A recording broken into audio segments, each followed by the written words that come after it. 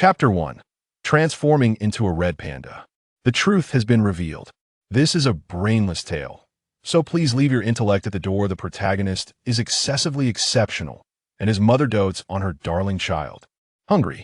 This was Li Shu's first reaction upon awakening. Due to his hunger, his bodily functions were gradually deteriorating. He attempted to rise, only to discover that his hands lacked the strength to assist him.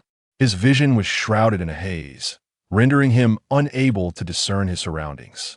Strangely, he had no recollection of being nearsighted, and he distinctly remembered that he had perished. Fortunately, his other senses remained relatively sharp, as a tantalizing aroma wafted from nearby, prompting his dry throat to salivate uncontrollably, igniting an irresistible urge to rise. As he stirred, the creaking sound of the door being pushed open reached his ears. With his vision still blurred, Li Shu could only make out the rough outline of the figure standing at the entrance. The individual was clad in a thick cloak, not particularly tall, yet undeniably robust. Upon noticing the being in the bed, it should be referred to as a creature. The figure approached. Li Shu, still oblivious to the peculiarities of his own body, could faintly sense from the tip of his nose that the individual was undoubtedly holding food. He instinctively stuck out his tongue, unable to resist the desire to savor the delicacy in the stranger's grasp. The figure drew closer. Though the room was dimly lit, the cloaked figure's vision was not hindered. His dark pupils widened in a serious expression. Yet upon seeing Li Shu, the beard on his face twitched slightly. "You'd better not get up. This is no advanced star. There are no medical pods here to heal your myriad ailments." The deep, resonant voice clearly reached Li Shu's ears. Li Shu froze momentarily, for the language spoken was not one he recognized, at least, not one he was familiar with, but he comprehended the meaning. His breath hitched slightly as he yearned to inquire about the stranger's words. However, as soon as he attempted to speak, his voice emerged as a child's whimper. No, that was incorrect. It sounded more akin to the cry of small beast. The stranger did not seem to comprehend Li Shu's confusion, instead letting out a soft grunt and saying, "Well, it's good that you have enough strength to cry now. Drink this bowl of vegetable soup. Don't waste it, for vegetables are quite precious." Li Shu did not grasp the implications of the word precious, but as he watched the stranger extend the bowl towards him, the alluring scent was too enticing. Unable to restrain his hunger any longer, he instinctively cradled the bowl and began to drink voraciously.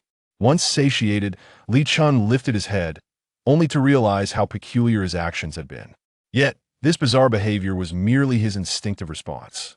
When he finally discerned that his hands were not hands at all, but rather dark, clawed appendages, he nearly fainted from shock. Fortunately, his formidable mental fortitude allowed him to regain his composure. Indeed, how could he possibly still be alive after his misadventure at sea? Li Shu stared blankly at the bowl for a while, accepting the reality of his transmigration and rebirth, as well as the fact that he was no longer human. Yet, reality offered him little time for contemplation. As he finished the food in the bowl, the cloaked figure retrieved it.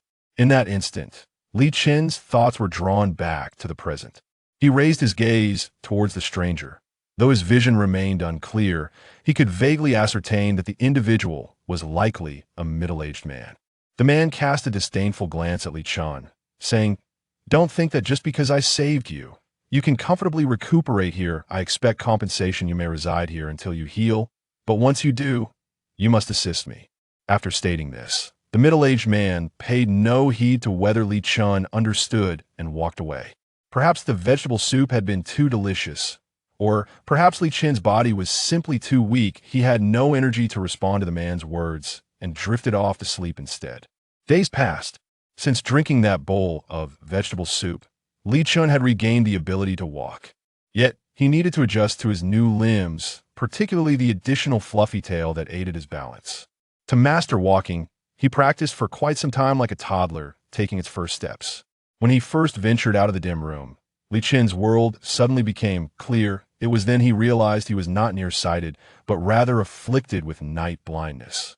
Once he learned how to exit the room, he began to follow the only other person in the house. Through the middle-aged man's introduction, Li Shu discovered that his name was Brew. The name sounded rugged, and Brew certainly embodied that essence. His bronze skin, well-defined muscles, and a thick beard. Li Chun could not shake the feeling that Bru resembled someone from a nation renowned for its fierce warriors in his previous world. Of course, Li Chun was well aware that this was no longer his former world, at least, not in terms of time or space. Bru paid no mind to Li Chun's activities within the house. With plenty of free time, Li Chun spent most of it observing his surroundings. To be honest, the place was rather dilapidated. The gray-white walls were peeling, the drafty windows were patched up, and sometimes even required wooden boards to block the wind. Bru's abode was 2 stories high, and Li Chun resided at the end of the second floor. Though Bru allowed him to roam freely, he strictly forbade Li Chun from venturing downstairs. Li Chun did not understand this restriction, but he had no desire to provoke a man who could easily snap him in two. After several days of recuperation, upon discovering that this body possessed remarkable climbing and jumping abilities, he managed to scale the only mirror atop the washstand in the restroom. At last, he beheld his true form. He was a small red panda, adorned with a striking coat of black and red, complete with a fluffy, bushy tail. Chapter 2. The surprising ability to transform into a human minor revision. Li Chun was perplexed in his previous life. Although he was not a paragon of virtue, he was undeniably an elite among humanity. How was it that after transmigrating, he had become a seemingly useless little panda? To say useless was perhaps an exaggeration. After all, red pandas ranked as the 13th cutest creatures in the world due to their endearing appearance. Li Chun did not wallow in despair for long, for Bru soon returned. Bru often ventured out during the day for a while, returning to bring Li Chun food. Upon seeing Li Chun had managed to leap onto the washstand and was gazing at himself in the mirror, Bru's beard twitched as he said irritably, "Now that you've recovered, how long do you intend to remain in your beast form? Don't tell me you think you can help me in the shop like this." This was not the first time Li Chun had heard Bru say such things, but it was the first time he heard the term beast form. Seemingly sensing Li Chun's confusion, Bru furrowed his thick brows tightly. "You don't mean to tell me you don't know how to transform into your human form?" Li Chun. After much effort, Li Chun finally reverted to his human form. At that moment, he was almost moved to tears. However, he appeared far too small, not at all resembling a 12-year-old child with no children's clothes in Bru's home. He was left to wear a few ill-fitting garments for the time being. Donning Bru's oversized clothes felt akin to wrapping himself in a sack. Yet with a stroke of ingenuity, Li Chun managed to secure his pants with a rope to avoid exposing any vital areas.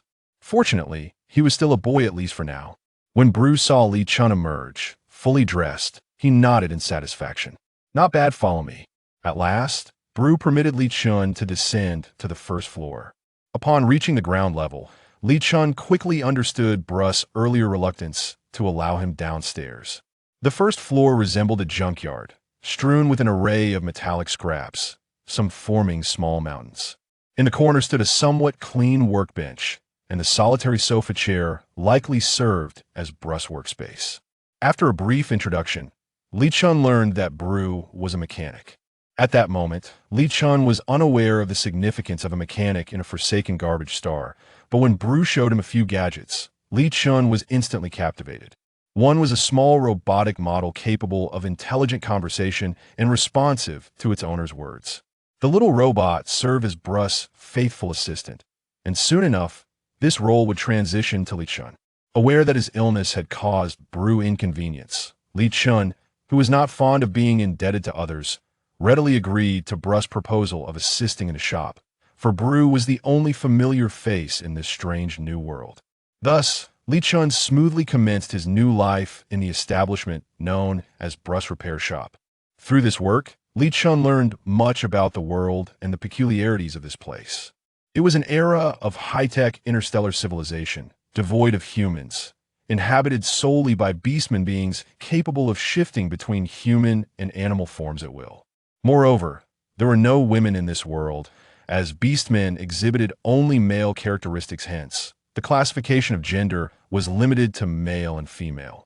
By a twist of fate, Li Chun was categorized as female, possessing the ability to bear offspring. This revelation left Li Chun despondent for several days, yet he soon regained his spirits. As his body bore little difference from his previous self, He chose to disregard this matter entirely. The most significant difference in the interstellar era lies in the fact that humanity is no longer confined to a single planet, but has expanded its existence across an expanse of star systems. Even the entirety of the universe, however, there exists a hierarchy among planets. The planet where Li Shu resides is a desolate and infamous marginal world known as the Garbage Planet. This planet earned its name due to its original purpose as a dumping ground for discarded waste in its early days. It was a repository for abandoned military ships, space vessels, airships, mechs, and other substantial items that could not be destroyed. As the refuse accumulated, the need for management arose initially. It was overseen by appointed officials, but it gradually devolved into a place of exile. Criminals serving their sentences were sent to the Garbage Planet to process recyclable waste, and some individuals sentenced to life imprisonment found themselves permanently bound to this forsaken realm, ultimately settling there, with some even giving rise to new life eventually. The Garbage Planet was abandoned as a waste disposal site, leaving behind those who would remain there forever. In the present day, the Garbage Planet has developed cities. Those living in the heart of the urban area enjoy a comfortable existence, while those on the outskirts are left to languish in a struggle for survival. The sheer volume of refuse renders the environment increasingly inhospitable. Bluss Repair Workshop is situated on the fringes of this protective urban perimeter. The area is far from secure, yet it is a significant improvement compared to the hazardous waste sites where many are exposed to pollution. At least here, they benefit from the protective dome of the Garbage Planet. Li Shu is not one to wallow in despair despite feeling somewhat disheartened by the lack of any extraordinary abilities in this new world. He resolves to confront reality with optimism. After all, there is no situation worse than the present, is there? Li Shu has settled in a Bluss repair shop, although Blue has assigned him menial tasks.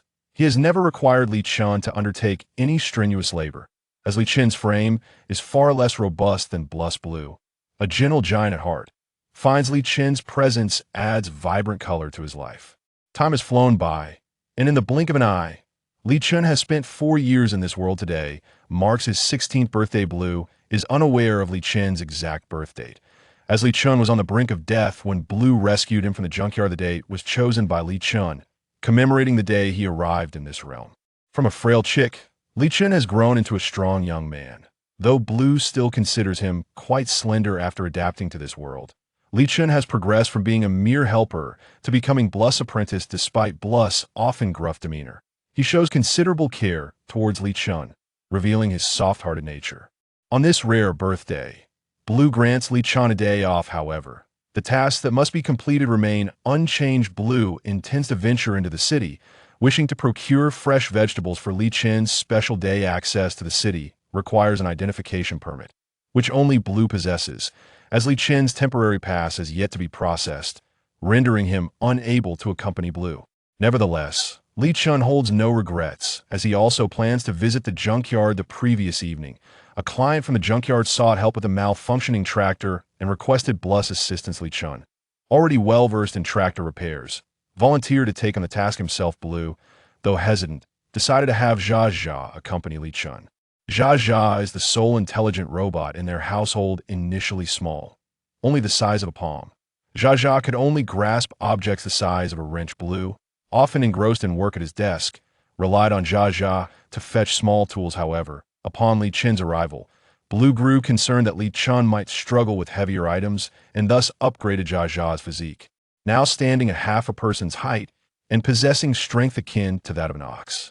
As for the name Zha, it was bestowed by Li Shu, as the robot indeed has a rather chatty disposition. Chapter 3. No one despises wealth, unless they are unwell. Xiao Qinshan. It is time for us to return, lest Bru be angered. Zha whispered cautiously in Li Shu's ear, her small head serving as her eyes, swiveling periodically. Shu, be quiet, Li Shu warned Zha for the umpteenth time. Repairing the tractor was merely a rudimentary task. Within 10 minutes, Li Shu and Zha had deftly completed the repairs. However, after finishing, he lingered in the junkyard, for it harbored something he sought. Whether it was the refuse that had created a peculiar magnetic field with this planet, the ecosystem was gradually improving, yet the reality of being a junkyard remained undeniable. Not long ago, Li Shu had encountered a creature resembling a rabbit in the junkyard. Fearing it might be a mutated species, he had refrained from capturing it. That a few days later, news from Junkstar reported that this creature was endemic to the planet and that scientists were keenly interested in it. Citizens fortunate enough to encounter one would be rewarded handsomely. Naturally, Li Shu was drawn to the prospect of such a lucrative reward. No one despises wealth, unless they are unwell. Moreover, securing that sum might relieve Li Shu from the necessity of relying on Brew for funds to obtain his identification. On Junkstar, identification was a precious commodity, serving not only as a ticket to enter cities, but also enabling one to purchase passage to other planets. As a traveler and a citizen of the stars, Li Shu was undeniably curious about the world beyond, eager to explore even the slightest possibility. Zha fell silent. Although she was a robot, she understood that provoking Li Shu was unwise. Just as Li Shu bent forward to continue his search, a figure resembling a flash of white light darted swiftly through the refuse. Li Shu's eyes sparkled with excitement. The mutated rabbit was indeed here. He immediately gave chase. The rabbit sprinted with remarkable speed. Yet Li Shu was no slouch either. Beastmen appeared to possess an innate athleticism, as even those whose beast forms were small animals exhibited far superior stamina compared to humans from Li Shu's previous life. The rabbit dashed in a specific direction while Li Shu pursued with long strides. Zha's wheels could not match Li Shu's pace, leaving her to watch him grow increasingly distant. As Li Shu began to doubt his ability to catch the rabbit, beads of sweat formed on his brow. Just as he contemplated tossing an object to stun the rabbit, it abruptly halted. With its blue eyes scanning the surroundings and its long ears drooping behind its head, the rabbit sniffed the air as if it had caught a whiff of something intriguing and promptly changed direction to leap away.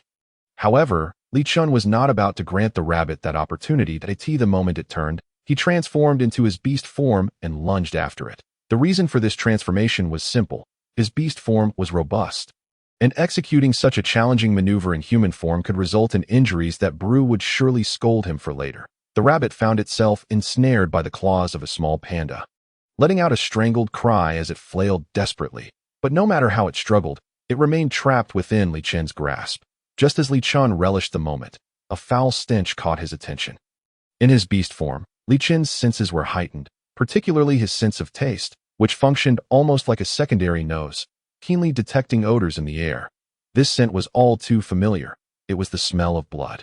Alarmed, Li Shu quickly bit down on the fur around the rabbit's neck and began to run in search of the source of the scent. Soon, he discovered a figure wrapped in black cloth amidst the refuse. The person lay motionless, their long limbs dangling carelessly, their head tilted back and obscured by the fabric. Yet, the wound on their abdomen drew Li Shu's attention. He dared not rush forward impulsively. Instead, he cautiously observed, biting down harder on the rabbit to elicit a scream. However, the rabbit's cries failed to rouse the unconscious individual. It seemed they had succumbed to unconsciousness, with the sleeping person no longer a threat. Li Shu's vigilance eased slightly. Nevertheless, he remained cautious as he inched closer, wary that this might be a ruse. Having run too quickly, and without Zha by his side, he knew his combat abilities were no match for a typical beastman. Fortunately, the rabbit remained silent, as if it had succumbed to a deep slumber. Li Shu slowly circled to the person's side, positioning himself atop the refuse pile, should the individual feign unconsciousness, the moment they discovered him. Li Shu could simply kick away the rubbish beneath them, sending it cascading onto their face. Calm and collected, Li Shu approached as if this were a routine endeavor. He carefully used his black claws to lift the dark cloth. As the fabric fell away, he beheld a youthful visage, strikingly handsome with tousled black hair, long eyelashes, and a small black mole at the corner of one eye, making him extraordinarily captivating. Li Shu was no stranger to attractive individuals. But on this junk planet, such beauty was a rarity. Having spent 4 years in this desolate place, the sight of someone so appealing momentarily left him in a daze. However, that fleeting moment nearly cost him his life. As he was oblivious to when the individual had opened their eyes, their golden beast-like pupils glinting with lethal intent, the dagger poised perilously close, Li Shu's instinctive response was quicker than his brain. He leaped to evade the blade. Yet, in that very leap, the refuse pile beneath him collapsed, and Li Shu, caught off guard, tumbled down into the debris. Fortunately, he landed with a soft thud, curling up mid-fall, his padded paws cushioning his descent. The other individual, however, was not so fortunate. They were completely buried beneath the refuse. Rendered unconscious, Li Chun, unable to spare a glance at the fallen figure, frantically searched for the rabbit he had lost, only to find it motionless beside the very person who had nearly killed him. Behaving strangely docile, Li Chun hesitated. Contemplating his next move, he decided to leave with the rabbit, for someone so hazardous could not be taken along. He could only wish that fate would grant the individual either life or death. Yet, just as he took a few steps away, a peculiar mechanical voice emanated from the rabbit. "Please save him." The rabbit repeated this phrase, prompting Li Chun to set it down. By this point, he was still at a loss regarding the rabbit's nature. It was utterly confounding that it was common knowledge that beast men in their beast forms did not speak, nor did ordinary animals. Thus, the only plausible explanation was that this was a bionic, mechanical rabbit, after all. A rabbit capable of human speech was truly a terrifying notion. Li Chun hesitated, and as the rabbit was placed back on the ground, it stubbornly scuttled toward the unconscious figure, as if drawn by an unseen force. Li Chun turned back, witnessing the rabbit's blue eyes suddenly blaze with light, scanning the unconscious individual before continuing. "Danger, danger, severe unconsciousness." The rabbit then turned its gaze back to Li Chun, and he could not tell whether it was his imagination or if this mechanical rabbit had somehow developed sentience. It appeared to express a hope through its mechanical eyes. "Please, save him, Li Chun thought. Chapter 4. Do not pick up trash in the junkyard. Li Chun gazed at the individual lying on the bed, their complexion alarmingly pale, while the bionic rabbit had already ceased functioning, having depleted its power. With no other option, Li Chun instructed Jia to take the bionic rabbit for a recharge. Perhaps he had been bewitched, for he had brought back this perilous individual. Reflecting on the blade that had nearly struck him in the junkyard, he realized that had his reflexes not been swift enough, he would have met a grim fate. It was the rabbit's earnest pleas that had swayed his heart. Of course, the task of transporting this person was not meant for Li Chun. Jia, the powerful robot, was intended for hauling refuse. Indeed, Li Chun was subtly mocking the individual by equating them to trash. Taking a deep breath, Li Chun resolved that since he had brought the person back, he could not allow them to perish here, lest it bring him misfortune. Without further ado, he set about removing the individual's clothing. To his surprise, the garment was of high quality. Li Chun had no altruistic intentions in undressing the person. It would complicate matters and risk exacerbating any unknown injuries. The best course of action was to carefully cut away the fabric closest to the wound to minimize movement, and then remove the remaining portions of clothing. Once he completed this task, Li Chun proceeded to the next phase, debriding the necrotic tissue around the wound and staunching the bleeding. He had no idea how long the individual had been dragging around such an injury, but it was already showing signs of decay. This was Li Chun's first experience dealing with such a wound. Had it not been for the assistance of the intelligent robot Jia, he would not have dared to proceed. In truth, he could have considered taking the person to a hospital or the clinic on the next street over. However, Li Chun had begun to suspect that this individual might not possess a commendable background. Li Chun was no fool. The bionic rabbit had been dubbed a mutated rabbit, with promises of substantial rewards for its capture. Such rewards were contingent upon whether one was fortunate enough to enjoy them. What if the individual was not searching for the rabbit, but rather for a life to claim? He instinctively felt that this dangerous individual must not be discovered by others. When he brought the person back, he concealed them beneath scrap shells. Brew often scavenged at the junkyard, bringing back numerous scrap shells that typically aroused no suspicion, thus allowing him to hide a person within. Li Chun, feeling quite impressive himself, wielded a surgeon's scalpel without possessing the life of a surgeon. Fortunately, with the advancement of technology and Brew's frequent injuries from machinery fabrication, their home was well stocked with medical supplies for treating wounds. Once Li Chun had finished his tasks, he carefully wrapped the other's injuries with medical bandages, considering the matter resolved. Now, it remained to be seen if the individual could withstand a fever that night. Li Chun exited his room. Brew's home was modest. The first floor served as a workspace, while the second housed Brew's and Li Chun's rooms, along with a bathroom and kitchen. It was impractical to keep a patient on the first floor, so Li Chun had to inconvenience himself by moving the person to his own room. As the clock approached 3 in the afternoon, Li Chun anticipated Brew's return. Gazing at the overcast sky, a hint of worry creased his brow. Would Brew make it back before the sandstorm hit?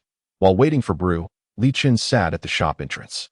The shop was closed that day, and he turned away several regular customers who, aware of Bru's absence, merely smiled and promised to return another day. As he waited, Li Chen's mind wandered.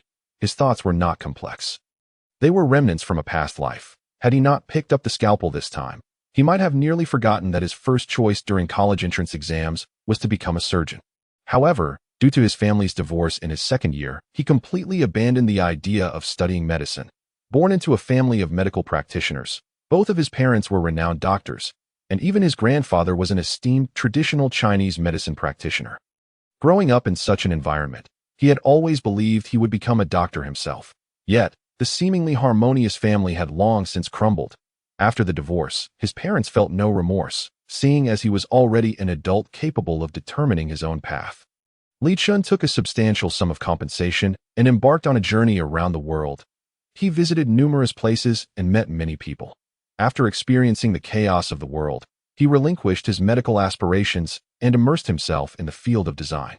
Li Chun did not return to his homeland. He completed his studies abroad and successfully enrolled in graduate school. With the assistance of his mentor, he entered a prestigious global company, becoming a top architectural designer. Just as he was reaping fame and fortune, a maritime calamity during a celebratory banquet took him from the realm of the living. Li Chun felt no sorrow at his departure. Following their divorce, his parents found new partners and even had other children, seemingly forgetting that Li Chun existed. However, if one were to ask Li Chun if he regretted not becoming a doctor, his answer would be a resounding no. Coming from a medical family, he had always taken it for granted that he would follow in their footsteps, overlooking the fact that his true passion lay in the arts. As an architectural designer, he found joy in his work, enduring the hardships along the way, and nurturing hope for the future. Lost in nostalgia, he was suddenly jolted by the howling wind, which drew his attention. The sky had darkened, and his vision began to blur. The junk star suffered from a severe lack of vegetable resources, leaving Li Chun unable to remedy his night blindness. This was precisely why Bru sought to procure vegetables from the city.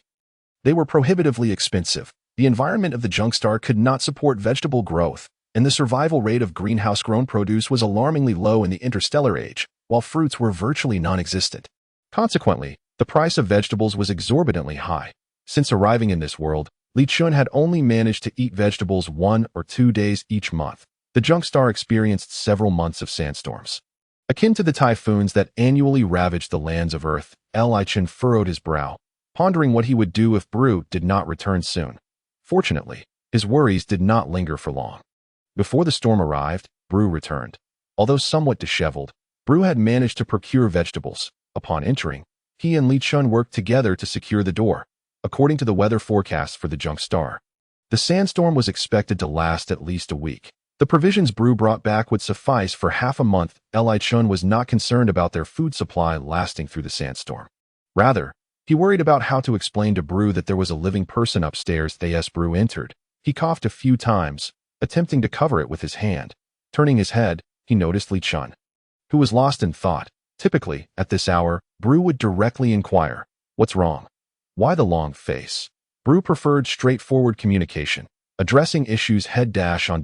Li Chun, not wishing to beat around the bush, recounted the entire sequence of events to Bru. Chapter 5. Xiao Chen's birthday gift. "You say you rescued someone?" Bru's voice was low, his dark eyes betraying no emotion. Li Chen's heart raced. He was uncertain if Bru would accept this revelation. After all, given that a sandstorm was imminent, if Bru chose to cast the person out, death would not be far off for them. In truth, if Bru were to assume the role of the villain, Li Chun could hardly object, considering the daily fatalities on the junk star. This was not a civilized planet. Violent incidents occurred almost daily. Only in the city were there guards to maintain order. Those outside the city were beyond their jurisdiction. Bru remained silent, sitting there for a long while. Li Chun, usually composed, having lived nearly 30 years in his previous life, felt a sense of unease akin to a child awaiting parental judgment when faced with Bru. What if Bru truly decided to throw the person out? However, Bru did not take that course of action. Instead, he simply stated, "You rescued the person. You take responsibility."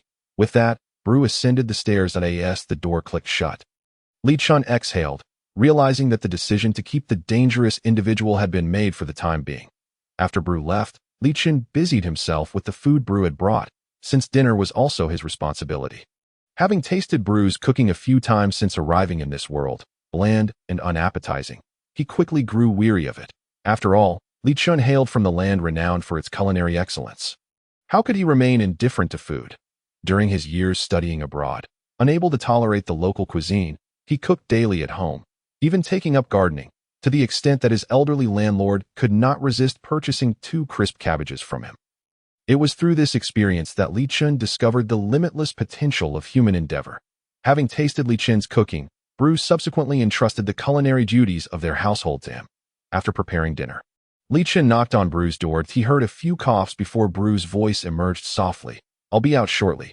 Hearing the cough, Li Shu furrowed his brow, contemplating whether to inquire further, but knowing Bru preferred not to be disturbed while working, he decided against it. Bru's room was the largest in the house, and aside from a desk on the first floor, he had another desk in his room, mysterious and often kept hidden from Li Shu's view. Trusting Bru's discretion, Li Shu patiently waited at the dining table. Before long, Bru emerged. His usually tousled hair appeared neatly arranged today, and even his beard looked more presentable than usual. Bru took a seat across from Li Shu, his gaze penetrating as he solemnly said, "Happy birthday." Li Shu gladly accepted the sentiment, replying, "Thank you." Bru's eyes shifted to the table laden with food. Tonight's meal was quite lavish, featuring homemade noodles. And though Bru maintained a neutral expression, his eyes sparkled with satisfaction, indicating his approval of the dinner. Bru was accustomed to eating in silence, and Li Shu shared this trait, leading to a comfortable, wordless meal. Suddenly, Bru broke the silence, asking, "Li Shu, do you wish to venture beyond?" Here, the locals referred to the outside world as beyond, often gazing skyward, yearning to explore distant realms. Li Shu readily affirmed, "Of course, if given the chance. I would certainly wish to see it." Bru fell silent once more, continuing to eat with impeccable table manners befitting a noble at times. Li Shu found it curious. Bru did not seem like a typical inhabitant of the Junk Star. Yet he never spoke of his past, and Li Shu refrained from probing. After finishing dinner, Bru rose quietly. Before departing, he handed Li Shu a small black box from his pocket. "This is a discarded wristband light brain I found while repairing things in the city. I made a few adjustments. It should still work," Bru explained, his tone pausing momentarily before continuing. "Open it, and use it to study the Empire's courses." The Empire, a name seldom mentioned by the inhabitants of the Trash Star. For nearly everyone on that desolate planet has been forsaken by the Empire. In turn, the denizens of the Trash Star have forgotten that they once belonged to the Empire. Li Shu gazed at the black box, his eyes sparkling with excitement. He had long been aware that the electronic devices in contemporary society were all light brains, yet he had never had the opportunity to use one. However, today, Bru had gifted him a light brain. Li Shu joyfully accepted it, expressing his gratitude with a heartfelt, "Thank you, Uncle Bru. I truly cherish the birthday gift you have bestowed upon me." The orc language is not particularly intricate, but Li Shu's words were meant to convey his profound appreciation.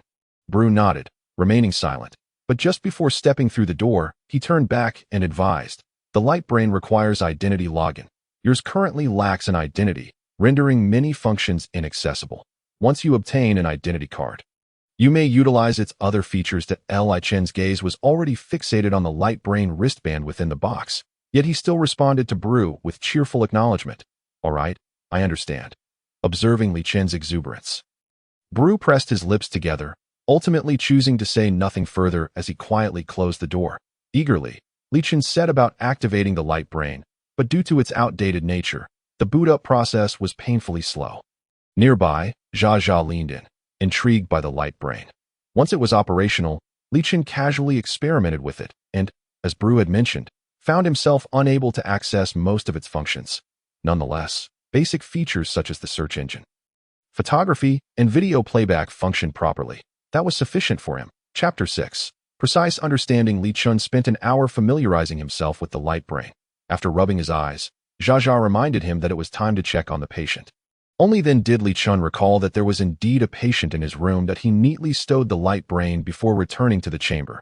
Originally, Li Shu's room lacked lighting, but Bru had installed a small night light that remained illuminated as long as there was someone present. Ensuring that Li Shu would not be hindered by his night blindness, that a brief examination confirmed that the patient was indeed developing a fever. The bionic rabbit had awakened and was nestled against the patient's head. Seemingly attempting to gauge their temperature, Li Chun casually inquired, "Can you sense how hot they are?" The bionic rabbit promptly replied, 39.8 C, with an upward trend. The fully charged rabbit spoke with increased clarity, indicating that it had previously been in energy-saving mode. Li Chun was astonished by the rabbit's impressive sensory capabilities and pondered the identity of its creator. However, until the patient awoke and could communicate directly, all such speculations remained mere fantasies. Deciding to set aside his musings, Li Chun initiated cooling measures for the patient and then dragged a chair over to the small table, where he began tinkering with his light brain. He had become adept at using the search engine, but the available resources were quite rudimentary, primarily focused on educational and encyclopedic content. With virtually no entertainment options, the notion of accessing the internet felt like a distant dream. Feeling a twinge of disappointment, yet refusing to be disheartened, Li Chun recalled his promise to Brew to learn about orc knowledge and thus opened the educational search engine. Over the past 2 years, Brew had intermittently taught Li Chun to read, making interstellar text manageable for him. Determined to start from the basics, Li Chun clicked on the elementary school curriculum. Surely, the material would not be overly challenging, he thought. However, after half an hour of studying, he was left dumbfounded. Was this truly the curriculum for first graders? Combat strategy techniques, fundamentals of mechanical theory. Li Chun could hardly believe the educational standards expected of contemporary interstellar children were so elevated. Sensing Li Chun's distress, the little rabbit made a rare move away from its charge and hopped over to Li Chun. Observing him struggling with first-grade material, the rabbit's eyes brightened. "You are not suited for first-grade studies," it candidly stated. Li Chun felt even more exasperated. A mechanical rabbit was able to articulate such observations. The rabbit seemed to perceive Li Chun's frustration and comforted him. "It is not that you are unsuited. It is simply that living here without the Empire's educational system makes it difficult for you to keep pace with first-grade expectations." Li Chun realized that the rabbit's intelligence seemed almost excessively advanced. The rabbit then introduced him to preschool-level knowledge, and as Li Chun opened that section, he gradually adapted. The content for the middle kindergarten level felt rather juvenile, while the preschool material was appropriately challenging.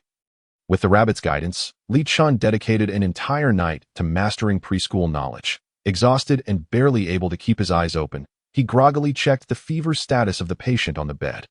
The rabbit reported that their temperature had returned to normal, allowing Li Chun to collapse onto the side and drift into a deep slumber. Outside, the howling winds continued to echo, signifying that the sandstorm raged on. Li Chun slept soundly, completely unaware that the person beside him had begun to stir. When he finally awoke, he found himself locked in a gaze with a pair of resentful golden eyes. Li Chun pressed down on the person's shoulder. He had slept until noon. Hastily, he sat up, wiping the drool from the corner of his mouth. One was seated, and the other lay down, both staring wide-eyed at each other. Until Li Chun broke the silence. "Oh, you're awake. And you didn't call for me? How uncomfortable it must be for you, lying here with me as your pillow." The patient remained silent, turning instead to the rabbit still nestled nearby. The rabbit, sensing the moment, slowly sat up and said, "Master, this is Li Chun, the one who saved you. We should express our gratitude for his assistance. Thanks to the rabbit teacher's attentive guidance the previous night." Li Chun had exchanged names with the rabbit, who was called Lu, a name far more melodious than Jia. The man on the bed, perhaps parched from a lack of water, opened his mouth. His voice a pleasant youthful tone. "I've been leaning against him for the entire morning. Isn't that a form of thanks?" The rabbit's ears perked up. "That is merely a trifling matter." Faced with the rabbit's admonishment, the patient immediately sulked, turning his head away in visible frustration. Li Chun could not fathom why the rabbit teacher possessed such magnetic charm, able to lecture this formidable individual. Contemplating the rabbit teacher's petite stature and immense power, Li Chun felt a surge of respect. Lulu, Li Chun nearly called the rabbit teacher by mistake. "I might have indeed made him a bit uncomfortable while resting against him. May I check on him?" Ultimately, Li Chun was a conscientious individual, not wishing to cause harm. The rabbit also deemed Li Chun's request reasonable and consented to the examination. Just as Li Chun was about to reach out, he was abruptly pushed away by a hand. "Do you not understand the difference between male and female?" the patient suddenly exclaimed, startling Li Chun into silence. The individual possessed strikingly beautiful eyes, with golden irises reflecting Li Chun's figure. Though this could not mask the tinge of embarrassment on their face, upon awakening and seeing Li Chun, The rabbit had already informed the patient of Li Chen's identity.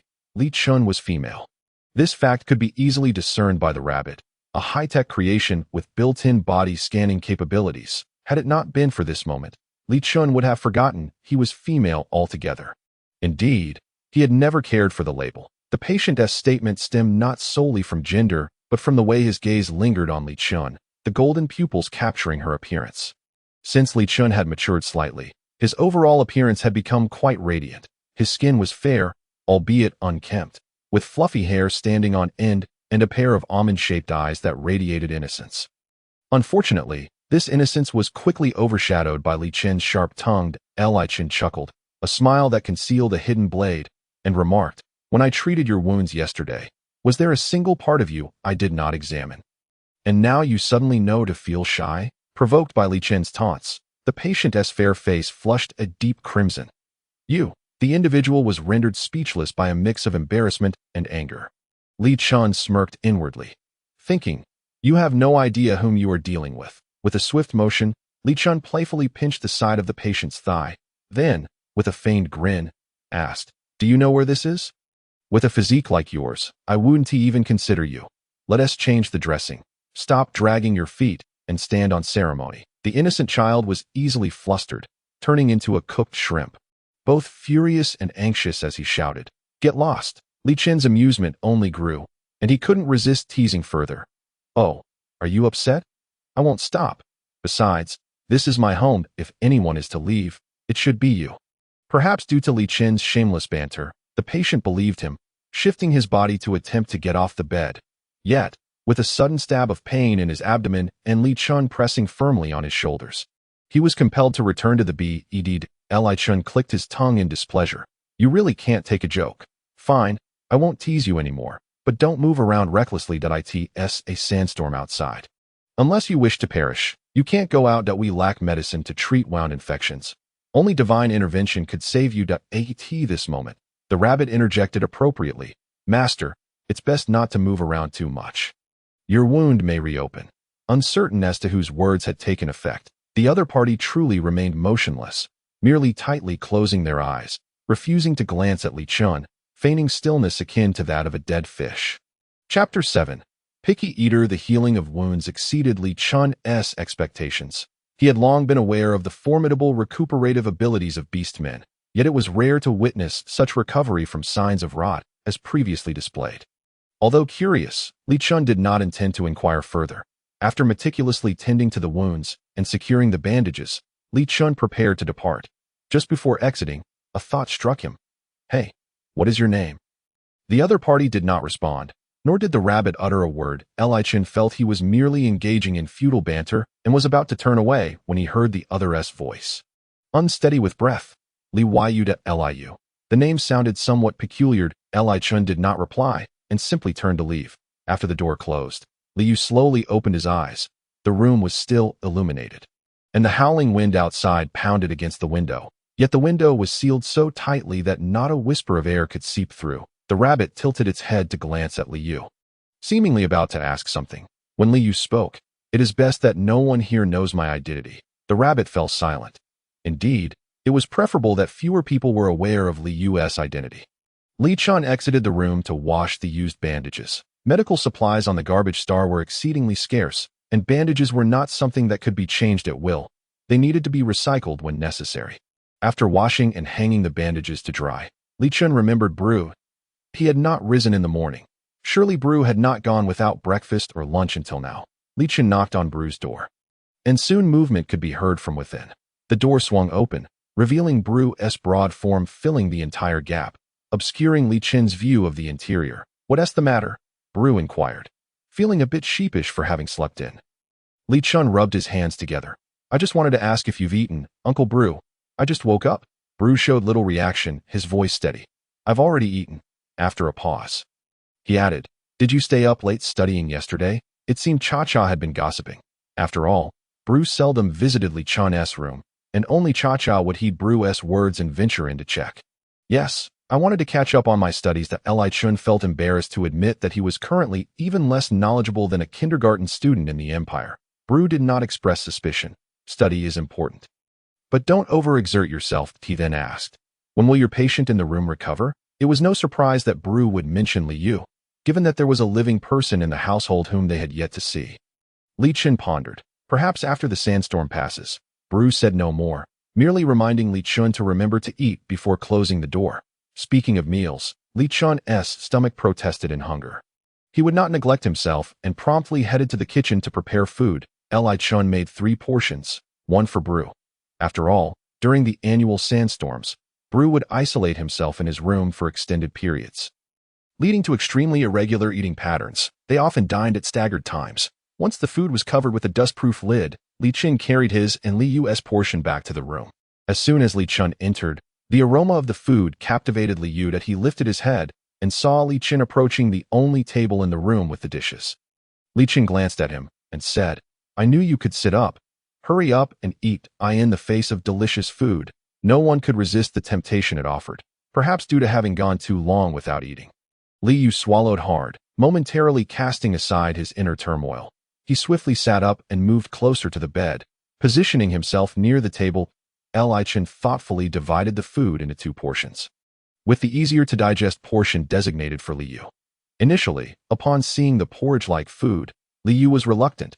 He believed his stomach was not weak enough to require such sustenance, and besides, his beast form was carnivorous, making him less fond of gruel. However, Li Yu possessed his own upbringing. He did not voice his discontent nor outright refuse to eat. Instead, he slowly picked up a spoon and took a small bite. Yet, with that one taste, Li Yu's previously indifferent eyes suddenly sparkled with delight. Even the porridge became appealing. After hastily sampling a few more bites, Li Yu remembered to inquire of Li Chun, "Did you make this?" Li Chun paused his eating, lifting his gaze to meet Li Yu's. "Yes, I made it. Given your injuries, you should consume lighter food." Li Chen assumed Li Yu was simply being picky to Liu. Aware of Li Chun's misunderstanding, quickly explained, "That's not what I meant. I just think your cooking is delicious." The unexpected compliment left Li Chun momentarily stunned.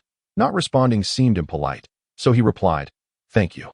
This expression of gratitude left Li Yu at a loss for words, and the atmosphere seemed to revert to its previous state. After the two hastily finished their lunch, Li Yu fell back into slumber, for he still bore injuries, and sleep would benefit his recovery. Meanwhile, Li Chun retrieved his light brain and continued his studies. Cha-Cha was an excellent teacher, often providing insightful explanations whenever Li Chun encountered difficulties or confusion.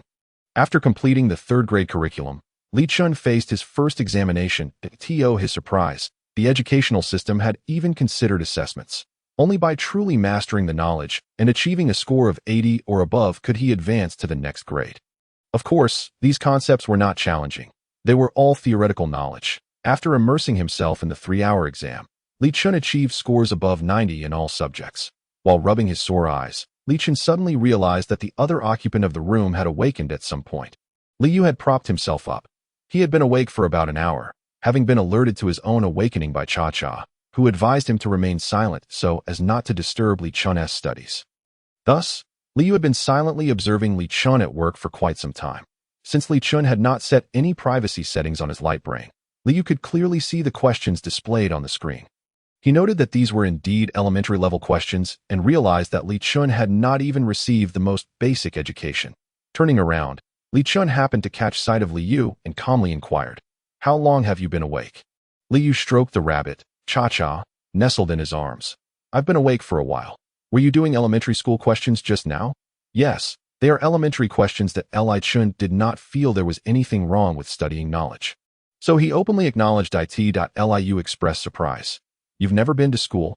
Li Chun attempted to sit up, but found his legs had gone numb from sitting for too long. He rubbed his calves, but upon hearing Li Yu's question, his movements halted abruptly. Slowly, Li Chun raised his head, his expression calm. "This is garbage, star. Not everyone has the opportunity to receive an education. Nor can everyone enter a school to learn." Liu was momentarily rendered speechless. He had not anticipated that even on low-tier planets, education could be a problem, and that knowledge was not accessible to all. Realizing his verbal misstep, he quickly apologized. "I'm sorry, I didn't know." Even without Li Yu's words, Li Chun could surmise that Li Yu's background was likely affluent, especially given that he had a sophisticated AI, like Cha-Cha, accompanying him. By this time, Li Chun's legs had regained feeling, and he gradually stood up, nonchalantly responding to Li Yu. It's fine. It's getting late that I'll go prepare dinner. With that, Li Chun exited the small room. Li Yu watched the door close slowly, his expression still reflecting the same demeanor he had during his apology, his heart filled with indescribable emotions. Chapter 8. Payment. While Li Chun was occupied with dinner, Bru emerged from his room. Bru appeared quite fatigued.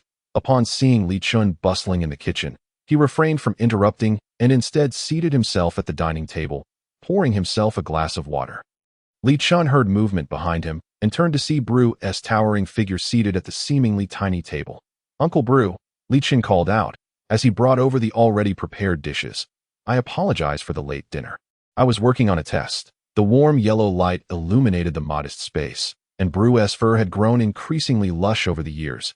Even his eyebrows seemed to be lengthening. Bru's expression was largely concealed beneath his bushy beard. Yet his deep-set eyes betrayed an undeniable weariness. Bru spoke softly. "It's all right." Though Bru claimed it was fine, Li Chun hurriedly set the table with the food. The day's menu appeared somewhat bland. But Bru said nothing, his gaze drifting toward the door of Li Chun's room. "Is that little brat not coming out to eat?" Bru asked at that moment. Li Chun remembered he had seemingly forgotten to call for Li Yu. Stopping mid-motion, he quickly said, "I'll go call him." Li Chun approached the door of the room and gently pushed it open, only to discover Li Yu reclining on the bed, seemingly lost in thought, while a small rabbit named Lulu nestled comfortably against his shoulder. Upon hearing the sound of the door creaking, Li Yu turned his gaze towards Li Chun. Li Chun announced, "Dinner is ready.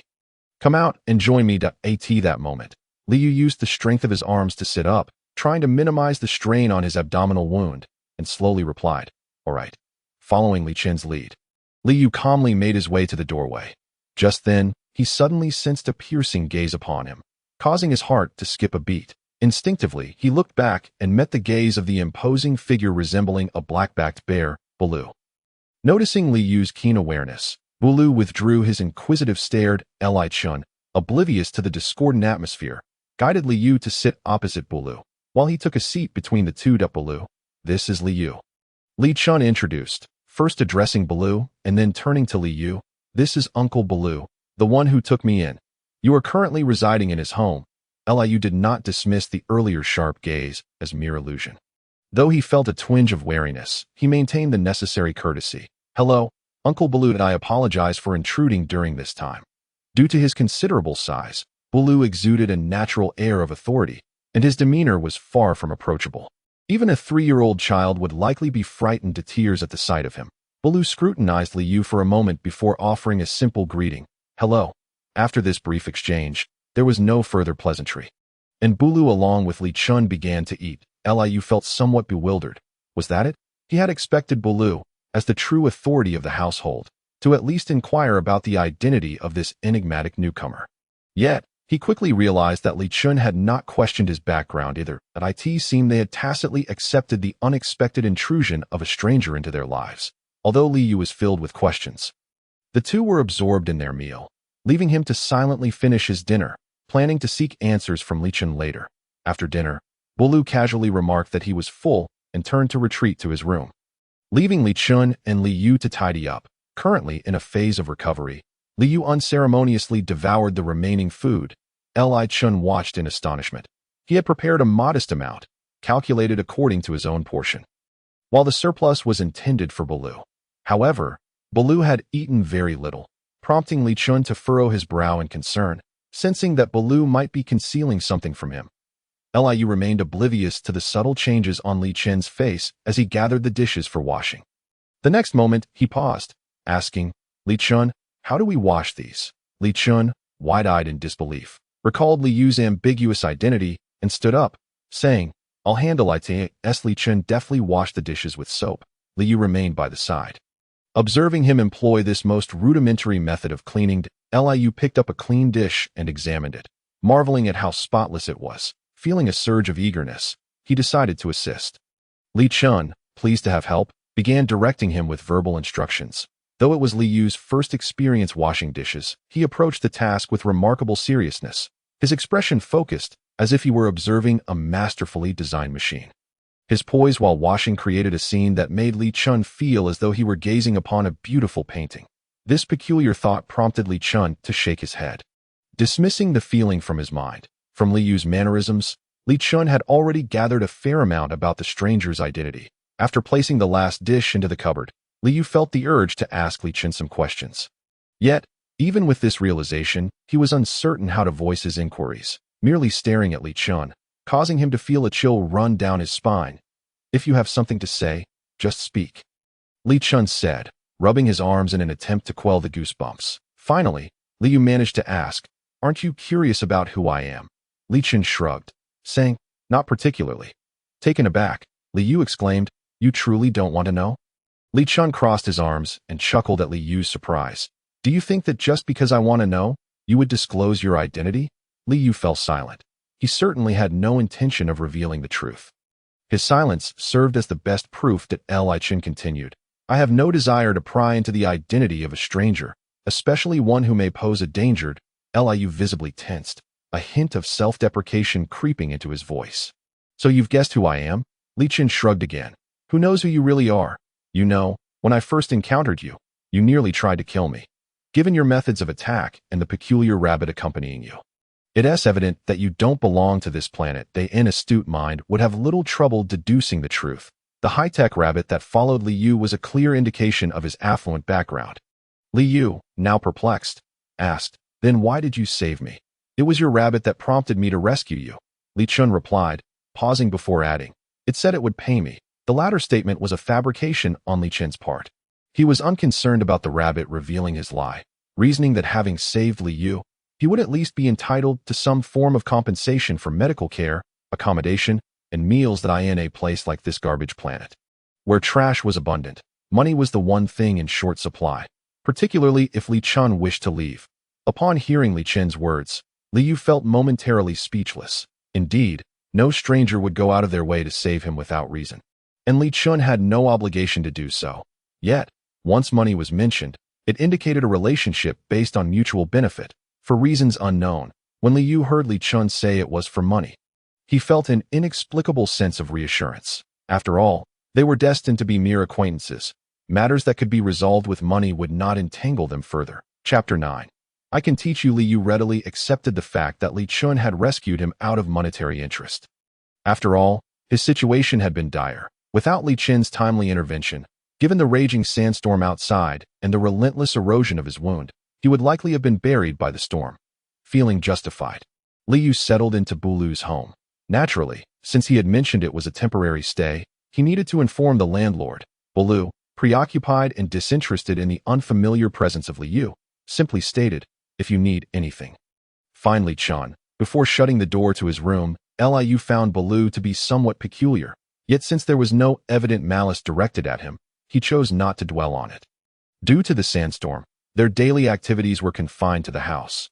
Occasionally lulled to sleep by the mournful symphony of the storm's howling winds, Li Yu found himself sleeping more than waking. But due to the boundless energy of youth and his inability to engage in much physical activity, he had taken to observing Li Chun as the subject of his daily scrutiny. Li Chun, indifferent to Li Yu's presence, found solace in the vast ocean of knowledge, engrossed in his studies, which were anything but mundane in the realm of interstellar education. He entered the 4th grade learning phase.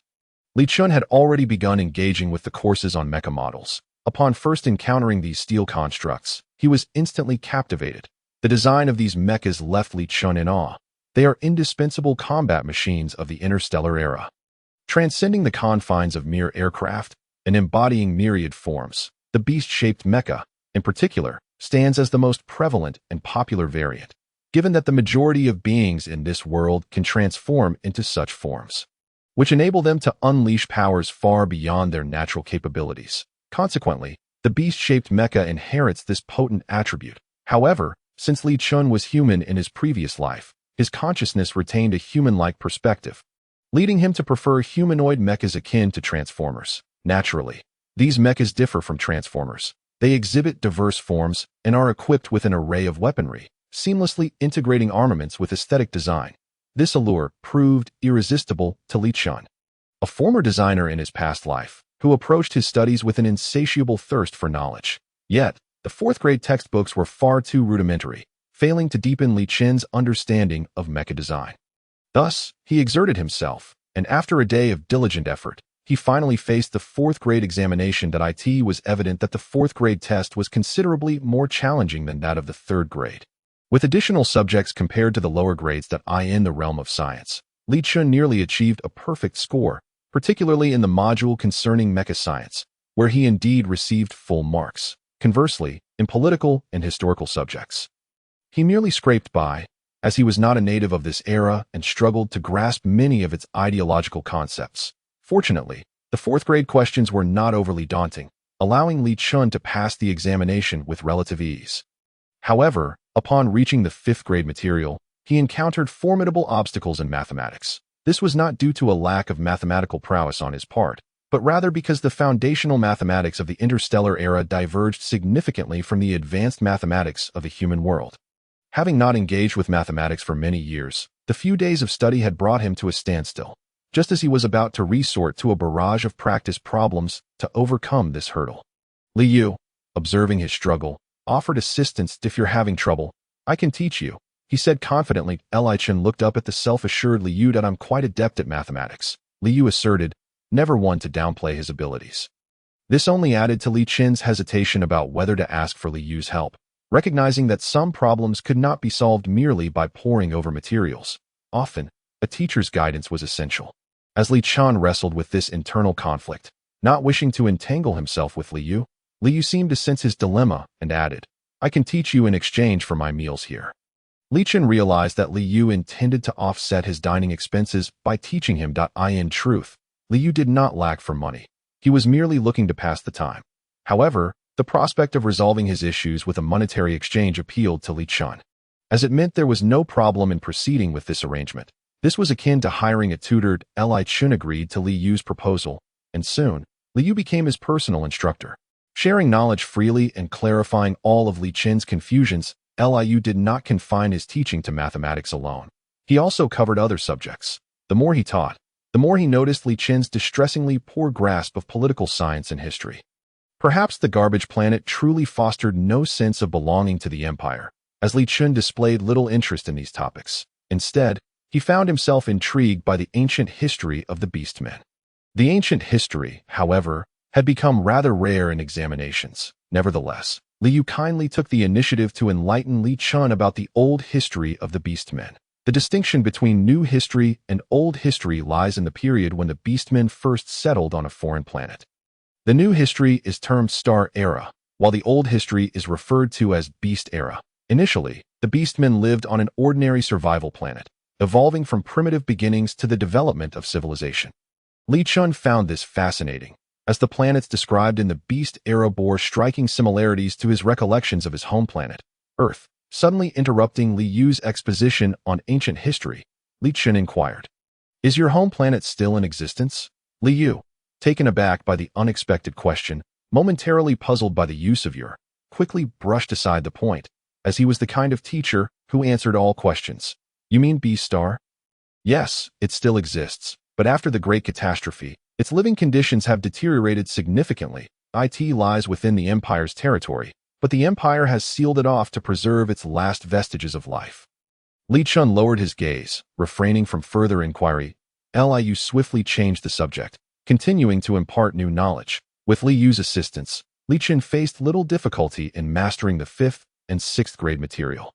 And 5 days later, he successfully passed his elementary school graduation examination. Upon completing his answers, the holographic interface unexpectedly displayed celebratory fireworks, congratulating Li Shu on his graduation. Meanwhile, Li Shu's wounds had healed, and the dust storm outside had gradually subsided. On the 10th day after bringing Li Shu back, the sandstorm ceased, and Li Shu finally pushed open the heavy doors and windows buried under sand, revealing the freshest sunlight of the day. Chapter 10.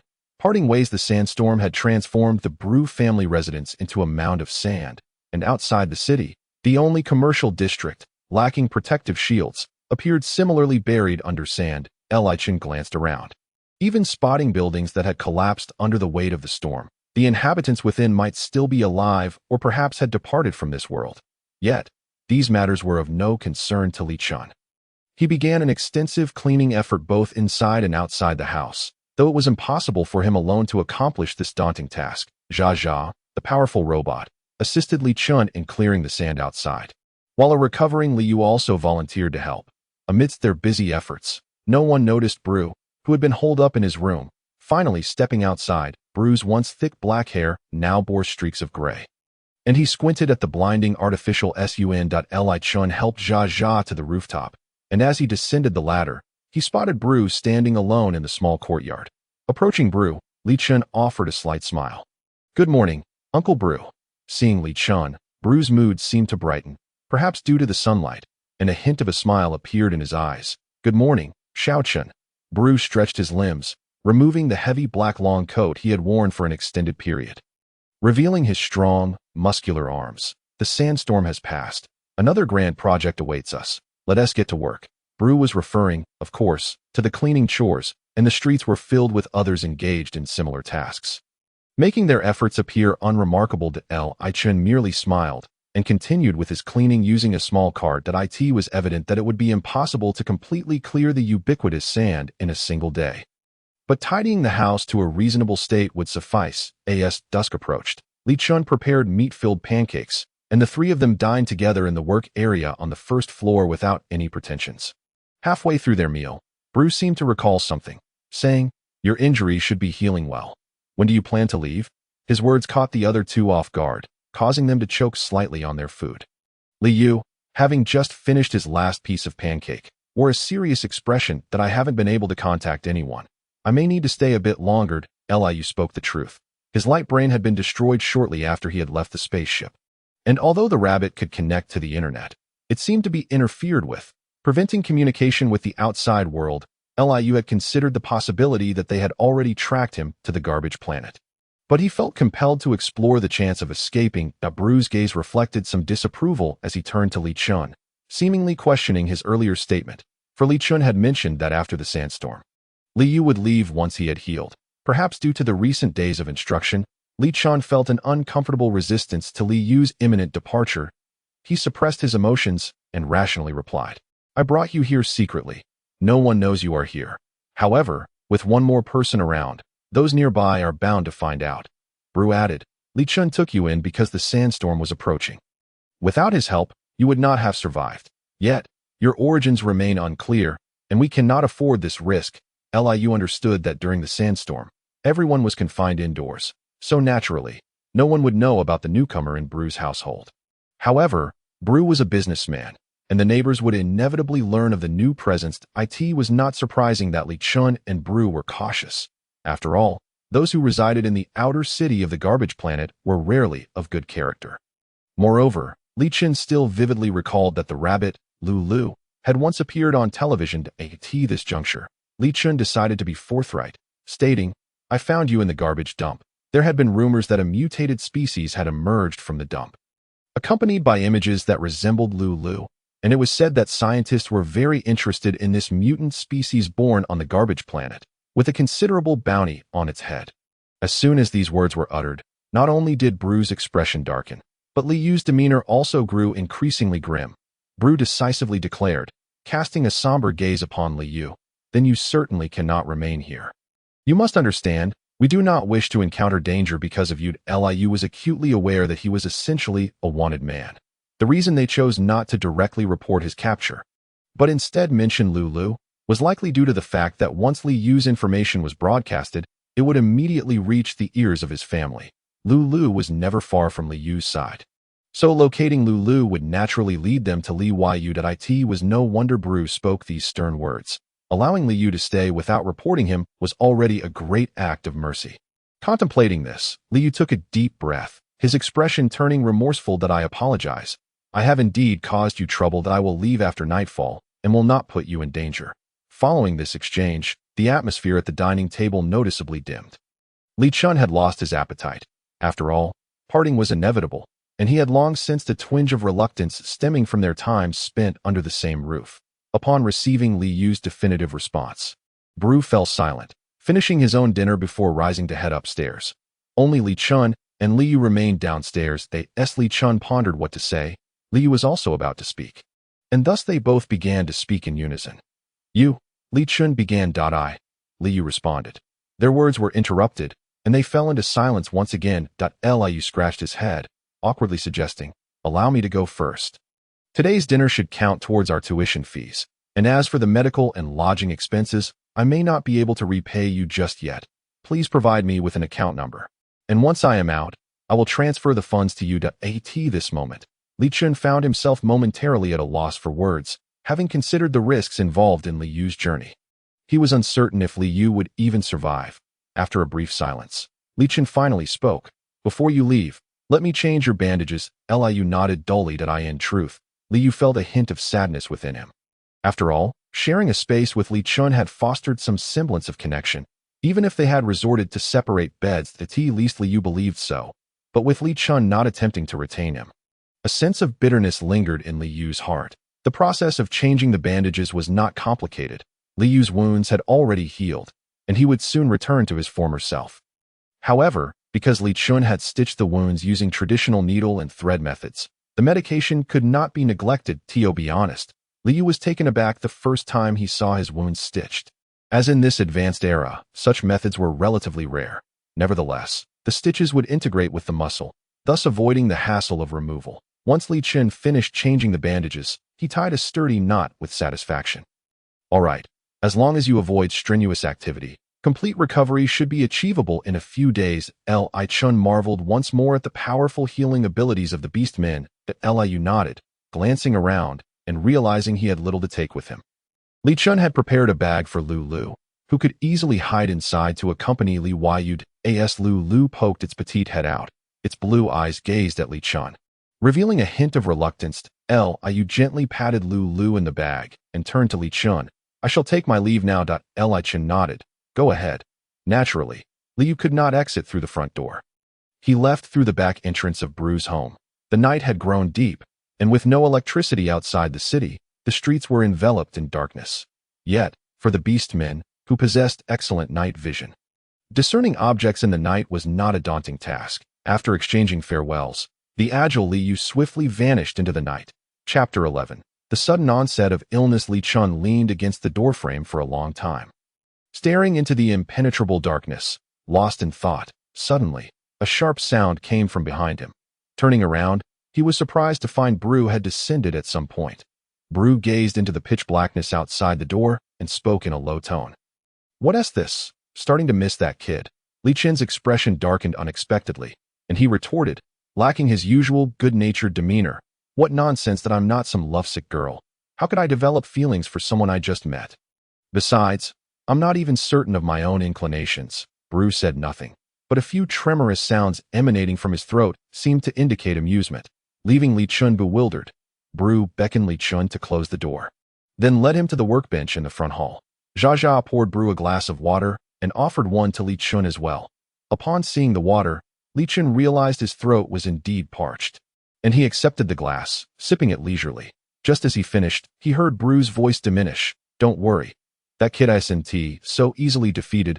Li Chun did not comprehend Bru's meaning, just as he was about to set down his cup. In that instant, he watched in horror as Bru's massive form collapsed to the ground. Li Chun's eyes widened, his mind momentarily blank, but he quickly regained clarity and knelt beside the unconscious Bru. He called Bru's name, yet Bru only frowned, his face pale as a ghost. Panic surged within Li Chun. He applied the limited first aid knowledge he had learned in modern times to assess Bru. But no matter how he examined him, he lacked the precision of medical instruments. Then it dawned on Li Chun that they must get to a hospital. He disregarded Bru's prior admonitions about entering his room without permission. Bursting in, he urged Zha to help him locate Bru's identification and financial card. Bru's room resembled a workshop rather than a personal space for rest, cluttered with mechanical tools, save for a pitifully small bed that hinted at where the owner might sleep. As Li Chun rummaged through the chaos, he stumbled upon several design blueprints for humanoid mechas on the workbench. His heart raced with astonishment, but now was not the time for shock. Fortunately, Zha promptly found the identification and financial card. They quickly carried the unconscious Bru towards the city. Since they were transporting a patient, Li Chun was granted an emergency entry permit, and as Bru possessed an entry identification, they passed through smoothly. Fearing delays in treatment, Li Chun performed several rounds of CPR on Bru. A few times, it seemed Bru might not make it, but Li Chun's resuscitation efforts brought him back. However, due to Bru's considerable size. The exertion of performing CPR left Li Shu utterly exhausted, his arms numb. Luckily, Jia, a strong robotic assistant, was able to drag Bru towards the hospital. The only hospital in the city of Garbage Star was bustling with patients. And even in such dire circumstances, they were denied immediate treatment. After a long wait, when Li Shu finally secured a turn, he watched helplessly as Bru's condition deteriorated once more, prompting him to urgently call for a doctor. Frustration and despair intertwined. Perhaps it was Li Shu's panicked voice that stirred the crowd in the waiting area to join in, urging the doctors to attend to the unconscious patient first. Li Shu was desperate for Bru's safety, as Bru had been the sole individual to treat him kindly since his arrival in this world. The doctors arrived eventually, albeit tardily, yet they proceeded to conduct a series of emergency examinations on Bru. Swiftly sending him into the operating room, as Li Shu awaited news of the surgery, he felt a wave of fatigue wash over him. His body was already frail, and the night's frantic efforts had drained him of nearly all his strength. The other hospital patrons cast sympathetic glances at Li Shu, who appeared to be a minor, perhaps even a female beast man, waiting anxiously for news of their guardian in the operating room. How despairing it must be for such a small creature to bring their unconscious protector to the hospital. Bru's surgery extended until 4 in the morning, and when a doctor finally emerged, he bore grim news. Bru's organs were failing, and this episode of unconsciousness was a consequence of heart failure. However, the cause of the heart failure remained unknown. The doctor informed Li Shu that the hospital on Garbage Star was ill-equipped to treat such a condition, unless they possessed a medical capsule. Li Shu could hardly believe it. How could someone as robust as Bru be facing organ failure? What had happened? Li Shu felt lost, unsure of how to proceed. He had heard of medical capsules before, but their exorbitant cost rendered them unattainable for most, likely only affordable to the mayor at best. But what if they were to travel to another planet? It is said that the finest hospitals on medium-sized planets are equipped with medical pods. Li Shu bit his lip tightly, wishing for the first time that he were a wealthy man, longing to save Bru.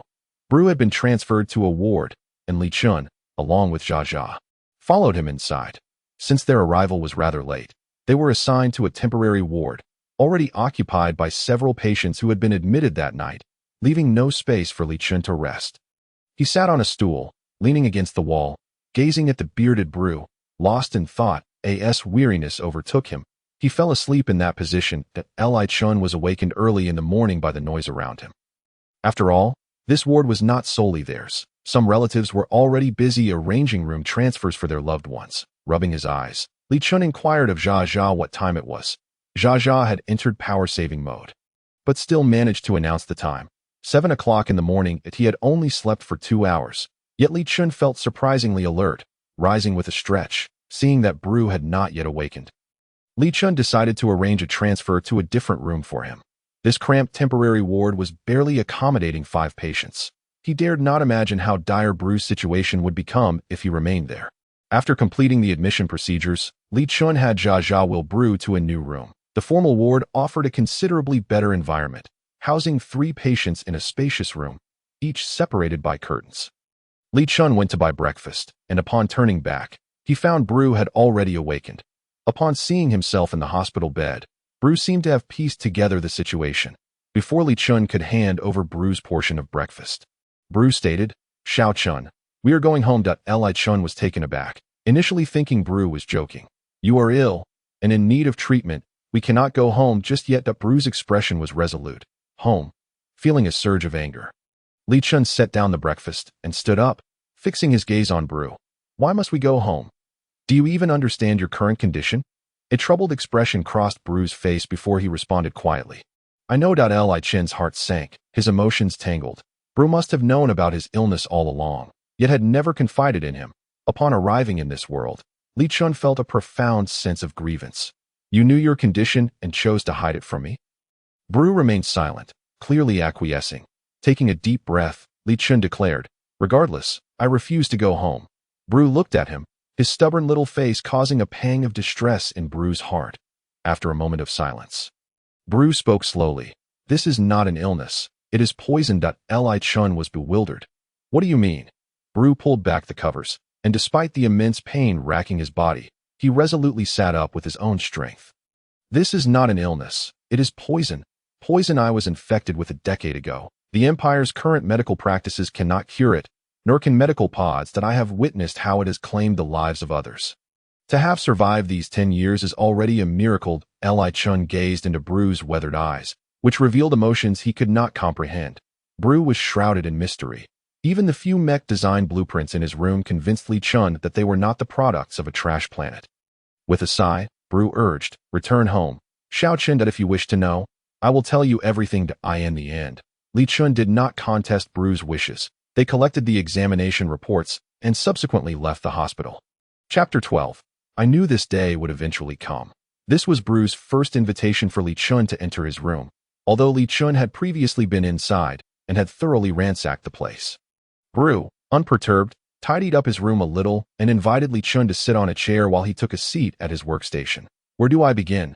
Bru's voice was heavy, even somewhat breathless. Yet his story was undeniably captivating, leaving Li Chun in awe. Bru was not a native of this planet. Rather, he was a fugitive, born into a middle-class family. His mother was a concubine from an aristocratic family on the Imperial Star. Due to his extraordinary talent in mech engineering, he was taken by his family into the core of their household. Bru graduated from the Empire's top military academy, majoring in mech maintenance, and upon graduation, he joined the Fourth Army with outstanding results. His early life was remarkably smooth, garnering considerable fame on the Imperial Star.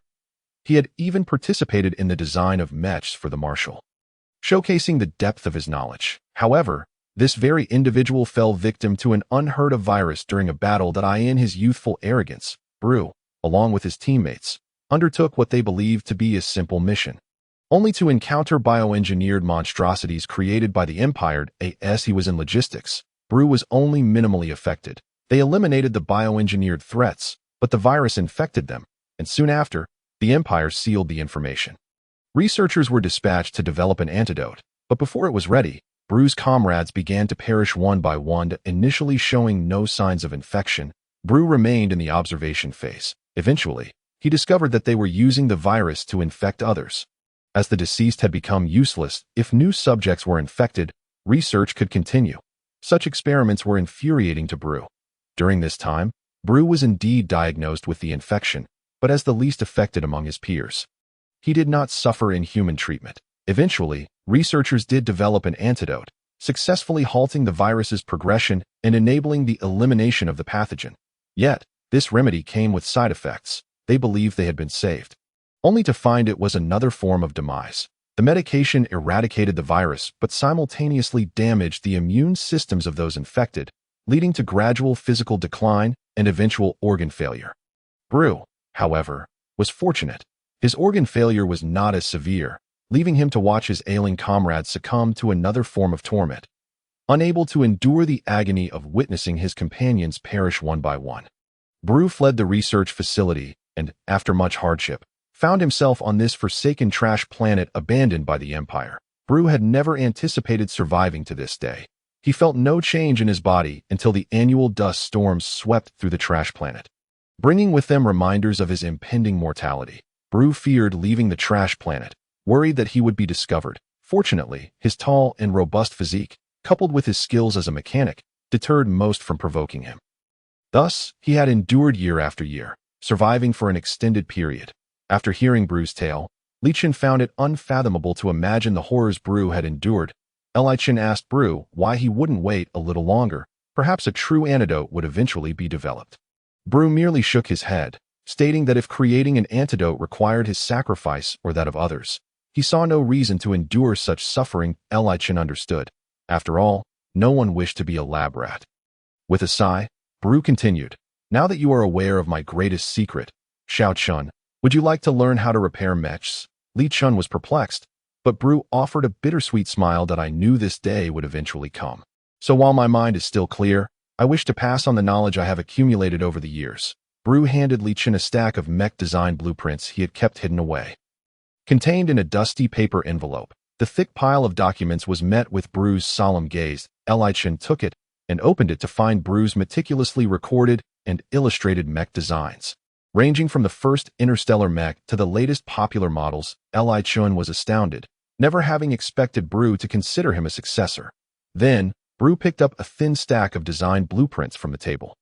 speaking in a steady tone. This is the lightweight mech design I have spent 10 years developing. You will naturally understand the designs once you learn. Pausing, Bru added, though this feels somewhat like a last testament.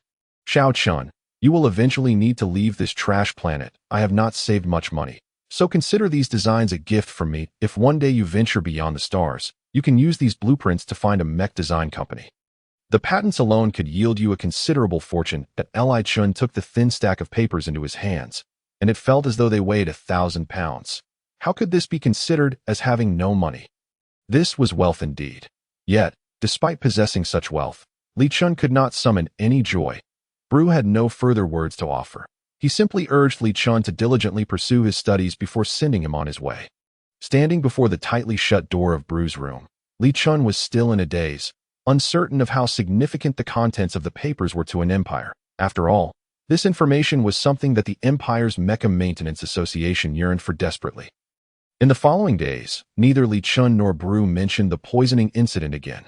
Bru, unbeknownst to when it began, actively cooperated with the treatment, though the effects were minimal. Nevertheless, Bru expressed his hope to witness Li Chun's graduation day. 3 months later, Li Chun completed his junior high school education and began learning the fundamentals of mecha repair. Lacking a mecha model, he rummaged through the junkyard daily, where it was said many discarded mechas from the Empire lay abandoned. Each time he stumbled upon an item related to mechas, Li Chun would be filled with joy for quite some time. Bru, in turn, gradually imparted his lifelong knowledge to Li Chun. Li Chun possessed an innate talent for design, which, while astonishing Bru, did not elicit any praise from him, as he wished to prevent Li Chun from becoming overly complacent due to a few achievements that a month later, Li Chun heard Bru mention a substantial sum had appeared in his account. Initially taken aback, he suddenly recalled the night 4 months prior when a boy named Li Yu had asked for his account number. Li Chun, of course, did not possess a neural ID and thus had no personal wallet. Bru had a neural ID, but he had destroyed it a decade ago, leaving only his identification and property card from the junk planet IT that time. Li Chun had provided the number of his property card, uncertain if Li Yu had truly remembered it. After all, he had never expected Li Yu to survive and still recall the account to transfer funds. Yet, in reality, Li Yu had indeed made the transfer. The transfer signified that he was alive and well. Perhaps this was the best news Li Chun could hope for. Those immersed in their studies often have fleeting memories, and Li Chun soon set this matter aside. Returning to his pursuit of new knowledge. Chapter 13. A farewell carried by the gentle breeze. 2 years swiftly passed. Li Chun had taken over Bru's duties and became the sole mechanic in Bru's workshop. Now 2 years older, Li Chun had matured significantly. His once youthful appearance had transformed, and he had grown taller. Years of working as a mechanic had endowed him with a commendable physique, though he lamented that his skin remained excessively fair. Likely due to his genetics, as he was unable to tan. Due to his striking looks, everyone in the outskirts recognized him. Yet, considering his status as a mechanic, coupled with Bru's imposing reputation, the villagers merely admired his appearance from a distance. Wary of offending the only mechanic residing outside the city, during these arduous 2 years, Li Chun acquired his own identity ID card a year ago. For reasons unknown, the chaotic identification system on the junk planet underwent a reformation, granting some citizens the privilege of obtaining identity ID cards. Unlike the self-issued IDs from the junk planet, these ID cards allowed individuals to access their identity information across other planets. This meant that the junk planet had finally caught the Empire's attention and was officially recognized as having imperial civilian status. Consequently, the children of the junk planet could now aspire to attend proper schools beyond the stars, with hopes of eventually qualifying for the imperial planet. Bru and Li Chun promptly obtained their cards. Although Bru's identity was so unique that the information on his ID card was entirely fabricated, many individuals on the junk planet who previously lacked identification faced little scrutiny regarding their identity sources during the application process. However, acquiring an identity ID card was no simple feat. It required financial means. That Li Chun's identity ID card was made possible through the substantial sum transferred by Li Yu to Li Chun had urged Bru multiple times to venture beyond the planet. But Bru harbored emotional burdens. That it was only after receiving his new identity ID card that he expressed a desire to explore. Sadly, before they could embark on their journey, Bru's condition worsened, rendering him unable to maintain his human form. Bru's beast form resembled that of a black bear, and his imposing stature made it evident why he appeared so tall in his human guise. However, due to the torment of his illness, Bru's beast form began to wither as well. He understood that he would not be able to leave. From that day onward, Li Shu refrained from mentioning their departure, as if they both silently acknowledged their shared understanding, merely awaiting the inevitable moment. Today, Bru suddenly appeared more spirited. He was capable of shifting back to his human form, and even prepared a vegetable egg noodle soup for Li Shu. Li Shu had received an urgent work assignment and hurried home for lunch, only to find Bru, who had become emaciated yet still radiated vitality. "Master," Li Shu called out to Bru.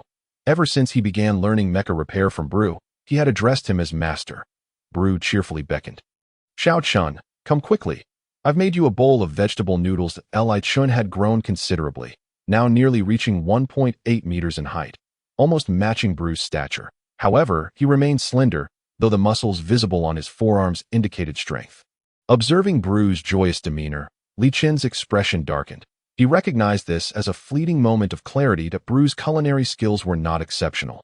Despite mimicking Li Shu's methods, the dish remained unremarkable.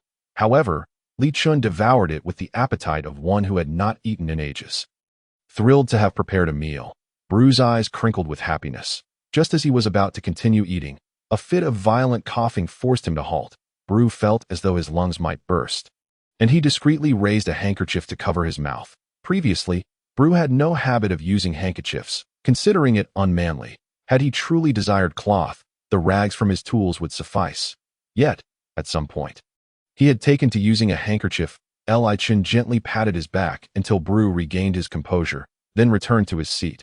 Bru carefully wiped the corners of his mouth, but as he attempted to retract the handkerchief, he noticed a faint trace of blood upon it. Without drawing attention, Bru concealed the handkerchief in his pocket and turned to Li Shu, saying, "The weather is quite pleasant today that I don't wish to remain indoors this afternoon.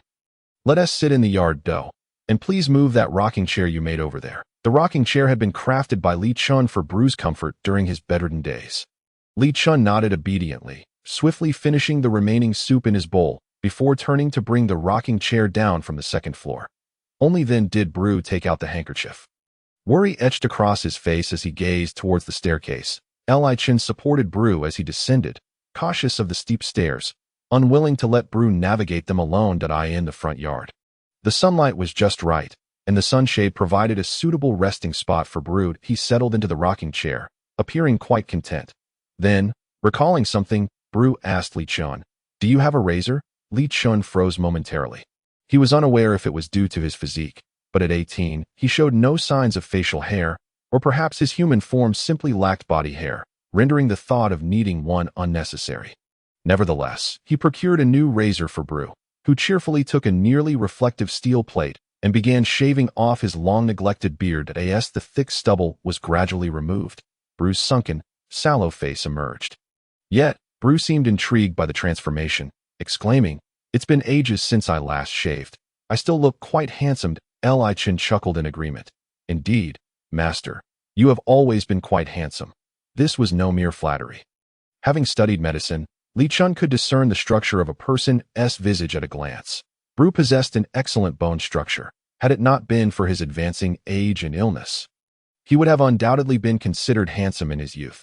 Bru shook his head with a smile. "I'm getting old." Li Shu did not wish to dampen Bru's spirits, so he hung a sign indicating their day of rest at the door, then took a small stool to sit beside Bru, engaging him in conversation. They spoke of life, studies, mechas, history, and eventually returned to discussing their little junk planet. Bru's voice gradually grew softer, until only the sound of his breaths lingered in the air.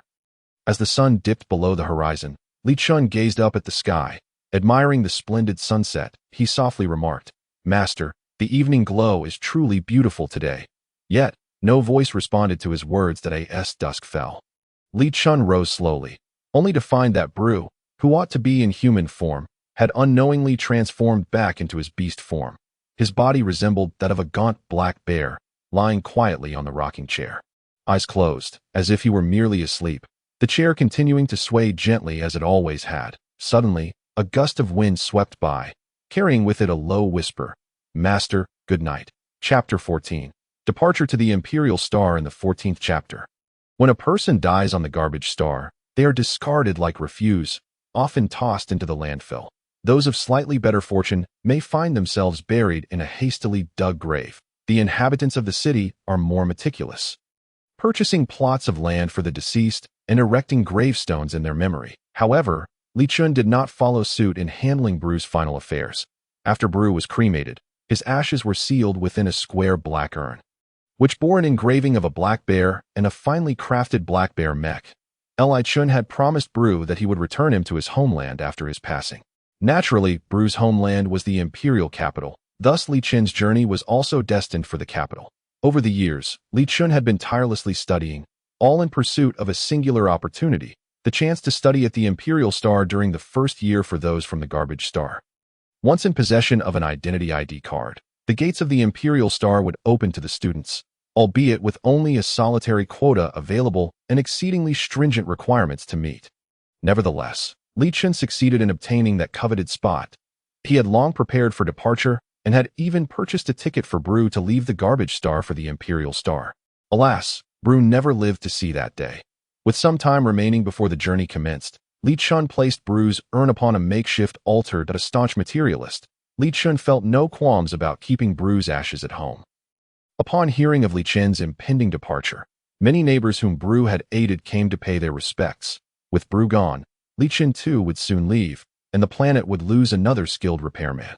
Li Shu's bond with his neighbors was not particularly deep, so he treated them with the politeness one would expect of a host. After bidding farewell to his visitors, Li Shu officially closed the shop, marking the end of Bru's repair workshop. Before leaving, there remained much for Li Shu to do. Thanks to his identity ID card, he was now able to connect to the Star Network, to ensure he reached the Imperial capital without a hitch. He meticulously prepared various guides, ensuring he packed all the essentials. And there was also the robot Zha Li Shu intended to replace Zha's appearance in the coming days, as its current form was that of the most basic robot model, which did not align with its advanced capabilities. After several days of modifications, Zha finally sported a new exterior and upgraded functions, which delighted it immensely. It could hardly stop chatting with Li Shu. In response, Li Shu merely smiled, opening Zha's storage compartment and unceremoniously placing Bru's urn inside. Zha remarked, "Though I held great affection for my former master, isn't this a bit inappropriate?" Sensing Zha's momentary pause for thought, Li Shu affectionately ruffled its stiff head, saying, "Storing it in your compartment is to ensure its safety. Do you understand?" Zha nodded eagerly. "I understand. I will protect Bru well." Li Shu's eyes crinkled with joy, satisfied that Zha comprehended. After tidying up a few belongings, Li Shu sold off everything he could, purchasing a suitcase with compressible folding space, thus gathering all that he could take with him as he embarked on his journey to the Imperial Star. With his identity ID card in hand, entering the city was not overly challenging, but he had no intention of lingering. Instead, he made his way directly to the Seoul Aerospace Dock on the Garbage Star. The design of the aerospace dock was quite rudimentary, with ticket checks conducted manually alongside machines, for the Garbage Star could scarcely afford more advanced equipment. After swiping his identity ID card, the ticket inspector glanced at Li Shu's purchase information and allowed him to pass. This experience bore a resemblance to Li Shu's past visits to an airport, and he accepted it well. Once aboard the aerospace airship with Zha, he began searching for his designated seat. The interior of the airship was unlike that of an airplane. It resembled a large train, replete with compartments and 2 aisles, as well as elevators, akin to a grand cruise ship for first-time star travelers. The entrance could induce dizziness. Fortunately, there were enthusiastic airship attendants at the entrance who could assist passengers in finding their seats, although there was a considerable queue at the entrance once inside the airship. Passengers were astonished by its vastness, accommodating thousands without issue, perhaps due to the necessity for long-distance travel. The airship only offered sleeping arrangements. Li Shu had purchased a soft sleeper, which was of medium quality on the airship. This was not due to his wealth, but rather a desire to not skimp on accommodations, given that the journey from the Garbage Star to the Imperial Star would take several days. Upon entering his room, he found it unoccupied. It was a 4-person suite, and the bed he had reserved was a bunk. However, Zha, being a robot, did not require sleep, leaving the upper berth vacant as the airship prepared for departure. An announcement requested passengers to remain in their rooms during takeoff to avoid any unforeseen incidents. Once the announcement concluded, the The airship began to move. The roar of the airship's engines was deafening. Yet the sound was muted through the walls, barely reaching Li Chen's ears. That it was his first time aboard an airship, and like most passengers, he leaned against the thick protective glass, gazing outside. The takeoff was much smoother than that of an airplane, and the speed was remarkable. The airship quickly ascended through the clouds, and as it broke through the planet's atmosphere, the cabin released varying degrees of pressure, ensuring that passengers were not disturbed by external turbulence. This novel experience left Li Chun in awe. Although he understood the principles behind it, experiencing it firsthand was still a wonder. After a day filled with excitement, the airship successfully entered interstellar orbit. Li Chun had anticipated witnessing the splendid nebulae of the universe, yet outside the window lay only an expanse of darkness, rendering the view indistinct. His enthusiasm waned, and the fatigue following the excitement soon lulled him into a deep slumber. After 2 days aboard the airship, they docked at a lesser planet, and a new wave of passengers boarded in Li Chen's room. A new roommate arrived, a boy of similar age, with dark skin clad in a denim jacket resembling a traditional Chinese tunic. Paired with ripped jeans, his tousled blonde hair was styled high, exuding the aura of a spirited youth. The newcomer was quite affable, greeting Li Chun with enthusiasm. "Hey there, I'm Ma Cheng, and you?" Upon entering, Ma Cheng appeared somewhat surprised to see Li Chun, for the latter was exceptionally handsome, yet he was not one to dwell on such matters. Li Chun observed Ma Cheng quietly. The young man was tall and lean, yet his muscular build suggested he was no stranger to physical training. In a neutral tone, Li Chun replied, "I am Li Chun." Ma Cheng's bunk was directly opposite Li Chen's. Within moments, the two were engaged in lively conversation, not between Li Chun and Ma Cheng, but rather between Ma Cheng and Jia Jia. Jia Jia, having met someone equally adept in verbal sparring, animatedly exchanged stories, leaving Ma Cheng to divulge his background. Ma Cheng revealed he was a member of the horse beastman race, his robust physique a result of the inherent vigor of young colts. He hailed from a lower planet known as Yuan Mo Star, renowned for its vast mountains and grasslands, ideal for their kind. To Li Chen's astonishment, Ma Cheng was also a newcomer to the Imperial Star's esteemed military academy. Chapter 15. New shipmates. "Hey, I was just lucky this year to barely meet the passing mark." Ma Cheng chuckled bashfully, his sincerity evident. Despite his somewhat naive demeanor, Li Chen remained cautious of Ma Cheng's capabilities. The military academy, in alignment with the Empire's policy, offered equal opportunities to students from lower planets. Even if talent was scarce, it was well known that countless individuals competed fiercely for this singular spot. With only those reaching the passing threshold and ranking first in their planet's assessments qualifying, this year marked the first for the garbage star to secure a place in the military academy, with Li Chun fortuitously achieving the top score. When Ma Cheng inquired about Li Chen's origin, the latter candidly replied that he came from the garbage star. A flicker of surprise crossed Ma Cheng's eyes, but he quickly dismissed any prejudice, cheerfully continuing their conversation.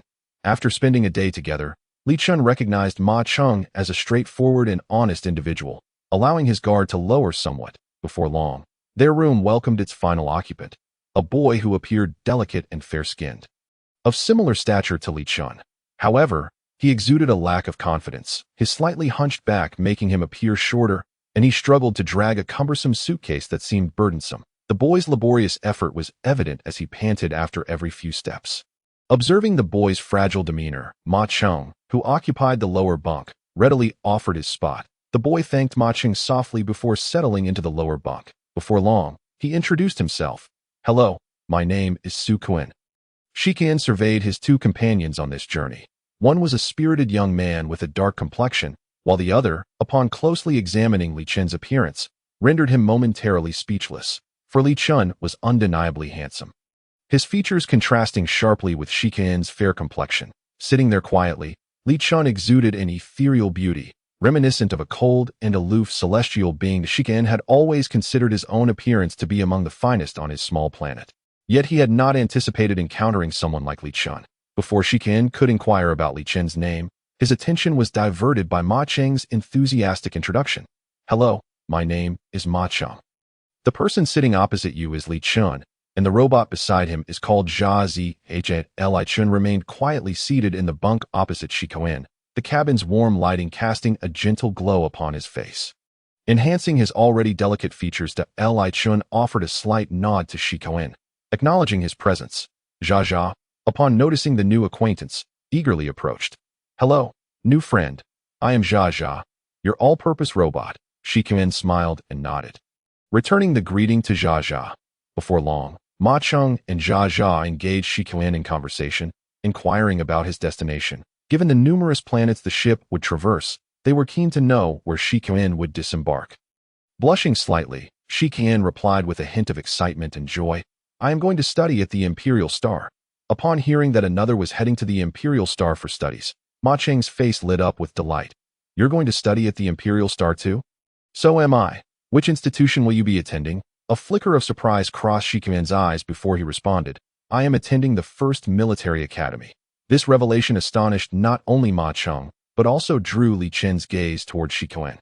It wasn't that they doubted Shi Qian's academic capabilities, but rather that his fair and delicate appearance seemed ill-suited for a military academy. Perhaps feeling the weight of their stares, Shi Qian shyly explained, "I've always wanted to attend a military academy.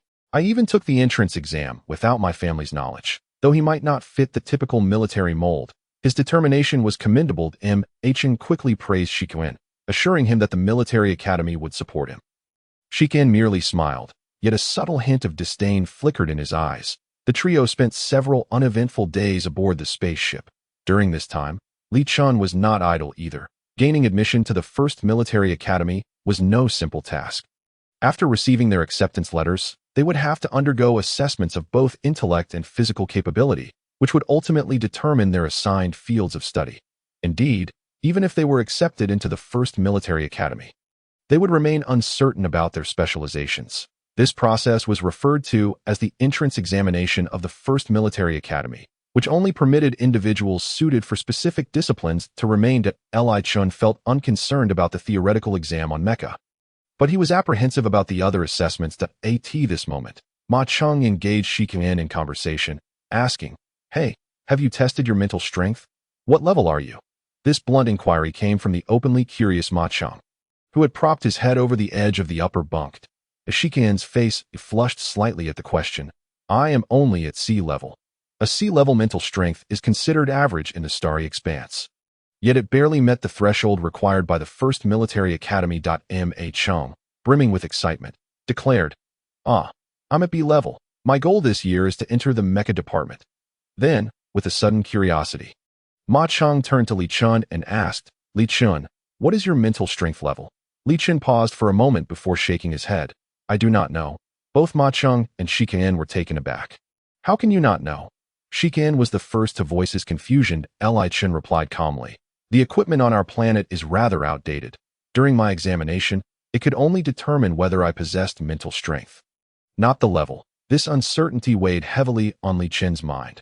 Most individuals in the starry realms possessed some degree of mental strength, albeit varying in intensity, while those entirely devoid of it were deemed worthless.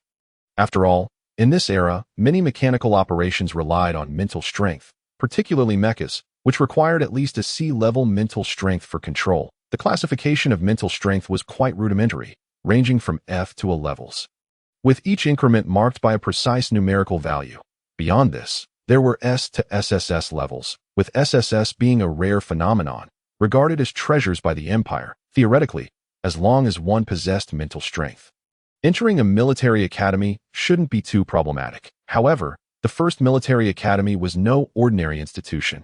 It represented the Empire's might, leading to the practice of requiring new students to possess at least sea-level mental strength to gain admission. Thus, it was exceedingly rare for someone like Li Chun, who was unaware of his mental strength level, to receive an acceptance letter. Nevertheless, Ma Cheng endeavored to reassure Li Chun, "Not knowing is fine. Being accepted into the First Military Academy indicates your mental strength is at least sea-leveled. There's no need to be overly anxious." Li Chun, though not particularly nervous, nodded in agreement with Ma Cheng's words. Deep down, he thought to himself that as a disciple of Blue, his mental strength should be commendable. After this brief interlude, the trio's camaraderie resumed as usual. Days passed in tranquil succession, and finally, their spaceship arrived at the Imperial Star. Chapter 16. Arrival at the Imperial Star. Li Chun and his companions arrived at the Imperial Star well ahead of the school term. Ma Chung had intended to experience the local culture before classes commenced, thus booking an early passage to Shikoin. Unsure of his own motivations, simply smiled and agreed to accompany them.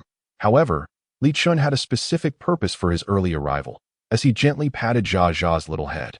He pondered his intentions when Ma Chung suggested, "Since none of you have made prior arrangements, why not find a place to stay?"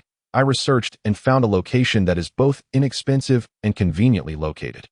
Li Chun considered that he too needed to find accommodation, and since all three hailed from lower-tier planets, their funds were likely limited, prompting them to seek affordable lodging. Thus, a plan began to form among the three. True to his word, Ma Chung discovered a quaint establishment resembling a youth hostel. The owner was a kind and welcoming individual who, upon learning they were students seeking education, arranged a room for the trio at a very reasonable price of just 20 star coins per night per person. With the start of classes only 3 days away, and having shared the same cabin, they willingly paid the fees as they organized their belongings in the room.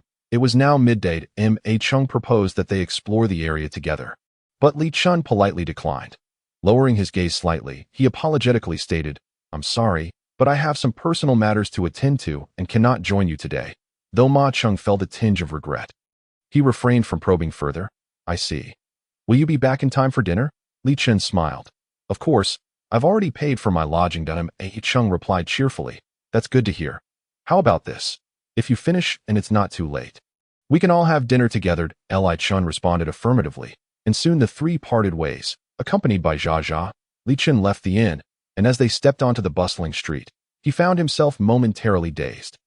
The advanced technology of the Empire sparked vivid scenes from science fiction films in his mind, while he had often imagined what the technological landscape of the capital might be like. Witnessing it firsthand left him profoundly astonished. It was far more magical than any film could portray. Fortunately, in this era of advanced networking, a simple online search would reveal his next steps. First, he needed to summon a vehicle. When the driverless taxi arrived before him, it kindly opened the door automatically. Having already familiarized himself with the procedure through the StarNet, he was not particularly surprised. The taxi resembled a modern sedan, though its wheels had been replaced with hovering jet engines, creating the sensation of flying when it took off. That Li Chun and Jia Jia fastened their seatbelts, set their destination, and departed. Their destination was a technology company. It was Bru's final words, when he was still coherent, that prompted Li Chun to bring along his design blueprints should he ever escape the garbage star. The patents for those designs would sustain him for a lifetime. Li Chun had no intention of claiming the title of designer for himself.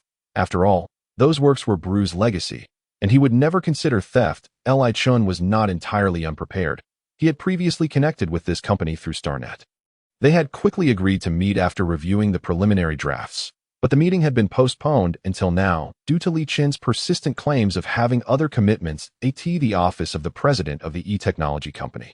A young assistant had heard early on about the esteemed guest's arrival and had been waiting with anticipation. He instructed the front desk to immediately notify him upon the arrival of a Mr. Li. The front desk did not disappoint. Just as the lunch hour approached, they called to inform him.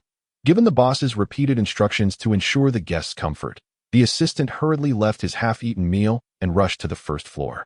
In the lobby, Li Chun and Jia Jia were quietly seated on a sofa, waiting patiently. The lobby was not particularly crowded, yet whenever someone noticed the pair on the sofa, they couldn't help but steal a few glances. It was no wonder. Li Chun's appearance was strikingly remarkable. He sat there with an air of calm sophistication, prompting speculation about which affluent family he might hail from. Before long, a hurried man approached Li Chun, his expression revealing surprise upon seeing the young face before him. After all, the boss had mentioned that a mech designer would be arriving, and it was imperative to treat him with utmost respect. What astonished the assistant further was the realization that this mech designer was remarkably young. He had expected someone of middle age. Aware that the visitor was likely addressing him, Li Chun spoke in a calm tone. "Hello, may I inquire if you are Assistant Yang?" The assistant snapped back to attention, his professionalism reminding him not to underestimate any beast man, and he nodded. "Yes, you must be Mr. Li, correct?" "Indeed," Li Chun confirmed, with a positive reply. Assistant Yang's demeanor brightened, and he courteously led Li Chun to the reception room, apologizing. "I wasn't aware you would be coming at this time. We are currently on our lunch break, and the boss will likely take another half hour to arrive. Given the significance of such a mech design deal, it was not a task for an assistant like him to finalize the agreement, so Li Shu had no choice but to wait. He was not displeased, as it indicated the company valued Bru's design work highly. No problem at all. I apologize for intruding at this time, Li Shu replied graciously. Assistant Yang was taken aback by Li Shu's polite words.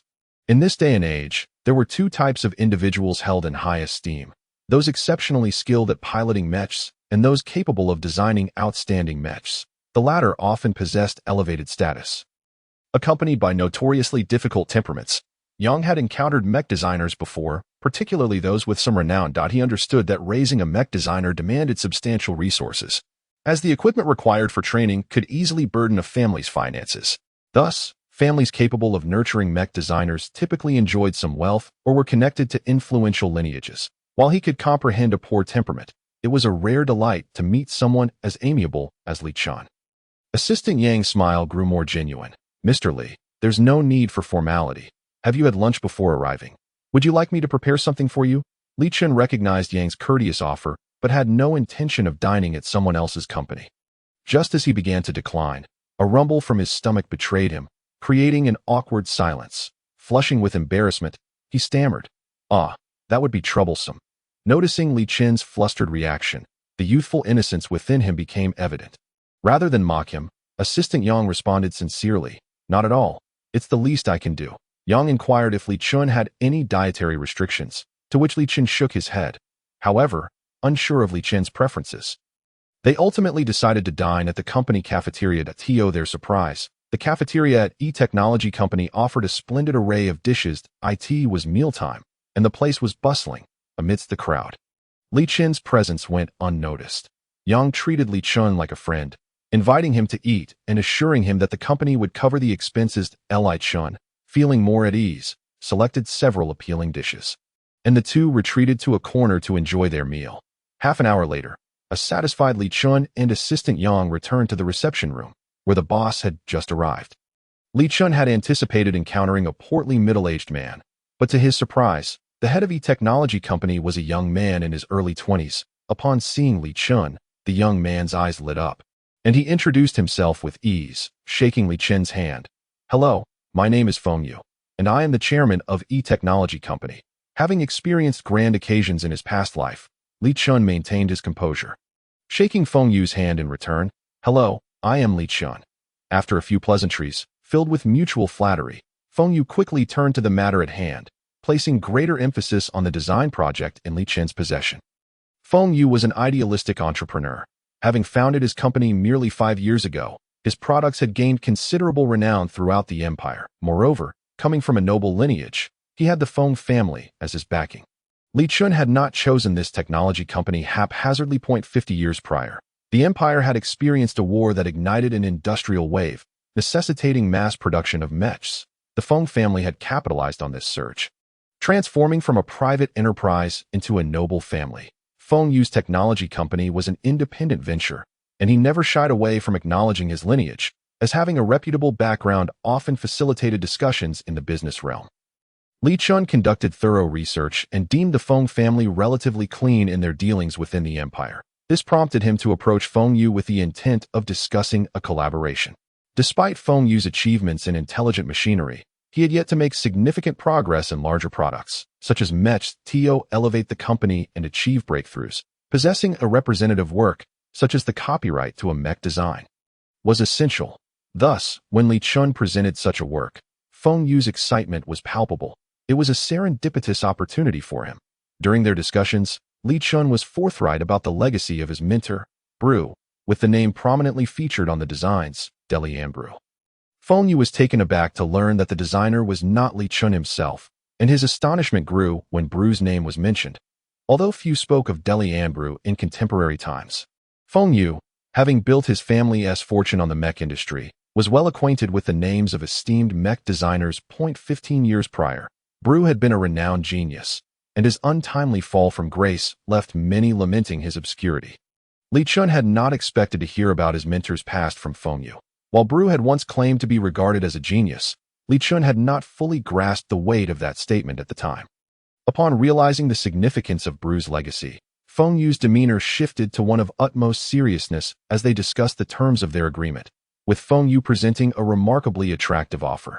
Upon hearing the figure, Li Chun furrowed his brow. Isn't that a bit excessive?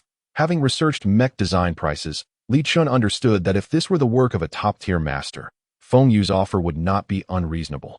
However, to Li Chun, it felt rather steep. Feng Yu shook his head, his excitement unabated. No, not at all. This price is well-deserved for Mr. Ambru's design. Li Chun no longer hesitated, responding affirmatively. All right, when shall we proceed with the contract signing? Upon hearing this, Feng Yu beamed with joy, exclaiming, There's no time like the present. I will summon my legal team immediately. Let us finalize the contract today. Feng Yu's eagerness stemmed from a fear of Li Chun eloping with this rare opportunity. He was keenly aware of the fragility of such chances and wished to avoid prolonging the matter unnecessarily. Li Chun, on his part, found no issue with the prospect of signing the contract right away, as it was indeed the very purpose of his visit, and he was in dire need of funds. Feng Yu's legal team proved to be remarkably efficient, crafting a mutually satisfactory contract in a mere afternoon. Li Chun, with a flourish, inscribed his signature upon it. His handwriting was both elegant and artistic, a stark contrast to his otherwise composed demeanor, yet it resonated with his decisive nature. Feng Yu, equally generous, signed the document as well. And both men exchanged knowing smiles while holding their copies of the contract. As Li Chun departed from the technology company, dusk had already settled over the city of Dixing, perhaps due to the towering skyscrapers. The evening clouds were obscured. However, the surrounding neon lights shimmered enchantingly. After exiting, Li Chun promptly messaged Ma Chong, who quickly replied with the restaurant's address. They had arranged to dine together at a nearby establishment. Unbeknownst to Li Chun, shortly after his departure, a lavish flying vehicle materialized outside the e-technology company. The identity of the visitor was self-evident. One could surmise they were either affluent or noble. The newcomer, distinguished by his striking silver hair and piercing golden eyes, projected an air of sharp intensity.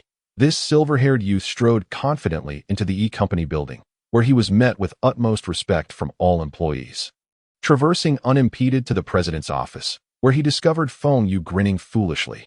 "What are you smiling about?" the newcomer inquired, furrowing his brows as he regarded Feng Yu with a complex expression upon recognizing the visitor. Feng Yu's eyes lit up. He quickly composed himself, rising to greet him.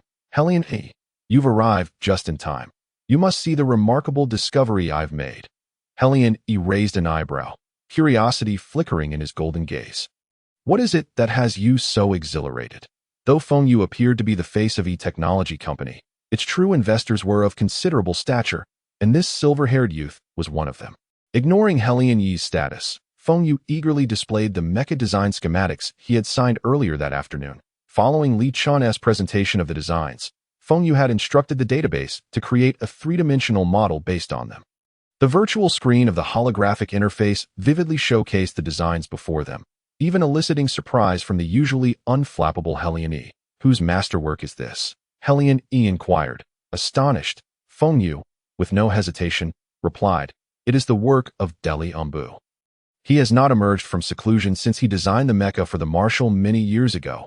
Helian E paused at the mention of the name, acutely aware that Li Shu's most renowned creation was not the Marshal's mecha.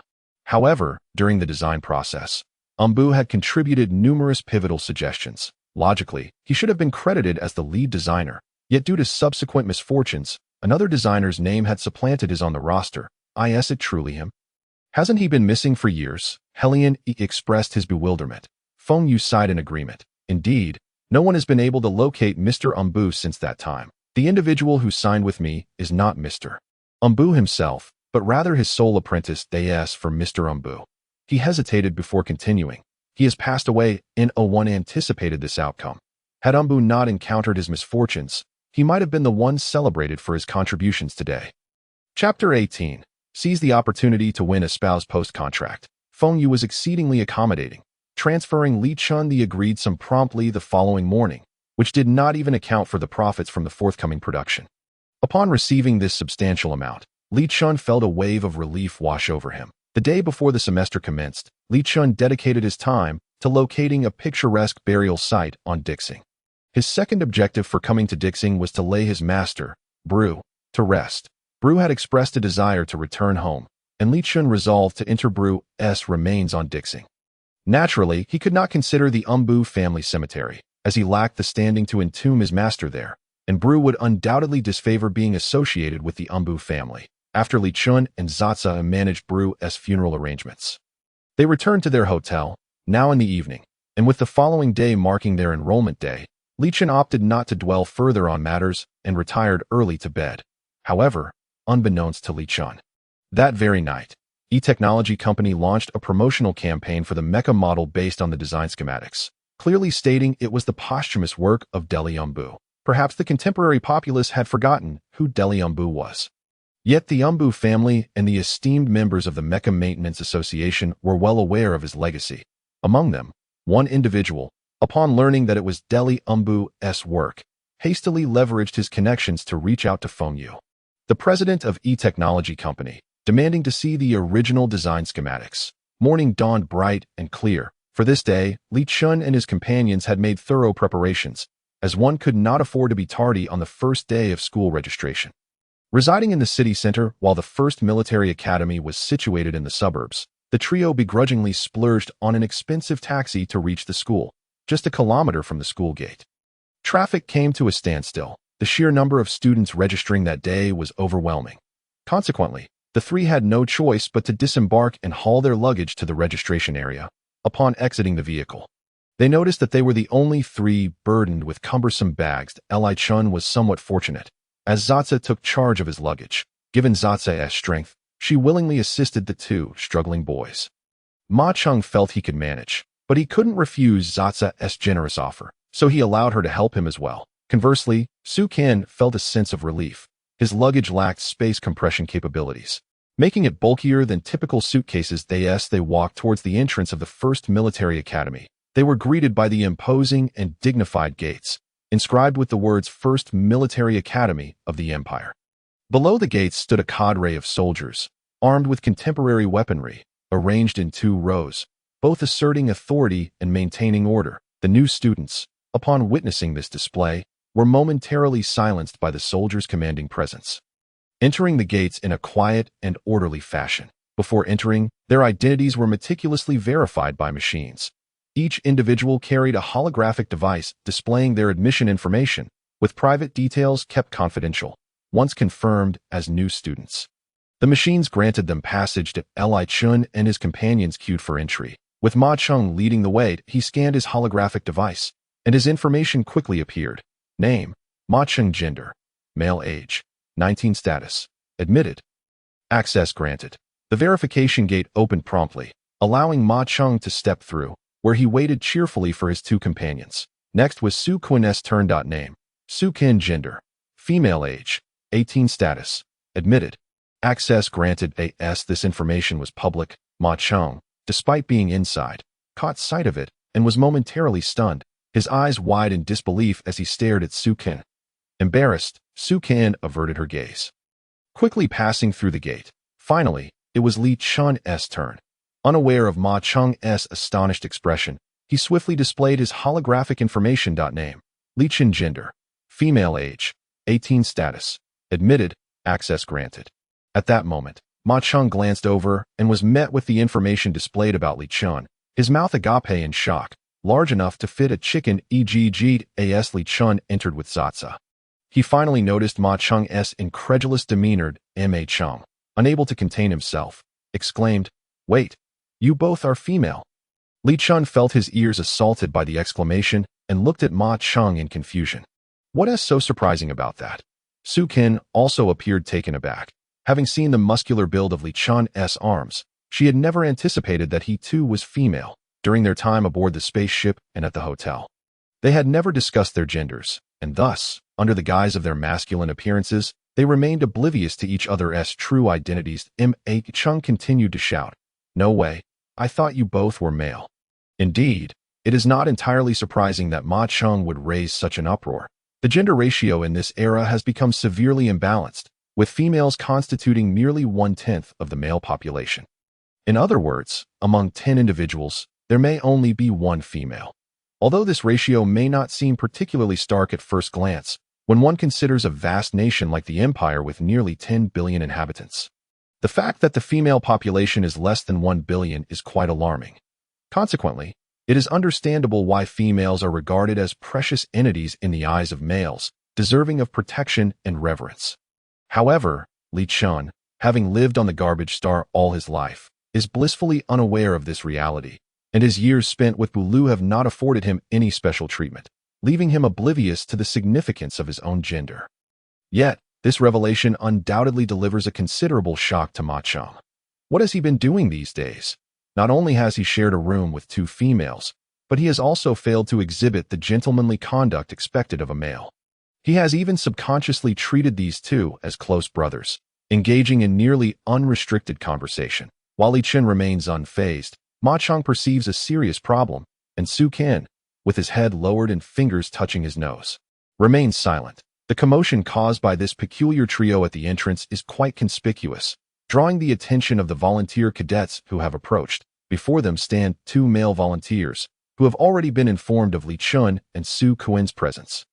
To speak candidly, the establishment of volunteers at the military academy seems somewhat superfluous, as those who qualify for admission typically possess commendable self-sufficiency. Nevertheless, they must acknowledge the scarcity of females in the outside world, and even more so within the academy itself. Therefore, the volunteers welcoming new students form a dedicated group specifically tasked with serving the female populace at the military academy, as the president of the first military academy aptly puts it. You rascals must learn how to treat the females at the academy if you wish to find a suitable partner. Given the notoriously rigorous training regimen at the first military academy, many families have raised their daughters in a pampered manner, rendering numerous females ill-equipped to endure hardship. Consequently, the imbalance in gender ratios within the academy has escalated to a staggering 50-1. This statistic is no jest. The yearning of males for females has reached a frightening intensity. It is worth noting that once they leave the campus and enter the military, their opportunities to interact with females will diminish significantly. Thus, an enduring adage within the academy persists: if you wish to find a wife, seize the moment while you are still a student. Chapter 19. Mental Strength Assessment. The enthusiastic volunteers are oblivious to the thoughts swirling in their minds. They cheerfully approach and greet the newcomers. Upon learning that these 2 volunteers are there to assist, Li Shu remains largely unperturbed. However, upon seeing the 2 tall and handsome upperclassmen, Su Qian's cheeks flush with color. Freshman, the female dormitory is in a separate building, and you may not be aware of its exact location. Allow us to escort you there, one volunteer suggests with a beaming smile, for reasons unbeknownst to him. Ma Cheng suddenly feels a sense of crisis. Alas, his dormitory is in a different direction from Li Shu and Su Qian, leaving him to watch helplessly as they are led away, in the face of the eager upperclassmen. Li Shu exhibits little emotional fluctuation.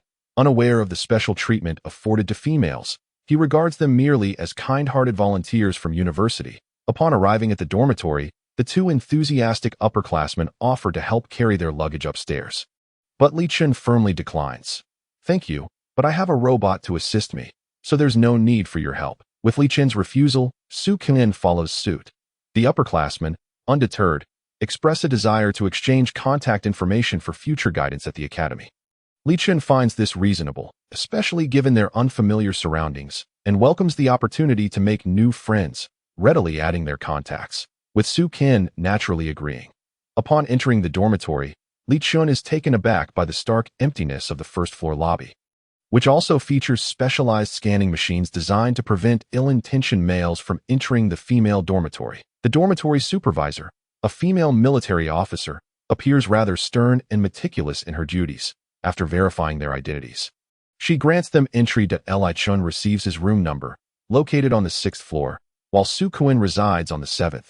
They take the elevator, parting ways upon reaching their respective floors. Jia diligently pushes Li Shu's luggage, following him to his new residence, room 6012. Without hesitation, Li Shu opens the door to find a clean, bright bedroom, a special single room reserved exclusively for females. Though the single room is modest in size, it perfectly accommodates all essential amenities, including a private bathroom.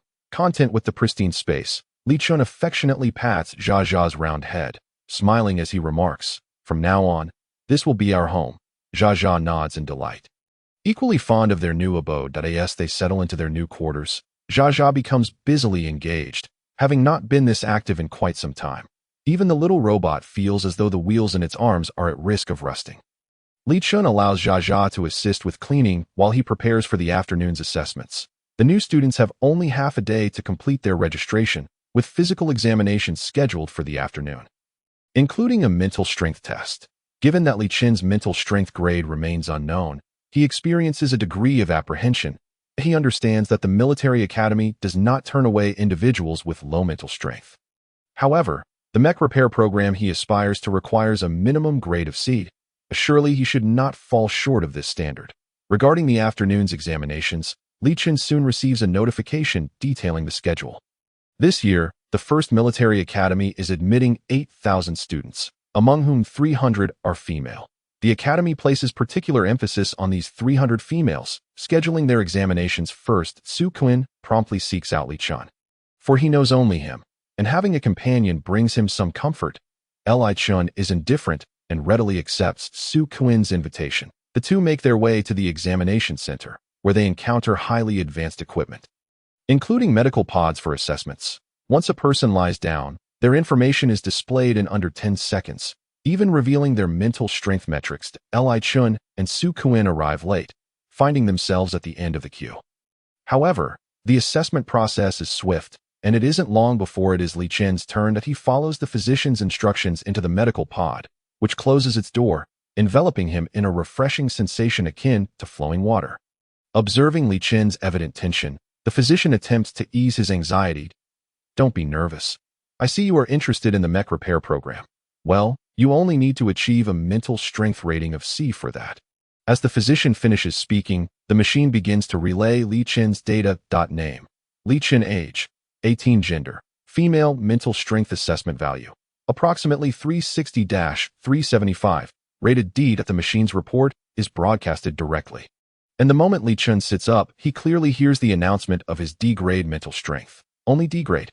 The physician is taken aback. The individuals undergoing assessment nearby are also astonished. It is rare for the first military academy to encounter anyone with a mental strength rating below C.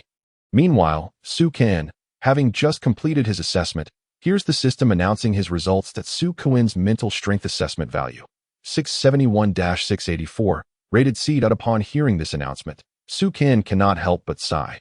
If only his mental strength were a bit higher. Surpassing 700, he would have a chance to reach B grade. However, he must silently accept the reality of his C grade status. Just as he exits, he spots Li Chun standing nearby, prompting him to approach with curiosity. Li Chun, you're out. How did it go? What was your rating? Li Chun replies, isn't it just the case of bringing up the wrong topic? The physician, encountering this unusual situation for the first time, realizes that since Li Chun has already received an acceptance letter, he cannot simply dismiss him.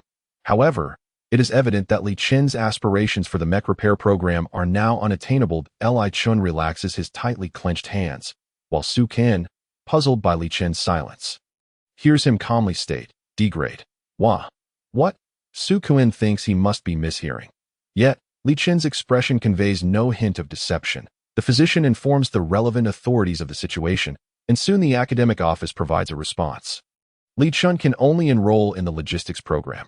Although the logistics program is somewhat overlooked within the military academy, many females choose to pursue it. Despite Li Chun's D-grade mental strength, his excellent academic performance and status as a precious female student lead the academy to extend this opportunity to him. After all, dismissing him at this point would be rather unseemly. Upon learning about his assigned program from the physician, Li Chun feels no surprise, though a subtle sense of disappointment lingers in his heart. Thank you, teacher. Li Chun finished his words and then departed with Su Ku. Watching Li Chun leave, the physician could only shake his head helplessly, hoping that the child would be resilient enough. Chapter 20. Meeting the master. At this moment, Feng Yu was in a rather gloomy mood. Ever since the E-Family Technology Company announced the preview of their new product last night, he had found himself targeted by a troublesome mecha repair master. The master had arrived with great intensity and had already blocked the entrance to the company. Due to the master's significant status, the staff dared not to neglect him and respectfully welcomed him inside. As the owner, Feng Yu was promptly informed by his subordinates. Since the master had come, it was essential to show him courtesy. Feng Yu adjusted his attire and strode confidently toward the reception room. Inside the reception room sat a middle-aged man with an aloof demeanor. He sat upright, calmly cradling a coffee cup, but his expression suggested he was not particularly approachable. Upon entering, Feng Yu immediately noticed the man's haughty appearance. He quickly shifted his frown into a warm smile. I was unaware of Master Tian's esteemed presence. My apologies for not welcoming you properly, Master Tian. It is a pleasure to finally meet you. Master Tian raised his gaze slowly, casting a languid glance at Feng Yu. That he leisurely set down his coffee cup, maintaining his proud demeanor, and spoke in a nonchalant tone. There is no need for pleasantries. Mr. Feng. I am here today concerning your family's mecha design drawings. The lack of small talk took Feng Yu by surprise, but he swiftly adjusted his demeanor and sat gracefully in the chair opposite Master Tian. With a narrowed smile, Feng Yu inquired, Master Tian has come regarding the mecha design drawings. Might there be some insights you wish to share? At this, Master Tian's expression turned icy. I have no insights to share. I am merely here with a request. I wish to see the original design drawings referred to as the legacy of Delian Blue. Feng Yu could not shake the feeling that Master Tian's last few words were laced with a hint of resentment. Although Delian Blue had been a prominent figure over a decade ago, Feng Yu was well aware of the connection between Master Tian and Delian Blue. Master Tian, whose full name was Tian Zijing, was the vice president of the current Mecha Repair Association and the principal designer of the martial mecha. Indeed, Tian Zijing was the one who had taken over the title of principal designer for the martial mecha from Delian Blue. However, this did not imply that Tian Zijing had stolen Delian Bulu's accolades. Rather, it was a matter of meritocracy. Both Bulu and Tian Zijing were top students of the same class, and before graduation, Tian Zijing had already made a name for himself on the Imperial Star. In contrast, Bulu had risen to prominence later. Their competitive relationship had been a topic of admiration among the elite for many years. Feng Yu understood this history, but he could not simply hand over the design drawings to Tian Zijing. He could only express gently, Master Tian, it is not that I wish to make things difficult, but we have signed a confidentiality agreement, and it is absolutely impossible to share the mecha design drawings with outsiders. Moreover, the original documents are not located in our company. Tian Zijing's stern expression remained unchanged, though his brows furrowed slightly, giving him an increasingly severe appearance. Where are the originals? Are they with the Ambula family? Feng Yu shook his head with a smile. I cannot disclose who it is, but I can assure you that the individual is not affiliated with the Ambula family. Tian Zijing's brows knitted even tighter. He understood that original design documents were not something that would easily be handed to him. Yet this realization only served to aggravate him further. He spoke coldly. I do not wish to impose. However, I suspect that your mecha design model is not the work of Delian Blue. Utilizing another's name for product hype is something I have the right to report to the Mecha Repair Association to protect Delian Bulu's reputation. Feng Yu never anticipated that Tian Zijing would escalate matters to such an extent over the design drawings. After all, in his understanding, Tian Zijing and Bulu were unlikely to assist one another.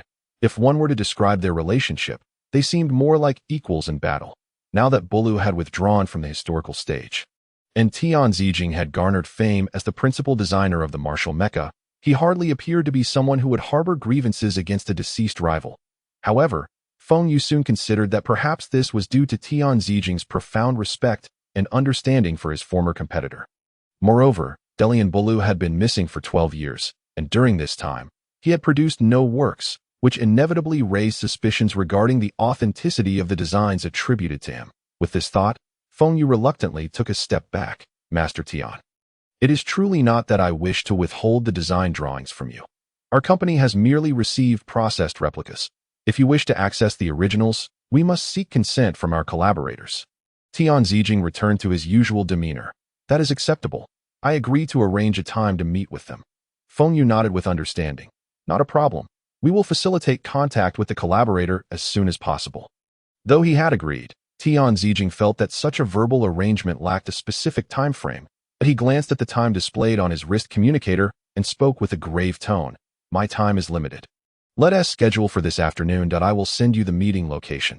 Upon hearing this, Feng Yu realized that this was indeed a means to obtain the private contact information of the Mecha Master. And he quickly agreed. After bidding farewell to the irritable Master Tian, Feng Yu looked at the communication number on his device and immediately felt elated. One must understand that Master Tian was a pinnacle figure in the industry.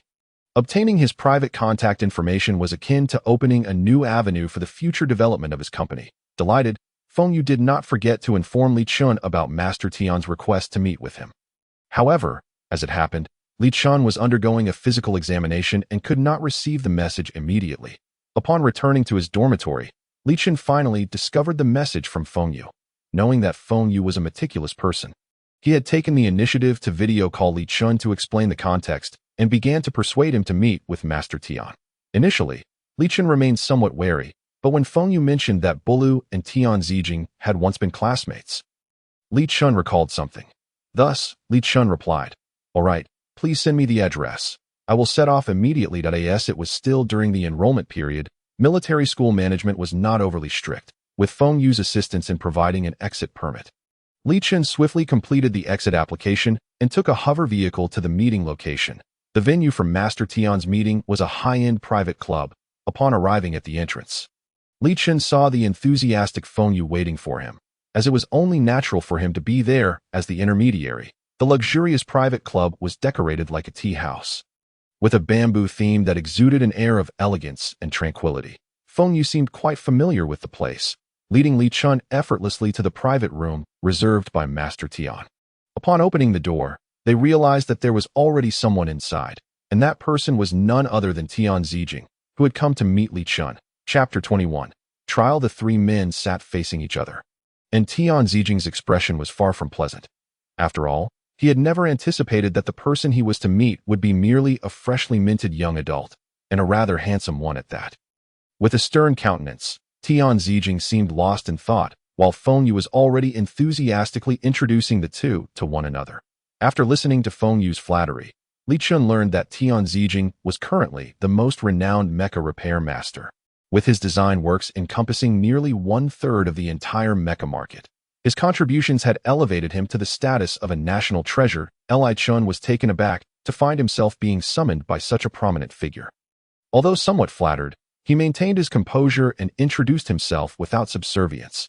"Hello, my name is Li Chun. I am a disciple of Delian Blue. I was informed by Mr. Feng that you wish to meet with me.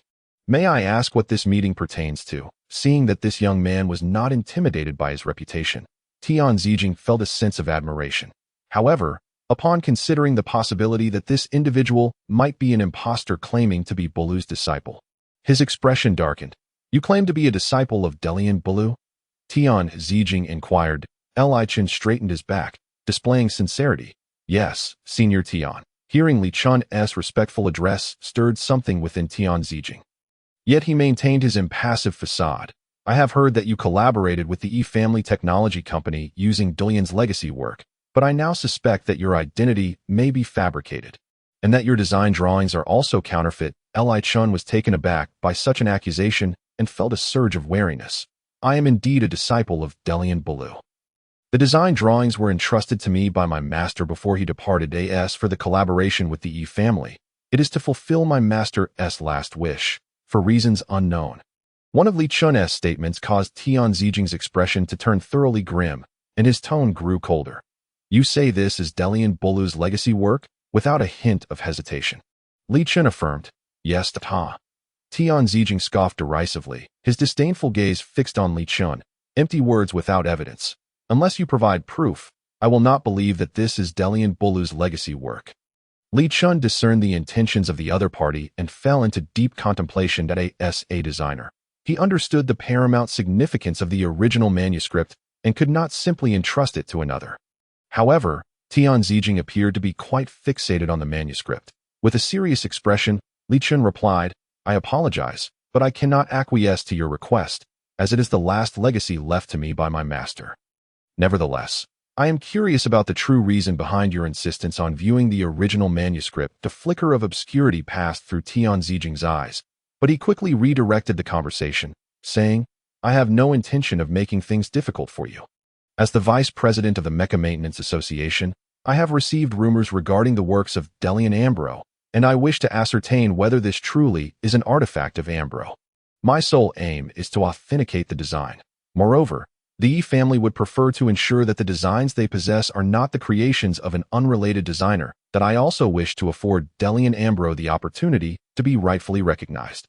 With this explanation, Li Chun began to comprehend Tian Zijing's motives. He merely sought to confirm whether this was indeed Ambro's work. If it were, he would not press further, for both knowledge and fame were achievements he had earned through his own efforts, and he had no desire to covet Ambro's creations. Ultimately, Li Chun consented to allow Tian Zijing to examine the original manuscript, albeit with a stipulation.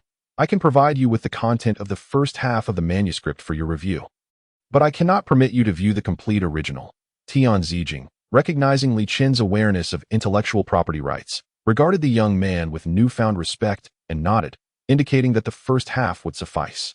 After all, with Tian Zijing's understanding of Ambro, he could easily discern Ambro's handiwork at first glance. Li Chun, while not carrying the original manuscript with him, had a replica stored on his holographic device. Thus presenting it to Tian Zijing posed no challenge. As Tian Zijing silently examined the material, the room was enveloped in a profound stillness. Soon, he completed his review, and his typically stern demeanor softened, revealing a hint of melancholy. This is indeed Delian's work, he concluded, no longer doubting the manuscript's provenance. He turned his gaze to Li Chun, who claimed to be Ambro's disciple, and inquired, "You say you are a disciple of Ambro?" "Indeed," Li Chun affirmed, not unfamiliar with responding to Tian Zijing's inquiries. However, this time, Tian Zijing's mind was already made up. "Very well. I have a few questions to test your knowledge." Tian Zijing proceeded to ask several questions regarding mecha design, to which Li Chun responded with ease, as he had firmly established the foundational knowledge in his mind. After the questioning, Tian Zijing regarded Li Chun with increased admiration, remarking, "It seems Delian has taught you well." At this juncture, Tian Zijing had come to trust Li Chun's assertions, and his demeanor had softened considerably. When his master was mentioned, Li Chun's lips curled slightly in a smile. "Ambro is an excellent teacher." Suddenly recalling something, Tian Zijing asked, "I heard you come from a remote planet. Did you come to the Imperial Star to pursue your studies?" With no malice in his tone, Tian Zijing appeared as a congenial elder, albeit with a stern countenance that inadvertently revealed his concern for the younger generation. Li Chun had no intention of concealing his background, knowing that those with curiosity could easily uncover it. "Yes. I gained admission to the first military academy this year." A flicker of surprise crossed Tian Zijing's gaze, but he quickly deemed it fitting. "Are you considering enrolling in the mecha maintenance department?" Li Chun nodded but soon shook his head in disappointment. "My psychic ability is only at D level. I fear I cannot enter the mecha maintenance department." This statement astonished the other two present. Tian Zijing's brows furrowed tightly. "Only D-level psychic ability?"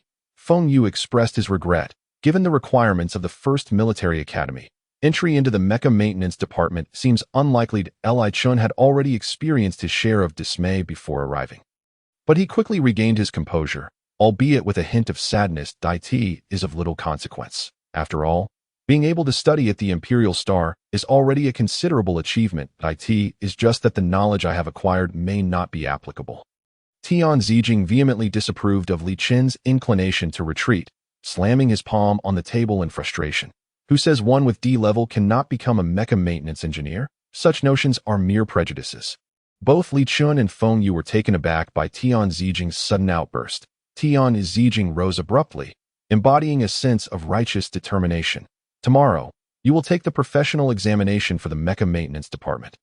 If you place in the top 10, I will find a way to have you admitted." With that declaration, Tian Zijing seemed to have made a resolute decision. "Your name is Li Chun, correct? Come, let us exchange contact information. I shall send you the review materials. You must study diligently tonight." The abruptness of this attitude caught both Li Chun and Feng Yu off guard. They were bewildered by Tian Zijing's sudden outburst, demanding that Li Chun hastily add him as a friend.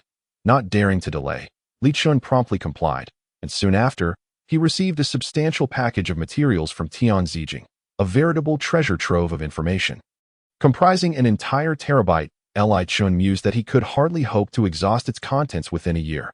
Fortunately, Tian Zijing had anticipated this, sending Li Chun a condensed version of the materials. Although even this abridged edition would take him all night to peruse. Yet, Tian Zijing was unconcerned with these matters. He only urged Li Chun to focus on his upcoming examination, dismissing all other thoughts. The details of their departure from the venue remained a blur, but Feng Yu, ever the good Samaritan, escorted Li Chun back to the school. Upon returning to his dormitory, Li Chun hastily consumed a dose of nutrient liquid. Recalling Tian Zijing's admonition before diving into the preparations for the entrance examination scheduled for the following day. Chapter 22. A reunion without recognition. The next day, Li Chun arrived at the examination hall. Although the medical staff had suggested he pursue the logistics department, he chose instead to heed Tian Zijing's advice and follow the inclinations of his own heart, making his way to the examination venue for the mecha maintenance department. Seating arrangements for the examination were unassigned. Candidates simply took their seats upon arrival, by placing their light brain devices in the designated information slot. Their examination details would instantly appear. Each candidate occupied their own desk, which featured a light screen displaying the examination questions. Given that most of the questions were theoretical, Li Chun felt no trepidation as the examination commenced. Everyone was diligently scribbling away, and Li Chun was no exception.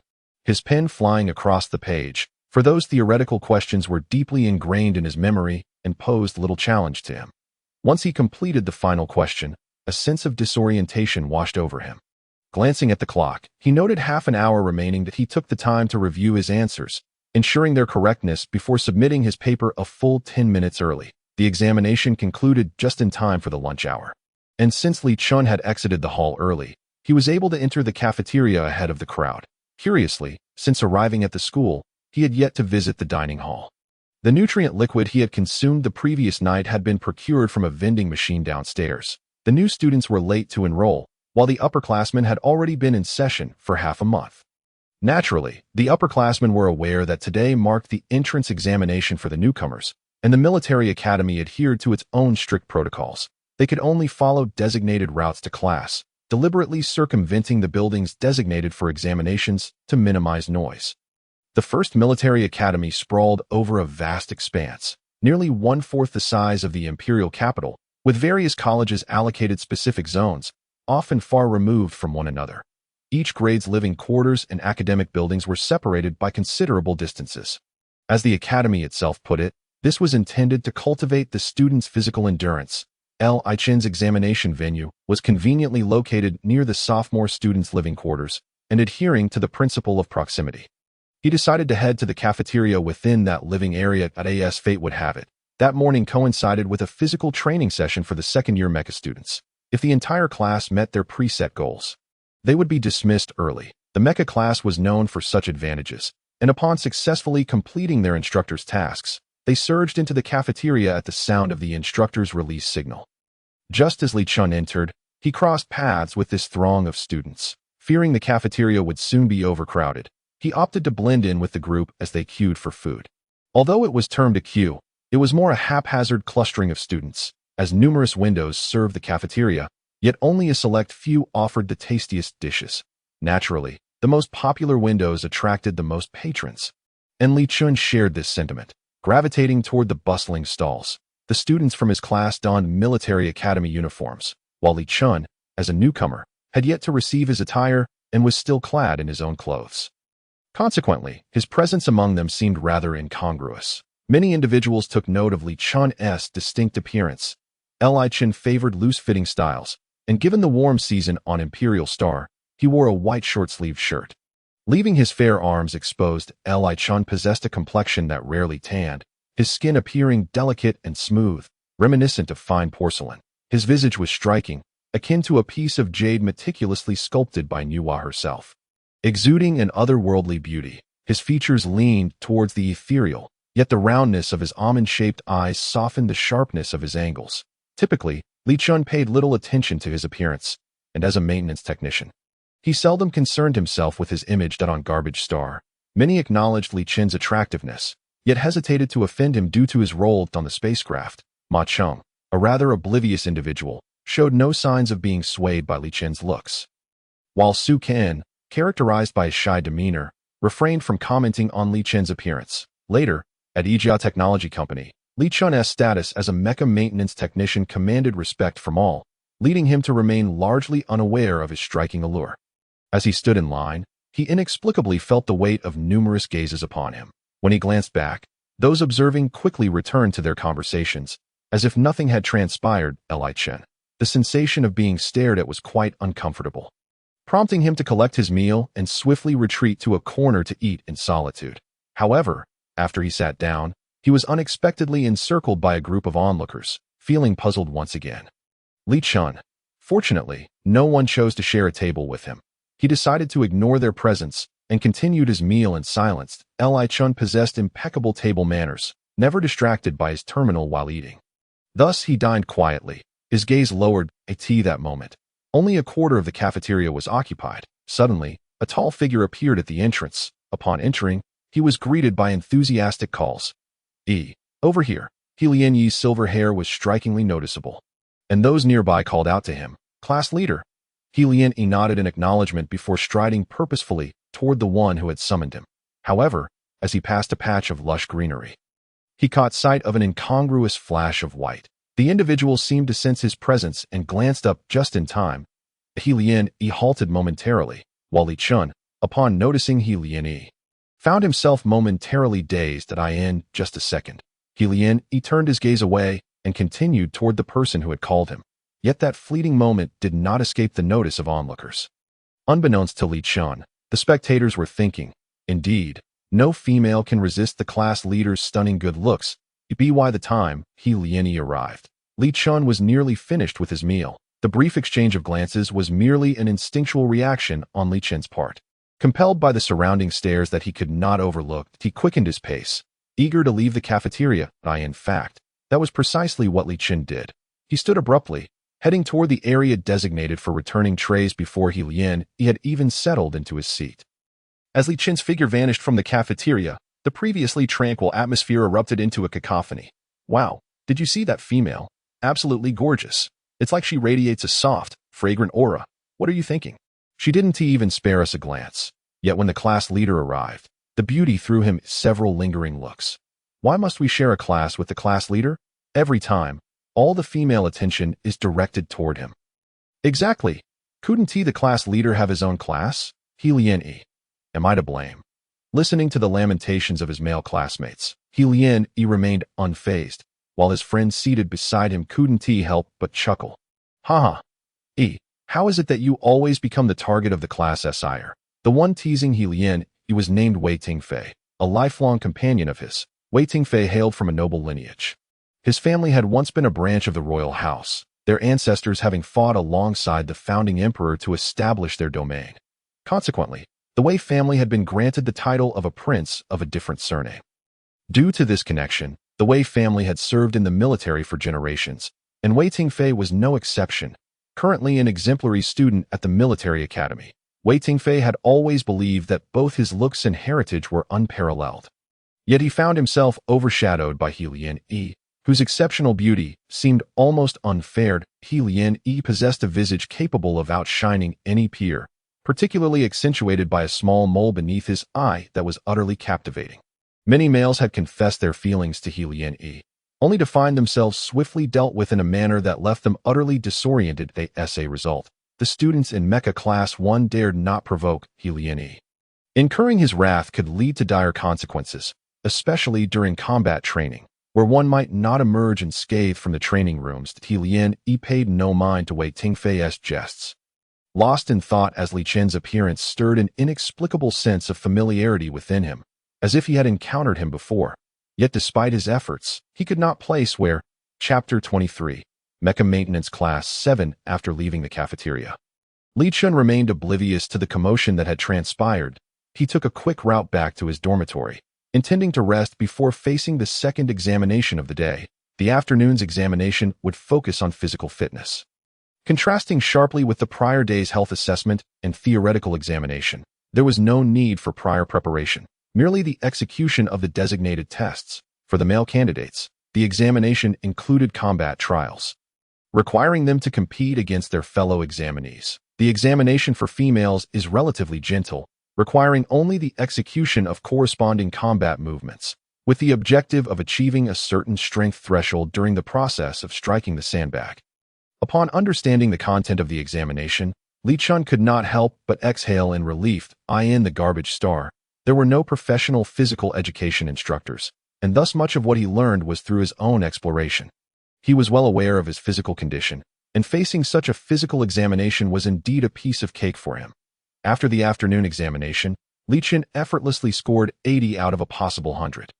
Since this was a joint examination for females, after Li Shu completed his test, Su Qian emerged as well, his countenance revealing a hint of dejection, suggesting that he did not perform particularly well. Upon seeing Li Shu, Su Qian approached him, his voice lacking energy. "Li Shu, how did you do?" Just as Li Shu was taking a sip from his water bottle, he set it down, calm and collected, and replied, "80. What about you?" A look of astonishment flickered in Su Qian's eyes, quickly transforming into jealousy. Though he concealed it well, the fleeting envy was replaced by visible despondency as he murmured, "I only scored 51. Just barely passing." The passing score for the physical examination was 50 points, and Su Qian's result was indeed the lowest among the participants. After all, the female beastmen attending the military academy typically scored in the 60s or 70s. With the more exceptional candidates achieving 80 or 90, Li Shu was naturally aware of this, and he encouragingly patted Su Qian on the shoulder, saying, "It's all right. Passing is already commendable, don't be too disheartened." Perhaps uplifted by his words, Su Qian clenched his fists, silently cheering himself on. Aside from the theoretical examination results, which would be announced the following day, the physical examination scores were released immediately after the afternoon session. The rankings for males and females were separate, and Li Shu's ranking was quite commendable, managing to secure a place among the top 20. The nights at the military academy offered few activities. Li Shu, Su Qian, and Ma Cheng arranged a time to dine at the cafeteria, after which they dispersed to their respective dormitories. Early the next morning, the theoretical examination results were published, which would determine the majors and classes assigned to the first-year students. Consequently, many students rose early to await the announcement that Li Shu was awakened by the chirping of his alarm, as he had no habit of sleeping in, and promptly began his morning routine as he awaited the results. Li Shu quickly located the ranking list for the theoretical examination in the mecha maintenance department. Upon glancing at the first entry, he was taken aback. First place, Li Shu, total score, 198.7. The tension that had been hanging over him dissipated, and a genuine smile spread across his face. However, before he could revel in his joy for too long, the message alert on his communicator chimed that it was a group chat created by their trio since arriving at the Imperial Star. The chat was flooded with messages from Ma Cheng, who had chosen the mecha department and successfully passed the class placement examination. Although he was only assigned to Class 6, it was still a significant achievement for him. Li Shu sent his congratulations. Su Qian soon joined the conversation, announcing that he had passed the logistics department's examination, although he did not get into the medical department as he had wished. Simply not being expelled due to poor grades was already commendable. Li Shu congratulated him, as well. Ma Cheng chimed in with his congratulations, followed by a question directed at Li Shu. "Li Shu, what about you? Which department will you be in?" Li Shu checked his student information page, but the section regarding his department remained blank. He sighed and sent a message, "I don't know. My department information hasn't arrived yet." "Xiao Ma Cheng, no way. You still haven't received any news?" "Cuckoo. Su Qian, could it be a bug?" Li Shu sent a helpless emoji, indicating that he was equally puzzled. In truth, it was not difficult to surmise. After all, the physician had advised Li Shu to apply to the logistics department, yet after meeting Tian Zijing, he chose the mecha maintenance department. Li Shu himself could not articulate why this was, nor could he ascertain whether Tian Zijing's words were genuine. Although Tian Zijing was a national treasure-level master, it seemed unlikely that he would go out of his way to assist someone as inconsequential as Li Shu. Ultimately, it was Li Shu grappling with his own thoughts, fully aware of the outcome, yet still yearning to struggle against it. Just as he contemplated whether to petition the school to change his major, his communicator lit up once more. Upon opening the message, he found it was from the official account of the 1st Military Academy. "Hello, student Li Shu. Congratulations on passing the theoretical examination for the mecha maintenance department. Due to your outstanding performance, having achieved the top score, the Mecha Maintenance Academy has granted your application for admission. Please confirm your enrollment in the academic system before 10 a.m. on September 18th. 3724. Upon reading this message, Li Shu felt the weight of anxiety lift from his chest, and a genuine smile crept onto his lips. He was sincerely overjoyed. He had finally gained admission to the Mecha Maintenance Department of the 1st Military Academy. Not having let down his mentor's expectations, Li Shu's expression drifted into a daze, as if he had been staring at the information on his communicator for an eternity. Fortunately, no one witnessed his moment of bewilderment. He regained his composure and followed the tutorial to access the school's academic system. With a simple swipe of his ID, he entered the interface of the academic system, browsing through the information. He noted that the department section clearly stated Mecha Maintenance Department, and his class was designated as Class 7 of the Mecha Maintenance Department. Li Shu had yet to grasp the significance of this Class 7. He merely clicked Confirm in the Information Verification section, and soon the course schedule for the Mecha Maintenance Department appeared. Even in the realm of interstellar travel, the week was divided into 7 days, excluding weekends. Li Shu realized there were 6 mandatory core courses. The classes were typically scheduled for 2 sessions a day, divided into morning and afternoon, before Li Shu could review the list of courses. A message notification popped up on the screen. It was from the academic office, instructing students to join the class group chat, reflecting on his previous college experience, which required joining similar group chats. He did not hesitate to participate. The chat group labeled Mecha Maintenance Class 7 appeared on his communicator. Hello, first-year students. I am your advisor and the instructor for the Basic Maintenance Practice course. My name is Chow Fong, but you can call me Brother Chow. Of course, I don't mind if you call me Chief Instructor. Now, to get to the point, tomorrow morning at 9 a.m., you are required to arrive promptly at Classroom 308 in the Mecha Maintenance Academy for our first class meeting. Please acknowledge receipt. As the message was sent, responses from students began to flood in, confirming their receipt. Li Shu thought to himself that the military academy was quite accommodating. He had expected a rigorous training regimen, yet it seemed so ordinary. Without hesitation, he replied with an acknowledgement and then exited the group chat. Chapter 24. The first day in order to avoid being late for the first class meeting.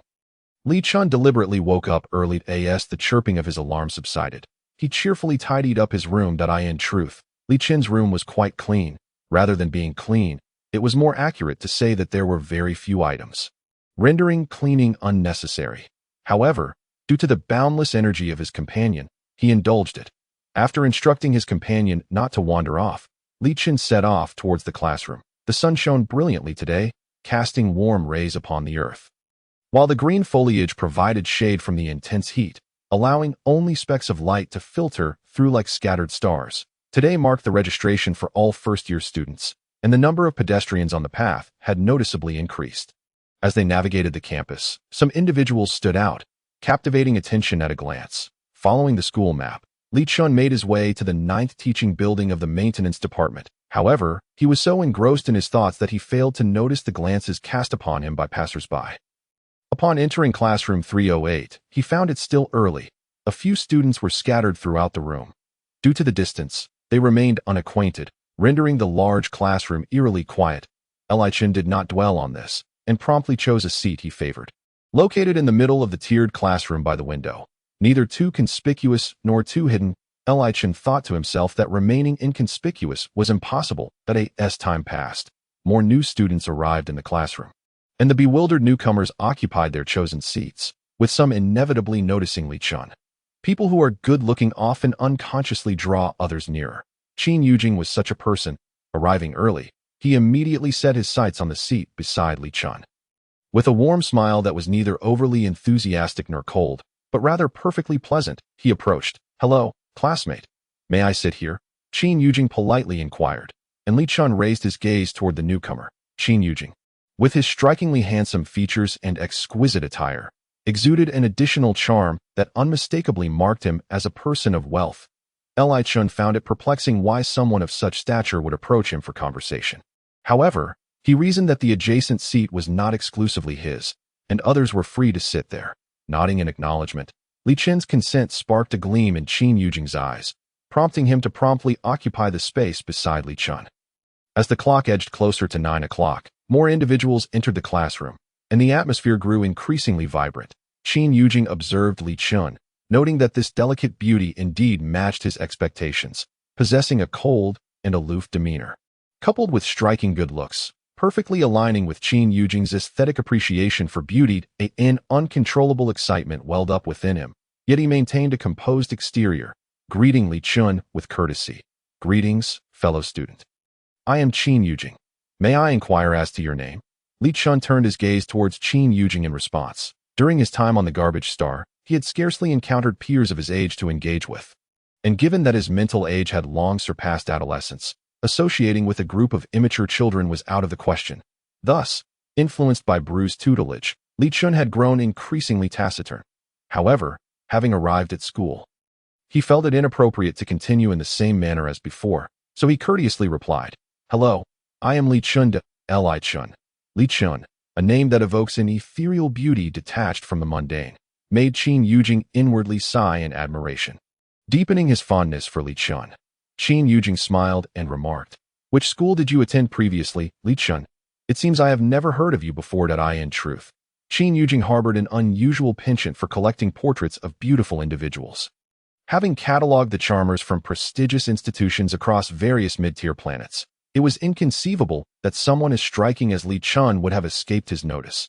This infatuation with beauty stemmed from his own splendid avian beast form, which demanded the utmost standards of allure. He cherished a personal collection of portraits, including those of notable figures from the Empire. It was indeed curious that someone of his caliber would find themselves at a military academy. But as a scion of the Qin family, a noble lineage, he was compelled to attain a military rank. Among many brothers, he was the sole one dispatched to military school, disinterested in the mecha department, which he viewed as a gathering of brutes. Qin Yujing found greater pleasure in the elegance of his own plumage. Thus, he selectively enrolled in the mecha maintenance department, seeking knowledge that spared him from violence while still offering the prestigious honor of graduation.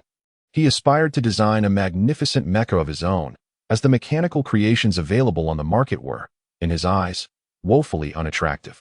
Just as Qin Yujing began to envision his splendid mecha, Li Chun spoke up. "I have not attended high school. I entered the first military academy through a high-level examination from a lower-tier planet." This revelation instantaneously extinguished the fervor within Qin Yujing, leaving him speechless as he regarded Li Chun, scrutinizing him from head to toe. Li Chun's attire was neat yet modest. He wore a plain black t-shirt paired with brown cargo pants. Qin Yujing's discerning eye, however, it appeared rather shabby, and had it not been for Li Chun's handsome visage, the ensemble would have seemed far less appealing. The thought of donning such low-quality garments himself was unthinkable to Qin Yujing. Fortuitously, he was well-mannered and refrained from uttering anything that might discomfort Li Chun, instead exclaiming, "I see, that explains it. But you truly hail from a lower-tier planet? Your appearance suggests otherwise." Li Chun nodded, but chose not to elaborate further, as being scrutinized in such a manner was inherently uncomfortable. Yet, he wished to avoid conflict, especially with someone who appeared to be an affluent young gentleman. Noticing the growing distance between himself and Li Chun, Qin Yujing felt compelled to bridge the gap. Unfortunately, time did not afford him that opportunity. Just as the clock struck 9, Chao Feng entered the classroom punctually. Chao Feng embodied the archetypal rugged figure, sturdy and robust, with a closely trimmed beard and a military cap perched at a jaunty angle, lending him an air of casual authority. Upon his entrance, the classroom fell into a hushed silence. Standing at the podium, Chao Feng surveyed the room, noting the bewildered yet tense expressions on the faces of the students. Instantly, a broad grin spread across his face, revealing a gleaming set of teeth as he boisterously greeted, "Good morning, everyone." "Ah, splendid. It seems you all are quite punctual. I am Chao Feng, your advisor, as mentioned yesterday in the chat group. I shall forego a lengthy introduction. Now, I will take attendance when I call your name. Please stand so that everyone may become acquainted." As he spoke, Chao Feng activated his holographic device, perusing the list before announcing the first name. "Let us see who is first." "Ah, Li Chun." Taken by surprise at being called first, Li Chun stood upright, responding in a calm tone, "Present." The moment his name was uttered, all eyes in the classroom converged upon him, especially Chao Feng, who scrutinized Li Chun's information, then glanced back at him, as if seeking verification. "You are Li Chun?"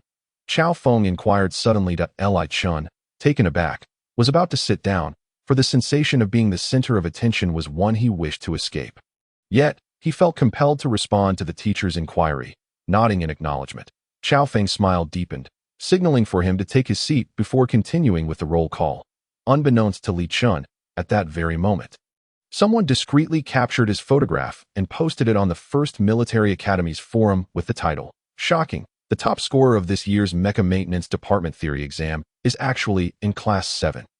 Chapter 25. The most mediocre talent. After completing the attendance, Xiao Feng nodded in satisfaction. Excellent. It appears everyone is present. Now, I shall outline the details of your program. As he tapped on his wrist holographic device. A display illuminated behind him, relaying the information he was about to present. As you may know, our Mecha Maintenance Academy comprises 3 departments, including our own Mecha Maintenance Department, which consists of 7 classes. This year, we have admitted 287 students, with our class being the largest, boasting 48 members. You are all aware that the Mecha Maintenance Department is quite extensive, though it may not be considered particularly popular, as it is quite costly. Each year, numerous students are unable to complete their studies due to financial constraints and subsequently transfer to other departments. Of course, I fully support your decisions. Those who find it too burdensome may choose to switch majors until the 3rd year. As the graduation rate for this program is less than 30% annually at this juncture, several students gasped in disbelief. This implied that fewer than 86 of them would manage to pass the graduation assessments. A statistic that sounded alarmingly dire. Xiao Feng was unfazed by their reactions and continued with a reassuring smile. However, do not be disheartened. I recall that in the last graduating class, only 1 student remained in Class 7. You may be aware that being placed in Class 7 indicates that your talents have been assessed as quite poor. The students with the most mediocre talents find themselves perpetually confronted with the looming possibility of failing to graduate.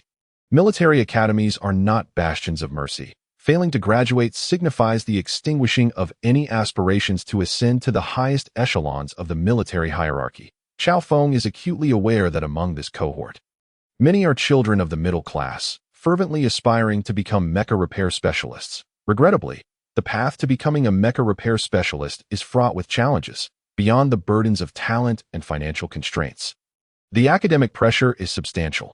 Xiao Feng must impart to them the sobering truth that harboring a false sense of security, believing that merely gaining admission to the foremost military academy guarantees a smooth graduation, will prevent them from ever becoming proficient mecha repair specialists. After Xiao Feng elucidates the pros and cons, the classroom descends into a profound silence. Qin Yujing, upon hearing this, experiences a wave of unease. He is not oblivious to these realities. However, Xiao Feng's words trigger an instinctive regret about whether he has made the right choice. Nevertheless, the Qin family is of noble status, and regardless of his standing as a non-exemplary graduate, financial resources will undoubtedly secure him a position as a competent mecha repair specialist. Contemplating this, Qin Yujing suddenly recalls his neighbor, who appears to hail from a lower-tier star. He glances towards Li Shu, his eyes betraying a hint of sympathy. After all, coming from a lower-tier star implies that he is not a child of affluence, which likely means he will inevitably change majors. Such a pity. Li Shu, unaware of Qin Yujing's thoughts, is deep in contemplation following Xiao Feng's discourse. Logically speaking, having excelled in the theoretical examination, he should not have ended up in Class 7. Yet here he is. Presumably due to his D-grade mental capacity, it seems that his issues stem from his mental prowess. Li Chun has never truly experienced what mental capacity entails. He has merely read about it on the Star Network. Perceiving it as something abstract and elusive, he had once inquired about it with Master Brew, who mentioned that he lacked tools for operating mental capacity. Otherwise, he could have allowed Li Chun to experience mecha manufacturing in advance. Indeed, while Li Chun possesses extensive theoretical knowledge, he is sorely lacking in practical skills that he considers that he must seek opportunities to engage with mental tools in the future. The class meeting continues, with Xiao Feng shifting the topic to the curriculum. Aside from weekends, they will have compulsory professional courses, essential core classes, and elective courses. After assigning the elective courses, Xiao Feng instructs the students to collect their military uniforms. The military uniforms consist of formal attire and combat gear, with the latter being 2 sets more than the former, indicating that daily attire will likely resemble combat uniforms. Once the uniforms are distributed, the class meeting concludes. The students, having received their military attire, are filled with excitement. The moment the meeting adjourns, they rush out of the classroom, eager to inspect their new garments in their dorms. Li Chun follows suit. Leaving the classroom, noticing Li Chun's departure, Qin Yujing trails closely behind him. Upon reaching an open area, the crowd begins to disperse. At this juncture, Qin Yujing sidles up to Li Chun, cheerfully inquiring, "Where are you headed?" Li Chun, shall we go together? Only then does Li Chun realize that Qin Yujing has not left. Intent on avoiding any interaction with Qin Yujing, Li Chun responds curtly, I'm heading back to my dorm. Qin Yujing, still smiling, replies, oh, perfect, I'm going back too. Which area are you in? Li Chun provides a location, and after a moment of contemplation, Qin Yujing quickly realizes that it is in the area designated for females. Qin Yujing surveys Li Chun, who stands a head shorter than him, and is astonished to recognize that Li Chun is indeed a female. You are a female? Having encountered such astonishment before, Li Chun remains calm. Though he finds it curious that the distinguishing traits of beastmen are so subtly manifested, he nods silently, clearly uninterested in further elaboration. However, Qin Yujing, still somewhat bewildered, leans closer to Li Chun and sniffs. Your scent is so faint. No wonder I didn't perceive you as a female at first. Li Chun is momentarily taken aback by Qin Yujing's actions, distancing himself by a meter and casting a peculiar glance at him. What are you doing? Realizing his rudeness, Qin Yujing apologizes sincerely. I'm sorry, I merely wanted to confirm that it's rare to see a female studying mecha repair, so I instinctively assumed you were male. Despite Qin Yujing's earnest apology, Li Chun feels an inexplicable discomfort. Even after residing in this world for several years, he still struggles to adapt to the nuances of his identity, to avoid conflict with a privileged individual like Qin Yujing. Li Chun hastily claims he has matters to attend to and departs. Upon returning to his dormitory, as he steps inside, he is greeted by a chirpy voice filled with joy. Welcome home, Xiao Qincheng. Did you enjoy your day in class? In the familiar surroundings, Li Chun's taut nerves instantly relaxed. He sheds the weight of his burdens and approaches Jia Jia, affectionately ruffling the round head of his companion. His expression softening. Silly Jia Jia, I told you I was just attending a class meeting, not an actual class, that I only picked up a few things. With that, Li Chun showcases the military uniform he just received. Jia Jia's electronic eyes curve into delighted arcs. Wow, Xiao Qincheng's military uniform. Try it on, try it on. Jia Jia claps in excitement. Li Chun nods in agreement and quickly changes into the uniform. The sizing of the military attire fits remarkably well, particularly the combat gear, which accentuates Li Chun's slender waist when he fastens the belt. There is a half-length mirror in the room, and upon glancing at his reflection, Li Chun feels a sense of satisfaction. Jia Jia continues to clap in approval. Chapter 26. The turmoil of the forum. Just as Li Chun finishes trying on the uniform, his communicator suddenly lights up. Upon activating the light brain, he sees a series of messages from Ma Cheng. What the heck? Li Chun, you've made it to the campus forum hot list. Li Chun furrows his brow, uncertain of what the campus forum is. But he comprehends the term hot list. Nevertheless, he remains relatively composed and inquires with Ma Cheng about the campus forum. Cheng quickly sends a link. It turns out that the campus forum is an internal forum created by military academy students utilizing the intranet, where students discuss topics anonymously. The message from Ma Cheng pertains to the new student who ranked first in the theoretical examination.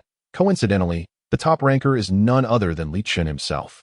Upon opening the post, Li Chun is taken aback by the sheer number of comments, which have already accumulated into the thousands. The news of his first-place theoretical score, yet placement in Class 7, has spread throughout the entire academy.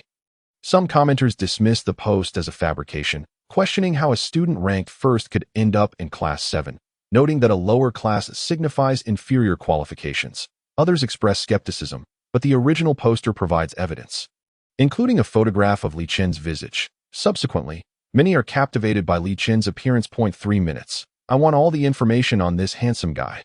Ah, he's so beautiful. Is he a female? How can there be such a beauty in the mecha repair department? Then, someone anonymously divulges Li Chun's basic information. I know this top student. He's the first in this year's new mecha repair cohort and is a female, but I heard his mental capacity is only D grade, which is quite shocking. What? His mental capacity is only D grade? That can't be. D grade students can't even get into our school. Not necessarily. There are indeed D grade students admitted to our military academy, but as everyone knows, they are either aristocrats or have connections. Careful, brave soul, or you might get your account banned. As the discussion progresses, Li Chun notices comments turning increasingly sarcastic. With a face like that, I've never heard of such a person. I'd say he must have taken the back door to get in. Since when did the mecha repair department accept D grade students? This has to be a joke, with a D grade mental capacity. He dares to aspire to be a mecha repair specialist. Perhaps he's just posting to show off, but I bet he changed majors in no time. Surely, his scores couldn't have been achieved without cheating, right? 198.7 points? That's an exceptionally high score. I remember the highest from previous years was only 178.9. Amidst a cacophony of voices, this post has distorted Li Shu into a nefarious figure, accused of illicitly manipulating grades. Furrowing his brow, Li Shu finds himself perplexed by the sudden attention directed towards him, and it is evident that such statements are the product of deliberate intent. While perusing the topic's accompanying photograph, Li Shu realizes that the poster is likely a classmate and he resolves to initiate a private conversation with the poster. However, upon opening the private messaging interface, he discovers that the poster has disabled private messages, refusing to converse with strangers. Even the option to add the poster as a friend has been turned off. Clearly, following the escalation of the situation, many have sought to connect with the poster to uncover the truth. But the poster has wisely chosen to shield themselves from inquiries. Unable to locate the poster, Li Shu is distressed, yet he feels that posting a clarification would only exacerbate the situation, leading others to believe he is attempting to cover up something. He merely hopes that this incident does not disrupt his everyday life. Ma Chong, having not heard from Li Shu for an extended period, anxiously sends several messages. Li Shu responds succinctly, assuring Ma Chong that he is aware of the situation and advising him not to worry. As discussions of this nature are often merely for amusement, perhaps in time, everyone will forget about it. Nevertheless, Li Shu underestimates the gravity of the school forum's trending topics. Some individuals even go so far as to report to the Academic Affairs Office, demanding an investigation into the authenticity of Li Shu's grades and whether any cheating has occurred. After all, who would expect that a female with a D-grade mental capacity could be the top student in the mecha maintenance department? With a report comes the necessity for action, and action requires evidence. The Academic Affairs Office, upon retrieving and scrutinizing Li Shu's examination papers, realizes that the individual responsible for grading Li Shu's paper is no ordinary figure, prompting them to escalate the matter to higher authorities. Director Chilumi of the Academic Affairs Office receives the report regarding the allegations of fabricated grades. The theoretical exam scores are evaluated by 3 teachers, who confer to arrive at a consensus. Upon seeing the name of the first evaluator, Chilumi decides to make a phone call, the recipient being Tian Zijing, the dean of the Mecha Maintenance Academy. At that moment, Tian Zijing is seated in his office, perched on a sofa across from a young man. Their discussion is abruptly interrupted by the ringing of the phone. Tian Zijing furrows his brow, clearly displeased at being disturbed mid-conversation. However, he patiently activates his holographic communicator, the display revealing a call from Director Chilumi of the Academic Affairs Office. Apologizing to the young man before him, Tian Zijing answers the call. Within the office, only Tian Zijing's voice is audible as he speaks on the phone. Yes, it's me. I signed off on that paper. What? Their essay problem? Impossible. I've reviewed his paper, and it could easily be considered a perfect score. Well, the child's mental capacity is a bit lacking, but I believe such talent should not be overlooked. After concluding the call, Tian Zijing's expression is far from pleasant, his demeanor exuding irritation as he mutters, "What nonsense! Do these people have nothing better to do than question my judgment?" The young man opposite him, perplexed by Tian Zijing's vexation, is intrigued by what could have provoked such a reaction. "Master Tian, have you encountered some trouble? Do you require my assistance in addressing it?" Tian Zijing, reminded of the distinguished guest before him, hastily shakes his head. "No, Your Highness, it's nothing to trouble yourself with. Just the day before yesterday was the freshman examination, and our top student is being accused of grade manipulation. Ridiculous. Do they think our Mecha Maintenance Academy is a place where high scores can be easily faked?" The young man, with striking silver hair and piercing golden eyes accented by a small beauty mark at the corner, is none other than Helione. With keen interest, he inquires, "Who is this individual that has garnered your esteemed attention?" Tian Zijing contemplates briefly, then responds, "His name is Li Shu. This child possesses a strong aptitude for learning and a solid grasp of theoretical knowledge, though his mental capacity is somewhat low, only at a D grade." A flicker of hesitation crosses Helion Yi's gaze as thoughts race through his mind, but he fails to grasp them fully before posing another question. Is there anything particularly special about this Li Shu? I recall that the Mecha Maintenance Academy typically does not admit students below C grade.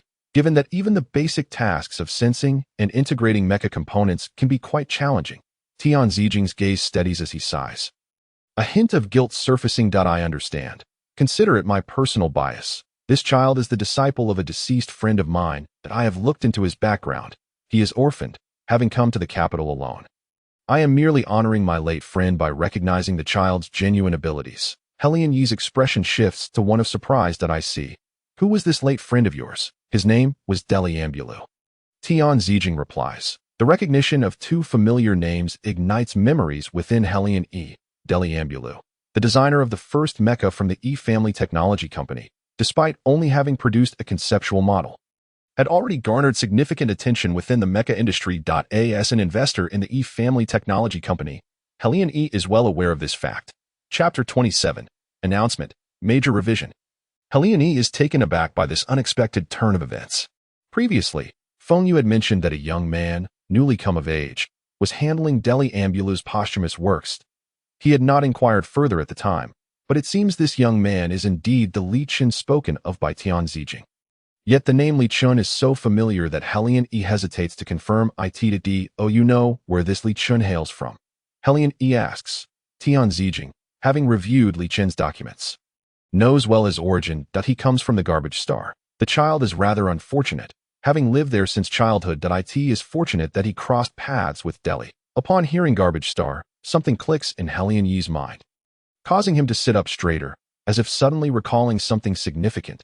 Tian Zijing, startled by Helian Yi's sudden movement, looks on with a puzzled expression. Your Highness, what is the matter? Helian Yi quickly conceals his surprise, shaking his head in a serious manner. It's nothing. I merely recalled something my elder brother mentioned to me this morning. Master Tian, there is no rush regarding the mecha matter.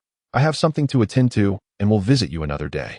Oh, very well. As Tian Zijing begins to elaborate, Helian Yi swiftly stands, striding out of the office with urgency. Helian Yi moves with such speed that the sound of his footsteps seems to rush past, his heart pounding in rhythm with his excitement. His golden eyes gleam with anticipation, and a smile dances at the corners of his mouth.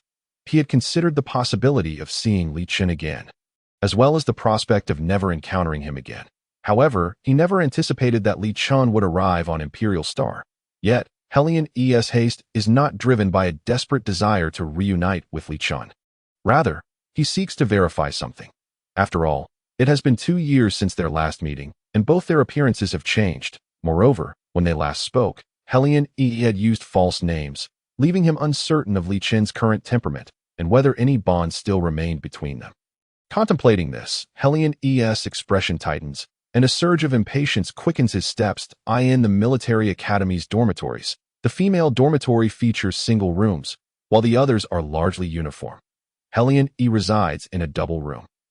Upon entering, the noise he creates startles Wei Tingfei, who leaps upright from his bed, standing at attention, fearing a surprise inspection by an instructor. However, upon turning, he finds Helian Yi's sharp gaze, causing him to shudder momentarily before regaining his composure. Exasperatedly remarking, Helian Yi, could you please be quieter when you enter? This door is bound to break at this rate. Helian Yi glances at the door, then closes it with little regard for its condition, casually stating, no worries. If it breaks, we'll just get a new one. But let us not dwell on that. I need you to look up someone for me. The mention of a request to investigate someone. Wei Tingfei's ears perk up. Who? Who has offended you? Helian Yi, his brows still carrying a hint of delight, dismisses Wei Tingfei's question with a gentle push towards a chair. No need for questions. Just help me find a new student from the Mecha Maintenance Academy named Li Chun. Though Wei Tingfei is a student of the Mecha Combat Department, he also studies information technology as a minor and serves as one of the campus network managers. Consequently, he is more than capable of assisting Helian Yi in searching for a student. In no time, Wei Tingfei retrieves information about Li Chun, including posts from the forum. Wow, what kind of person have you asked me to look up? Accused of cheating, no less? Wei Tingfei's tone is casual, and he lounges in a relaxed posture, frowning at the information displayed on the holographic screen. Helian Yi recalls Tian Zijing's words, quickly grasping the situation as context. He isn't cheating. The reality is he scored 198.7. I just returned from Master Tian, who personally confirmed it. Wei Tingfei is taken aback, but upon hearing Helian E.'s explanation, he can't help but express astonishment. A theoretical score of 198.7. That's nearly perfect, even better than your score in the mecha department last year. Are you considering recruiting him based on his talent? Helian E pressed his lips together, refraining from responding. Merely skimming through the information on his holographic device, it was evident to him what had transpired. His brow furrowed as he inquired of Wei Tingfei, "Is it possible to delete these topics? These comments have severely compromised the integrity of the internal network, have they not?" As the administrator of the campus intranet, Wei Tingfei quickly grasped the situation and understood that Helian Yi's request was an appeal for assistance in erasing the topics. Considering he possessed the authority to do so, deleting them is certainly feasible. "Please wait a moment," he replied without questioning Helian Yi's motives, and promptly commenced the cleanup process. Soon, a management announcement appeared on the forum, prohibiting the disclosure of students' personal information and any form of verbal insult directed at them. The contentious topics were swiftly removed, restoring a sense of clarity and tranquility to the internal network. Naturally, there were numerous protests in response to the announcement, yet such dissenting voices were swiftly silenced with a 72-hour ban from posting, amidst speculation about whether someone had intervened to suppress the discourse. The Academic Affairs Office provided an official response, asserting that they had received reports and, upon verification, found no evidence of cheating by Li Shu. His scores were indeed legitimate at the moment the school released this information. Li Shu was already aware of it. He felt at a loss for words, for despite having done nothing, the matter was resolved, and even the forum's discourse was under control.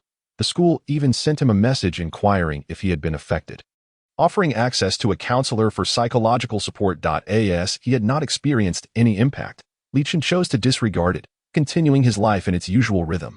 Meanwhile, Wei Tingfei had synchronized Li Shu's student information to Helian E. Upon viewing Li Shu's current photograph, Helian E noted the differences from his appearance 2 years prior. He had matured, becoming increasingly handsome, evoking an immediate sense of striking beauty. Wei Tingfei also shared with Helian E the school's announcement, which was merely a minor detail amidst a plethora of information. Such a trivial incident would soon fade into obscurity with the passage of time. However, due to Helian Yi's burgeoning interest in this individual named Li Shu, Wei Tingfei could not resist teasing him. "You can't possibly be taken in by his looks, can you? But I must inform you, he possesses only D-class mental strength.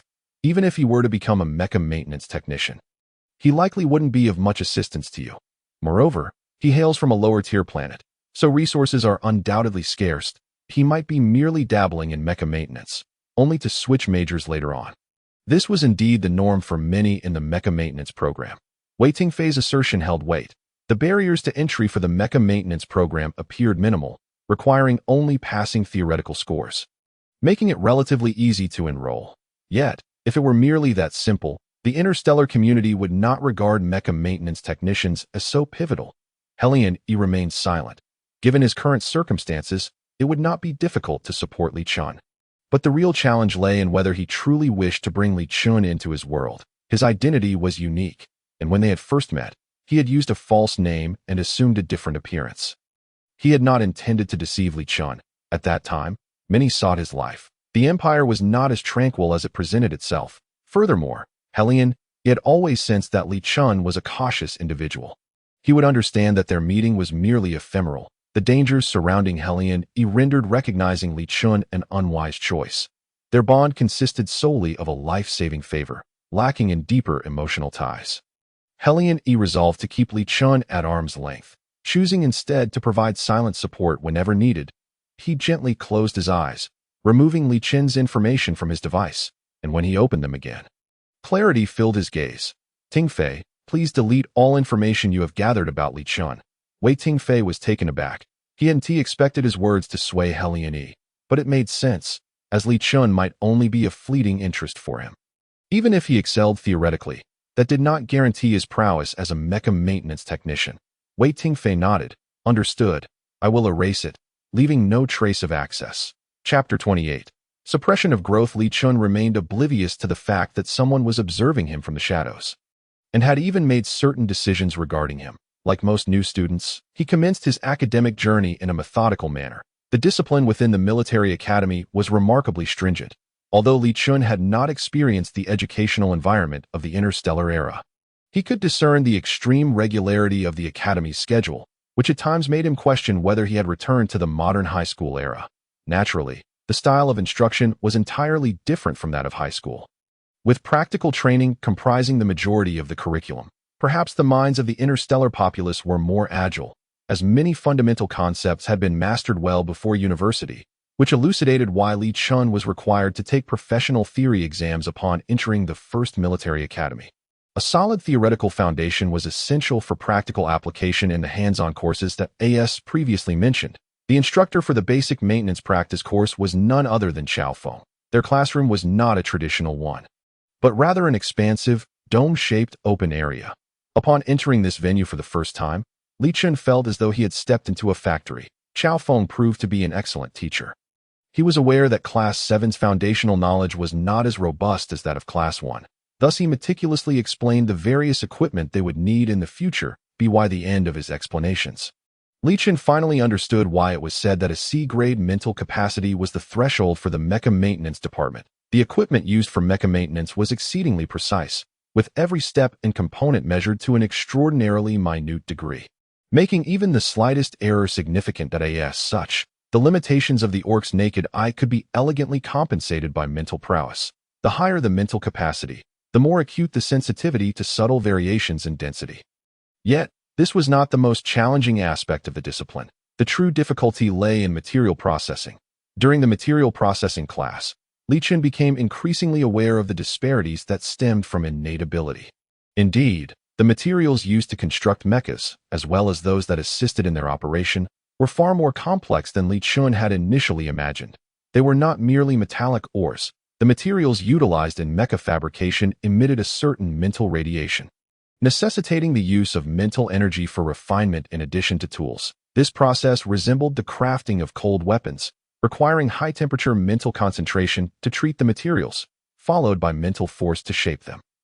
Different materials demanded varying levels of mental energy, in the case of refining C-grade materials. If a C-grade mental capacity user required 10 minutes to complete the task, an A-grade user could accomplish it in roughly 3 minutes. And this was not even the limit for A-grade individuals. However, this does not imply that C-grade mental users could not refine A-grade materials. It simply meant that it would take them longer and consume more mental energy. If the task was merely to splice and repair mecha materials, a basic maintenance practice course would suffice, and Li Chun excelled in such classes. Although his available mental energy was not particularly high, he possessed 2 years of apprenticeship experience in maintenance, which afforded him a significant advantage over classmates who were encountering tools for the first time. Yet, Li Chun was acutely aware that this advantage was fleeting. As many could catch up with him through coursework and training, and some might even surpass him, Li Chun had no choice but to muster every ounce of concentration to tackle each specialized course. Unbeknownst to him, a week had passed since he began attending classes at the academy. In this brief span, he experienced an unprecedented sense of disparity, a gap born from varying educational standards.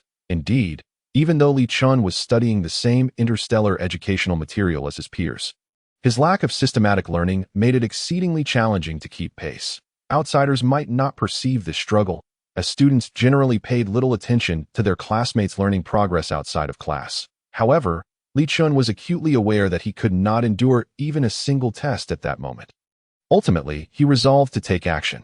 After consulting with Family Technology Company, he purchased a set of precision tools. The military academy provided delivery services, so he received his package right at the door of his dormitory. The toolbox was square and appeared to be no larger than a small section of an arm, yet when Li Chun lifted it, he could distinctly feel its considerable weight, despite its compact size. The toolbox was ingeniously designed, akin to a space-folding travel case. It utilized spatial folding materials, allowing it to contain a plethora of tools that could fill Li Chun's room when opened. Such a portable toolbox was particularly convenient for mecha maintenance practitioners and cost a staggering 500,000 star coins. Since it was unsuitable to open the toolbox in his dorm, Li Chun decided to rent a workshop from the academy. Indeed, the Mecha Maintenance Academy provided dedicated workshops for students to engage in practical operations. These workshops were typically single occupancy and spacious enough to accommodate a mecha. Every student in the mecha maintenance department could rent these spaces for temporary use, including access to the equipment and tools within. However, even the rental fees were exorbitant. Freshmen in their first year generally refrained from renting, as they were still uncertain about their chosen specialty. Yet, Li Shu was different. He had already formulated a plan when Chao Feng introduced the workshop rental during their first class. Reluctantly, he paid the hefty rental fee for half a day, contemplating that if the mecha from E-Family Technology Company did not launch this month, he might have to subsist solely on nutritional supplements. Even in the prosperous Empire Star, the prices of meat and vegetables were astonishingly high. Li Shu was acutely aware of this reality, yet he prioritized securing his livelihood over enhancing his quality of life. Once they officially commenced the basic maintenance practice course, students in the mecha maintenance department could begin accepting private jobs. These private tasks were not hindered by the academy. In fact, the institution actively encouraged them. After all, the mecha department students were true warriors at heart, and the mechas provided by the academy were insufficient for their ambitions. Thus, the academy wholeheartedly supported students bringing their own mechas, as long as they adhered to the specifications. Having their own mechas made them highly sought after. Any dents or damages required repairs, leading to a steady stream of job opportunities. The mecha maintenance students could practice their skills while earning money through these assignments, an excellent utilization of resources. Li Shu was not one to shy away from hard work. In order to meet the standards for accepting jobs, he needed to familiarize himself with the tools at his disposal. Throughout the afternoon, he diligently trained and utilized his mental energy. The toolbox he selected was not of the highest quality, but it was perfectly suited for C-grade mental users. There were no toolboxes designed for D-grade users, as no designer would conceive that a D-grade mental user would dare to become a mecha maintenance practitioner. Using tools that were incompatible with his mental capacity required an immense amount of effort. During his first attempt to manipulate the tools with his mental energy, Li Shu encountered an unprecedented sense of obstruction, akin to the feeling of suppressed growth within his mind, causing a dull ache that left him drenched in cold sweat. Yet, Li Shu did not relent. He pressed on, mastering the use of tools that were not ideally suited to his mental capacity. After numerous trials and failures, he finally succeeded in performing simple repair tasks. And he had grasped the threshold of mecha maintenance. Chapter 29. Assembly and disassembly. Li Shu's efforts over the weekend bore fruit. In the basic maintenance practice class, he brought his toolbox and successfully operated the tools for his repair practice. The basic maintenance practice course did not prohibit students from bringing their toolboxes. In fact, it was highly encouraged. For instance, Qin Yujing wielded a highly advanced B-grade toolbox, and his mental capacity was also rated at B-grade. Logically, he should have ranked among the top classes, yet his theoretical scores were only marginally acceptable, which relegated him to Class 7. Qin Yujing was among the first to successfully manipulate tools in the basic maintenance practice class. Indeed, the second focus of Chao Feng's lessons was to master the operation of their tools. Many students who had undergone systematic training were highly adept at manipulating their mental energy, with some even achieving mastery in the first lesson. While others struggled, Li Shu fell into the latter category. Chao Feng was astonished that Li Shu had managed to succeed, not for any other reason, but because Li Shu, with a D-grade mental capacity, was operating C-grade tools. Chao Feng had never publicly disclosed Li Shu's D-grade mental capacity, yet due to Li Shu's recent rise to fame on social media, most in the class were well aware of it. Li Shu was likely the last in the class to master the tools. It seemed he might never achieve this skill. Yet, he had succeeded. Chao Feng nodded in satisfaction, marking a brief A next to Li Shu's name. Soon, he verified the progress of several other students, who barely scraped by with A beat. Despite his robust physique, Chao Feng was an exceedingly patient teacher. Upon learning that the entire class had reached a passing standard, he proceeded to the next lesson, which was highly anticipated by Class 7. They were finally going to engage in hands-on repairs. The repair process was not particularly difficult. Their tools provided excellent assistance, allowing them to complete mechanical assembly much like a jigsaw puzzle. However, Chao Feng had no intention of presenting them with an easy task. He began by instructing them to connect a mecha's arms. This was merely a semi-finished model, resembling some kind of beast-shaped mecha, with only the upper body present. They were tasked with completing the assembly of the mecha's upper body and arms. While this appeared simple, the actual operational difficulty was immense. A minor miscalculation could result in improper connections, with minor errors leading to dysfunctional arms, and severe ones potentially rendering the entire arm inoperable. one must understand how precious mecha materials were. Chao Feng had the audacity to ask them to connect the arms directly. Many students felt a sense of trepidation, reluctant to be the first to step up. Yet, Chao Feng merely smiled and remarked, "If you are afraid to undertake such training, how will you handle repairs when someone presents you with even more valuable arms in the future?" The classroom fell into a profound silence. While the students understood the underlying principles, it was evident that the moment one of them stepped forward, it would inevitably involve the task of handling the arm. Just as the stillness enveloped the room, a resplendently dressed young man approached, none other than Qin Yujing. With a smile gracing his lips, he declared, "Teacher, allow me to take the lead." Qin Yujing had never concealed the fact that he was of noble descent. Even when placed in the lowest tier, Class 7, a stark contrast to his aristocratic identity. However, by being the first to test the waters, he bore no burden of potential damages to the equipment and could allow his classmates to observe before attempting themselves. No one opposed this decision, and Qin Yujing ascended with his toolbox in hand. Of course, Chao Feng would not permit a novice to operate the machinery directly, so he provided guidance from the sidelines. After 30 minutes of meticulous operation, Qin Yujing successfully connected the first ARM.AS. The sound of completion echoed. The students held their breath in anticipation. Yet, the connection alone did not guarantee success. The arm also needed to be operational. Chao Feng approached the control panel to commence the first round of testing. The engine light of the arm illuminated, sparking a glimmer of hope in the eyes of Class 7, although it was not their assembled arm. It was the first successful connection they had witnessed. However, when Chao Feng moved the joystick, the arm merely swayed slightly before. With a resounding click, the engine light extinguished. The connection had failed. That a wave of disappointment washed over the students, tinged with regret. Yet, Qin Yujing remained unfazed, fully aware of his capabilities, and accepted the outcome with grace. The failure was, of course, anticipated by Chao Feng, who calmly checked the malfunctioning arm before announcing that the materials were unharmed and could be disassembled for continued use.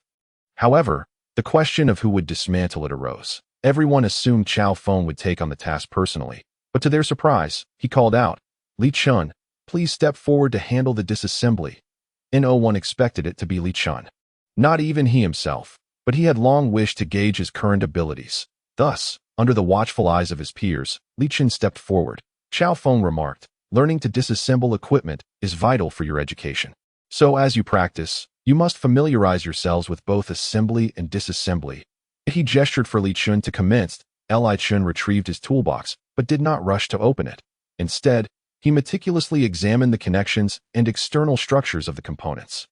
Many watched in confusion, thinking Li Chun's actions unnecessary, especially since Chao Feng had already inspected the arm and deemed it sound. However, Qin Yujing was captivated by Li Chun's approach, having been one of the first to recognize his potential. Only after thorough inspection did Li Chun calmly open his toolbox, set up the operational framework, and begin to work systematically.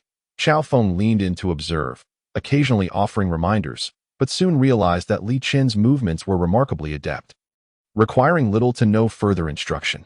Typically, disassembly would be much quicker than assembly. Yet Li Chun spent nearly half an hour completing the task. Maintaining a meticulous attitude, Chao Feng examined the arm and the mech's main body, ultimately concluding that the equipment Li Chun had disassembled was flawless and undamaged. In that moment, the onlookers were left in astonishment and confusion, for in their minds, a D-grade mental capacity could not achieve such intricate tasks. Yet, the evidence was clear. Li Chun had succeeded. Chao Feng expressed his satisfaction and announced that the following day, each student would formally learn assembly and disassembly, with everyone divided into groups, and each individual required to complete the task. Simultaneously, he clarified that the materials used for assembly were provided by the school and would not incur penalties for damages, although limits on practical usage would apply, should the damages exceed a certain threshold. Financial restitution might be required. Upon hearing this, the students exhaled in relief, realizing that the school was indeed considerate, alleviating their burdens. After class, Li Chun once again departed alone. However, today he was followed by a small shadow. Perhaps due to the intensity of the gaze upon him, Li Chun could not ignore it. Turning around, he found himself face to face with Qin Yujing, his eyes sparkling with enthusiasm, reminiscent of their first encounter. Having been discovered, Qin Yujing no longer concealed his intentions and approached Li Chun with an air of delight. Li Chun. Do you remember me? He inquired. Li Chun, recalling Qin Yujing's tenacity, nodded and voiced his curiosity. Is there something you wish to discuss, Qin? Qin Yujing tapped his fingers together, a bashful smile gracing his face. I was simply astonished by your disassembly earlier. It was evident that you possess considerable skill. I couldn't help but wonder where you honed your craft, and if I might have your account for Wanzhongkong Jian to add you as a friend. A flurry of questions ensued. And as Li Qin contemplated, he realized the depth of Qin Yujing's observation was rather remarkable, as not everyone would focus on his technique with the tools. Logically, such inquiries might raise Li Qin's suspicions. Given their intensity, yet Qin Yujing's clear, sincere gaze made it difficult to suspect ulterior motives. Initially reluctant to respond, Li Qin finally replied, I was once a repairman. Though not for meched, I am adept with basic tools. As for this Wanzhongkong Jian, I do not possess such an account that moment. Li Qin pondered what Wanzhongkong Jian entailed. Observing Li Qin's confusion, Qin Yujing seemed incredulous that someone could be unaware of it. His eyes widened in disbelief. You don't have Wanzhongkong Jian. How do you practice then? Realizing this was something he had not encountered before, Li Qin frowned slightly. I am unfamiliar with this Wanzhongkong Jian you mention. Is it truly of such significance? Qin Yujing inhaled sharply, but recalling Li Qin's background, he realized that Li Qin could not possibly deceive him regarding this matter. Thus, Qin Yujing commenced explaining the concept of the Wanzhong space to Li Qin. However, as the narration of Wanzhong space unfolded, Li Qin felt as though his worldview was on the brink of reconstruction. The technology in this world had, in fact, advanced to a level beyond Li Qin's comprehension. He had previously thought that the foundational knowledge of interstellar travel was already quite challenging, at least for a human. The scientific achievements in this world were beyond humanity's reach. Wanzhong space is a virtual realm created by the amalgamation of mental energy and science. Akin to a VR game, yet distinct in that mental energy can genuinely penetrate into Wanzhong space, providing a far more authentic sensory experience that resembles the cognitive spaces humans have fantasized about. A realm unattainable by the physical body, where the soul can roam freely in another tangible world. While the physical forms of beastmen cannot access higher dimensional realms, their mental energies transcend the current dimensional existence. The exploration of mental energy has long been a cosmic enigma. Yet some have successfully crafted virtual spaces compatible with the realm of mental energy. This virtual realm is aptly named Wanzhong space. As the name suggests, it is a space accessible to countless individuals. Existing within a higher dimension, beastmen can utilize their mental energy, aided by a medium, to enter this space. The current development of Wanzhong space resembles a miniature universe, where beastmen can engage in activities mirroring real life, such as trading and combat. According to Qin Yujing, the initial creation of Wanzhong space was inspired by a mecha game during an era of fervent enthusiasm for mechas. Many individuals, captivated by mechas, endeavored to deplete their fortunes to acquire one that, however, even a standard mecha would cost millions of star coins, an unattainable sum for the average person at that time. Thus, the mecha game was born. As people sought more immersive experiences beyond traditional flat games, leading to the emergence of virtual modes, and subsequently, Wanzhong space, where the first mental energy mecha game was developed. This game replicated the challenges of operating a real mecha to a significant degree. Having been tested by numerous nations across the cosmos, it was proven that operating a mecha within Wanzhong space closely mirrored the experience of piloting a real mecha, due to its remarkable fidelity. It was once commandeered by a certain nation that, if utilized correctly, this virtual space could serve to cultivate a mecha army. Given that mechas are heavy weaponry, training such a force in reality poses serious logistical challenges regarding space, equipment, and costs. After all, mechas are immensely destructive. There are not many places where they can be allowed to wreak havoc. Consequently, Wanzhong space emerged as a cost-effective alternative, providing high efficiency at low expense. Of course, the nation that sought to commandeer it ultimately failed, as the universe is not monopolized by a single entity.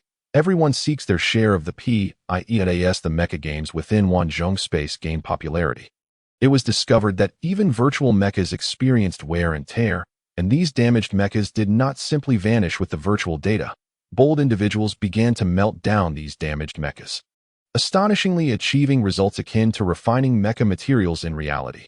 Thus, the profession of mecha repair technicians began to delve into the game for research, as the costs were remarkably low. After all, who would be concerned about a heap of virtual data? The marvel of Wanzhong space lies in its ability to analyze and read the data of real-world mental energy materials, constructing identical material data as if they genuinely existed. Following this revelation, Wanzhong space's popularity surged. Some even initiated trade within the virtual realm, and as exploration continued, it became apparent that they could exchange virtual items for real-world goods, albeit at an exchange rate of 10 virtual currencies for 1 star coin in reality. Such an extraordinary Wanzhong space remains shrouded in mystery, as no one knows who created it. From the moment people learned of its existence, it gradually permeated their lives. Even the company that developed it remains elusive. With no traceable history or domain name found on the Star Network, Li Shu was left astounded upon hearing all this, as he had been wholly unaware of such developments. Previously, his master, Bruce, had little time left, and it had been a monumental task for him to impart all his knowledge to Li Shu. With time pressing, there was little room for further concerns, especially considering the difficulties of survival on a garbage planet, let alone entering Wanzhong space to enjoy life. Li Shu had only been out of the garbage planet for a month, and among the people he knew, there were only Ma Cheng and Su Qin. However, their relationship was not close enough for complete openness. Noticing Li Shu's budding interest, Qin Yujing smiled warmly and said, "If you're intrigued, why not purchase a virtual device? Although it may not be as realistic as a virtual pod, it should suffice that I know a manufacturer offering discounts." Despite a flicker of doubt regarding Qin Yujing's enthusiasm, Li Shu could not help but feel a surge of excitement. He nodded, saying, "Could you kindly share the purchasing channel for the manufacturer?" Qin classmate. Eager to assist the beautiful individual, Qin Yujing readily complied. They exchanged contact information, and soon after, Qin Yujing generously sent over the purchasing link. "Rest assured, this manufacturer is invested by my family, and the quality is absolutely guaranteed. Oh, and I hold a VIP membership, so you'll get a 50% discount," Qin Yujing exclaimed with great enthusiasm. Li Shu, unable to contain himself any longer, lifted his gaze in suspicion, asking, "Qin classmate, why are you being so helpful to me? Our relationship shouldn't warrant such generosity, should it?" Chapter 31. Entering Wanzhong space, Qin Yujing paused momentarily. Realizing he had perhaps overstepped his bounds, he quickly offered an apologetic smile. "My apologies. Did I startle you? Please rest assured, I harbor no ulterior motives. I simply wish to befriend you." Li classmate. Of course, Qin Yujing would not confess that he was smitten by Li Shu's beauty. After all, what was wrong with a bird being fond of beauty? Li Shu, lacking the ability to read minds, could not fathom Qin Yujing's current state of mind. However, he was acutely aware that Qin Yujing belonged to a noble family, while he himself hailed from a lower-tier planet, making it improbable for Qin Yujing to have any designs on him. Li Shu was not inherently suspicious. Rather, the unfamiliar environment and the stark difference in their statuses made him more vigilant. Qin Yujing's demeanor was sincere, and if he continued to doubt the other, he would truly be mistaking kindness for ulterior motives. With a deep breath, Li Shu softened his previously aloof attitude, his expression becoming warm and genuine as he said, "Thank you." Li Shu's simple expression of gratitude was meant to acknowledge Qin Yujing's assistance and the information provided. Qin Yujing was taken aback by the unexpected response, feeling as though the ice had melted atop a mountain. A refreshing warmth enveloping him as Li Shu's exquisite features shone brightly, akin to the radiant sun. In that fleeting moment, Qin Yujing felt as if he had been struck by a bolt of realization. His heart racing with heightened joy. "It's nothing, really. Just mention my ID when you make the purchase." Li Shu, naturally, did not refuse this goodwill. With Qin Yujing's help, he swiftly acquired a seemingly satisfactory virtual device, which resembled a helmet that allowed entry into Wanzhong space. After parting ways, it was already evening. Qin Yujing had other matters to attend to, so they bid each other farewell. The manufacturer recommended by Qin Yujing was also located on the Imperial Star. And that very night, Li Shu received the package. It seemed that the speed of interstellar delivery was remarkable. Upon receiving the package, Li Shu did not rush to use it, but instead took the time to gather information regarding Wanzhong space online. He discovered that the scope of Wanzhong space's operations was exceedingly vast, leaving him momentarily dazzled. When he finally extricated himself from the wealth of knowledge, he realized it was already past midnight, and he had no choice but to retire for the night, intending to enter Wanzhong space the following day. The next day, there were few classes, mostly concentrated in the morning, unlike other days. However, Qin Yujing and Li Chun officially became friends, occasionally exchanging thoughts during class. In short, Li Chun was no longer isolated. Before long, evening arrived, and Li Chun was set to enter Wanzhong space. He had arranged a time to meet Qin Yujing online. And in addition, he had also reached out to Ma Cheng and Su Kuan. Su Kuan, like Li Chun, was initially unaware of the existence of Wanzhong space, while Ma Cheng had a different experience upon entering the mecha program. His first class was about accessing Wanzhong space, and being a novice, he had been thoroughly overwhelmed by his classmates. As Li Chun read through Ma Cheng's barrage of complaints, a smile crept onto his face. It seemed everyone was enjoying their campus life quite thoroughly. Equipped with the virtual device, Li Chun directed his mental energy into it. Soon, an enigmatic sensation enveloped him, and as he opened his eyes in the darkness, the surrounding space transformed into a warm and cozy room. This appeared to be a reception area, and seated before him was a gentleman clad in a suit, his face resembling a flat white canvas akin to paper, with tiny eyes and a straight line for a mouth. The familiar two-dimensional art style momentarily left Li Chun in a daze. Welcome, ID number 10001970412338, to Wanzhong space.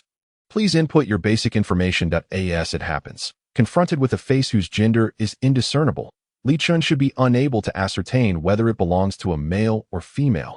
However, due to the voice exuding a sense of maturity, Li Chun instinctively perceives the individual as a gentleman. As the person's words conclude, a virtual screen materializes before Li Chun, prompting him to fill in his information. Half of the data is authentic, while the other half is fabricated. The genuine portion serves to bind the account, enabling recovery through a real ID in the event of account loss, whereas the virtual information transforms into publicly displayed account details, akin to creating a virtual gaming identity within the Wanzhong space. Prior to entering, Li Chun had learned that an individual could bind a maximum of 3 accounts. After confirming the details, the gentleman inquires, "Player with the virtual nickname Chun, do you wish to alter your appearance?" Li Chun contemplates for a moment before shaking his head, replying, "No changes. Very well. You are about to be transported to Wanzhong space. Wishing you a pleasant journey." As the space gradually contorts and shifts, Li Chun finally steps into the so-called Wanzhong space. Suddenly, a cacophony of sounds fills his ears due to the blinding white light of the transport. Li Chun squints, and as he slowly opens his eyes, he discovers himself amidst a bustling commercial street, surrounded by a throng of newly transported individuals. Li Chun feels a fleeting sense of bewilderment. The holographic scenery momentarily leads him to believe he has been transported to a tangible realm. Yet, he is acutely aware that it is nighttime in the imperial capital, while the location he occupies remains illuminated as if it were midday. Nay, to be precise, this space shines as brightly as day. Even the sky appears remarkably realistic. Before Li Chun can fully appreciate his surroundings, another virtual screen appears before him. "Welcome, newcomer Chun, to Wanzhong space. This is the current map of the area you are in." The map is located in the upper right corner of the virtual screen and can be accessed at any time to view your current coordinates. Moreover, the virtual screen provides only contact information and account panel status. The rest of your identity panel will require exploration on your part. Li Chun finds himself somewhat dazed. This truly resembles a gaming interface. As a novice, Li Chun cautiously examines the information on the virtual screen. The screen opens and closes with the slightest thought, and as the prompt indicated, the interface is pristine, containing solely contact details. This communication link is bound to Li Chun's light brain, meaning he can use this virtual screen to connect with the outside world. Before long, the time agreed upon with Qin Yujing arrives, and Qin Yujing sends a message inquiring whether Li Chun has entered Wanzhong space. After confirming, Li Chun soon receives an invitation for coordinate sharing. Upon clicking to agree, he is instantaneously transported to stand before Qin Yujing. Upon seeing Qin Yujing for the first time, Li Chun is struck with an indescribable expression. It must be said that Qin Yujing's virtual attire accentuates his beauty to the utmost. Li Chun had thought that Qin Yujing's school attire was already flamboyant enough, for even while wearing the standard school uniform, Qin Yujing consistently adorned himself with peculiar yet exquisite accessories. Yet in this virtual world, Qin Yujing appears to have fully unleashed his true nature, clad in a flamboyant ensemble. Particularly captivating are the subtly shimmering gems on his skirt, no, pants, Well, forgive Li Chun for not comprehending the artistry of Qin Yujing's attire. As a former designer in a past life, albeit in architecture, he finds himself at a loss for words regarding such fashion. Qin Yujing, resembling a peacock in full bloom, lights up at the sight of Li Chun. Li Chun. Li Chun discreetly steps back, maintaining a safe distance from the exuberant Qin Yujing, and, to mask his embarrassment, clears his throat lightly, saying, "Good evening." Chapter 32. Yupking Qin Yujing is a remarkably competent guide, aware that it is Li Chun's first time in Wanzhong space. He takes it upon himself to introduce Li Chun to the city known as Xing City. Wanzhong space features a segmented map, reminiscent of a gaming interface. It appears boundless, yet only accessible regions can be entered. Rumor has it that Xing City is the first city to be developed, hence it is often referred to as the capital. After guiding Li Chun through the dazzling commercial street, they arrive at a place named Industrial Street. The name is straightforward yet evocative, as this street sells industrial products, primarily comprising mecha materials. Li Chun gazes at the unrefined or semi-finished mecha components, feeling utterly mesmerized. Qin Yujing proceeds to introduce each establishment. And upon reaching a repair workshop, he states, "This is the workshop where mecha repair technicians work. Similar to the studios we can rent at school, the mecha materials in Wanzhong space are also crafted by genuine mecha repair technicians. If you wish to practice, you only need to pay virtual currency here to rent a workspace for your training." As he speaks, Qin Yujing winks. "I practiced here before, but I must remind you. Assembling tools in Wanzhong space is considerably easier than in reality, as everything here is composed of mental energy, making it relatively simple." As he speaks, Qin Yujing shares a comparison list with Li Chun. The moment the information window pops up, Li Chun captures the details. In the real world, mecha repair technicians also possess levels, with the highest being S level and the lowest E level. This ranking does not correspond to mental energy levels, but rather serves as an assessment of capability.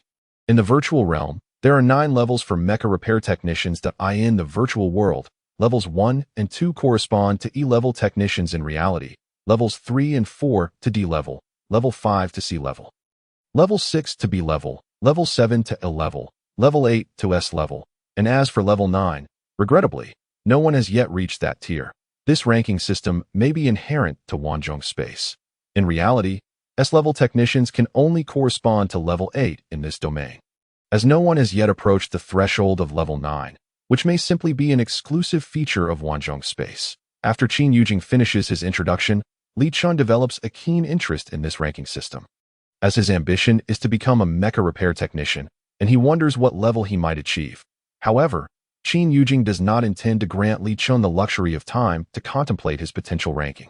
After touring the repair workshop, he promptly drags Li Chun to the largest square in Xing City. There, a colossal circular structure stands, its rose-gold walls towering high, reminiscent of a citadel. Surrounding this fortress-like edifice is a massive screen, currently showcasing a spectacular mecha battle video.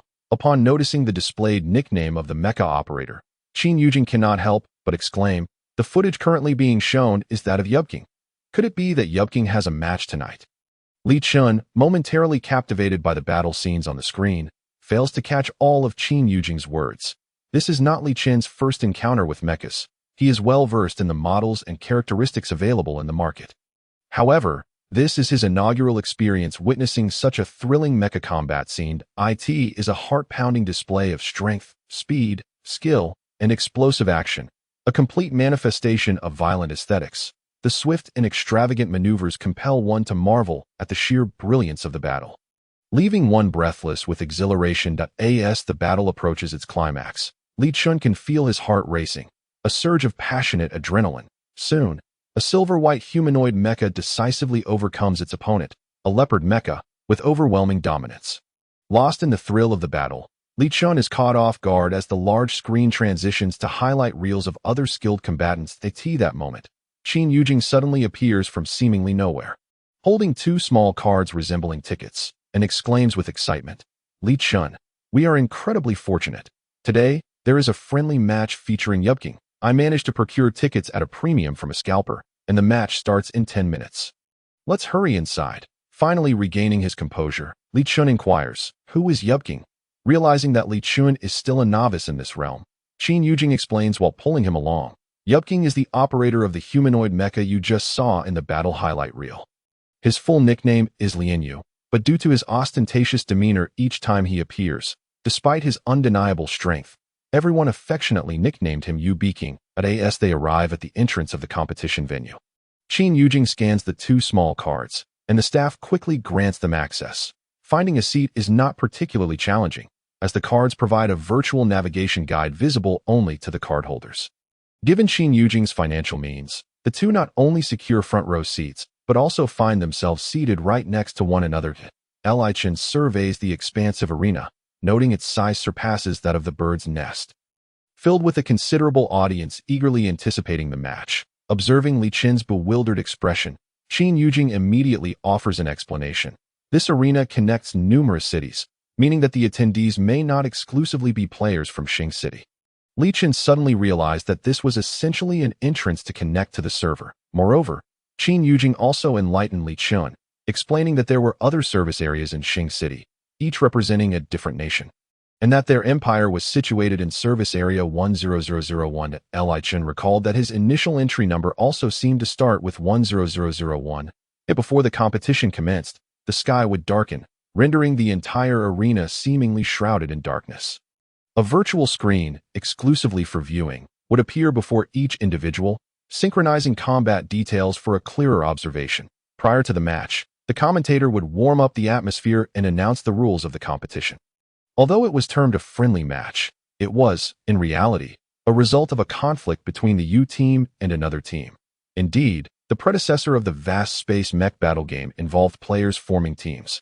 And due to the use of virtual accounts, conflicts were unavoidable. The reason it was referred to as a friendly match was that it was not yet the tournament phase of the mech battle. A friendly match involved one side issuing an invitation to the other, applying to the mech battle committee for public competition. Once the committee approved the application, the friendly match arena would be opened, and tickets would be sent out to those wishing to watch the event. The virtual currency earned would be equally divided between the committee and the two teams. The conflicting teams might have initiated the match to insult one another. Yet regardless of the outcome, they would still receive a sum of money, making it seem not entirely unprofitable. Chapter 33. Lianyu's solo match. Friendly matches were divided into solo and team competitions. As it was a friendly match, it was impossible for everyone to compete in solo matches. Thus they only needed to send one representative for the first solo match to AT. This moment, Li Shu also understood the names of the two teams. The team led by Yu King was named Lin Yuan, consisting of only 3 members, while the team that instigated the conflict was called Tuozhe, a fully staffed 5-member squad. A bright light illuminated the center of the arena. The space for the solo match was not vast, confined to the central area with boundary distinctions. Stepping out of bounds would be deemed a disqualification. Therefore, the scope of the match was limited. Testing the operator's skills significantly, the first contestant from the Tuozhe team took the stage, piloting a mech resembling a lion of the night, its entire body cloaked in black, yet faintly glowing with a fiery red hue. This mech was classified as an S-class, primarily crafted from A-class materials, with its critical weapon forged from S-class materials. Thus its classification as S-class was hardly surprising to A.S. Li Shu examined the mech's statistics and material analysis while comparing it to the mech model. He realized that the designer had evidently studied beast-shaped mechs. The joints were remarkably fluid, and its movements truly resembled those of a living lion. Qin Yujing could not help but exclaim beside him, "What a magnificent lion-shaped mech! Goodness, I find myself somewhat enamored." The participant from the Lin Yuan team did not keep the opponent waiting too long. Its entrance was rather extraordinary, descending from the heavens like a divine weapon. Soaring through the air akin to a shooting star, its explosive speed astonishing all. When the mech landed steadily on the ground, the audience finally beheld its full form. It was a humanoid mech, entirely silver-white, designed for speed, thus adopting a lightweight model, lacking in power compared to the opposing lion-shaped mech. The tension in the arena was palpable, yet Li Shu felt an odd sense of déjà vu, as if witnessing a confrontation between a lion and a cheetah in the animal kingdom. However, it was well known that the cheetah's offensive capabilities were relatively weak, rendering it disadvantaged before the lion. Yet this was not the animal kingdom. It was a mech competition. Li Shu watched enthralled, eager to see the duel between the two, curious about the humanoid mech's strength and whether it could recover from its apparent disadvantage. Soon, Li Shu discovered the answer. With the commentator announcing the start of the match, the lion and the humanoid mech charged towards each other. As Li Shu observed, the lion's strength was indeed terrifying. But just a second before their collision, the humanoid mech altered its posture, causing the lion to miss its target completely. The spot where the lion had lunged struck the ground, shattering it and revealing its formidable power. Although it had missed, the lion quickly regained its composure, and the operator of the humanoid mech, clearly aware of the imminent counterattack, fired a shot from the weapon mounted on its arm towards the approaching foe. The lion, undeterred, unleashed a cannon from its own arm, retaliating at the location where the attack was aimed. In the blink of an eye, the lion evaded the explosion zone, while the humanoid mech hovered in midair. Resembling a sovereign surveying its territory, the explosion resonated in the air, obscuring half the arena in smoked that moment. The lion suddenly leapt into the air, attempting to ambush the suspended silver-white mech. However, the silver mech seemed to anticipate this, deftly dodging the lion's surprise attack before countering. The black and white silhouettes began to intertwine on the battlefield. To the naked eye, their trajectories were indiscernible, only perceivable as they collided and then separated, moving with astonishing speed. The commentator's voice rose in excitement, echoing in every spectator's ears, seemingly infectious in its fervor. "Look, it's happening. That's Lin Yu's signature triple jump." Commentator 1 exclaimed. Lin Rui's mech maintains its aerial advantage. He initiates a rapid-fire sequence, brilliantly blocking Lin Yu's triple jump. Commentator 2 added. Lin Yu executes a Z-shaped step. He evades Lin Rui's attack. "Goodness, our Yu King is truly remarkable." Commentator 1 continued. "These two competitors are seasoned rivals, well acquainted with each other's tactics," remarked Commentator 2. "Wait, what is Lin Yu doing? He's charging forward," Commentator 1 noted. Commentator 2 interjected. "Is this Lin Yu's new strategy?" But he's in a lightweight mech. Facing a heavy mech head-on is incredibly risky, just as the commentators had described. Lin Yu's maneuvering now appeared perilously reckless. Lin Rui, taken aback by Lin Yu's boldness, had long harbored resentment towards him, naturally seizing this opportunity to make him suffer. Consequently, he swiftly retrieved his ultimate weapon, aiming it at Lin Yu. Yet, Lin Rui underestimated Lin Yu's strategy. He was not truly intending to confront head-on, but rather executed a feint. At the moment Lin Rui's attack approached, nearly colliding head-on, Lin Yu performed a swift evasive maneuver, narrowly avoiding the critical strike. His speed reached its zenith as he leapt in an arc, stealthily positioning himself behind Lin Rui. With a resounding crash, amidst the watchful eyes of the audience, Lin Yu delivered a powerful kick that sent the heavyweight lion-shaped mech flying out of bounds, causing it to skid several meters. In an instant, the arena fell silent before erupting into thunderous applause, the commentator's voice tinged with raw excitement. "Lin Yu has evaded to Lin Rui's rear. He has defeated Lin Rui. Let us congratulate Lin Yu." Congratulations to Lin Yuan for securing victory in the first match. Amidst the jubilant crowd, the first half of the match concluded. After the match, both mechs vanished from the virtual arena, and Li Shu was unable to catch a glimpse of the so-called Yu King's appearance. The team competition was scheduled for the following day, prompting everyone to exit the arena and return at the appointed time to observe the matches, although there was some regret that Lin Yu could not interact with the audience. The competition had been utterly thrilling. As Li Shu emerged from the arena, he remained in a daze, feeling the surge of adrenaline within his chest, a fervent admiration and yearning for absolute power. Qin Yujing, equally exhilarated, rambled on to Li Shu, showering praises upon Lin Yu's remarkable prowess. Li Shu then inquired, "Can I pilot a mech and engage in battle like them?" Upon hearing this, Qin Yujing snapped out of his reverie, chuckling. "Oh, are you interested now? It's not difficult to operate a mech in vast space. There are quite a few females here who enjoy piloting mechs. If you're interested, we can form a team together." As a future mech maintenance engineer, Li Shu felt it essential to learn to pilot mechs. Understanding how to operate them and engage in combat would greatly benefit his future studies. Thus, Li Shu nodded in agreement. "All right, let us form a team." Chapter 34. The silver-white mech, however, it was entirely impossible for Li Shu and Qin Yujing to form a team, as the minimum requirement for team formation in the mech battle game was 3 members. With a maximum of 5, Qin Yujing was acquainted with many individuals, yet most were scions from prestigious families, their aspirations lofty. Additionally, due to Qin Yujing's peculiarities, others tended to avoid him, aware that no one wished to team up with him. He decided to reach out to Ma Cheng, who was among the few he knew that played vast space. Upon hearing that Li Chun wanted to form a team, Ma Cheng immediately agreed. Although he had a few amicable classmates in his class, none of them had formed a battle team. Therefore, in consideration of his friend's needs, he readily consented, especially after he learned that Li Chun was female. His concern for her grew exponentially. Of course, that was merely a pure friendship. Ma Cheng's mindset was rather juvenile.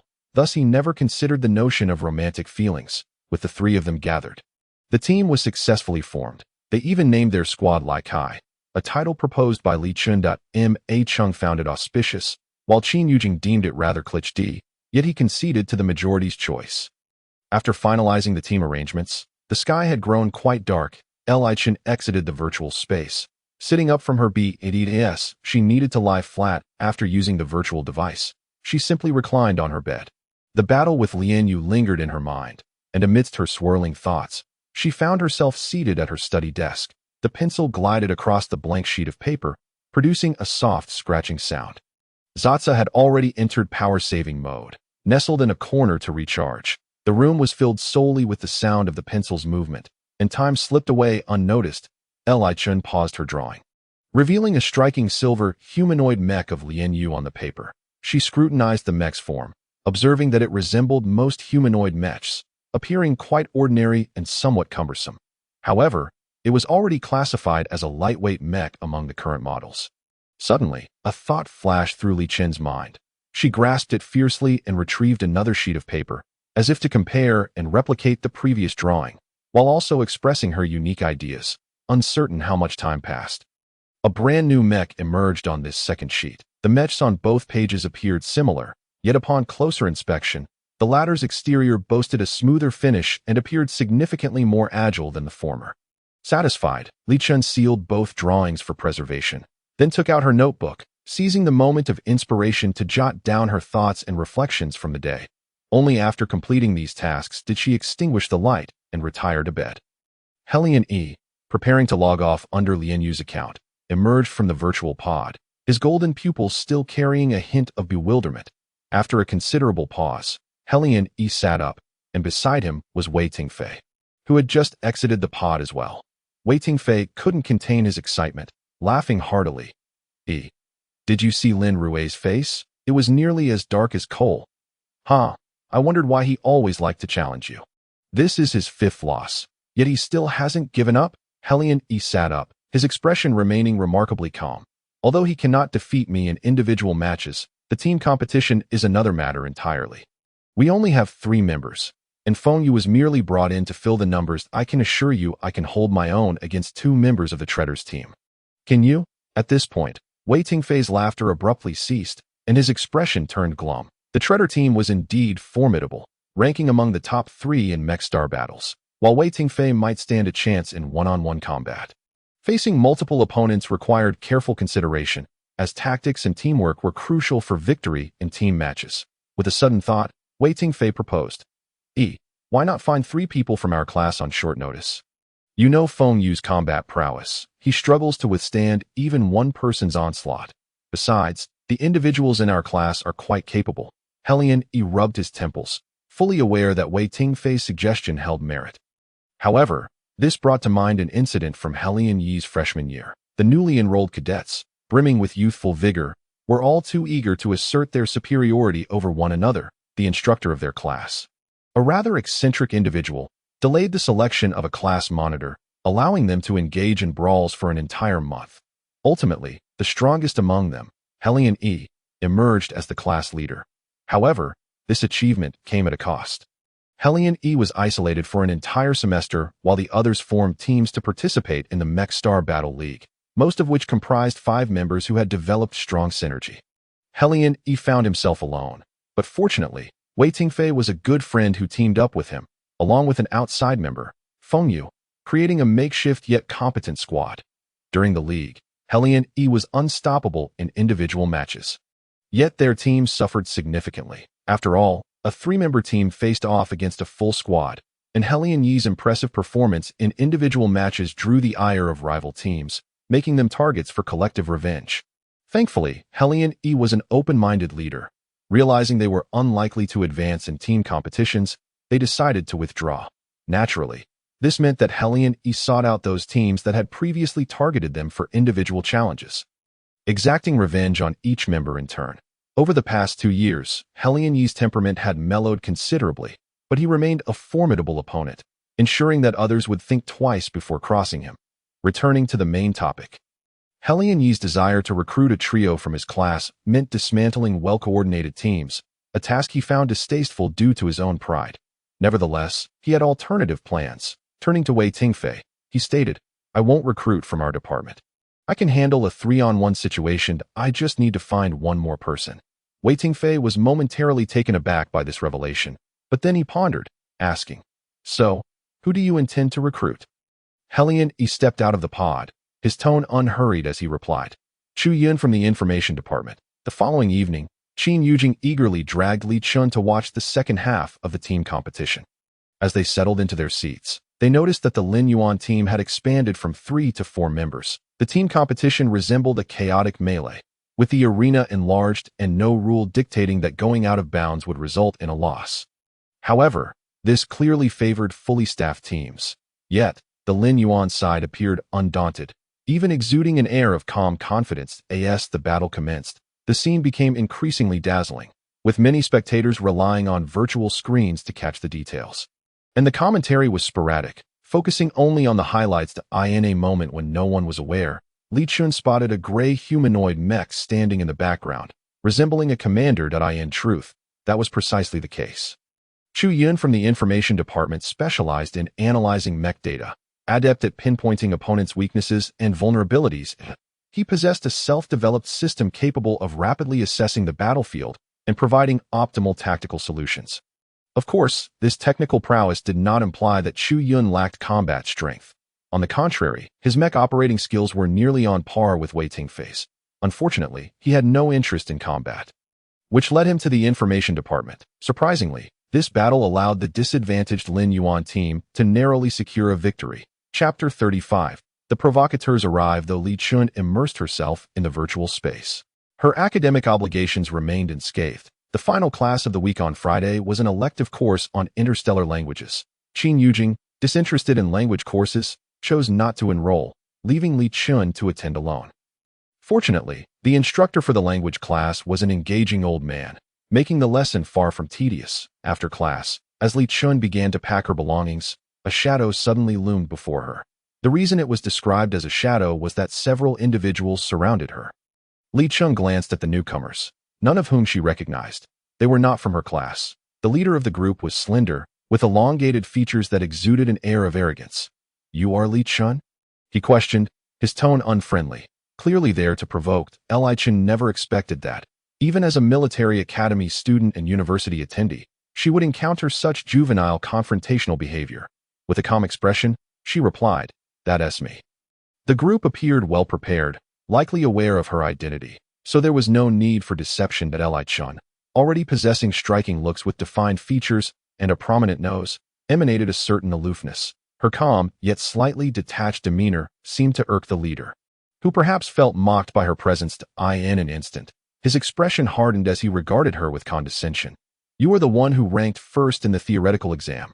I expected more, with a mere D-level mental capacity. How can you have the audacity to enroll in the mecha repair department? You don't seem to possess much skill." The veiled insults were unpleasant to hear, but Li Chun was unfazed. She was more surprised that the forum post about her had been deleted long ago. Yet a week later, someone still sought to confront her. However, Li Chun was not one to suffer in silence. Her eyes narrowed slightly. "Pardon my interruption, but who are you?" The question seemed to strike a nerve, and the leader's face flushed red, his voice rising. "You don't know who I am." Li Chun feigned amusement. "Must I know you?" His eyes bulged in anger as he retorted, "My name is Yuan Shina. Have you not heard of me?" Seeing the leader's furious demeanor, Li Chun almost believed he was a long-lost relative. Nevertheless, she had no intention of engaging further with such individuals, so she decided to withdraw. "Now that I know, I shall take my leave if there's nothing else." She attempted to walk away. Yuan Shinha called out, "Stop." At this moment, the classroom was deserted, and Li Chun felt free to walk in any direction he pleased. He completely disregarded the other party and headed straight for the classroom door. However, it seemed that the other party was intent on opposing him, as Yuan Xinhe and the lackeys he had brought blocked the exit. Li Chun furrowed his brow, realizing that if he did not resolve this predicament, it would indeed become troublesome. Yuan Xinhe rushed down a few steps, his chest heaving as if he were both agitated and out of breath from running. He said, "Did I not tell you to leave?" Li Chen's expression turned frosty as he replied, "Yuan Xinhe, I have never even seen your face before. Surely, we have no grievances between us." Yuan Xinhe was nearly at his wit's end. This person truly did not recognize him at all. If Li Chun were to look further down the transcript, he would discover that the 11th place in the theoretical examination for the Mecha Maintenance Department was none other than Yuan Xinhe. Originally, Yuan Xinhe did not know Li Chun either, but Li Chun had made quite the impression at the beginning of the semester that it was unclear who had dug up information about the new students. But it was discovered that 2 females were among the top 20 in the Mecha Maintenance Department, and comparisons were drawn between them. It was well known that the Mecha Maintenance Department was a challenging field, and most females would not choose this major. Even those who did would not likely achieve such outstanding results. Yuan Xinhe, however, was different. He hailed from a family of mecha maintenance engineers and had developed an interest in the profession through exposure. He confidently believed that he would become an exceptional female mecha maintenance engineer. Furthermore, he possessed an A-grade mental ability, which was crucial for his studies in mecha maintenance. Yet, he never anticipated the appearance of Li Chun, who emerged in a manner that was nothing short of ostentatious. He could hardly believe that a fellow female beastman could outperform him, especially considering that Li Chun's mental ability was only rated D. A D-grade mental ability was virtually non-existent among mecha maintenance engineers. Thus, when others began to compare him with Li Chun, he felt increasingly dissatisfied. Although both were female, Yuan Xinhe could not help but feel that Li Chun was unworthy of being placed in the same category as him, especially given that his mental abilities surpassed Li Chun's. Yet, there were those who intentionally provoked him, using Li Chun's top score in the theoretical exam as a means of irritation. Infuriated, Yuan Xinhe sought out Li Chun. Determined to prove his superiority, he had been inquiring about Li Chun's whereabouts until he finally obtained the latter's class schedule yesterday. Choosing to confront him this afternoon, rather than speaking, it was the individual beside him who was backing him up, who interjected, "How could you not know Yuan Xinhe? He is from class 1 of the Mecha Maintenance Department, a precious female, you know." Li Chun automatically disregarded the nuance of precious female, focusing instead on the essential information. Upon realizing that the other party was there to confront him, he could not help but smirk. "Though I may have limited abilities, I still managed to secure the first place. What about you? What was your rank?" His words were a direct retort, dripping with sarcasm. Yuan Xinhe's expression changed abruptly, his beautiful eyes widening in disbelief. "Are you insulting me?" Li Chun merely smiled. "With so many people around, why do you think you're the only one being addressed? Those with guilty consciences would be the ones to feel targeted."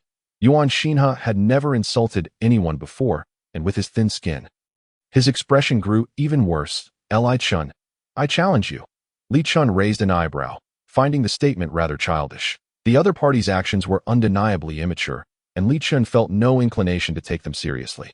Moreover, he could surmise that the intention behind the presence of the others was merely to block him rather than to engage in a physical altercation. Had they truly intended to fight, they would have done so when the classroom was empty. Of course, even if a fight were to break out, he would not be afraid. However, injuring oneself could take 100 days to heal, which seemed rather unwise. Li Chun asked leisurely, "What exactly do you want?" Yuan Xinhe replied furiously, "After a month of school, there will be a campus mecha competition. I want you to participate and compete against me.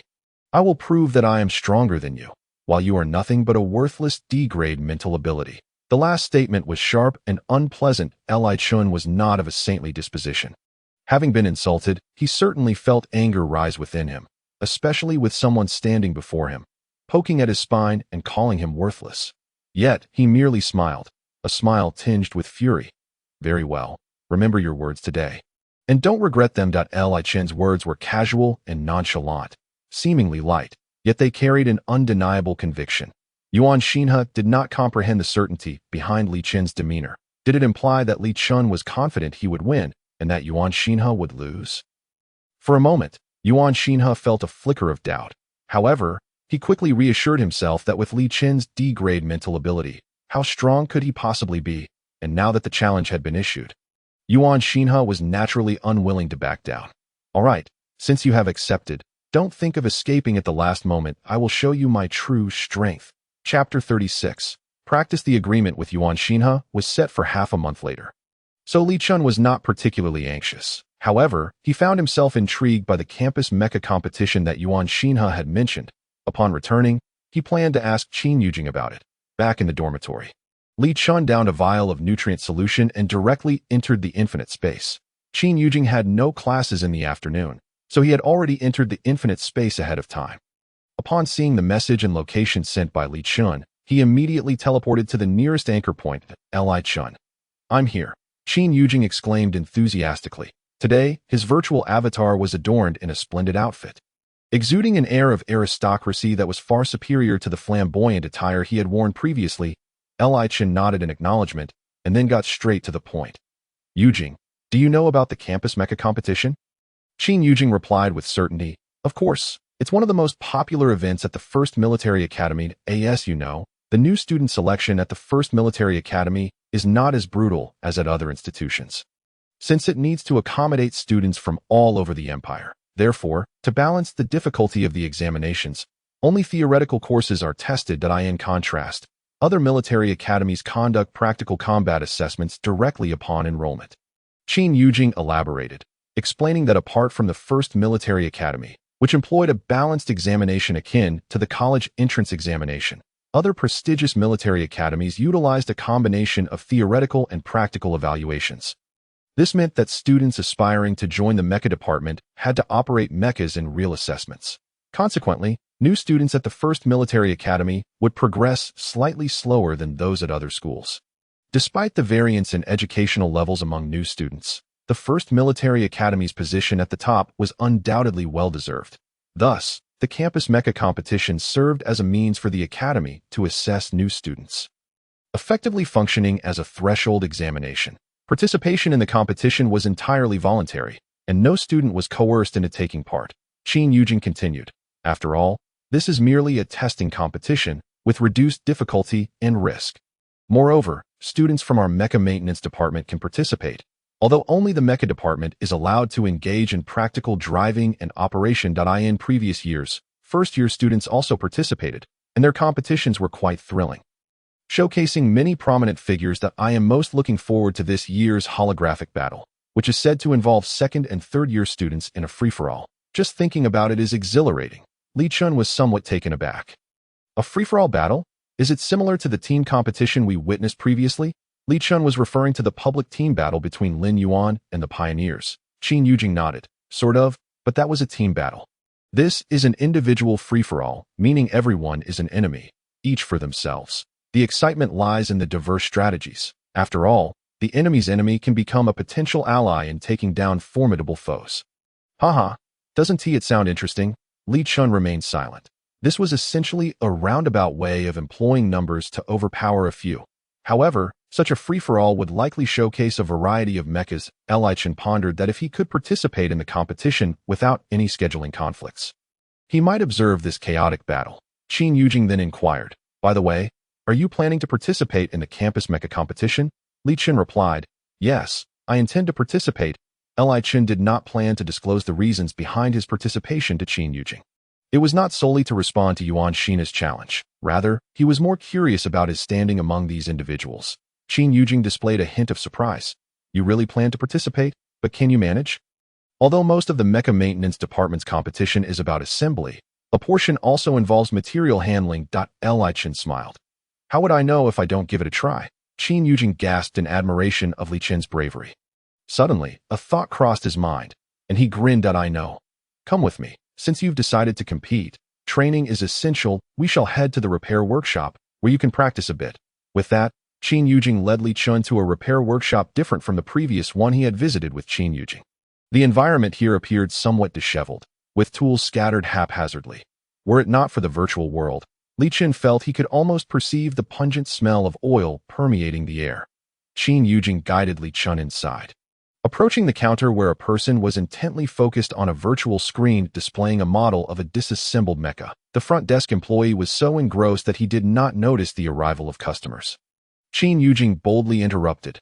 "Excuse me, are there any workspaces available for rent?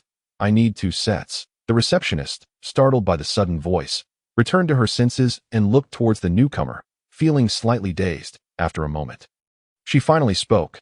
"Oh, we still have 2 workspaces available. Do you require any basic materials? There's a 20% discount on the price." Qin Yujing nodded in affirmation, replying, "Yes, I do." As she spoke, she turned to Li Chun and explained, "Rest assured, I've inquired thoroughly on your behalf. Although this place may appear rather ordinary, their workspaces are well equipped, and they also provide basic materials. The total cost is significantly lower than what you would find elsewhere." Upon hearing this, Li Chun understood that Qin Yujing likely did not frequent such workshops, yet her thoughtfulness towards his financial concerns was truly commendable, saving him quite a bit of trouble. Gratefully, he expressed, "Thank you, Yujing." Qin Yujing smiled awkwardly. "What are you being so polite for? We are friends. Come on, let us go take a look." In the midst of their conversation, the receptionist had already handed them their information cards. This time, Li Chun did not let Qin Yujing cover the payment. He paid for his share himself. The exchange rate for virtual currency to star coins was 10-1, making the rental of the workspace considerably cheaper than renting a studio outside.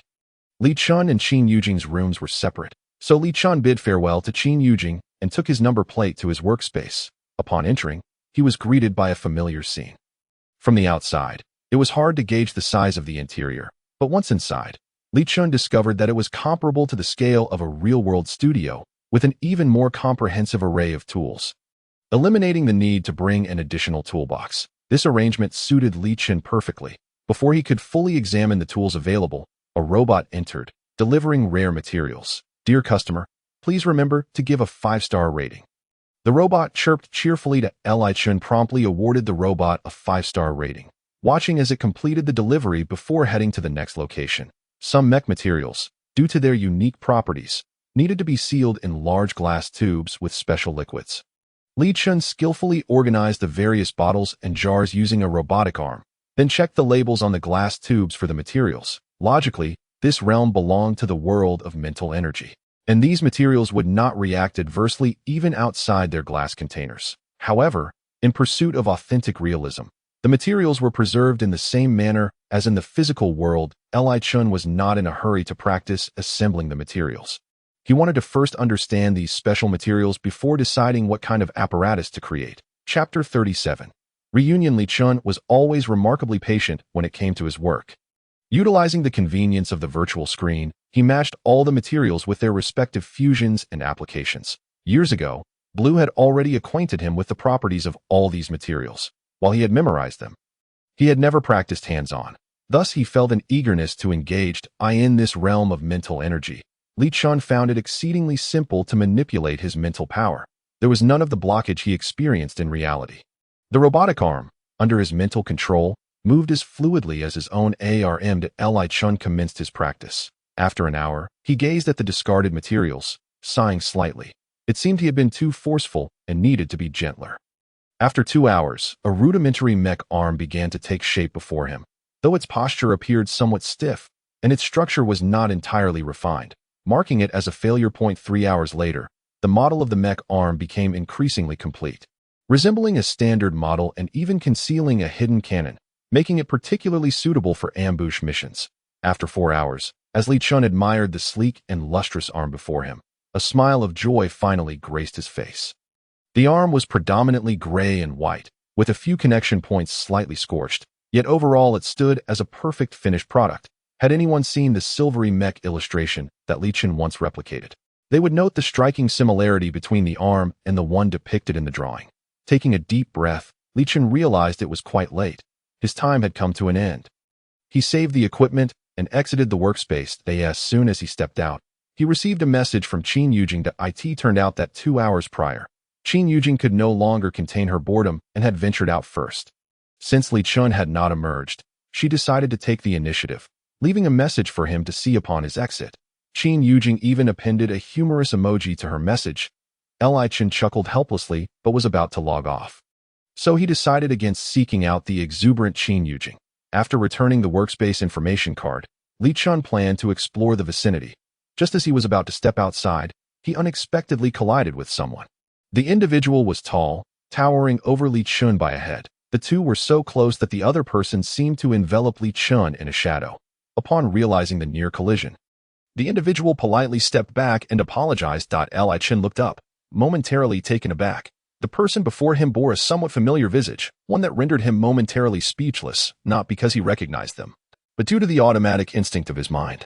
The figure was that of a young man, with inconspicuous black hair and striking golden eyes.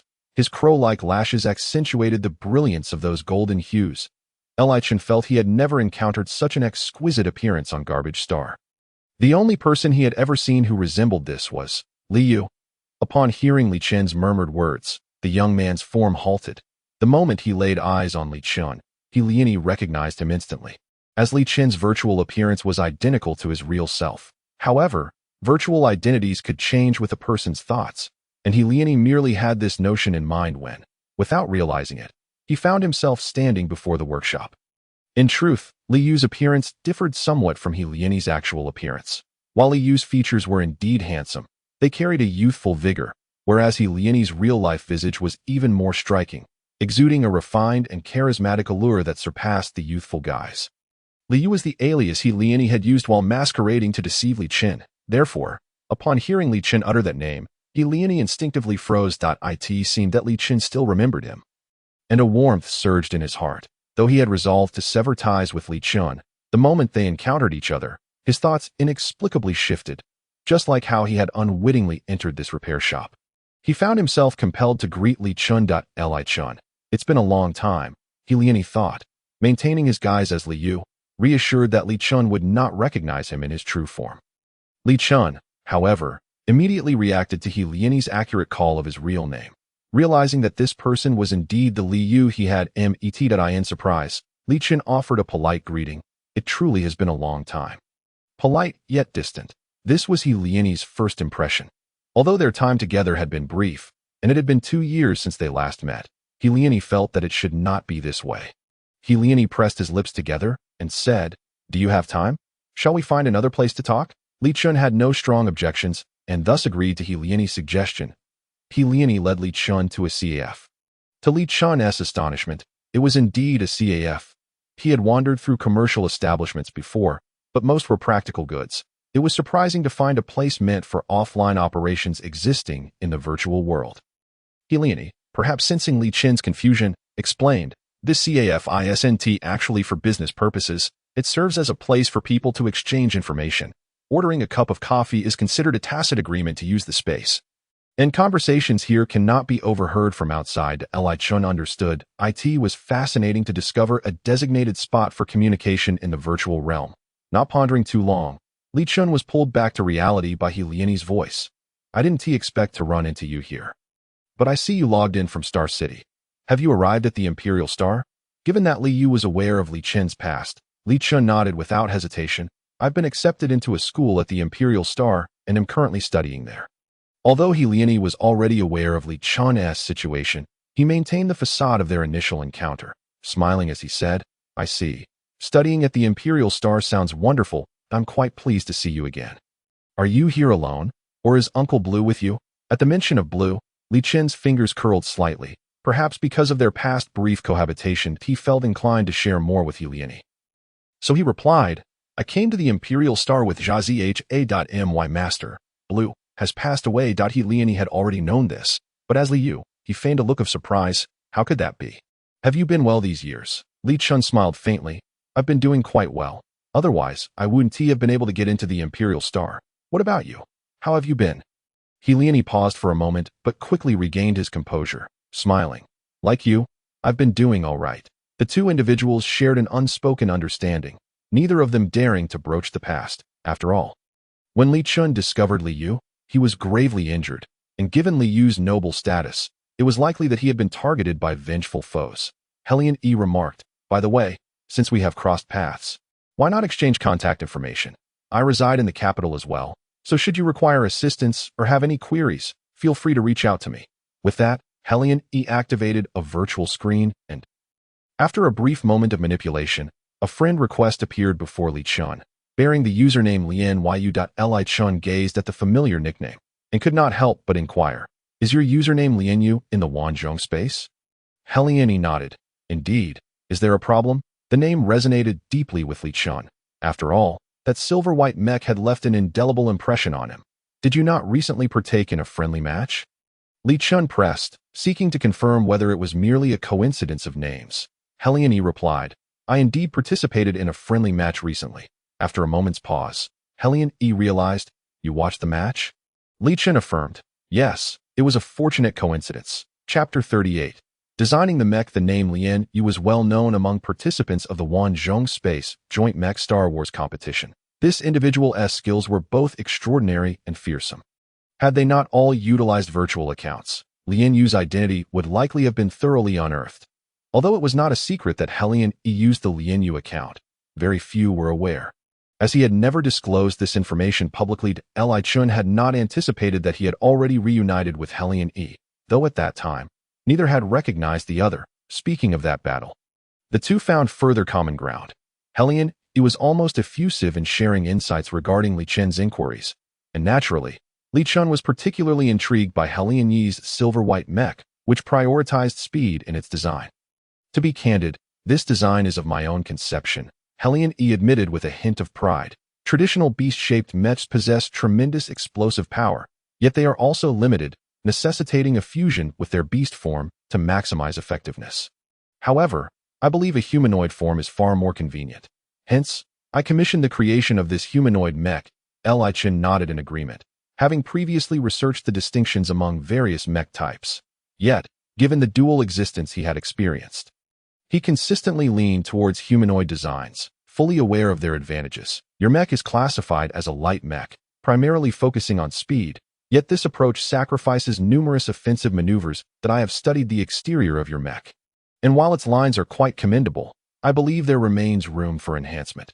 Caught in the moment, Li Chun inadvertently voiced his thoughts that he worried he might have offended Helian, considering that Li Yu had previously claimed the design was his own, and his words could be construed as a repudiation. However, upon observing Helian Yi's expression, he noted a flicker of delight rather than "Oh, you have suggestions for improvement?" Helian inquired, barely concealing his excitement. As an investor in Ejiao technology, he was well aware of Li Chun's status as a disciple of Deli, and recognized that Li Chun's knowledge was unparalleled. When Helian initially crafted this mech, he had sought the expertise of a B-level mech repairman, not because he was unfamiliar with S-level repairmen, but because he wished to avoid having his mech recognized by others, opting instead for someone seeking to build their reputation. Li Chun, cautious and reserved, responded, "This is merely my hypothesis, as I have yet to put it into practice and thus cannot ascertain its validity." Despite Li Chun's modesty, Helian was intrigued by his proposal. "Even if it is just a hypothesis, what if it proves feasible? Li Chun, I believe we should give it a try." Helian, brimming with anticipation, continued, "You just emerged from the repair workshop, so now you are a mech repairman." Li Chun was taken aback by Helian Yi's enthusiasm for the notion. Not wishing to deceive Helian, he shook his head. "No, I am not, at least not yet, but my field of study is mech repair." "That is splendid. How about this? I will commission a virtual mech from you, covering the material costs, and we can proceed according to your vision that I can assist with the mech testing. What do you think?" To other mech repairmen, Helian Yi's proposal would be an irresistible offer, as having a benefactor willing to fund research was an opportunity no mech repairman could refuse. However, Li Chun did not immediately acquiesce to Helian Yi's proposition. Considering his friend's interests, he prudently cautioned, "I am not a true mech repairman, nor have I even taken the qualifying examinations. Are you certain you wish to invest such a significant sum in having me create a mech? After all, this is merely my conjecture, and it may very well fail, incurring substantial costs. Even with the low exchange rate of virtual currency, the expense of crafting a virtual mech was considerable, yet Helian appeared unconcerned. "It matters not. Cost is no object. I can afford it. Besides, it is merely a virtual mech. Material losses can be restored, and you will not bear excessive pressure. Furthermore, if I can assist you, it would bring me great joy." Truth be told, Li Chun felt a stir of excitement upon hearing Helian Yi's words, yet he maintained his composure. "Liu, I am truly grateful for your trust in me. However, I prefer not to engage in endeavors devoid of certainty. I am willing to assist you in designing a virtual mech, but I require time to draft the initial design. Should you find it satisfactory, we can further discuss collaboration. Li Shu's earnestness resonated with Li, prompting him to adopt a more serious demeanor. Very well, I understand that I shall await your design draft, and if it meets expectations, we can negotiate further. Thus, Li Shu and Li reached a mutual understanding. As the day had grown late, they exchanged contact information and subsequently logged off to in the days that followed.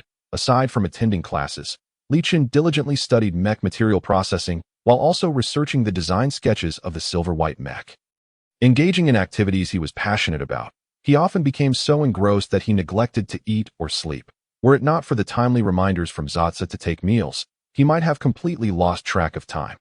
During this period, Li began to log into the Wanzhong space with increasing frequency. However, Li was not one who required training in the virtual realm. The Mech Academy possessed its own training grounds, where real-world training provided a far more immersive experience than virtual simulations. Li simply sought to observe Li Shu's research progress out of sheer curiosity, since Li Shu had agreed to assist Li in researching the mech. Li could hardly contain his eagerness to check on the advancements. When Li Shu focused on his studies, he adhered to a systematic approach, often lacking the energy to accommodate Li's persistent inquiries about the design drafts, which would not be completed swiftly. Nevertheless, Li insisted it was of no concern, expressing his enjoyment in simply being present. Although Li Shu found it perplexing, he could not dissuade Li, and gradually, he accepted his presence. Li Shu's days were spent either borrowing materials from the virtual library for study or sequestering himself in the workshop for research and training. Amidst such a monotonous routine, Li surprisingly remained engaged. Whether Li Shu visited the library to read or worked in the workshop, Li remained nearby, perusing knowledge or watching mech battle videos in the corner of the workshop. A week slipped away unnoticed. In this intense learning environment, Li Shu absorbed knowledge like a sponge, seamlessly integrating his previous learning with the practical skills he was acquiring. Meanwhile, registration for the campus mech competition commenced. With only a brief window of 3 days for sign-ups, and the competition set to begin a week after registration closed. Given the event's long-standing tradition within the school, little preparation was required in advance. Naturally, those intent on participating registered on the very first day. However, Li Shu, preoccupied with drafting the design for Li, had completely forgotten about the competition, having developed a feasible implementation of his ideas through the previous week's research. He planned to create a mech model alongside the initial draft. It was Li Shu's negligence that drew the attention of those with ulterior motives. One day, while in class, his mind preoccupied with the final operational issues of the silver-white mech. A figure loomed before him. Catching his attention as he focused, he recognized the newcomer. It was Yuan Xinhe, the individual who had previously confronted him. Yuan Xinhe's expression was far from pleasant. He had come alone and had just emerged from class. Raising his voice in front of the crowd, Li Shu, why have you not registered for the mech competition? Are you deliberately mocking me, or do you think so little of me? At that moment, the entire classroom became aware of the commotion caused by Yuan Xinhe and the ruckus. Since Li Shu was attending a large lecture, students from other classes were also present, and thus, all eyes turned towards the two individuals. Although it was their first time noticing Li Shu in this class, they were well aware of the events surrounding him on the campus forum. After all, it was uncommon to encounter gossip-hungry students right at the start of the semester. Chapter 39. What a nuisance interrupted in his contemplation, and with Yuan Xinhue's loud outburst, even Li Shu, known for his good temperament, found his emotions slightly stirred. He cast a heavy glance at Yuan Xinhue and calmly inquired, "Has the registration period ended?" This question momentarily caught Yuan Xinhue off guard, who had been so aggressive until then. No. Today is the final day, he replied. Upon hearing this, Li Shu nodded slightly. I understand that I will register shortly. Faced with Li Shu's indifferent demeanor, Yuan Xinhue felt like a mere clown, as though he were the one in a hurry while the emperor remained unperturbed, with his round eyes wide and arms crossed. He stood haughtily. You better do it, or I'll take it as you voluntarily forfeiting. As Li Shu stood up, he towered over Yuan Xinhue, not only due to the elevation of his seat, but also because of his naturally taller stature. Making Yuan Xinhui appear diminutive and insignificant, Li Chen looked down at Yuan Xinhui, a cryptic smile gracing his lips. Don't worry, I won to be a coward. Li Chen's posture diminished Yuan Xinhui's bravado. Despite feeling that something was amiss, Yuan Xinhui decided to let it go. That he lifted his chin, adopting an air of superiority. Very well. On the day of the competition, you'll see that you can't compare to me.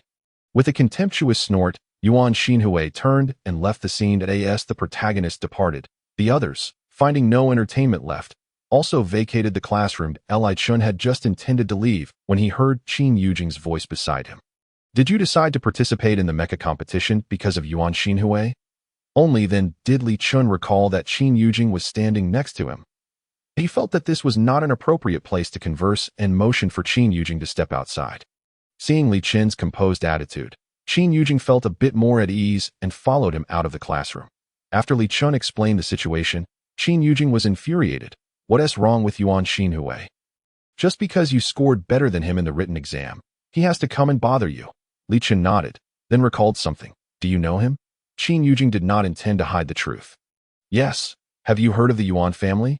They were once nouveau riche, but then the current head of the family, Yuan Xiao, Yuan Xinhui's grandfather, became a mecha repairman. Since then, it has been as if their genes awakened.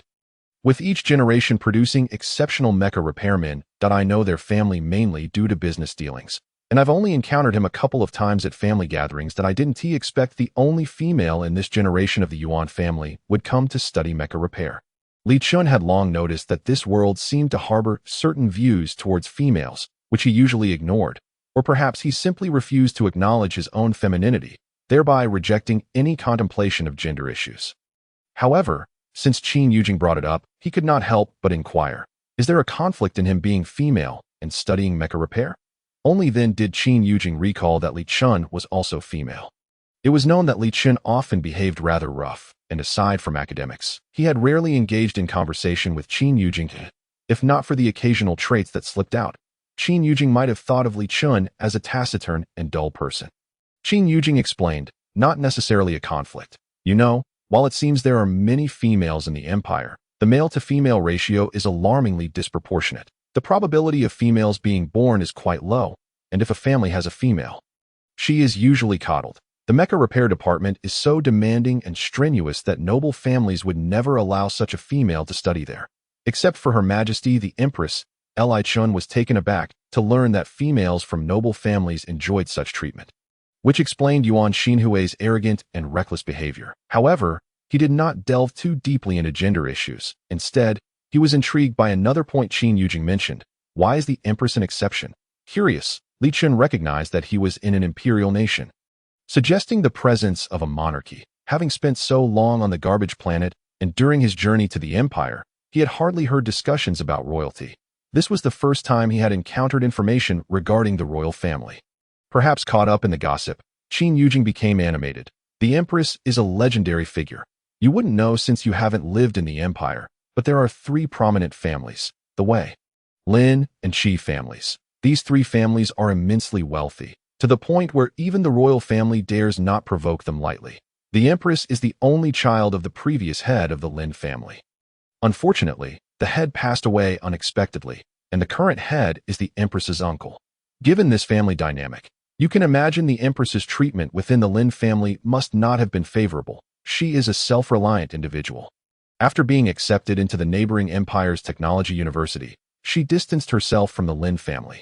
Later, she made significant contributions to the empire through her research in biological mechanics. The virtual helmet you use is based on the principles of biological mechanics.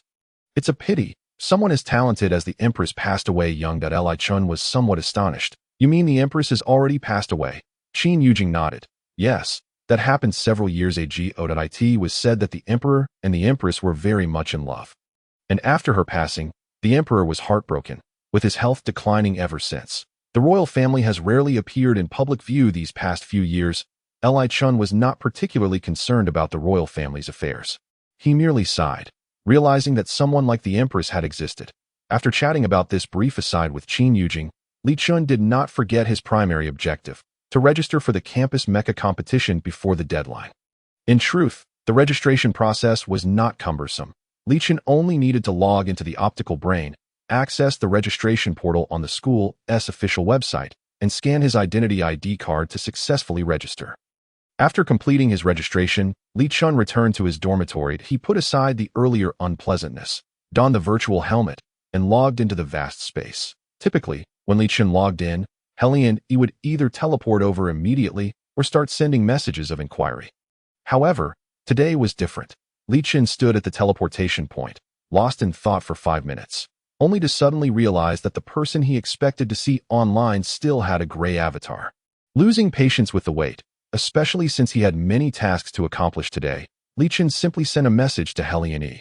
"I'm online." He then turned and headed toward his destination for the day. Chapter 40. Helian brothers' time passed unmeasured, and eventually, Li Shu resurfaced from a pile of materials, glancing at the clock to find it was already 11:30 at night. Suddenly, he remembered that he had not checked his messages. With a thought, the communication interface appeared before him. At this moment, Li Shu noticed that Helian's avatar remained gray, and even the message he had sent 3 hours ago was still unread. Feeling a bit perplexed, he logged off and took out his terminal optical brain to ponder for a while. Besides adding each other as friends in vast space, Li Shu and Helian had exchanged private contact information. However, Helian had never messaged Li Shu through this means, nor had Li Shu done so. Perhaps he had grown accustomed to Helian's presence recently, and his sudden disappearance left Li Shu with an unexplainable feeling of emptiness. Maybe he was busy with something and simply hadn't checked his messages, Li Shu thought. After hesitating for a moment, he abandoned the idea of messaging Helian. Instead, he pulled up the design drafts he had saved in vast space. The revised version he was preparing for Helian was nearly complete. He thought he might finish it by tomorrow. Afterward, he set the optical brain aside, got up to wash up, and then peacefully lay back in bed, hoping for a good dream that night. During the time Li Shu turned off the lights, the main palace of the Imperial Palace was ablaze with lights. The servants moved about cautiously, fearful of making any mistakes that might displease their masters. Helian had been summoned back to the palace in the early hours of the previous day and had now gone nearly 18 hours without sleep. Beastmen possess astonishing stamina, even after such a long time without rest. Helian appeared as vibrant as ever. Gazing at the figure settled comfortably on the bed, Helian was filled with mixed emotions. Beside him was a man who bore a striking resemblance to Helian. Though he appeared gentler in demeanor, the man patted Helian on the shoulder and sighed softly. "Father has already rested. You haven't taken a break for quite some time either. I've arranged for someone to tidy your room. Don't linger here. Go rest for now." Helian slightly pursed his lips and turned to the man, saying, "Brother, I am not tired yet. There are matters I wish to discuss with you." Helian looked at his younger brother, his heart softening involuntarily. "Very well, come with me." The two changed locations and arrived at Helian's study. The bright lights illuminated the room, and Helian saw a substantial number of administrative documents laid out on the expansive desk. Helian gestured for Helian to take a seat on the sofa, pouring him a cup of warm water, and spoke in a calm, measured tone. "What is it that you wish to convey?" Helian accepted the cup but did not rush to drink. Instead, he placed it aside and, with a serious tone, said, "Brother, we both understand the current situation of Father. Helian harbors ambitions, and today's events will inevitably come to his attention. We have plotted for so long. Why can we not capture him in one fell swoop now?" In public, Helian always referred to Helian as brother, but in private, he affectionately called him elder brother. Helian's gaze dimmed slightly, and with a faint smile, he ruffled Helian's hair. If only matters were so simple. Helian appeared puzzled but soon recalled something. "Are you concerned about the Qi and Lin families forming an alliance?" Although the royal family ostensibly holds power over the empire, the influence of the subordinate officials cannot be overlooked. Besides the royal family's political authority, the advisory court established by the noble families holds significant sway. Equally balancing the royal authority, the existence of the advisory court serves to supervise and counsel the royal actions, as well as propose policies. Of course, the royal power remains superior to that of the advisory court. For only the royal family can truly make decisions for the nation, and the imperial army answers solely to the emperor. Among the so-called three prominent families, the Lin family, while being the maternal family of the empress, is more closely related to the royal family than the Wei family. However, The relationship between the Empress and the Lin family is strained. They are quite independent and arrogant, showing little regard for the royal authority. Among the three, only the Wei family remains loyal to the Hellion brothers, while the Lin family maintains neutrality, and the Qi family has long sided with Hellion Ju. Should the relationship between the Lin family and the royal family deteriorate, it is quite possible that they would be swayed by Hellion Ju to become his pawns. Hellion Yao has never held the Lin family in high regard, yet due to their connection to the Empress, he feels some degree of affection. The Lin family is not foolish enough to overlook such a situation, but they are unlikely to lend us their support. Hellion Yao had met his nominal granduncle, a stern man over 100 years old, still remarkably robust, who has been guiding the Lin family's trends for decades. The granduncle does not favor the Empress, and by extension, neither does he favor the Hellion brothers. He is not so foolish as to oppose the royal family and gain nothing in return.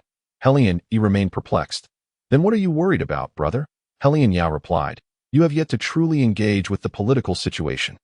The so-called evidence we have gathered, even if brought to light, is insufficient to topple our royal uncle in the face of absolute interests. No one would be foolish enough to destroy the prevailing largest interests for the sake of so-called justice. The daunting reality lies in the fact that Hellion Ju's scheming is several years, possibly even a decade or more, ahead of Hellion Yao's. At that time, Hellion Yao was merely a youth, and Hellion may have only just begun to form memories. It is impossible to outmaneuver Hellion Ju. Even if he now wishes to turn the tide and undermine Hellion Ju's influence, it cannot be resolved overnight. After hearing this, Hellion felt suffocated, his hands instinctively clenching into fists. If only he had discovered these discrepancies earlier, if only he had been born 2 or 3 years sooner, could he have been of help to Hellion Yao? Observing the fury etched on Hellion Yi's face, Hellion Yao couldn't help but sigh softly. Hellion Yi was already gradually exploring the realm of power. At his age, he should not bear such immense pressure. Hellion Yi had performed admirably, even surpassing Hellion Yao at that age. It is worth noting that Hellion Yao had been utterly oblivious back then. Hellion Yao patted Hellion Yi's shoulder, offering comfort. Do not overthink it. At the very least, the royal family's authority still holds. No matter how ambitious Hellion Ju may be, as long as I remain, he will not dare to act so openly. Indeed, the emperor's health has been poor, causing many state affairs to fall upon Hellion Yao's shoulders. Hellion Yi's application to the military academy primarily aimed to assist Hellion Yao in managing the imperial military. Although the imperial army currently obeys only the royal family's commands, one cannot dismiss Hellion Ju's potential ambitions. After all, absolute military power is the key to victory. Understanding that anger is futile, Hellion Yi's mindset gradually calmed, and he sought to reassure Hellion Yao. Brother, do not worry. It will not be long before I can enter the military to study, and then I will be able to secure more benefits for you. Hellion Yao felt a sense of relief at Hellion Yi's maturity, yet he also felt a pang of sympathy. Hellion Yao, being 8 years older than Hellion Yi, acknowledged that although Hellion Yi had grown to be nearly his equal in stature, he had watched over him since childhood, and in his eyes, Hellion Yi would always be the younger brother in need of protection. Feeling warmth in his heart, Hellion Yao gently coaxed. All right, I understand. You've had a long day. It's time for you to rest. Hellion Yi did not protest further. He stood up and respectfully addressed Hellion Yao. Then I shall take my leave to rest. Brother, you should also retire early. Chapter 41. Royal Secrets. Hellion Yao responded with a sound, watching Hellion Yi depart, leaving him alone in the vast study. Hellion Yao wished for Hellion Yi to remain untouched by the darkness of the royal family for as long as possible. When the queen passed away, Hellion Yi was but a mere infant. Their father had remained silent regarding the cause of the queen's death. Hellion Yao sensed the circumstances surrounding her departure were suspicious, yet he was too young at the time to uncover any truths. Nevertheless, he knew the queen had loved them dearly, which rendered the young Hellion Yi a cherished and tender presence in Hellion Yao's heart. 5 years ago, their father suddenly fell gravely ill, and it was discovered that his affliction was no ordinary ailment, but rather a poison that had been strictly forbidden for research a decade prior. Hellion Yao's heart sank, for this poison still had no antidote, and the remedy developed by the Empire merely served as a palliative to mitigate the chronic toxin, incapable of halting its devastating effects on the body. That if Brew had been present, he would have recognized that this poison was identical to the one he had suffered from a decade ago. Hellion Yi was still quite young, and Helian Yao did not wish for him to learn of this matter prematurely. Thus, he embarked on a private investigation. This endeavor unexpectedly entwined him with the Queen and his uncle. Helian Ju at IT turned out that 15 years prior, the team led by Delian Brew had been the first to intercept this invasive virus from an external source, resulting in the demise of nearly the entire crew. Save for the logistical personnel, the virus spread with alarming speed, and its symptoms were horrifying. As the de facto rulers of the empire, the royal family could not afford to remain passive to prevent public panic. The emperor dispatched a special operations unit to suppress the news and isolated those infected for treatment. The emperor did not personally intervene. He trusted the queen's counsel and entrusted the matter to Helian Ju. Helian Ju was the illegitimate son of the late emperor, brought back to the royal fold at the age of 8. Yet the significant age gap rendered him incapable of threatening the emperor's position. At that time, the old emperor was nearing death, and the new emperor was undoubtedly the current one, but although the emperor disapproved of the existence of the old emperor's illegitimate son, he did not neglect Helian Ju's education.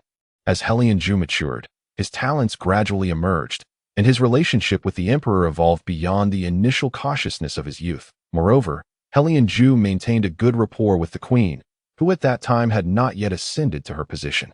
He even referred to her as senior sister.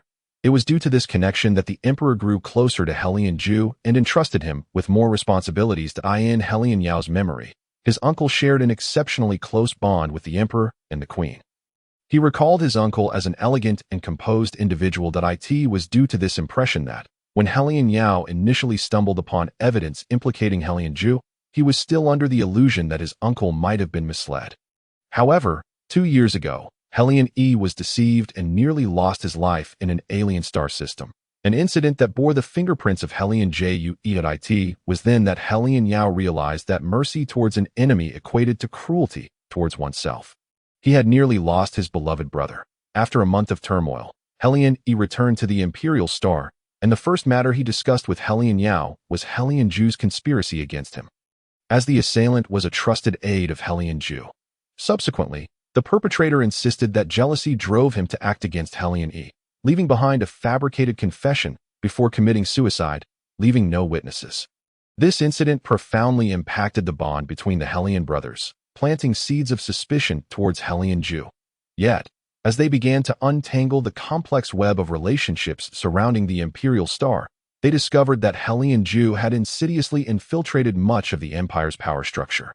A process that had commenced after the Emperor's health declined. Currently, Helian Yao and Helian appeared oblivious to the machinations at play, while secretly amassing a wealth of evidence against Helian Ju. However, this evidence was insufficient to definitively accuse him of treason. They awaited a pivotal moment, a chance to unseat Helian Ju. Helian Yi's quarters were located a short distance from the main hall. But thanks to technological transportation, it took merely a minute or two to reach. Upon returning to the familiar confines of his chamber, Helian felt somewhat out of place, since his return to the Imperial Star 2 years earlier. He had diligently sought to uncover the events of that time. He was not a fool and was acutely aware that Helian Yao was concealing matters from him. Yet, out of respect for his elder brother, Helian chose to investigate discreetly. Thus, over the course of 2 years, Helian scarcely returned to his own chamber, especially after gaining admission to the first military academy, where he spent long periods in the dormitory. Upon seeing the second prince return, the servants respectfully ushered him into his room. Disliking the presence of attendants, Helian dismissed them. By the time he emerged from his bath, night had fallen, and Helian lay in bed, unable to sleep. His thoughts were tumultuous, and inexplicably, he recalled Li Chun. It dawned on him that he had neglected to acknowledge Li Chun today and had not logged into the public space. Upon opening the messages, he found a notification from 6 hours prior, a brief missive from Li Chun. "I am online." Helian immediately wished to respond but hesitated, realizing it was already midnight. He contemplated how to express his apologies to Li Chun. After a moment's thought, he slowly typed a few words. "I apologize for not being able to check messages earlier due to some matters today." After sending the message, Helian found himself lost in thought as he gazed at the chat interface. He reminisced about his time spent with Li Chun in the public space. Li Chun was pristine and beautiful, akin to a lotus blooming amidst muddy waters. Untainted by the mire, he exhibited an appropriate blend of politeness and detachment. his eyes reflecting an unruffled indifference. Only when discussing his passion for mecha repair did his eyes shine with vibrant enthusiasm. Yet, Helione recalled that Li Qin had not always been this way. His memories of Li Qin were rooted in a cramped, dilapidated room, the windows sealed tight against the raging sandstorm outside.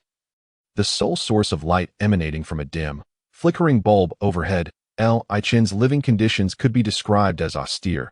He possessed few well-fitting garments and showed little regard for his appearance. Were it not for his handsome visage, he would have resembled an unrefined country bumpkin. Despite growing up in such an environment, Li Qin's eyes remained bright and full of joy, never dimmed by the hardships he faced. When he playfully teased Helione, his gaze sparkled with a mischievous charm. That it was during this time that Helione cultivated the habit of observing Li Qin, intrigued by how someone raised in such a harsh environment could maintain a spirit unburdened by suffering, living freely and unrestrained.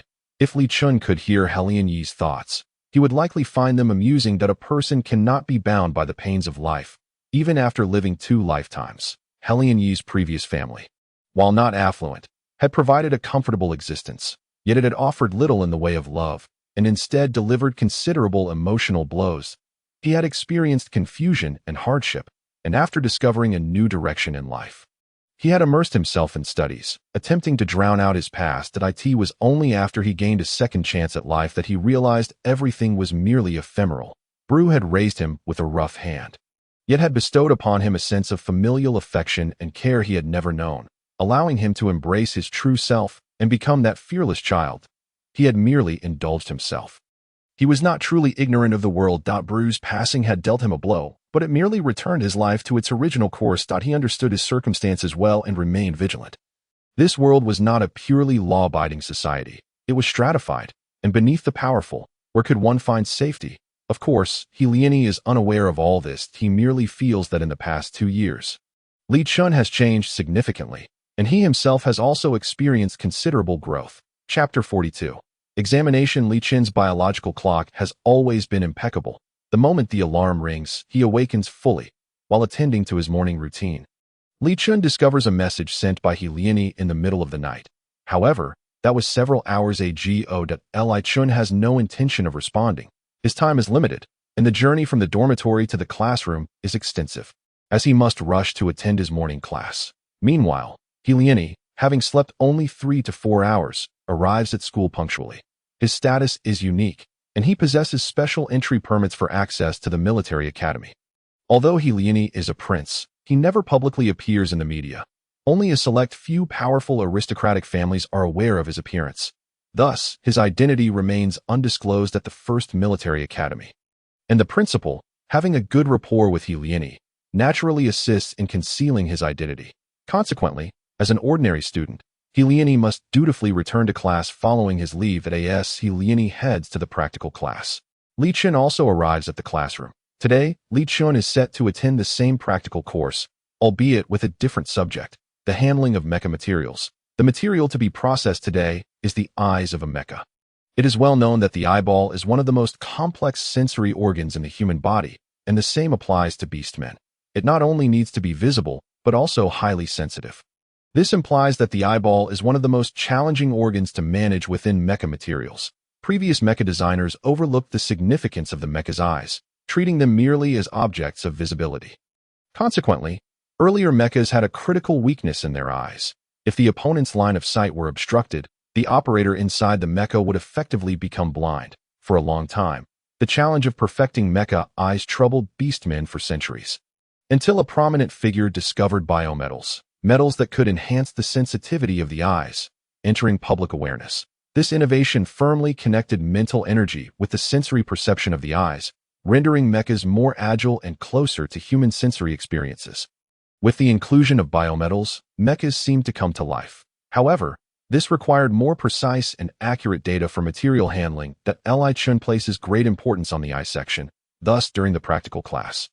He is wholly focused, determined not to slack off.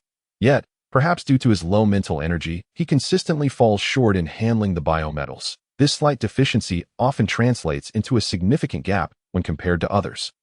Qin Yujing is the first in their class to complete the teacher's assignment, so after finishing material processing, he promptly approaches Li Qin to observe. However, Upon witnessing Li Chen fail 3 times, Qin Yujing cannot help but furrow his brow slightly.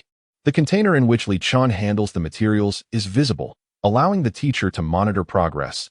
Li Chen's initial processing is nearly flawless, but at each final step, the connection to his mental energy suddenly falters, as if severed by a lack of strength. The more Li Chen strives to strengthen this connection, the greater the pressure on his mind and body becomes. This invisible burden leaves Li Chen increasingly fatigued, even causing moments of dizziness. Due to the sudden disconnection of his mental energy, beads of sweat appear on Li Chen's forehead, and his complexion turns pale at this moment. The instructor overseeing the material processing approaches Li Chen's container. Noticing that the device displays a staggering 27 failures, the teacher shakes his head in response. Although the teacher acknowledges Li Chen's effort, the deficiency in mental energy is indeed a formidable challenge. Consequently, the teacher assigns Li Chen a grade of D for the day's lesson, mirroring the inadequacy of his mental energy. Nonetheless, the teacher offers a few encouraging words to Li Chen, suggesting that he try again next time. Thus, the class passes. Li Chen, exhausted, disengages from the equipment, drenched in cold sweat, and appearing on the verge of collapse, which frightens Qin Yujing. Qin Yujing supports Li Chen to a secluded study corner in the corridor, where a few seats are available, and with classes ending, the area is deserted. Qin Yujing rushes to a vending machine to buy a bottle of water, handing it to Li Chen before anxiously furrowing his brow. Why do you push yourself so hard? Don't you realize that overexerting your mental energy can lead to physical exhaustion, or even fainting? Li Chen shakes his head, taking a generous sip of water. Once he feels steadied, he replies, I am aware of my limits. There is no need for concern. Since early on, Li Chen has sensed that his mental energy is somewhat abnormal. Whenever he exerts even a little, it feels as though those energies become disordered threads, vibrating incessantly. Today, however, his focus has been more intense than usual, leading to a resurgence of that chaotic and painful sensation that Li Chen has perused countless materials regarding mental energy, ultimately concluding that there may be an issue with his own. Upon entering the academy, he underwent a medical examination in a medical pod, yet even the most advanced technology failed to detect any problems, leaving him uncertain whether a hospital visit would yield better results. Thus, he kept this matter to himself, without disclosing it to anyone else. However, today as practice has made Li Chen realize that he may have underestimated the severity of his mental energy issues. He contemplates whether he should seek a thorough examination. Seeing Li Chen's nonchalant demeanor, Qin Yujing grows increasingly anxious. Are you serious? Did you not notice how pale you were just now? Had you not been standing and breathing? I would have dragged you to the infirmary already today. As Qin Yujing continues to voice his concerns, Li Chen's reluctance only heightens his worry. Resolutely, he states, No, I cannot allow you to return this way. Let us first visit the infirmary for an examination. Hearing this, Li Chen concedes. Having studied medicine to some extent, he understands that neglecting medical issues is unwise, so he nods. Very well, let us go for a checkup. The infirmary at the First Military Academy, while referred to as such, is actually an entire building dedicated to medical science, divided into outpatient and emergency sections. Naturally, the academy employs military doctors, many of whom choose to retire at the academy to enjoy their later years after years of service. However, despite being called later years, most of the doctors are still in their prime. Li Chen is attended to by a female beastman doctor who has been practicing for nearly 50 years. Given that the average lifespan of beastmen is 200 years, this doctor is considered to be in her prime. Although her voice is gentle and soothing, she possesses an undeniable authoritative presence. Following the doctor's instructions, Li Chen undergoes a comprehensive examination. Thanks to the state-of-the-art medical equipment, they receive a thorough report within just a few minutes. Dr. Su inquires, Have you previously suffered a severe injury to your brain? Li Chen ponders for a moment before shaking his head. I am not certain. I cannot recall anything prior to the age of 12. That when Li Chen arrived in this world, the original owner of the body was 12 years old. And due to the lack of inherited memories, he has no knowledge of how that soft little panda survived on a garbage planet. Dr. Su nods, continuing to examine Li Chen's report, his expression gradually becoming more serious. If there are gaps in your memory, aside from previous brain trauma, it could also be a psychological effect. He pauses momentarily. Your brain examination report appears entirely normal. However, there are signs of a slight misaligned fracture healing. Thus, I deduce that you must have suffered a significant brain injury in the past. Regarding your lack of memory prior to the age of 12, I suspect it is related to this past trauma. Chapter 43. Mental Energy Trauma. Dr. Su's assessment is quite objective, yet Li Shu understands that he is not the original owner and is uncertain whether the amnesia pertains to the original owner or his own status as a non-original inhabitant. However, since he has inherited this body, he feels a sense of responsibility towards it. Contemplating this, Li Shu speaks up. Doctor, could this level of injury affect mental energy? Dr. Su smiles. Indeed, trauma to the brain can certainly have a degree of impact. But it is not the sole determining factor. Li Shu cannot help but feel a sense of relief. Yet instinctively, he grows curious. But every time I use my mental energy, I can distinctly feel a sense of blockage, as if my brain has been struck forcefully. Upon hearing Li Shu's description, Dr. Su reflects for a moment before saying, "Would you mind if I used my mental energy on you?" Li Shu appears somewhat bewildered. "What?" Dr. Su explains. "You see, mental energy remains one of the most mysterious puzzles in the universe.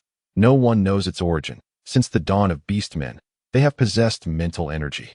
Some things that cannot be perceived with the naked eye can be explored through mental energy, functioning as an invisible sense for beastmen. My colleagues and I have researched the use of mental energy for medical purposes. Although our results have been less than ideal, we have been able to preliminarily sense the rudiments of the human mental energy perception through this technology." Li Shu finds himself somewhat perplexed, yet intrigued by the impressive nature of the technology described by Dr. Su. However, he is unwilling to gamble with his own life, so he cautiously inquires, "Will this technology cause any harm to the body?" Dr. Su smiled gently and said, "Of course not, if such risks existed. My friends and I would never have dared to attempt it, considering we were the initial subjects of the experiment ourselves." The spirit of dedication to scientific research was something Li Shu had heard of. Yet witnessing such an example for the first time left him both impressed by Dr. Su's courage and somewhat stirred within. Sensing Li Shu's hesitation, Dr. Su did not rush him, merely offering his contact information. "You may add my contact. Our experiment has been published and received provisional approval from the Research Institute. You can verify this on your own. Regardless of whether you agree or not, it will not greatly affect the outcome." Gratefully, Li Shu accepted Dr. Su's contact details, recognizing the necessity of understanding this medical practice more thoroughly. Before Li Shu departed, Dr. Su also provided him with several bottles of calming medication, advising him not to overexert himself in the coming days to avoid mental fatigue. As Li Shu emerged, Qin Yujing hurried over to inquire about his examination results. Li Shu reassured him that he was fine, urging Qin Yujing to relax. Upon returning to his dormitory, Li Shu did not dwell on his thoughts, but began investigating the medical experiment Dr. Su had mentioned. Just as Dr. Su had indicated, it was indeed a medical method still in the experimental phase, having received approval from the Research Institute and passed national testing. However, the notion of employing mental energy to treat another individual with mental energy was unprecedented. Furthermore, it was well known that each individual's mental energy varied, often leading to conflicts. Should one party attempt to use mental energy to attack another, it could result in casualties or mutual destruction. Consequently, few beastmen contemplated this approach, as they deemed it utterly absurd to employ one's own mental energy for the treatment of another's. In truth, such attempts had been made years prior, yet most had not yielded genuine success. Dr. Su and his friends' experiment might be among the few successful cases, but the data was scarce, and few were willing to serve as guinea pigs for this immature technology. Li Shu found himself hesitating. His exploration of mental energy had only reached the stage of its application. To recklessly attempt treatment without knowing the potential outcomes was daunting. As a result, Li Shu refrained from logging into the public space that day. Helion noticed his absence and sent several messages, to which Li Shu merely replied that he was busy with academic work and would not be online. In truth, the coursework for the mecha maintenance department was not particularly burdensome. Most of it could be completed during practical classes. Any deficiencies would be pointed out immediately, allowing students to rectify them in subsequent attempts. Helion could sense Li Shu's evasiveness, yet even if he pressed further, it would hold no significance. After class, as the weekend approached, Li Shu rubbed his temples, contemplating his plans. The upcoming week would host the campus mecha competition, and today he had attempted to create the mecha's eyes. However, apart from achieving satisfactory visual effects, his sensitivity remained inferior to others. At this rate, Not only would he struggle against Yuan Xian, but he might also fail to qualify for the preliminary rounds.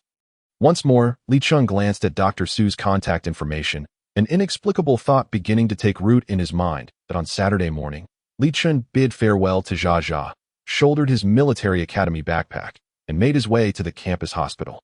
Dr. Su stood in the hospital's parking lot, his hover vehicle beside him. As Li Chun approached, Dr. Su spotted his slender, tall figure from a distance. Today, the boy appeared neat and competent, presenting himself almost like a soldier. Entirely unlike a female, upon reaching Dr. Su, Li Chun respectfully greeted him.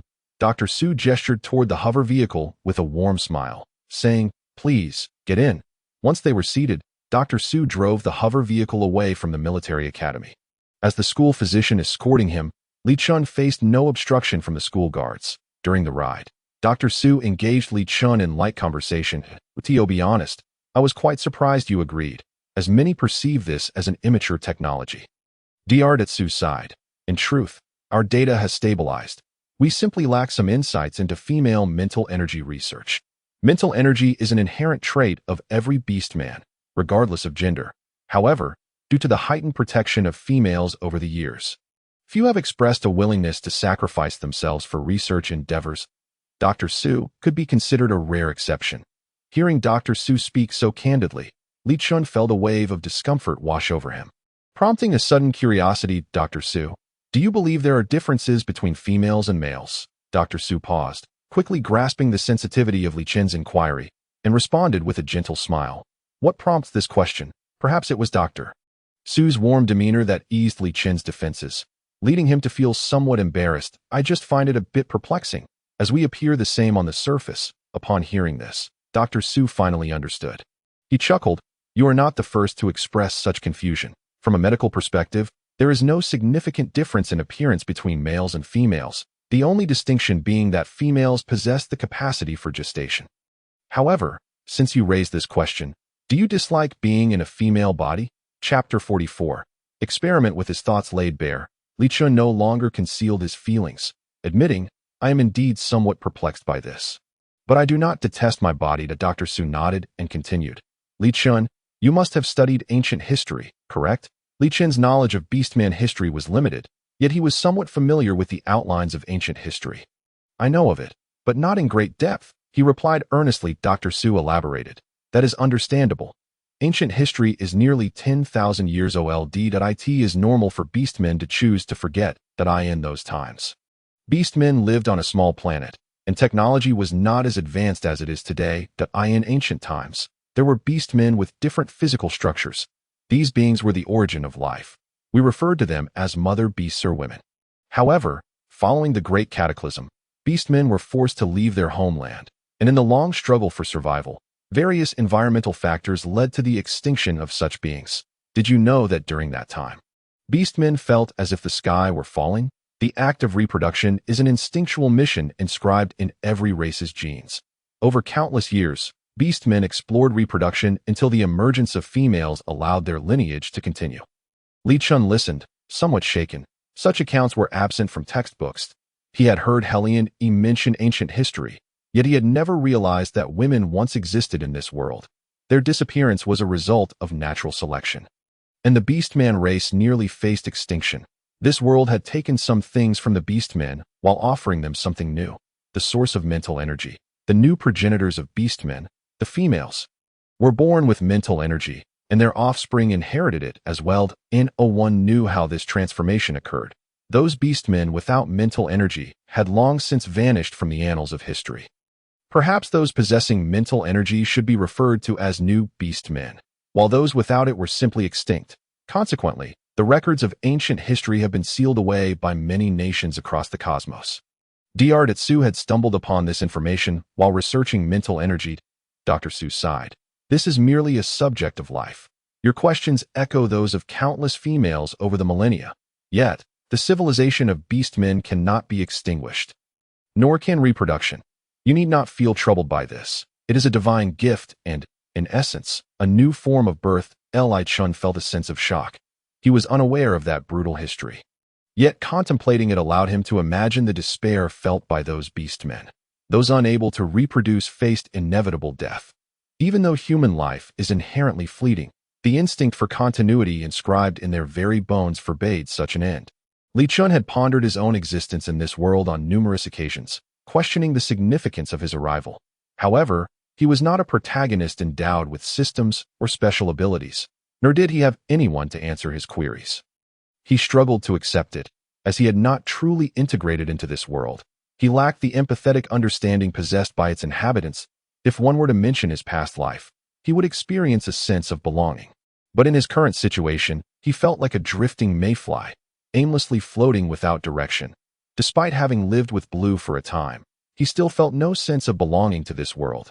Thus, he often found it easier to dismiss the issue of gender. Yet during his conversation with Dr. Su, he suddenly found himself open to a new perspective. Perhaps he could attempt to accept this reality, to embrace and no longer reject his current form. Unbeknownst to him, Dr. Su had already driven the hover vehicle to their destination, a private hospital where Dr. Su's research partner awaited them. Leading Li Chun inside, they navigated to an office door. Dr. Su knocked gently, and a light voice called from within. "Please, come in." Li Chun followed Dr. Su into the room. At first glance, he noticed the name of the other person. Mo Xiao. Dr. Su and Mo appeared to be quite familiar with each other, as they immediately engaged in lively conversation. Amidst their banter, Dr. Su did not forget to introduce Li Chun to Mo Gu. "This is Li Chun, a student from our school," Dr. Su said. Li Chun respectfully nodded towards Dr. Mo, saying, "Hello, Dr. Mo." Dr. Mo scrutinized Li Chun, finding his striking appearance quite impressive. He expressed his surprise. "Su Yang, where did you find this little female? Did he consent to our experiment?" Su Yang, the formal name of Dr. Su, smiled and reassured. "Rest assured, I have already discussed it with Li Chun, and he has agreed to participate in our medical trial." Li Chun sincerely added, "Before coming, I had already read the published papers regarding this experiment. I am here willingly to cooperate with your study." Observing Li Chun's poised demeanor, Dr. Mo recognized that this individual was quite different from the delicate females he was accustomed to, likely a result of his prolonged experience in a private hospital where most visitors were affluent. Encountering such a fresh and unpretentious demeanor intrigued him.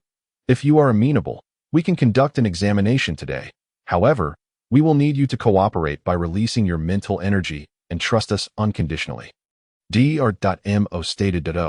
"And if necessary, we can sign a confidentiality agreement. Rest assured, we are a highly reputable hospital in the Empire, and we take privacy very seriously." Li Chun found this proposal agreeable, although he had no qualms about who could see his information. He did feel a slight discomfort at the thought of his privacy being scrutinized. Mo further elucidated the significance of the mental energy examination. While the risks were minimal, it was essential to ensure that no unforeseen incidents occurred.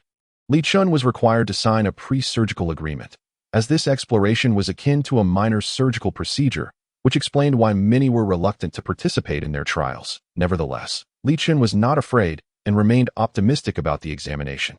Upon entering the apparatus for the mental energy examination, Li Chun felt relaxed and soon drifted into slumber, which was a part of the process. Mental energy inherently possesses an exclusivity, especially in a conscious state. Where vigilance is heightened, Li Chun needed to be in a state of sleep and complete relaxation to allow his mental energy to ease. Initially, both Mo Xiao and Su Yang believed this to be the case.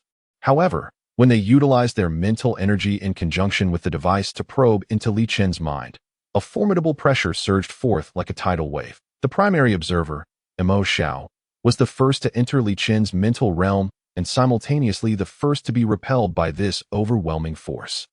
Exiting the device, he was drenched in cold sweat, his lips paling. Su Yang, taken aback by Mo Xiao's swift action, initially thought he had completed the examination, but soon grew serious upon seeing Mo Xiao's altered state. "What is the matter?" Mo Xiao recalled the sensation of mental energy contact and involuntarily shuddered. Having practiced medicine for nearly 50 years, he had encountered violent mental energy assaults before, yet he had never experienced such an overwhelming sense of dread. After a moment's pause, he found it perplexing and lowered his voice. "Are you certain that Li Chun possesses only D-level mental energy?" Chapter 45. Training ground. Upon hearing this, Su Yang was momentarily stunned. As he grasped the situation, his expression turned grave. "Are you suggesting that even in a state of sleep, his mental energy remains on guard?" and that his mental energy level may not be inferior to yours. Su Yang articulated, astonished. Mo Xiao nodded, accepting a glass of warm water that Su Yang had poured for him, and after regaining his composure, he explained, in our experiments, it has always been high-level mental energy entering low-level mental energy. While it is theoretically possible for two individuals of the same level to connect, it is exceedingly rare. I am an S-level mental energy user, and entering the mental realm of a D-level patient should not pose a challenge. Expressing his suspicions, Mo Xiao remarked that while Li Chun was resting, their conversation was conducted in the observation room. Thus Li Chun remained oblivious to their discussion. During their research on mental energy treatment, they had discovered that high-level mental energy could easily infiltrate low-level mental energy. The flexibility of mental energy varied among individuals. The more gentle the mental energy, the easier it was to enter another's mental realm, with less potential for harm. Mo Xiao was such a high-level mental energy user, which was why Su Yang entrusted him with this trial. Yet, having failed to successfully enter Li Chen's mental world, Mo Xiao pondered whether it was due to Li Chun lacking mental energy, or if Li Chen's mental prowess had already surpassed his own significantly. In light of Mo Xiao's conclusion, Su Yang shared the information he had on Li Chun. It was known that Li Chun had suffered severe injuries and experienced amnesia, which could imply that his mental capabilities had been compromised due to trauma. Li Chun had only been asleep for half an hour when Su Yang roused him. Having signed a confidentiality agreement, Mo Xiao chose to be transparent with Li Chun, disclosing his condition in detail. Your situation is exceedingly rare. If it were due to past injuries, it would be understandable, but you have since recovered. There is no reason for your mental energy not to restore, Mo Xiao stated with seriousness. Su Yang added, thus, we suspect that you may have suffered psychological trauma, and your subconscious is protecting your mental energy. This is a situation I have never encountered, so it remains merely conjecture, Mo Xiao admitted. Looking somewhat troubled, if only I could gather more insights. This is the first time I have faced such a case, making it difficult to reach a conclusion. Li Chen listened in silence, acutely aware that his mental energy was not quite normal. Yet both doctors were at a loss, which instilled an inexplicable sense of panic in him. Was this truly a harbinger of good fortune? After a moment of contemplation, Li Chen finally spoke. Dr. Mo, do you mean to say that my condition is difficult to treat? Mo Xiao appeared somewhat disheartened, yet as Li Chen's physician, he refrained from uttering discouraging words. Do not be anxious. Although I have not encountered a case like yours, it may simply be that my research has been insufficient. For the time being, take some medications to stabilize your mental energy. I will prescribe you some medication shortly, and you should take it regularly. Then return for a follow-up after some time. Mo Xiao was a conscientious physician, even providing Li Chun with his personal contact information, encouraging him to reach out directly if he experienced any discomfort. As Su Yang saw that they were making no progress, he decided to escort Li Chun out. Upon returning to the dormitory, Li Chun took his medication as prescribed. Jia Jia, noticing Li Chun taking the pills, expressed concern. Xiao Chen Chun, are you unwell? Jia Jia asked with a hint of sadness, in response to Jia Jia's concern. Li Chun gently patted Jia Jia's head, his gaze softening as he reassured, I am fine. It's just a minor issue. There is no need for you to worry. Being a robot, Jia Jia could not comprehend Li Chen's emotions. But seeing him say he was all right was enough for Jia Jia to feel reassured. Consequently, Jia Jia brightened up again. All right, then Xiao Chen should eat delicious food. Eating well will help you regain your health. I have learned to fetch meals from the cafeteria and can help you with that. Even though Li Chun recognized that Jia Jia was merely following programmed instructions, the robot's concern warmed his heart. Okay, you go ahead. There exists no shortage of females who have integrated robotic assistants into their daily lives. Thus, the presence of Jia Jia is hardly surprising. Consequently, Li Chun feels quite at ease with Jia Jia venturing out. After her departure, Li Chun begins to formulate new plans. Although he remains uncertain about the state of his mental prowess, the trajectory of his life continues unabated. The campus mecha competition is set for next Wednesday, and Li Chun has developed fresh insights regarding He Lianyi's new mecha design. His recent studies have not solely been aimed at He Lianyi's mecha. He has not forgotten his promise to Yuan Xin regarding their upcoming match, which necessitates his swift acclimatization. Since both endeavors revolve around design, why not transfer the mecha design intended for He Lianyi onto the stage of the mecha competition? With this thought in mind, Li Chun casts aside his concerns about his mental capabilities. After finishing lunch at Jaja's insistence, he dives back into the myriad space the following morning, due to Li Chen's recent busyness. He has not seen him for some time. Upon logging into the myriad space, He quickly discovers that Li Chen is online. Without hesitation, he locates Li Chen's coordinates and teleports over. To his surprise, He finds that Li Chen is not in the library or the workshop, but in the training grounds he knows all too well. This training area is modest in size. Even smaller than the ones He typically rents, He visits the owner, who is a stranger to him, none other than Qin Yujing. Recently, anticipation for the campus mecha competition has been building at the First Military Academy. With numerous freshmen eager to showcase their skills, naturally, Qin Yujing has been swept up in the excitement, engaging Li Chen in animated conversation. Coincidentally, Ma Cheng is also set to log in for training. Bringing their small team together, in a twist of fate, Qin Yujing expresses a desire to establish a training ground for their team to hone their mecha skills to Li Chen, experiencing a creative block and yearning for the thrill of piloting a virtual mecha. Graciously accepts Qin Yujing's invitation to Qin Yujing aptly notes, maneuvering a mecha in a virtual space is far simpler than in reality, allowing Li Chen to transition from novice to proficient within a mere hour. However, he cannot quite compare himself to Ma Cheng and Qin Yujing, who, upon finding their rhythm, engage in spirited combat. Just as they conclude an exhilarating battle, Qin Yujing receives an entry request. Chapter 46. Yi's subtle mischief upon seeing the illustrious name of Yu. Qin Yujing momentarily doubts his vision. He shakes Li Chen's arm, eyes wide with astonishment. Li Chen. Come quickly, am I seeing things? Is that really the idea of you be king? Li Chen, following his lead, leans in for a closer look and confirms, indeed, it is him. You are not mistaken to that moment. Li Chen recalls the messages flooding in from He, who inquires, what are you doing? Why are you at the training grounds? Are you practicing with the mecha? Who is your host? I've requested access. Could you ask the host if I may enter? Realizing that He is waiting just outside their training room, Li Chen turns to Qin Yujing and says, please invite him in. He is my friend. Qin Yujing, upon hearing this, finds himself in a daze, unsure how he managed to grant access. When He finally enters, Qin Yujing is utterly captivated.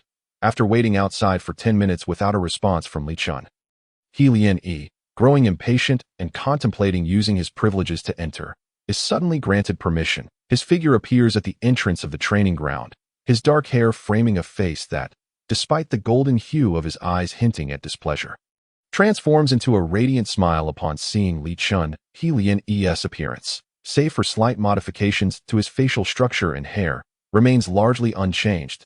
He wears a fitted black sleeveless shirt that accentuates his well-defined muscles, paired with combat trousers and boots, presenting a strikingly sharp and handsome figure. Striding confidently towards Li Chen, he feigns a hint of grievance. Li Chen, why did you not respond to my messages?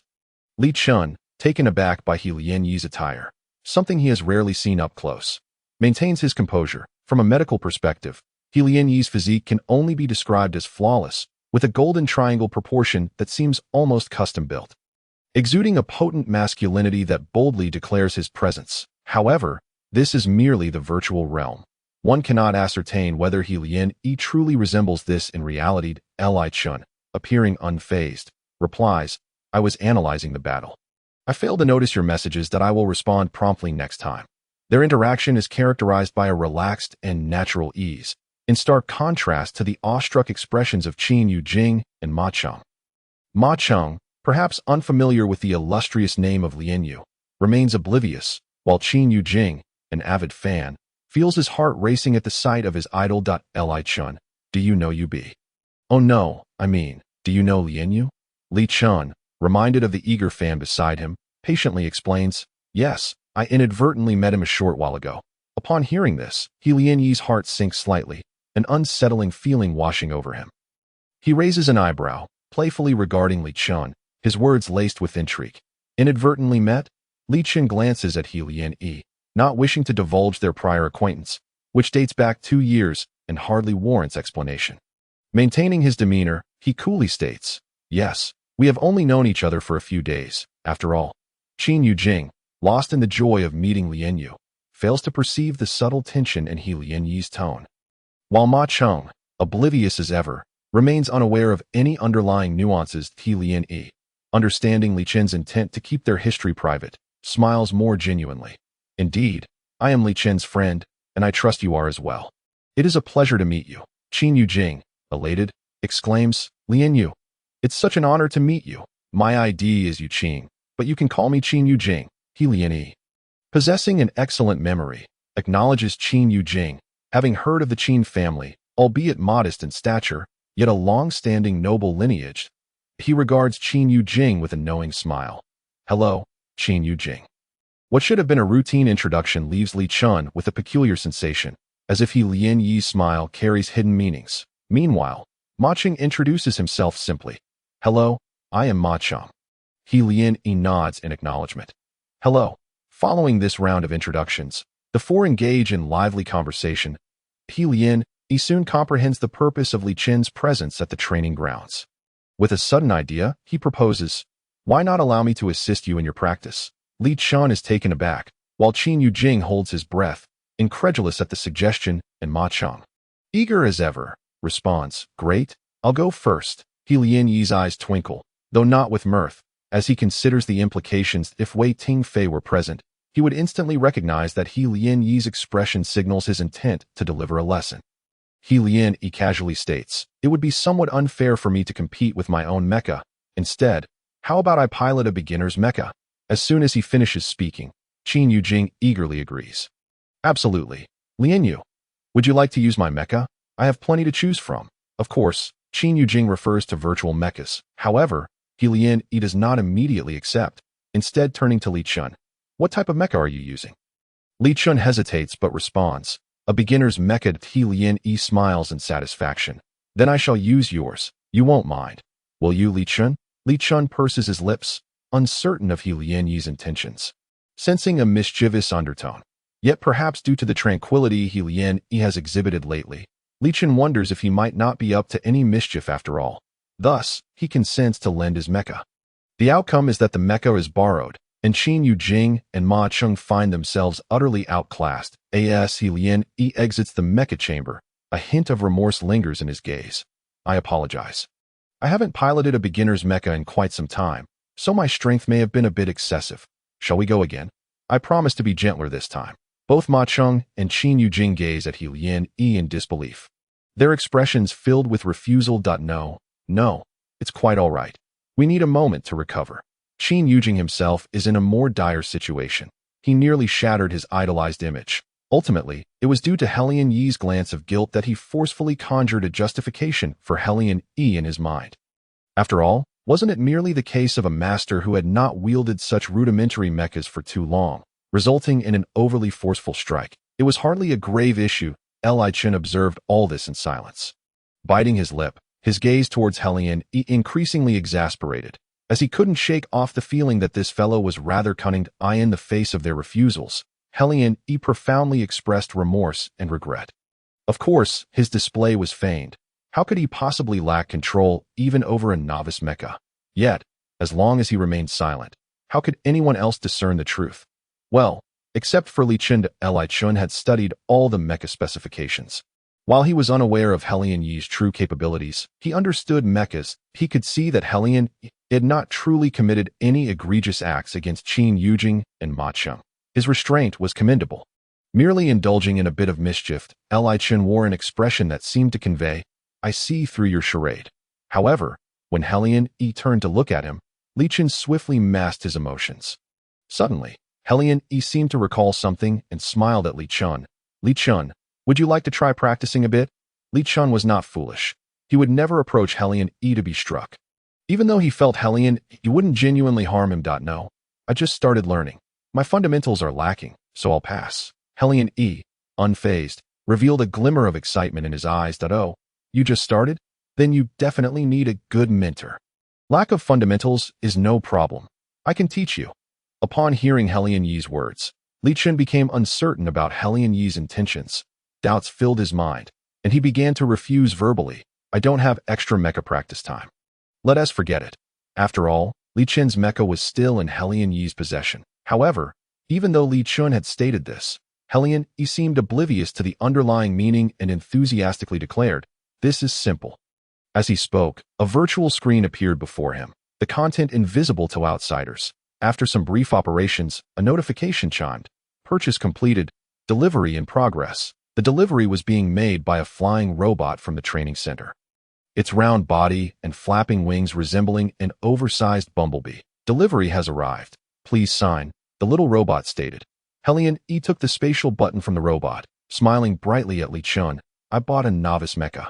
Now I can teach you to train. It turned out that Helian had just placed an order for a mecha from the training center's marketplace. This action astonished everyone present, and Li Shu felt a wave of frustration. If you can buy one yourself, then why did you need to use my mecha earlier? Faced with Helian Yi's determination, Li Shu had no choice but to comply, and their training commenced. Their practice would not resemble the competitive duels of others, as that would be rather unfair to Li Shu. His skills were limited to very basic maneuvers, and achieving a series of coherent strikes was exceedingly challenging for him at this juncture. Li Shu resembled a novice martial artist, beginning his training with foundational stances to build endurance. The higher one's mental strength level, the greater their endurance while piloting a mecha. After all, a mecha is not an ordinary weapon. It is intertwined with one's mental prowess, and the body's sensory perceptions are synchronized. Relax your body and allow your mental energy to flow gently into the mecha. Helian Yi's voice was calm and soothing, compelling one to follow his instructions. You must remember that during mecha operation, mental energy must be continuously released. This process should feel natural, not laborious. If you dwell too much on the release, your thoughts will become heavy. It should be as effortless as breathing, smooth and free-flowing. Helian advised that Li Shu took a deep breath, striving to relax his body and not overthink the release of his mental energy. The release felt as fluid as flowing water. Through his mental energy, Li Shu could perceive the flowing threads extending outward. He was capable of manipulating them, altering their trajectories. For Li Shu, controlling mental energy was no longer a daunting task, given his background as a mecha repairman, where such skills were essential. Yet, the distinction between deliberate training and natural release remained evident. As Li Shu gradually sensed his mental energy connecting with the mecha, a wave of ease washed over him. His mental energy seemed to take on a life of its own, cycling through without requiring his conscious control, a state he had not dared to imagine an hour prior.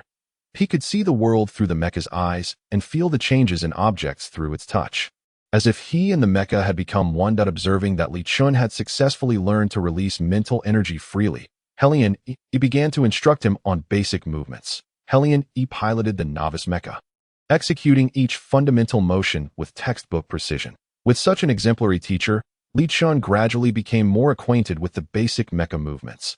The sensation of mental energy connecting with the mecha was profoundly mystical, akin to wearing a colossal shell beyond his own body, with a perspective much higher than his own. Initially, those piloting a mecha would struggle to adapt quickly. Thus, the advantages of virtual mechas became apparent.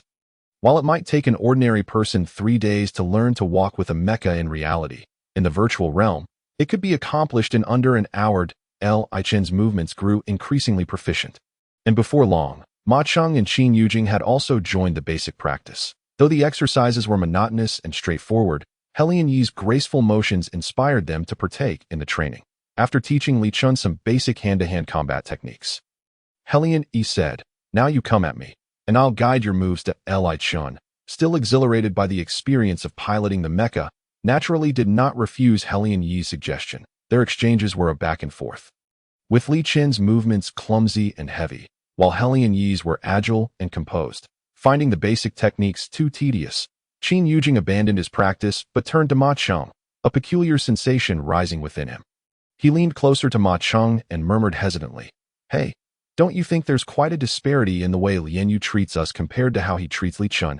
Ma Cheng dismissed the notion. "Is there? Perhaps it's because Li Shu and Lian Yu are already acquainted. Isn't it normal to treat friends well?" Though this reasoning held some truth, Qin Yujing remained visibly troubled. "But I can't shake the feeling that something's off." Ultimately, Qin Yujing could not pinpoint the source of his unease. Due to Li Shu's training, they were unable to engage in sparring, leading Qin Yujing to venture into an adjacent training room. That'd be the time Li Shu finished practicing. The two had long since departed. Chapter 48. The opening match as Helian E and Li Chun dismounted from the mecha. Li Chun, overwhelmed with excitement, forgot that he should not excessively exert his mental energy during this period, causing his legs to turn weak as he jumped down. Fortunately, Helian E noticed and quickly supported Li Chun, preventing him from falling flat on his face. Seeing Li Chun in such a wobbly state, Helian E recognized that he had overexerted his mental energy and furrowed his brow disapprovingly. When did you overextend your mental energy? Why didn't you inform me? Li Chun shook his head, indicating he was fine. I was too excited earlier and forgot that I'll be more careful next time. Looking around, Li Chun then realized his two friends had vanished. Noticing a message from Qin Yujing, he replied promptly. Helian E had noticed the two leaving while training Li Chun, but pretended to be unaware as he inquired, "Where are your two friends?" At that moment, Li Chun was focused on replying to his messages and, without raising his eyes, replied, "They went to an adjacent training room that I told them I was done and didn't plan to continue practicing." Helian E nodded. "That's fine.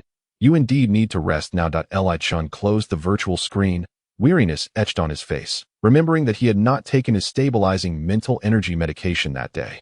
He looked apologetically at Helian E. "I'm sorry for making you accompany me for so long. I must have wasted your time." In contrast to Li Chun, Helian E appeared as if he had merely begun to loosen up. Radiating vitality, he smiled. "It's no trouble at all. I intended to come over." Li Chun still felt a sense of regret. He had originally intended to inform Helian E about the preliminary progress of his design.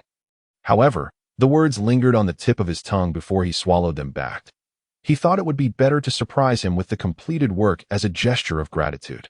Li Chun did not linger in the public space for long, as his body could not afford to remain there. After bidding farewell to Helian E, he logged off. The weekend swiftly passed, due to the anticipation surrounding the campus mecha competition. The school seemed to place great importance on the event, resulting in the cancellation of classes on Tuesday. Yet, the participants did not feel relaxed due to this rare break. After all, they all wished to showcase their utmost capabilities in the competition. In the 2 days leading up to the contest, Helian E was unable to log into the public space, as he, being the class leader, was required to lead his classmates in offline training. Historically, the chaotic phase of the mecha competition was conducted by class units, which was crucial for collective honor, and naturally, everyone in Class 1 aspired to secure the top position. Li Chun was also engrossed in offline training, having rented a workspace and immersing himself in study without any interruptions. Soon, the day of the competition arrived. The opening ceremony was to be conducted by the previous year's champion. Qin Yujing had secured front-row tickets early in the morning and managed to squeeze into the front row with Li Chun, Ma Cheng, and others. To Li Chen's surprise, he encountered Su Qian, whom he had not seen in a long time. Su Qian had come along with Ma Cheng, as the three of them had fortuitously formed a bond upon entering the campus, resulting in a close friendship. Su Qian shyly greeted Qin Yujing, as he had secured a front-row seat thanks to Qin Yujing's kindness. Qin Yujing smiled and assured him it was no trouble, stating that, as a noble, he always maintained a gentlemanly demeanor towards females. After some pleasantries, the opening ceremony officially commenced. The event was a speed competition. The mecha competition did not center solely on mecha combat, thus making speed racing a fair option for them. In the rules of the mecha speed race, each mecha had its designated track, divided into 3 segments. The first segment consisted of simple obstacle courses, presenting minimal difficulty. The second segment featured interference challenges, where numerous disruptive elements would emerge, requiring the contestants to showcase their skills. The third segment was particularly intriguing, as players could set obstacles for their opponents, potentially leading to conflict. Such confrontations would significantly hinder racing speed unless one could successfully navigate around the disturbances and reach the finish line flawlessly. The previous year's opening ceremony champion was undoubtedly a member of the third-year mecha class, making this year's second-year mecha class the center of attention. Coincidentally, Helian E was the champion from the previous year's mecha class and was set to compete in this year's opening ceremony. The younger students in his class were ecstatic, practically eager to unfurl banners in support. For Helian E, speed racing was child's play. However, his focus was not on the opening ceremony at that moment, as he had received a message from Li Chun that morning, informing him of his intention to attend the event. Li Chun was unaware that Helian E was also present at the first military academy. During a casual conversation, Helian E had inadvertently mentioned Li Chen's school, to which Li Chun had openly responded "it" that time. For reasons unknown, Li had falsely claimed to be from the neighboring Imperial Science University. Thus, Li Chun was oblivious to the fact that Li was actually Li Yu.as. The host announced the participants. Li took to the stage to acknowledge the audience. The military academy had relatively few colleges, but the various departments were numerous, with 27 representatives participating in the opening ceremony. Standing at the center of the stage, Li donned a black combat uniform, which enveloped him completely, adorned with a golden badge symbolizing the 1st Military Academy's mecha department on his chest. Coupled with his striking silver hair, he stood out amongst the crowd. The viewing platform was semicircular. Although it was a bit distant from the main podium, advanced technology had made live streaming commonplace. Virtual screens flanking the podium displayed each contestant's appearance, and personal wristbands could connect to the live broadcast for viewing the competition. When the camera panned to Li, it lingered for 2 seconds, inciting cheers from many attendees, particularly from the upperclassmen in the logistics department. It is worth noting that most of the female students in the military academy were in logistics, and the upperclassmen, having experienced the previous year's competition, were well aware of who Li was. Even Qin Yujing, who typically adored beautiful individuals, could not help but exclaim, Li is truly handsome, but I hear he's quite aloof. He's best admired from afar. Li Chun had met Li once before, though that memory was nearly forgotten. However, upon seeing Li's face clearly now, he felt an inexplicable sense of familiarity. Do you know who he is? Li Chun inquired softly of Qin Yujing. With a slight smile, Qin Yujing's pride was palpable.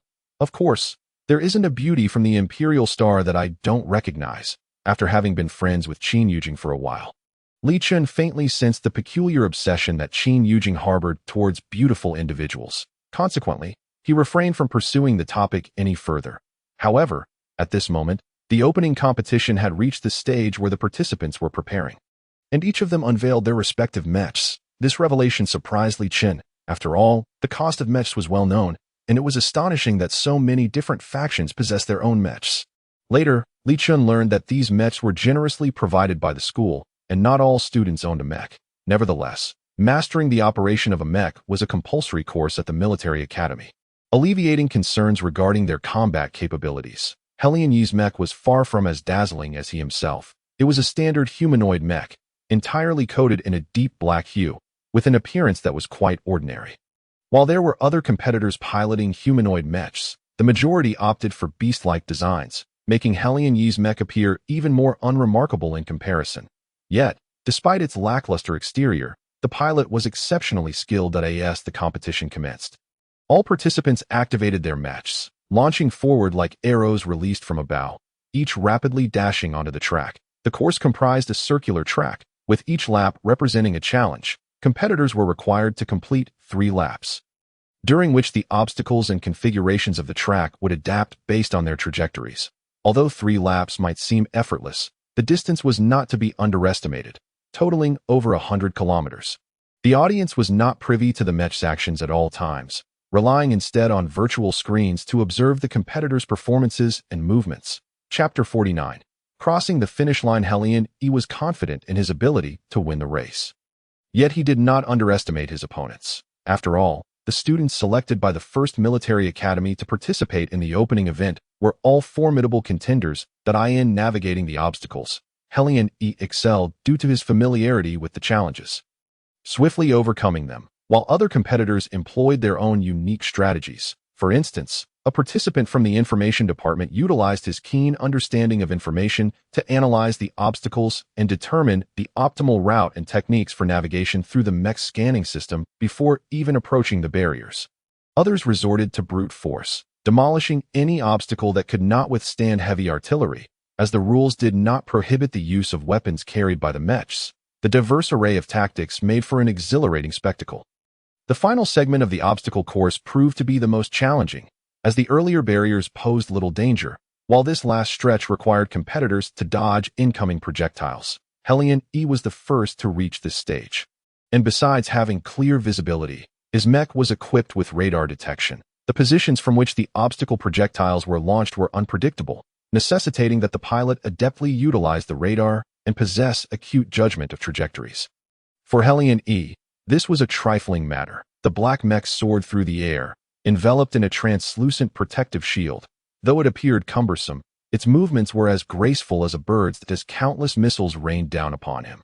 He executed a series of magnificent turns, jumps, and spins, evading the missiles effortlessly.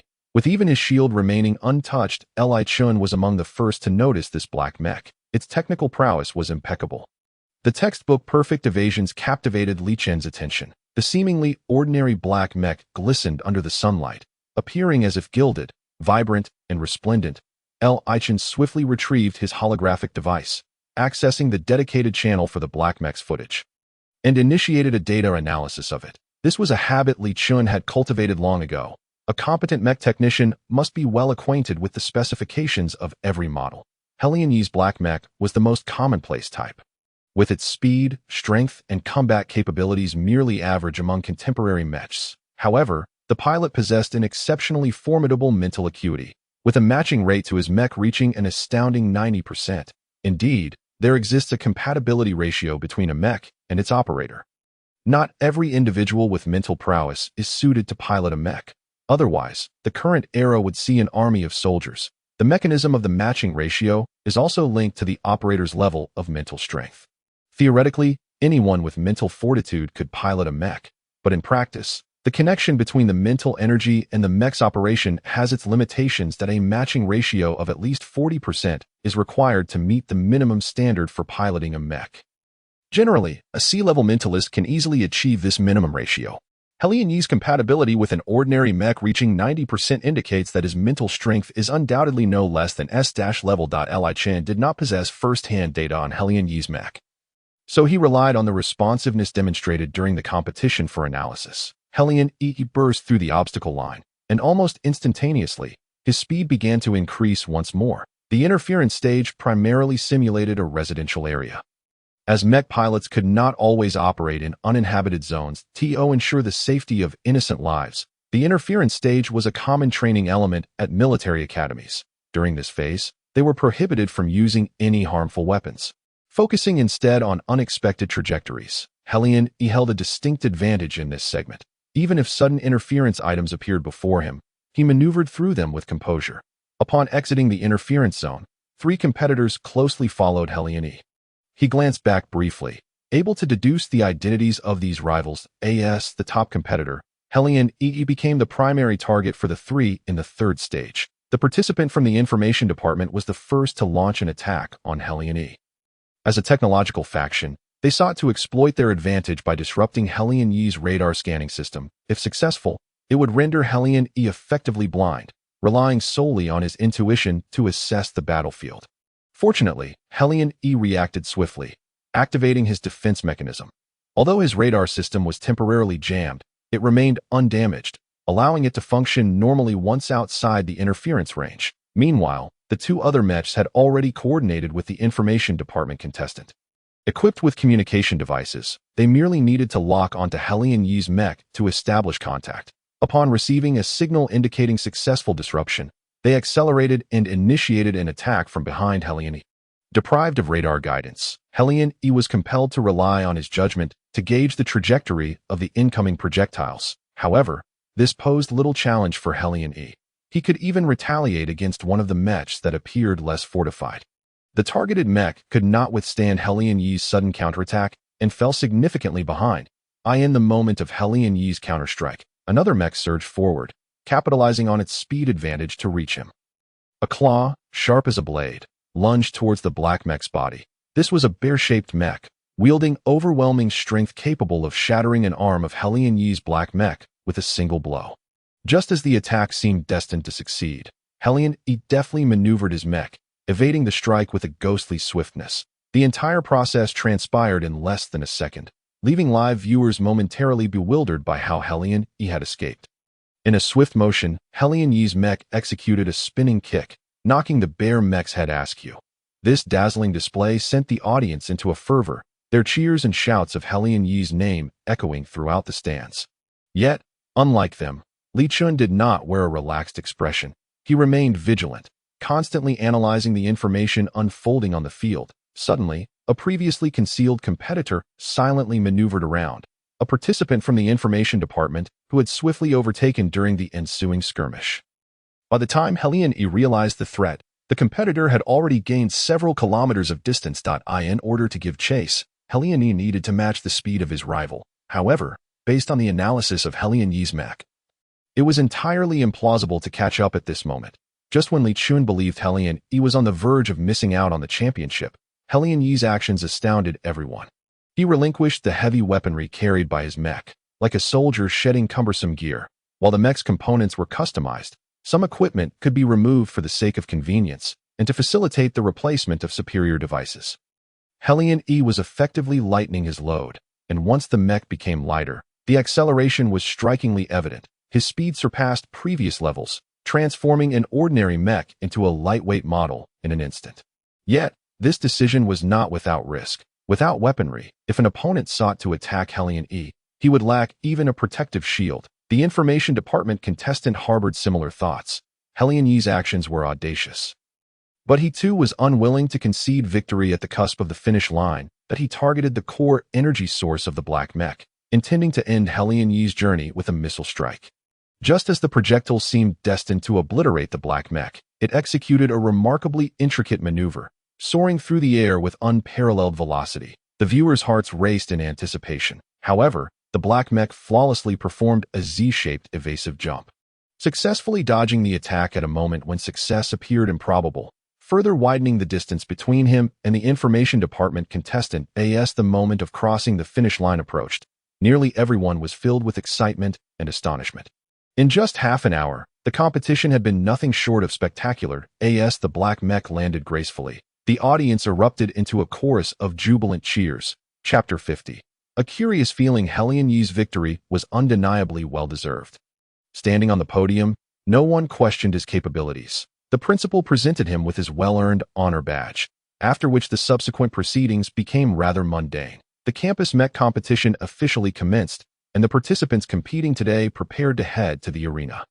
Ma Cheng's match was scheduled for the morning, and after observing the opening event, they had little else to attend to, following Ma Cheng to the training ground for his competition. This was Li Chen's first visit to the First Military Academy's training grounds, which were even larger than the facilities he had seen in virtual spaces, encompassing an area akin to that of a sports field.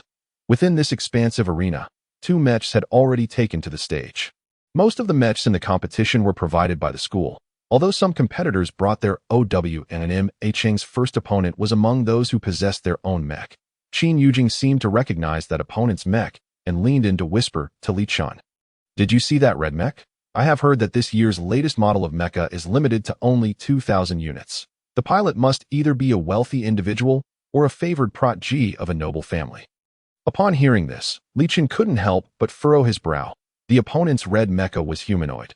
There are indeed many military academy students who operate humanoid mechas, but if one were to use their own mecha privately, most would opt for a beast form. That if what Qin Yujing said is true and the opponent comes from an affluent background, then their choice of a humanoid over a beast form indicates either significant financial means or a strong confidence in their own abilities.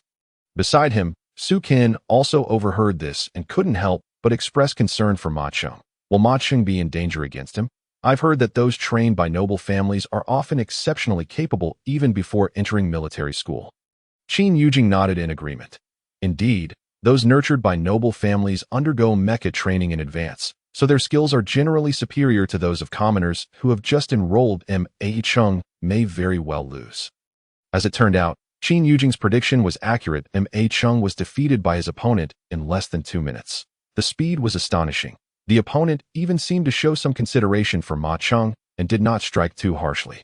Ma Cheng emerged from the competitor's exit, limping on one leg, his face a portrait of despair, clearly shaken by the defeat. That Su Qian exclaimed, "Ma Cheng, what happened to your leg?" Li Chen remained silent, stepping forward to support Ma Cheng. As Ma Cheng lowered his leg, it seemed to cramp, prompting a wince that drew the concerned gazes of the 3. Embarrassed by their attention, Ma Cheng blushed and said, "I'm fine. My leg just went numb from the impact earlier. It's not really injured. A little rest will do the trick." Upon hearing this, the group collectively sighed in relief. They helped Ma Cheng to a bench by the roadside, some standing while others sat. Waiting for Ma Cheng's leg to regain sensation, Su Qian watched as Ma Cheng rubbed his leg, unable to suppress his curiosity. Ma Cheng, how can your leg go numb while piloting a mecha? Were you too tense during the match? Ma Cheng chuckled sheepishly and shook his head. Not exactly. Piloting a mecha is like this. Once you're in, your senses are linked to the mecha. I simply didn't brace myself properly during that last hit. And it jolted my leg. Su Qian looked surprised, his eyes widening. Is it really like that? Qin Yujing chimed in at the right moment. Yes, when piloting a mecha, your mental energy connects with it, linking your senses to the machine.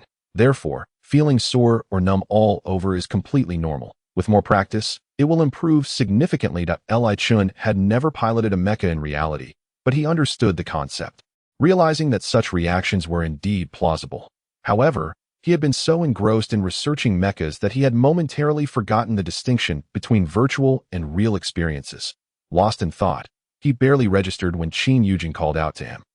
It wasn't until Qin Yujing patted him on the shoulder that Li Chun snapped back to reality. Huh? What did you say?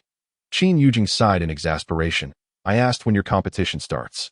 Li Chun replied. The preliminary round is in the afternoon, and the finals are the following morning. The Academy's competitions were scheduled concurrently, and unfortunately, Li Chen's event coincided with Ma Cheng's afternoon match that Ma Cheng was set to participate in 3 preliminary rounds.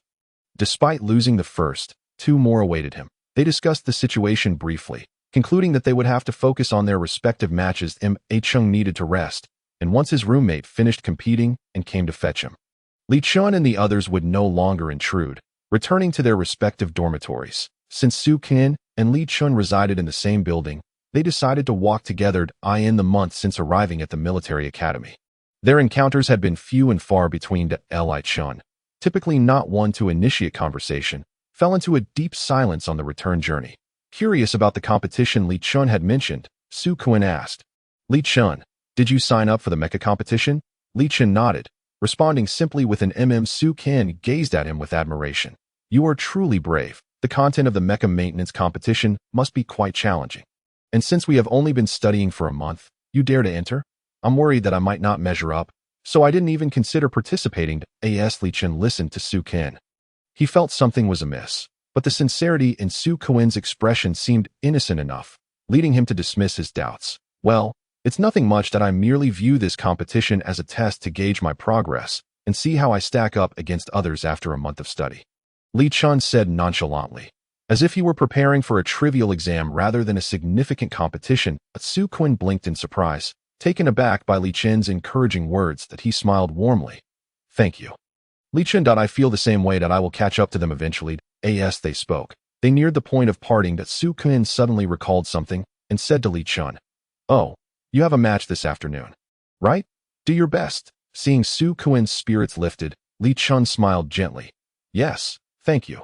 However, a moment later, Su Qian added, even though the chances of making it to the finals seem slim, don't lose heart. There will be more opportunities ahead. While meant as a statement of encouragement, Su Qian's words struck Li Chun as somewhat harsh, as they implied a lack of faith in his abilities and an expectation of defeat. Li Chun's smile faltered, and he simply responded with a soft casting a scrutinizing glance at Su Qian. Nevertheless, it was time for them to part ways. They exchanged farewells and went their separate paths. Chapter 51. The mole on the hand. As Li Chun prepared for his afternoon match, he received a message from He Liani. Knowing Li Chun had a competition today, He Liani sent a message of encouragement. Good luck in the afternoon match. I believe in you. Perhaps due to Su Qian's insincere and perplexing remarks, Li Chun felt a wave of genuine camaraderie upon seeing He Liani's message. Li Chun replied with a note of gratitude. Thank you. I will do my best. Just a few seconds after sending it, He Liani responded as if he had been waiting by the screen. It's nothing. Did you finish watching the opening match? He Liani, being from the Imperial University of Technology, was aware that the opening match had concluded, but Li Chun had just exited the arena and sent him a message. He had been waiting for Li Chun's reply. Now that he finally received a communication from Li Chun, he seized the opportunity to inquire further. So, how was the opening match? Was it exciting? Recalling the awe-inspiring mecha maneuvers on display during the match, Li Chun couldn't help but elaborate. It was incredible. The champion was exceptionally skilled. Feeling the need to provide more detail, Li Chun sent He Liani several clips of recorded footage and the performance metrics he had gathered during the live stream. Though I didn't witness his battles firsthand, I could sense his formidable abilities. If I'm not mistaken, His mental energy level is likely S-class. The speed and precision he achieved with a standard mecha left me astounded. Especially, I was impressed by his innovative use of disassembling equipment to lighten the load, enhancing acceleration. That was truly unexpected. Li Chun collected a considerable amount of data that left him quite satisfied during this competition. And Liani's actions to lighten his load also provided Li Chin with significant inspiration. While Li Chin spoke at length, he completely forgot whether Liani had responded. The blank chat interface was left with only Li Chin's messages. After quite some time, Li Chun realized that Liani was absent from the conversation. Curiosity got the better of him, and he sent a greeting, Liu, at that moment, on the other end of the communication. Liani inexplicably felt a warmth rising in his cheeks, for it was he whom Li Chun was praising. He had always excelled in piloting mechas and had received countless accolades. For Liani, the opening match was merely a small competition, hardly worthy of note. When Li Chun meticulously analyzed his own battle situation and even sent him a short video, an inexplicable joy clouded his mind. And he felt an impulsive desire to reveal to Li Chun that Liani was indeed himself. Yet, Liani restrained this urge. When Li Chun called out to him, he promptly replied, I'm watching. I've seen the video. What you said is indeed correct. Achieving such maneuvers in reality is truly impressive. Liani felt no shame in praising himself. Li Chun was delighted that Liani resonated with him. The two conversed for a while until Li Chun had to attend to other matters, at which point their dialogue came to a halt. The preliminaries for the mecha maintenance competition were about to commence. As a contestant, Li Chun arrived half an hour early. The mecha maintenance contest was a rather tedious process, and even in a public competition setting, there were very few spectators in the stands. After all, this was merely the preliminary round, and most people focused more on the finals. Li Chun took his assigned number and headed to his workstation, coincidentally finding Yuan Xinhe not far from him. Li Chun could see Yuan Xinhe, and Yuan Xinhe could naturally see him as well. After receiving his number, Yuan Xinhe lifted his chin, much like a proud peacock, and ostentatiously strode past Li Chun. Casting a glance his way, disdain evident in his eyes, accompanied by a haughty snort, seemingly filled with contempt, Li Chun silently observed Yuan Xinhe's self-indulgent display, his heart remaining unperturbed, before the competition officially began. The participants in the preliminaries were required to showcase their tools at their workstations. The school permitted them to bring their own tools or utilize those provided by the institution. Once the robots confirmed that their tools posed no suspicion of cheating, they would enter their designated workspaces. The workspace was considerably smaller than the school studio, containing a semi-finished mecha. The rules for the preliminary round were quite straightforward. Contestants were to completely assemble the semi-finished mecha according to the original design draft provided by the school. As the missing components varied for each mecha, this would test the contestants' overall capabilities. Li Chun was fortunate not to draw a question related to assembly, but he dared not be careless. As his assembly phase required the installation of the energy source. It is well known that aside from the pilot's mental strength, a mecha's energy source is essential for its operation. The process of assembling the energy source was not so simple, as the connection ports of the energy source had to match those of the mecha, requiring connections of over 100 lines. Before this, Li Chun had to process the materials for the energy tank assembly. Given the peculiar nature of mecha energy, the energy materials could be either liquid or solid, and the type of energy material determined the specifications of the container. Li Chun first compared the semi-finished mecha with the original design draft, and quickly discerned that the energy material used for this mecha was liquid. With this preliminary determination, he began to retrieve suitable materials for the liquid container from the material area provided by the school. Li Chun had become quite adept at operating the tools, swiftly integrating the necessary materials and submitting the material list. Once submitted, contestants could no longer retract their choices, unless they wished to incur penalties during the competition, since only a single component's material processing and assembly were required. The competition time was limited to 1 hour. An hour was quite tight for the contestants, necessitating precise material handling and successful assembly.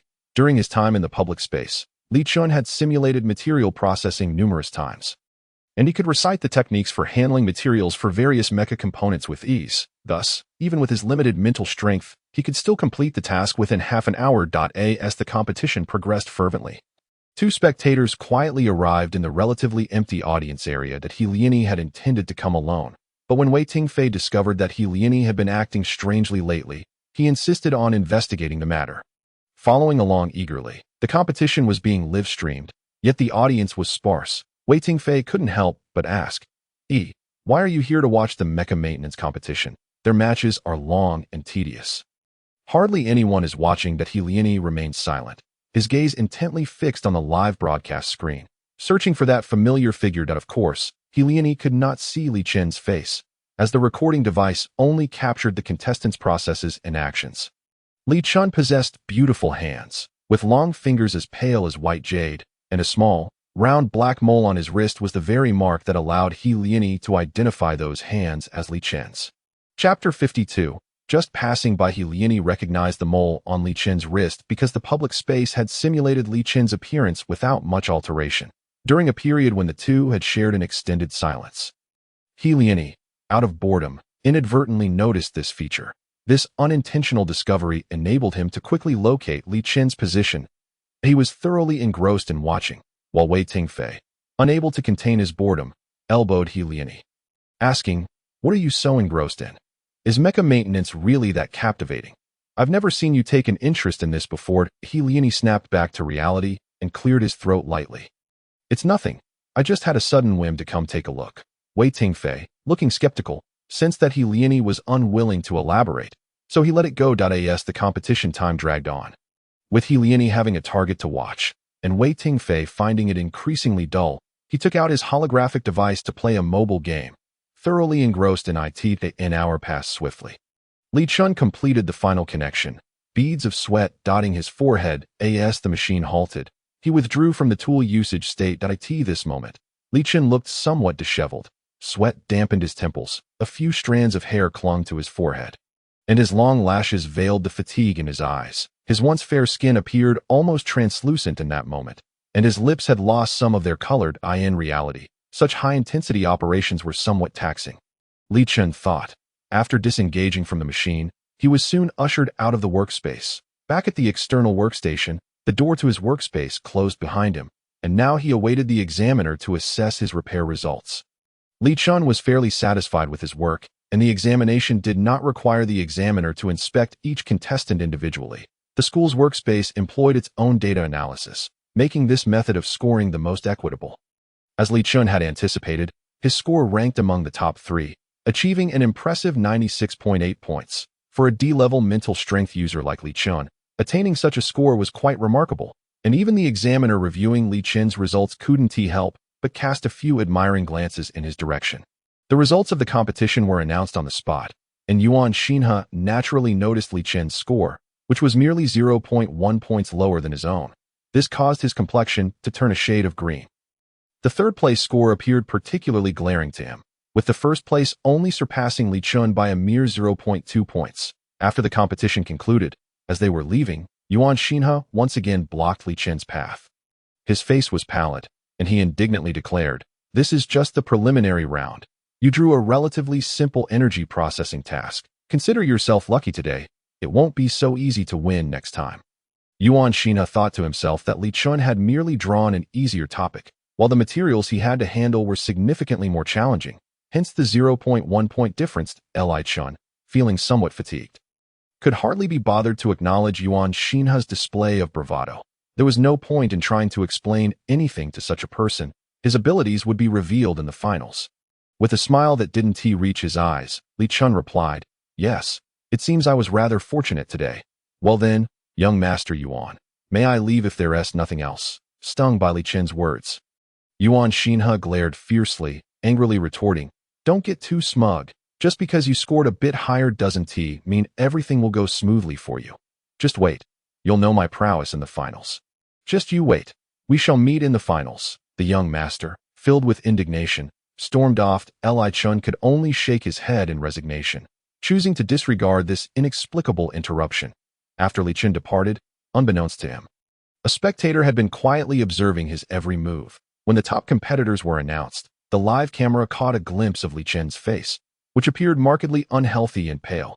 Helian E, who had been closely monitoring Li Chen's actions, couldn't help but notice this. Although the competition area and the audience section were somewhat distanced, Helian E recognized Li Chen immediately and thus witnessed Yuan Xin creating trouble for him. However, due to the distance, He could not discern the conversation clearly, and the matter was left unresolved as he left the venue. Helian Yi still felt uneasy. He sent a message to Li Chun, inquiring if the competition had concluded and how he fared. As if they were attuned to each other's thoughts, Li Chun soon replied, stating, "The competition has ended. I secured second place, which was somewhat expected." Helian Yi was well aware of this, yet his genuine concern lay not with Li Chun's results. Thus, he diplomatically asked, "I heard that mental energy was heavily utilized in the machinery competition. You nearly fainted from overexertion last time. I hope you're all right this time." Walking back, Li Chun casually replied to Helian Yi. He was taken aback by how observant Helian Yi was, considering they were merely acquaintances. After careful consideration of his words, Li Chun responded, "I am fine. I did expend quite a bit of energy, but I can manage. I'm on my way back to the dormitory. Let's talk later." This statement effectively stifled any further inquiries from Helian Yi. Helian Yi, feeling anxious, was accompanied by Wei Tingfei, who sensed Helian Yi's agitation. The bewildered expression on Helian Yi's face puzzled his friend. "Yi, what's going on? Is there trouble in the palace again?" Last time, when the emperor fell gravely ill, Helian Yi had rushed back to the palace in haste. Recently, Helian Yi had been acting rather mysteriously, prompting Wei Tingfei, as a subject, to harbor suspicions. Helian Yi quickly shook his head, skillfully masking his worries. "Tingfei, I have some urgent matters to attend to. You should return to your dormitory. I'll explain later." Without waiting for Wei Tingfei to press further, Helian Yi strode away, even breaking into a run, clearly displaying his urgency. Helian Yi's destination was none other than Li Chun's dormitory, having just finished the competition. Li Chun's route from the venue to the dormitory was limited, and Helian Yi decisively chose the shortest path, aiming to catch a glimpse of Li Chun before he entered his dormitory to ensure he was truly unscathed. Helian Yi moved swiftly and, before reaching Li Chun's dormitory, encountered Li Chun leisurely strolling ahead. Li Chun ambled along, as if enjoying a leisurely walk in a garden. However, upon closer inspection, his steps appeared somewhat unsteady, causing Helian Yi to furrow his brow in concern. Maintaining a respectful distance, Helian Yi trailed behind Li Chun. As Li Chun approached the base of the dormitory, a sudden tremor coursed through his frail figure. And before Helian Yi could react, Li Chun collapsed before him. The unexpected fall elicited gasps of shock from the surrounding crowd. This area was near the female dormitory, and given the recent competition, there were still numerous passers-by. Helian Yi hurriedly rushed over, supporting the unconscious Li Chun. Upon seeing Li Chun's pallid complexion, Helian Yi felt his heart constrict with worry. Ignoring the gazes of others, he hoisted Li Chun onto his back and hurried him toward the campus hospital. The female dormitory was not far from the campus hospital. Helian Yi carried Li Chun into the emergency room. His limbs felt icy, and his heart raced with anxiety. Fortunately, the doctor's examination was brief. As soon as the doctor emerged, Helian Yi anxiously inquired, "Doctor, how is he?"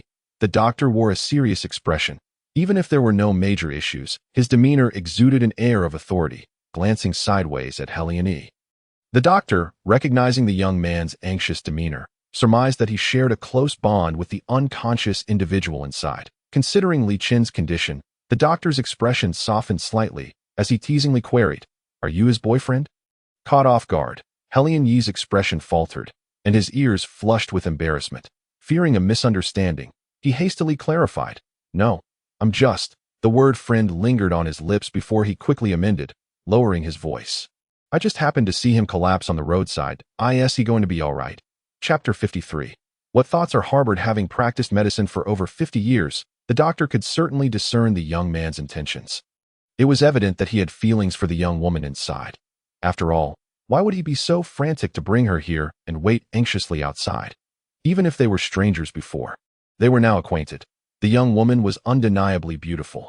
Would this young man not develop inappropriate thoughts? The doctor regarded Helian Yi with a knowing expression, his tone becoming more relaxed. "It's nothing serious. He has experienced hypoglycemia due to excessive use of mental energy, and he likely skipped lunch. His body has been undernourished for a while. A good rest and some nutritional supplements will do the trick." As the doctor spoke, he busily scribbled notes. Soon, a medical prescription was handed to Helian Yi. "Here is the prescription. Please settle the payment at the counter and collect the medication." The doctor paused, then added, "Provide his name for reimbursement. The school covers medical expenses for female students. If you don't know his name, you can ask him when he wakes up. If you have time, Stay with him until he regains consciousness and buy him something to eat. Like nutritious porridge, after offering this advice in one breath, the doctor felt akin to a diligent father, and after ensuring everything was clear, he turned to resume his duties, casting a deep glance at Helion, as if to say, "Kid, I'm only helping you this far." However, Helion was oblivious to the doctor's gaze. Although he found it somewhat perplexing, his primary concern was Li Chun. After paying for Li Chun's medical expenses as per the doctor's instructions, Helion idly settled in the temporary ward, awaiting Li Chun's awakening. Li Chun slept for quite a while, and when he finally opened his eyes, he felt a refreshing sensation coursing through him. As he groggily blinked awake, he was met with the sight of a white ceiling, momentarily disorienting him about his whereabouts. Only when he noticed Helion's eager gaze did he regain his bearings. Upon seeing Li Chun awake, Helion's face lit up with uncontainable joy. "You're awake." Li Chun, feeling somewhat disoriented, realized that while he recognized Helion, he did not truly know him. Yet, this stranger was inexplicably waiting by his bedside. Confused, Li Chun inquired, "May I ask where this is?" It suddenly dawned on Helion that Li Chun would not recognize him in his current state. Thus, he reluctantly retracted his smile, explaining, "This is the campus hospital. You collapsed on your way back to the dormitory, and I happened to pass by and brought you here." Li Chun felt as though his memories were hazy, akin to a drunken stupor. Yet he did recall being on his way back to the dormitory. Understanding the situation, he promptly nodded in gratitude toward Helion. "Thank you for bringing me to the hospital." Helion offered a gentle smile. "It's nothing. You must be hungry. That I have some nutritious porridge in this thermos that should still be warm. You should eat it while it's hot. As he spoke, Helion retrieved a small blue thermos from the bedside table. The thermos was compact and exquisitely crafted, appearing brand new. Upon Helion's mention, Li Chun suddenly felt a strong pang of hunger. However, he did not hastily accept the thermos, but politely declined. "Thank you for the porridge. But you've already gone through the trouble of bringing me to the hospital. You should keep it for yourself." Helion, momentarily taken aback, quickly realized that Li Chun was once again pushing him away. He promptly replied, "No, this was specially bought for you. The doctor insisted you must eat nutritious porridge after waking up. Besides, I've already had my dinner. If you don't eat this, it would go to waste." Having endured hardships on the garbage star, Li Chun could not abide wastefulness. After a moment's hesitation, he slowly accepted the thermos from Helion's hands, expressing his gratitude. "Thank you. I truly appreciate your kindness. How about this? Please let me know how much the medical fees and meal costs are, and I will transfer the money to you." Li Chun was eager to clarify their relationship. First, he didn't want to owe anyone anything. Second, Helion was too dazzling. During the opening competition, he had sat too far away to see Helion's features well. Now, with the man before him, Li Chun realized just how strikingly handsome he was. With flawless features and striking silver hair that caught the light wherever he went, Helion's appearance was almost unreal. To make matters more captivating, the slight upward tilt of his eyes was accompanied by a beauty mark beneath one, lending him an allure that was hard to resist. Moreover, Helion's golden irises struck Li Chun with a sense of familiarity, as if he had seen those eyes somewhere before.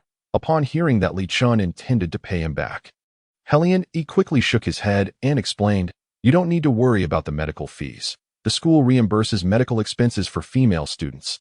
The cost of this meal is negligible. You don't have to return the favor. Consider it my treat." Helion had already made his point, and Li Chun felt reluctant to refuse any further. He could only murmur a word of gratitude before slowly opening the thermos to savor the nourishing porridge.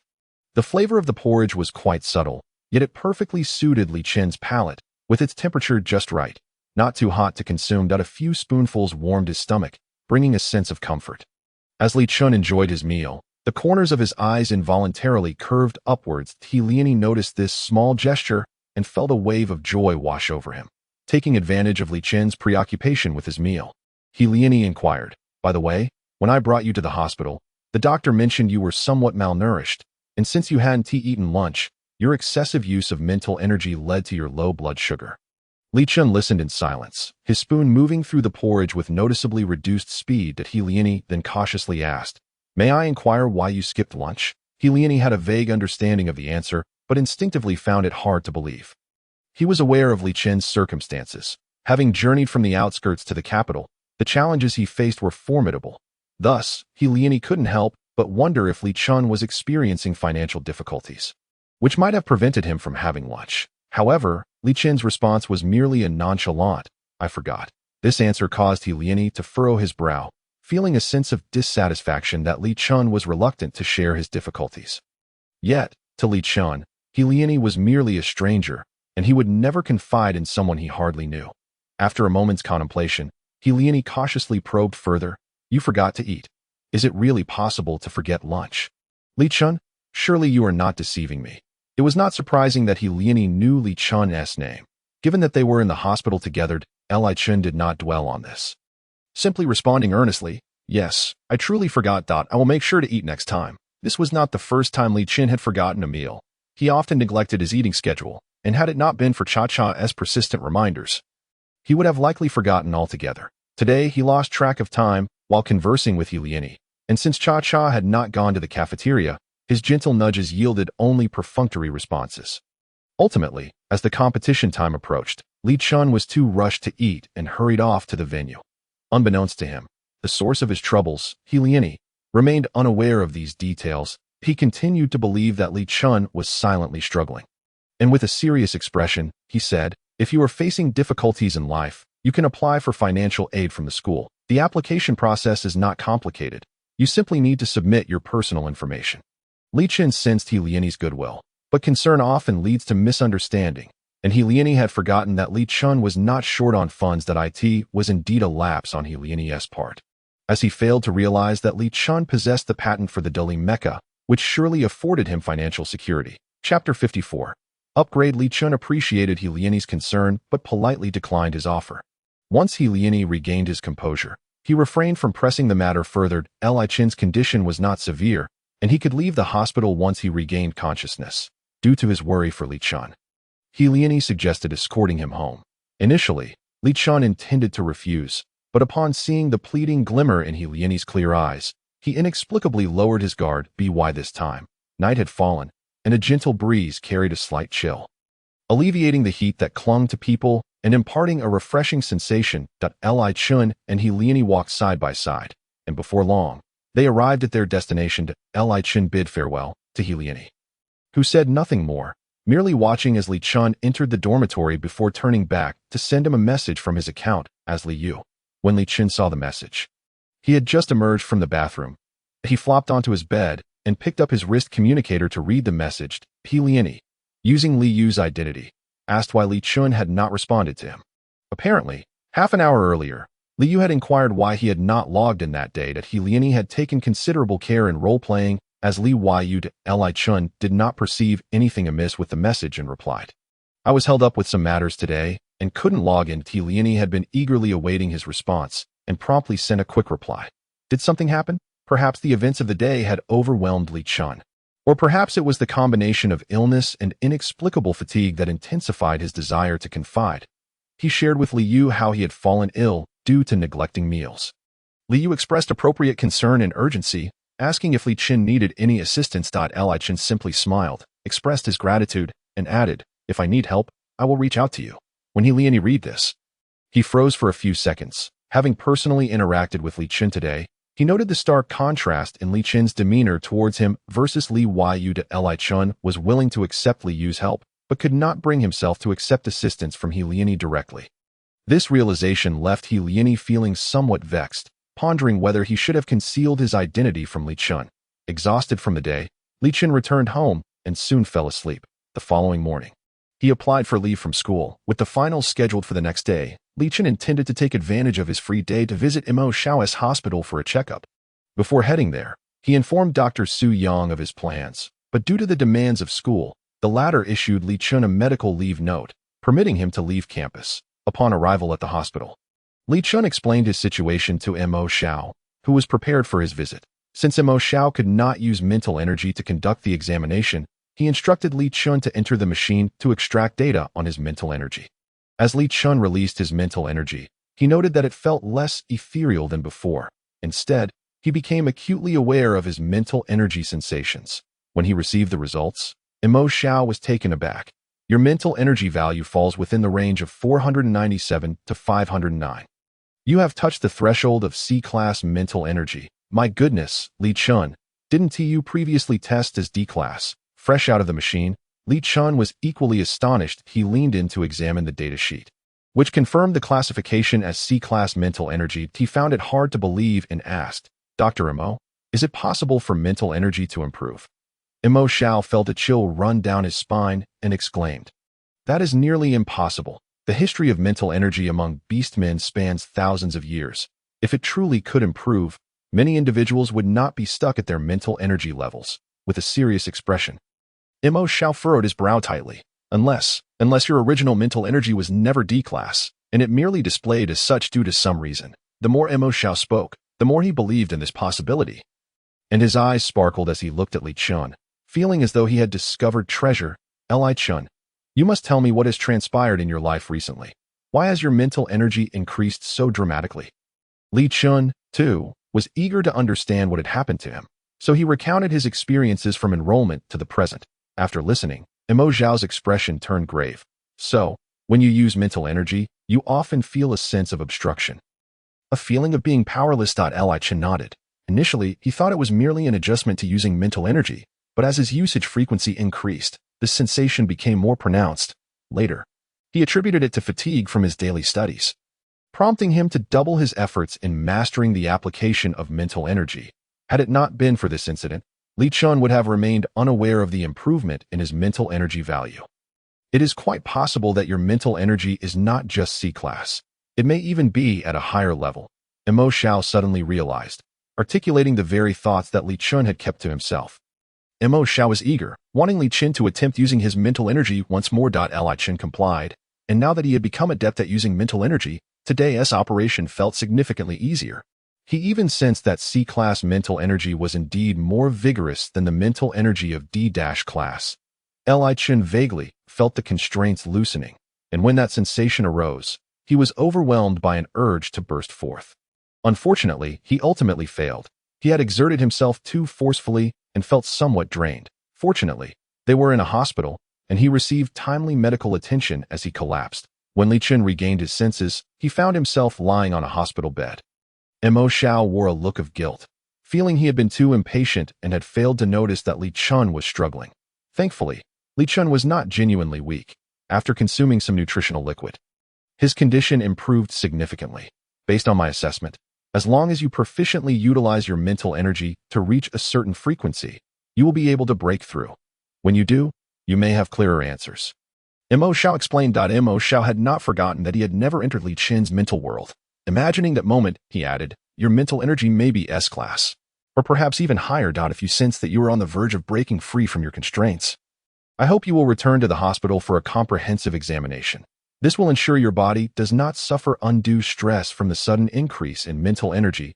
Li Chun nodded, acutely aware that his understanding of mental power was still superficial, far from the familiarity that Mo Shao had acquired over decades of research. However, the rarity of his condition left him uncertain about the potential costs of treatment, a situation that had already begun to strain his finances. Li Chun contemplated his options. He received a call from Feng Yu before returning to school. The Yijia Technology Company had achieved final results for the mecha design proposed by Blue, and the mecha product was scheduled for acceptance testing in mid-next month.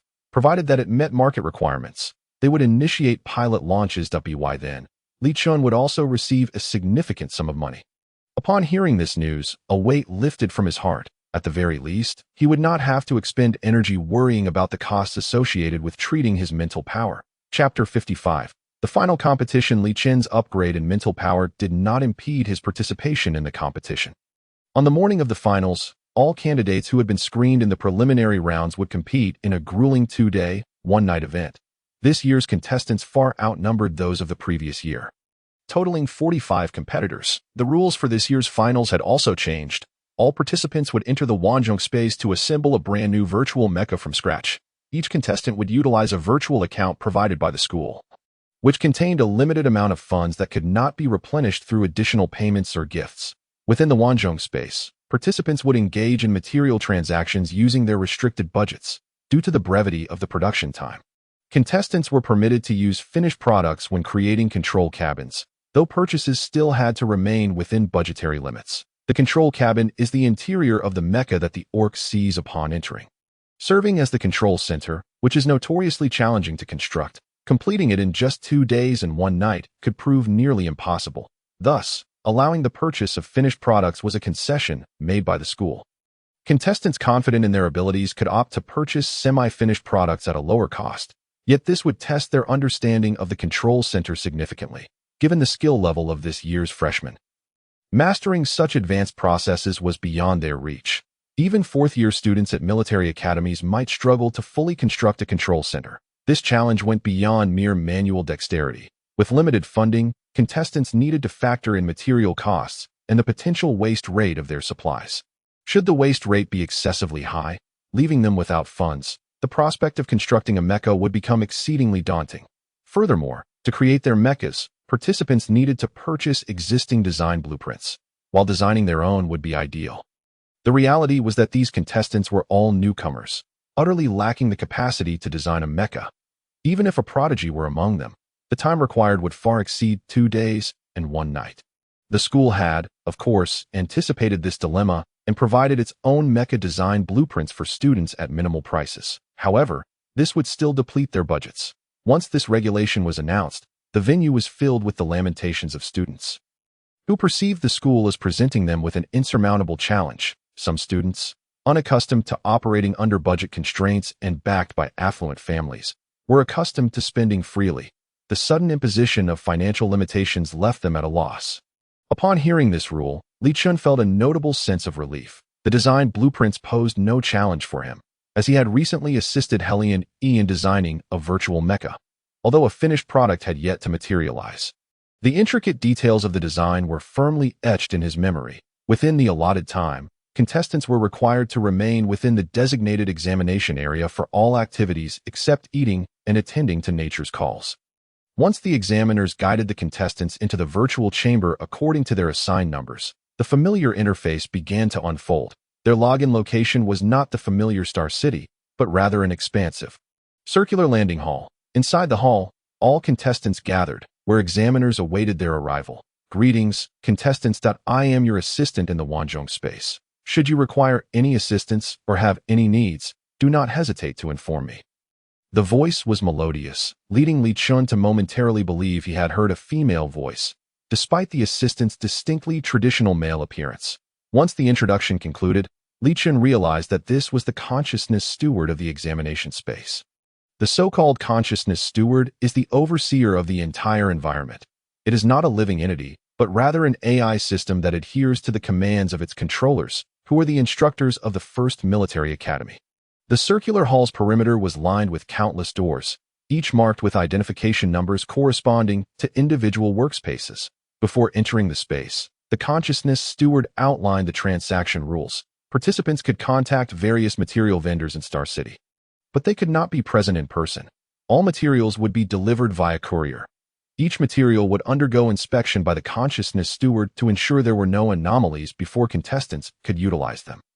Naturally, attempting to purchase finished products as a shortcut was futile, as the consciousness steward was omnipresent in this space, with surveillance cameras in every room to ensure compliance with the rules. Once the regulations were clarified, Li Shu entered his workspace. Unlike many contestants who opted to purchase design blueprints or materials, he meticulously organized the design blueprints he had memorized from start to finish, since upgrading his mental power. Li Shu found his thoughts to be clearer, and the knowledge stored in his memory became vividly apparent. Understanding the influence of his mental power, Li Shu recognized that orcs could master fundamental knowledge before entering university due to the development of their mental faculties. The vast expanse of foundational knowledge in the interstellar realm was immense, and mental power served as a cognitive space, enabling the retention of information with remarkable clarity.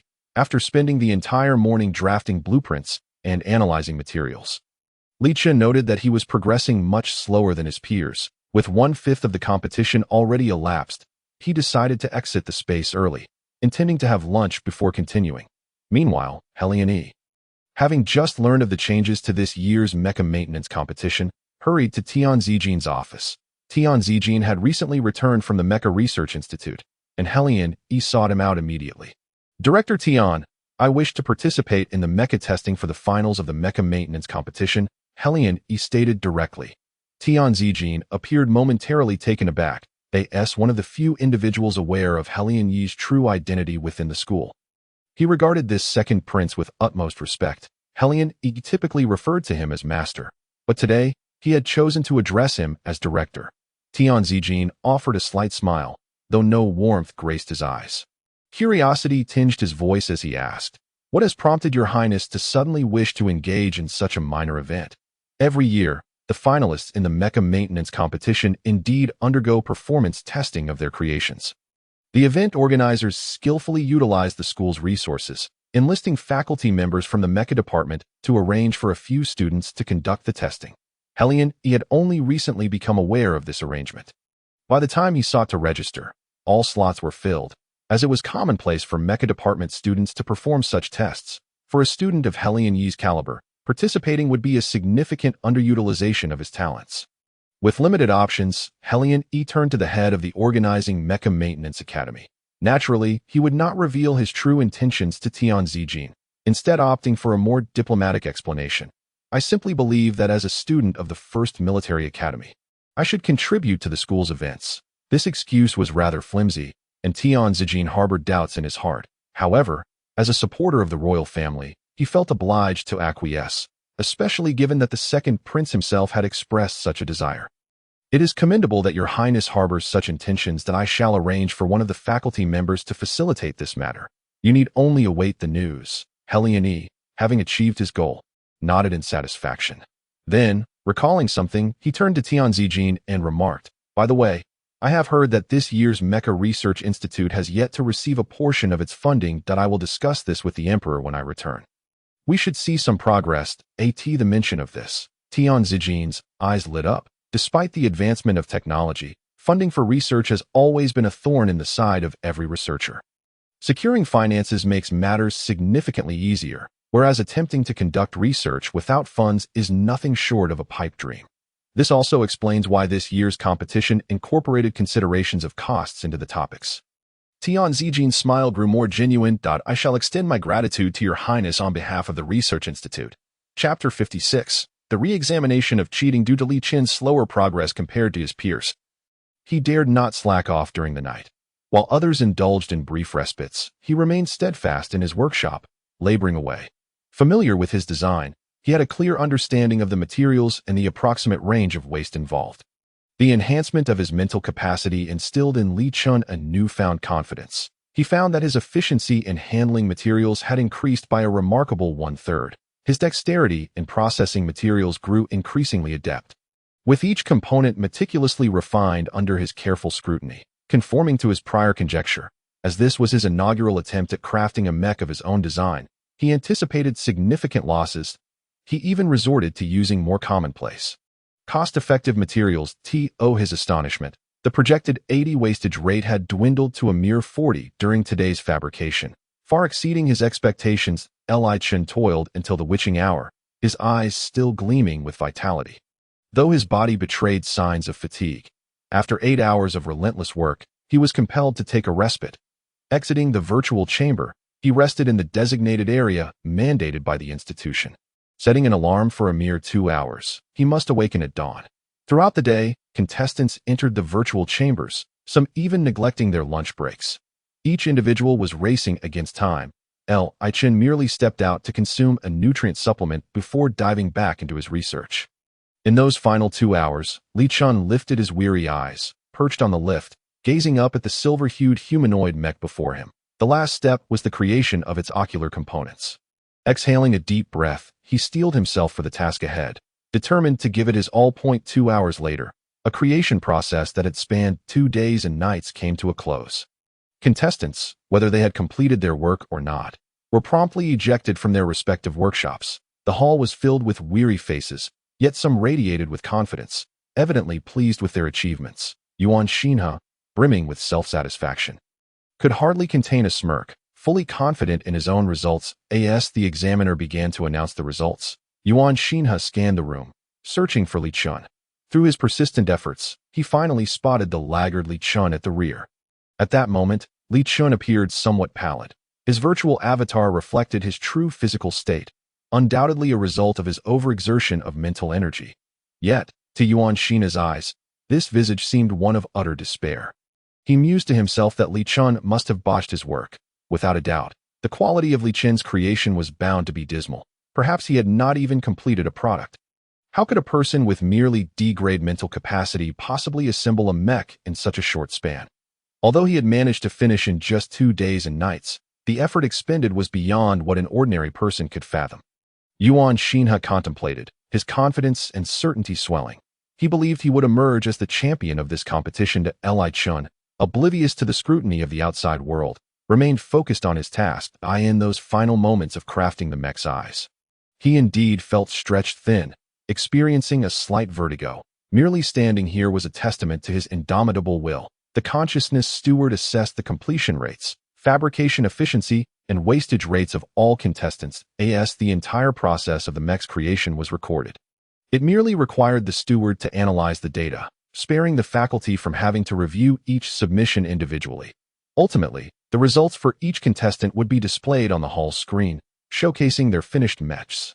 Among 45 contestants, only 17 succeeded in completing their mech designs. The remaining participants either fell short or produced only partial creations.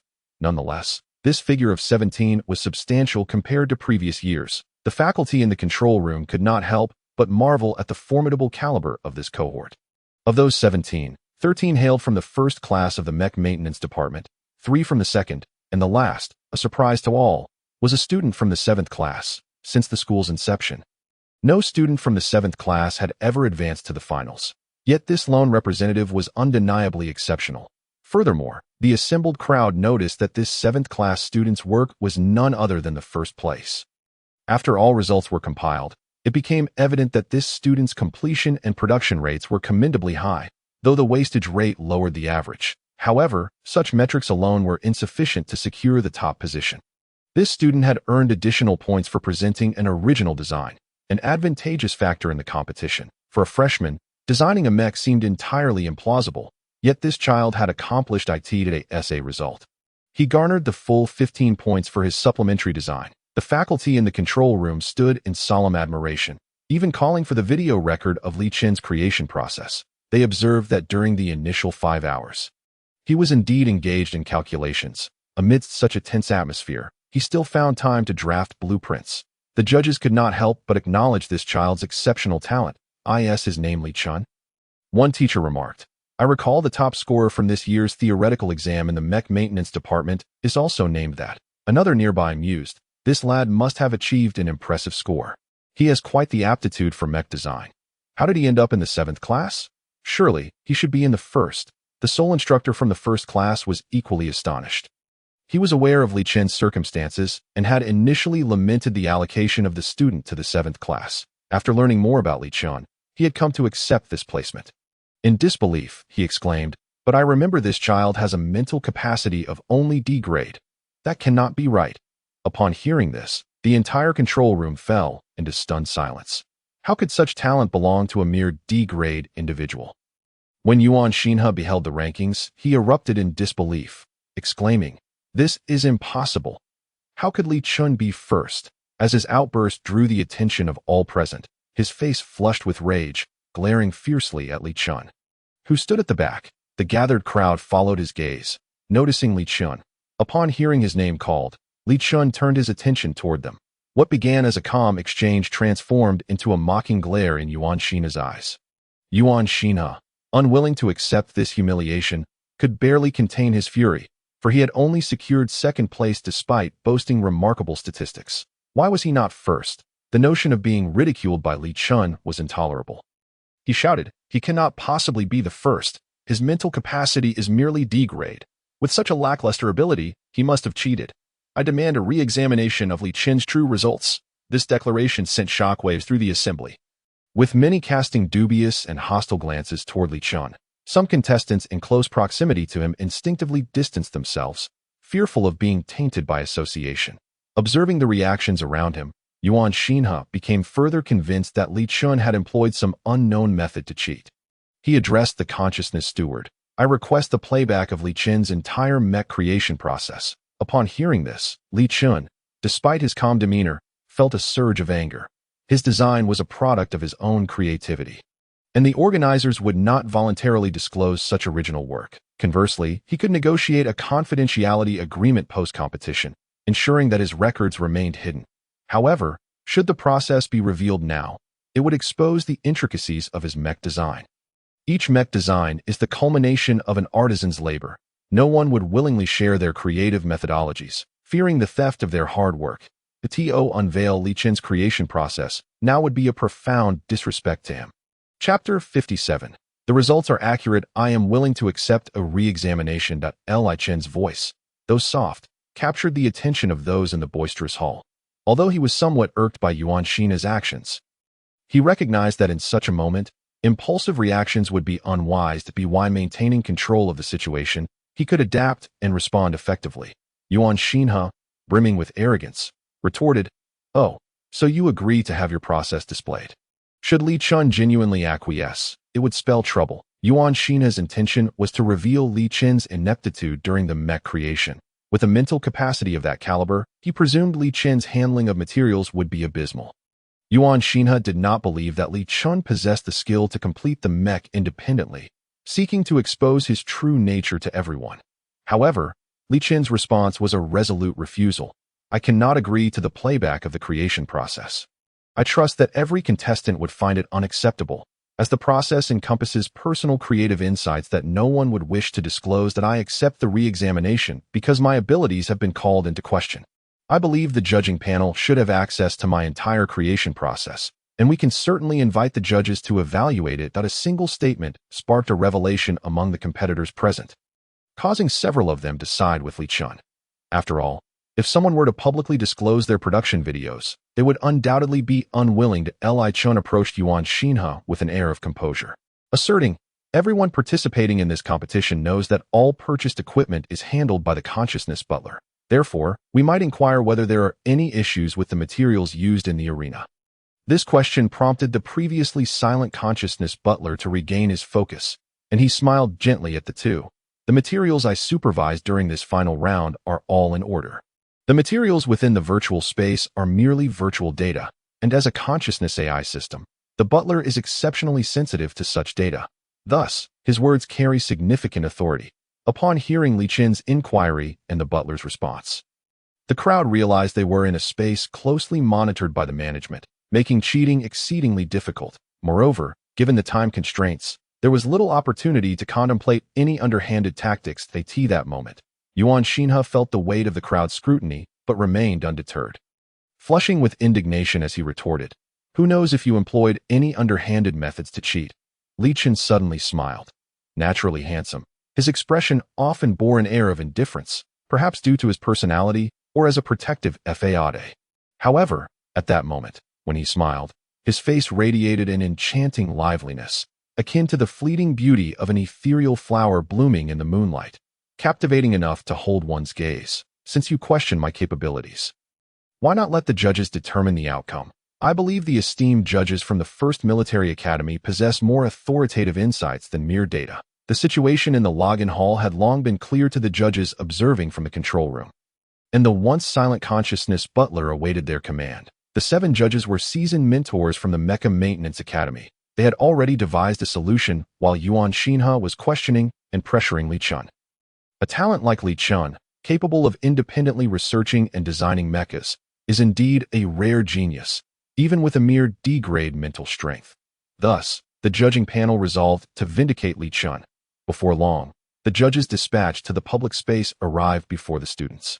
It was Director Yao from the Mecha Maintenance Academy, and many had attended his classes, holding his authority in high regard. Upon seeing the students, he maintained a demeanor of stern authority.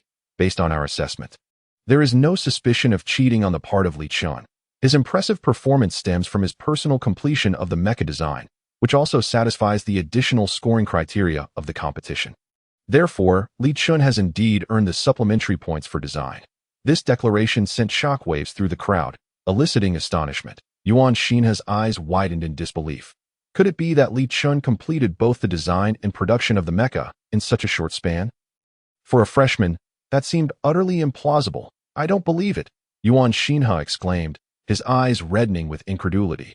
How could he possibly produce a design draft in such a brief period? Director Yao cast a sidelong glance at the instigating student, his expression remaining calm and composed. Following the emergence of Li Chen's results, the judging panel reviewed his real-time recording footage. He indeed designed it himself, and he never left the room during the entire process. After stating this, Director Yao shot a warning glance at Yuan Xinha. Yuan, are you satisfied with my explanation? This glance served as a warning, as Yuan Xinha's disruptive behavior had already impacted the normal progress of the competition. Yuan Xinha wanted to protest further, but the sharpness of Director Yao's gaze compelled him to swallow his doubts. Feeling frustrated, he bit his lip and shot a resentful glare at Li Chun. Li Chun merely cast him a fleeting glance before averting his gaze. Yuan Xinha's actions had exceeded Li Chen's threshold of tolerance, and he resolved not to afford him any more kindness in the future. Seeing that the remaining students had no objections to the results, the judges announced that the 17 complete mechas would soon undergo performance testing, that a mecha is not considered complete until it has passed performance tests. And during this phase, a new round of scoring would take place. Ultimately, the design scores and performance scores would be aggregated to yield the final rankings. Li Chun held great confidence in his silver-white mecha. Yet he felt a twinge of unease upon learning that the testing would involve competitors from the Mecha Academy. His silver-white mecha was a lightweight model, inherently weaker in terms of power compared to standard models. If the pilot lacked familiarity with lightweight mechas, there was a significant risk that he would be at a disadvantage in terms of strength against other competitors, just as Li Chun pondered these concerns. Another judge arrived on site with today's test pilots, 4 upperclassmen, all from the next grade. Li Chen's gaze swept over them, stopping on the last figure. Many others did the same, particularly drawn to the striking silver hair that made it nearly impossible not to recognize him. He Liani? What is he doing here? Li Chun felt a pang of confusion. In previous years, there had only been 3 test pilots, but this year, there was an additional one. The judging teacher and Director Yao exchanged whispers, leading Director Yao to refrain from inquiring about the new arrival's identity. Meanwhile, He Liani was in high spirits, surveying the remaining 17 competitors and quickly spotting Li Chun among them. Chapter 58. Mecha testing. As Li Chun secured the top position, his mecha was to be tested first. Although he felt a mix of apprehension and an inexplicable thrill, he was eager to discover who would pilot the mecha he had created. Soon, a sleek silver mecha was brought forth by a robot. Measuring 2.6 meters wide, 9.1 meters tall, and 2.2 meters in side width, its entire body was painted in a brilliant silver, with delicate silver sparkles that made it shine brilliantly under the lights. Towering before them, it resembled a house.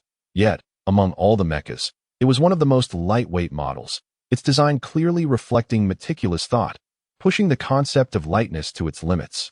Placed next to other mechas, it appeared almost emaciated. Upon seeing the mecha, He Liani immediately recognized it as the design he had requested from Li Chun.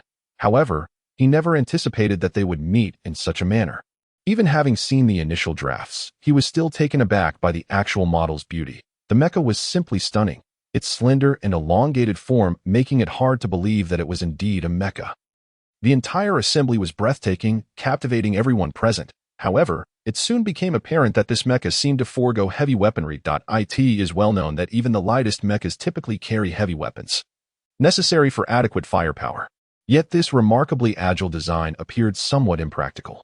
Even Director Yao, while impressed, shook his head, acknowledging that Li Chen's first-place finish might indeed have benefited from a stroke of luck, unaware of the opinions swirling around him. Li Chun remained satisfied with his creation, eagerly awaiting the pilot's arrival to discuss the mecha.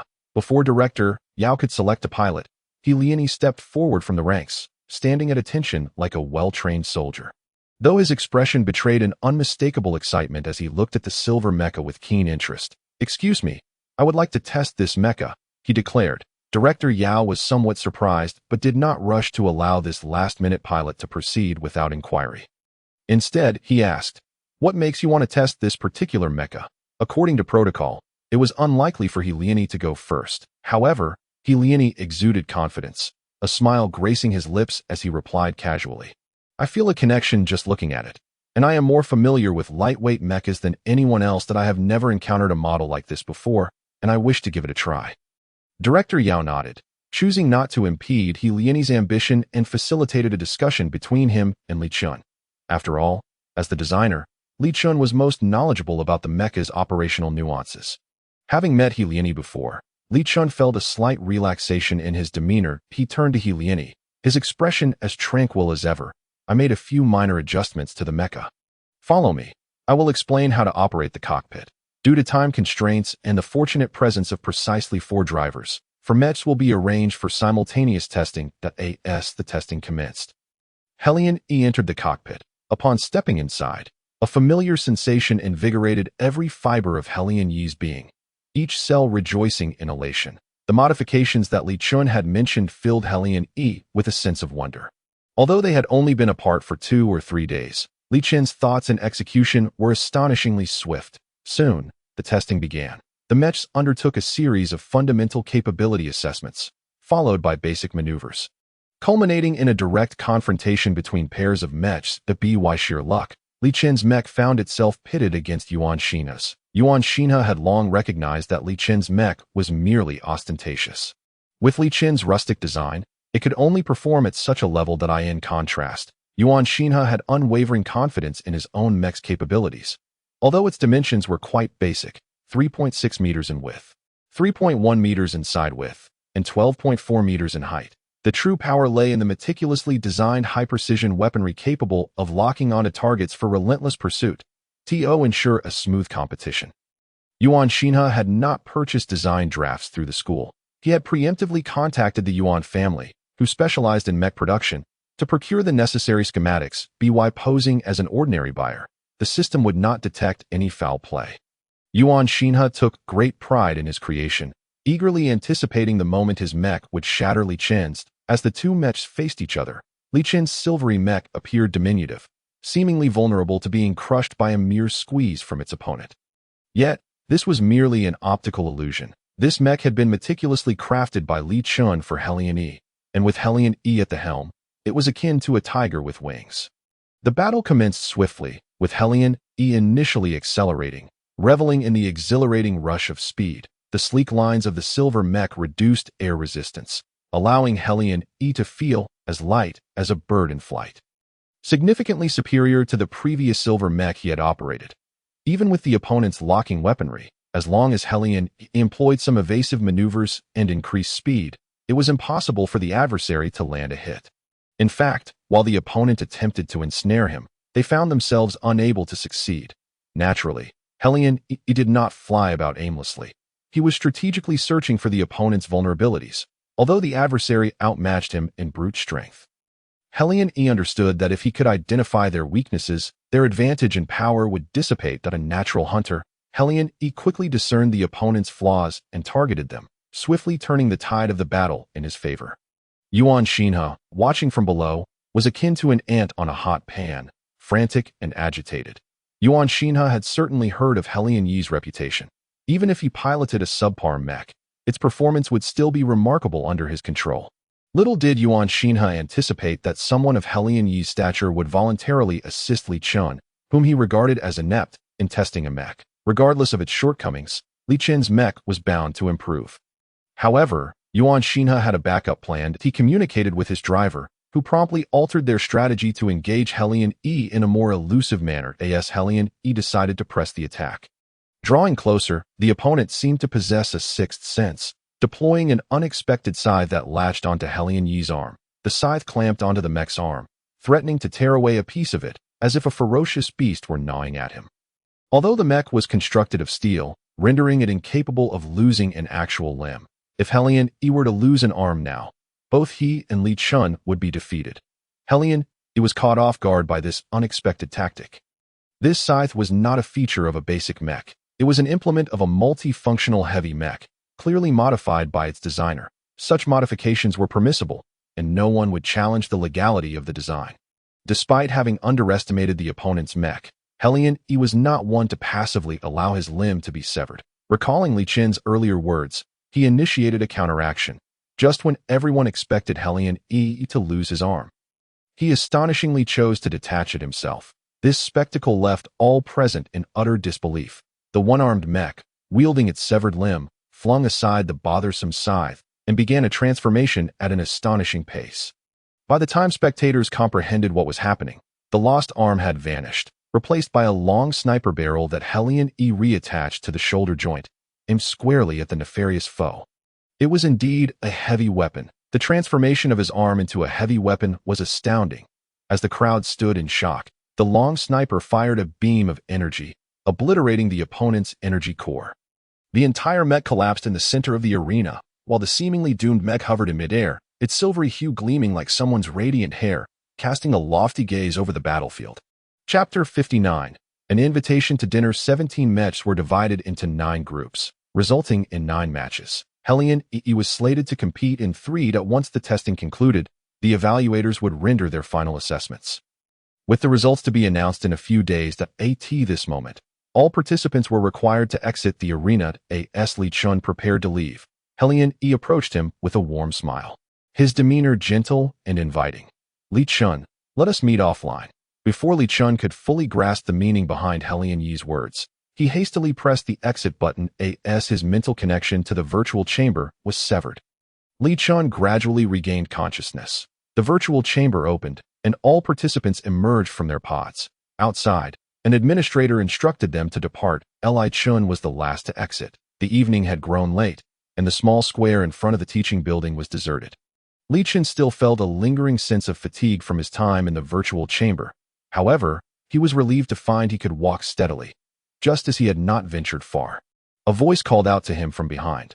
Turning around, he was greeted by a handsome face. Hellion E beamed at him, his rugged features softening into a smile that felt like a warm spring breeze.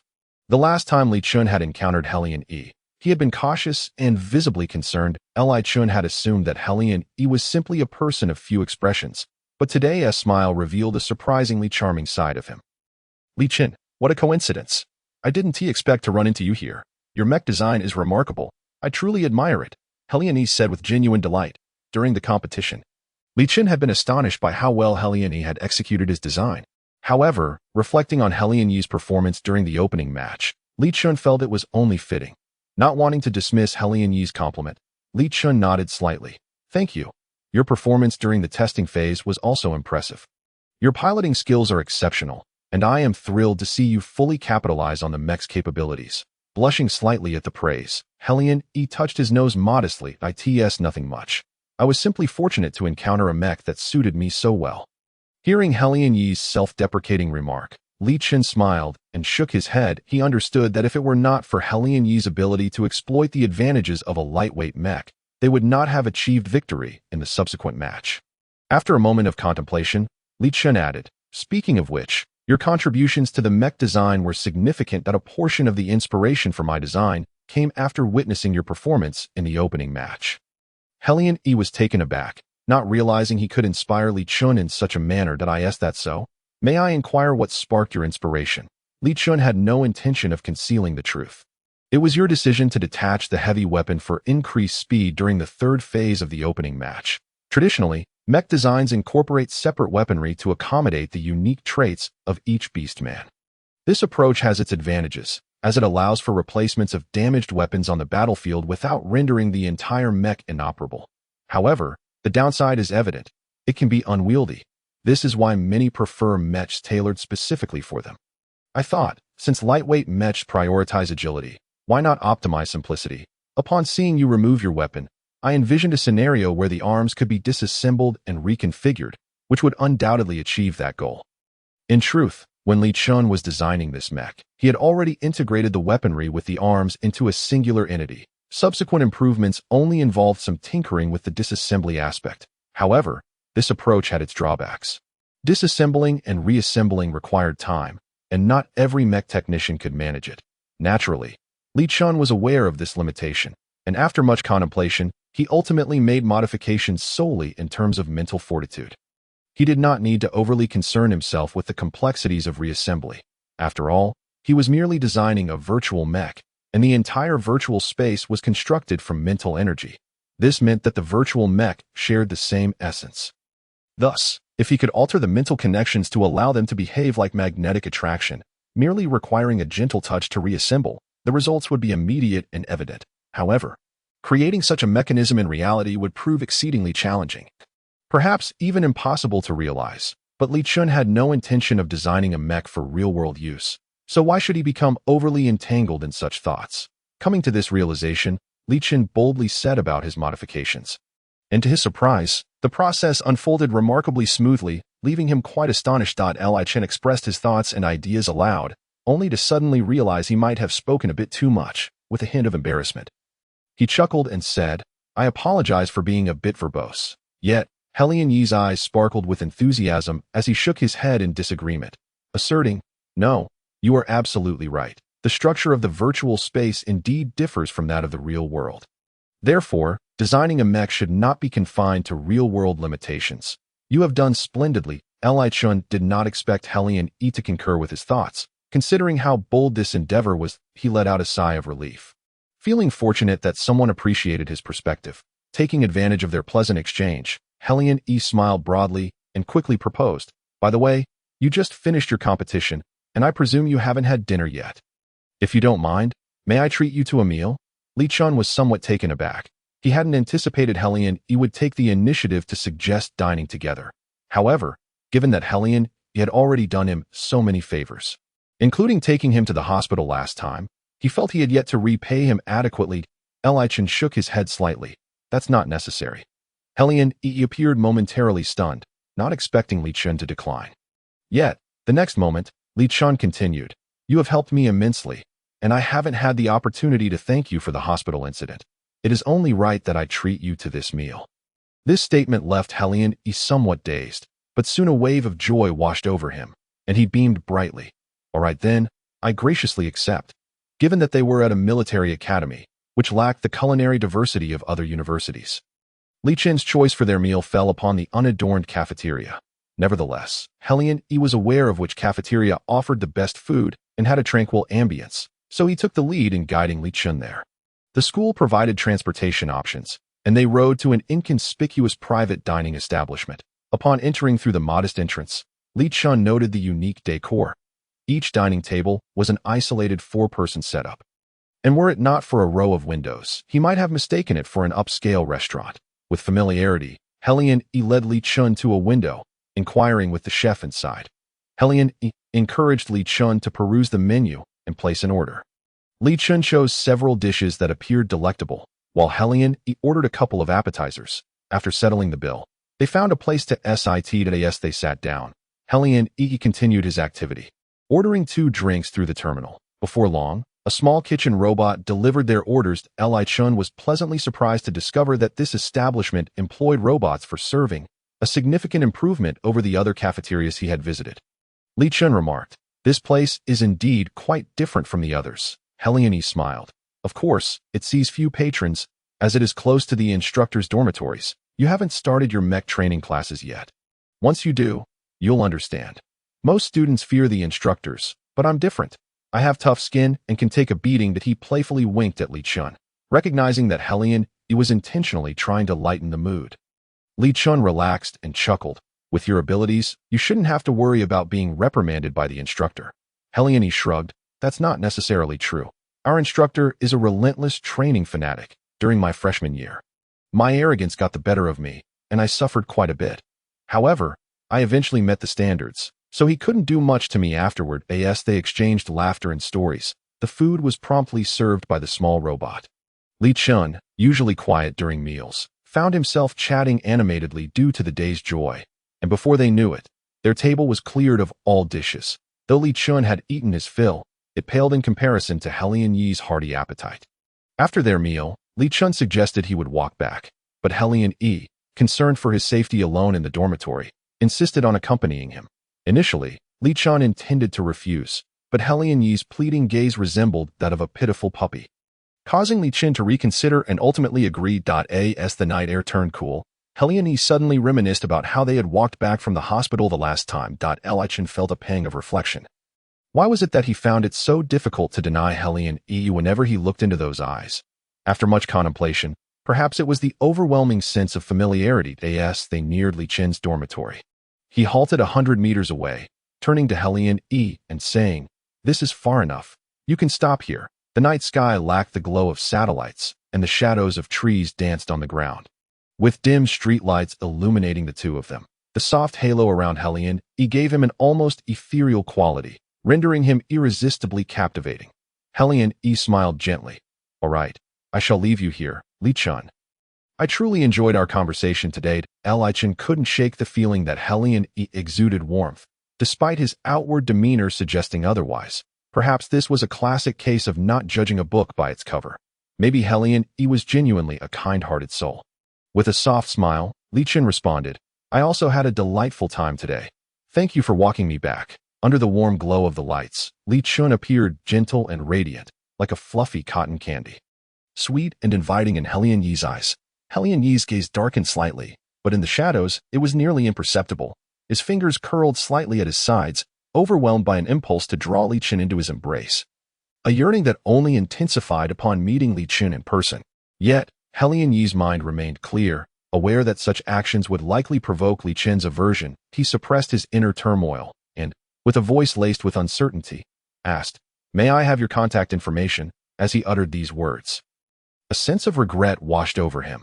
His current identity was not Li Yu, and asking for contact details from someone he had only met twice felt somewhat inappropriate. Helian Yi, in matters of affection towards Li Chun, often appeared clumsy and slow-witted.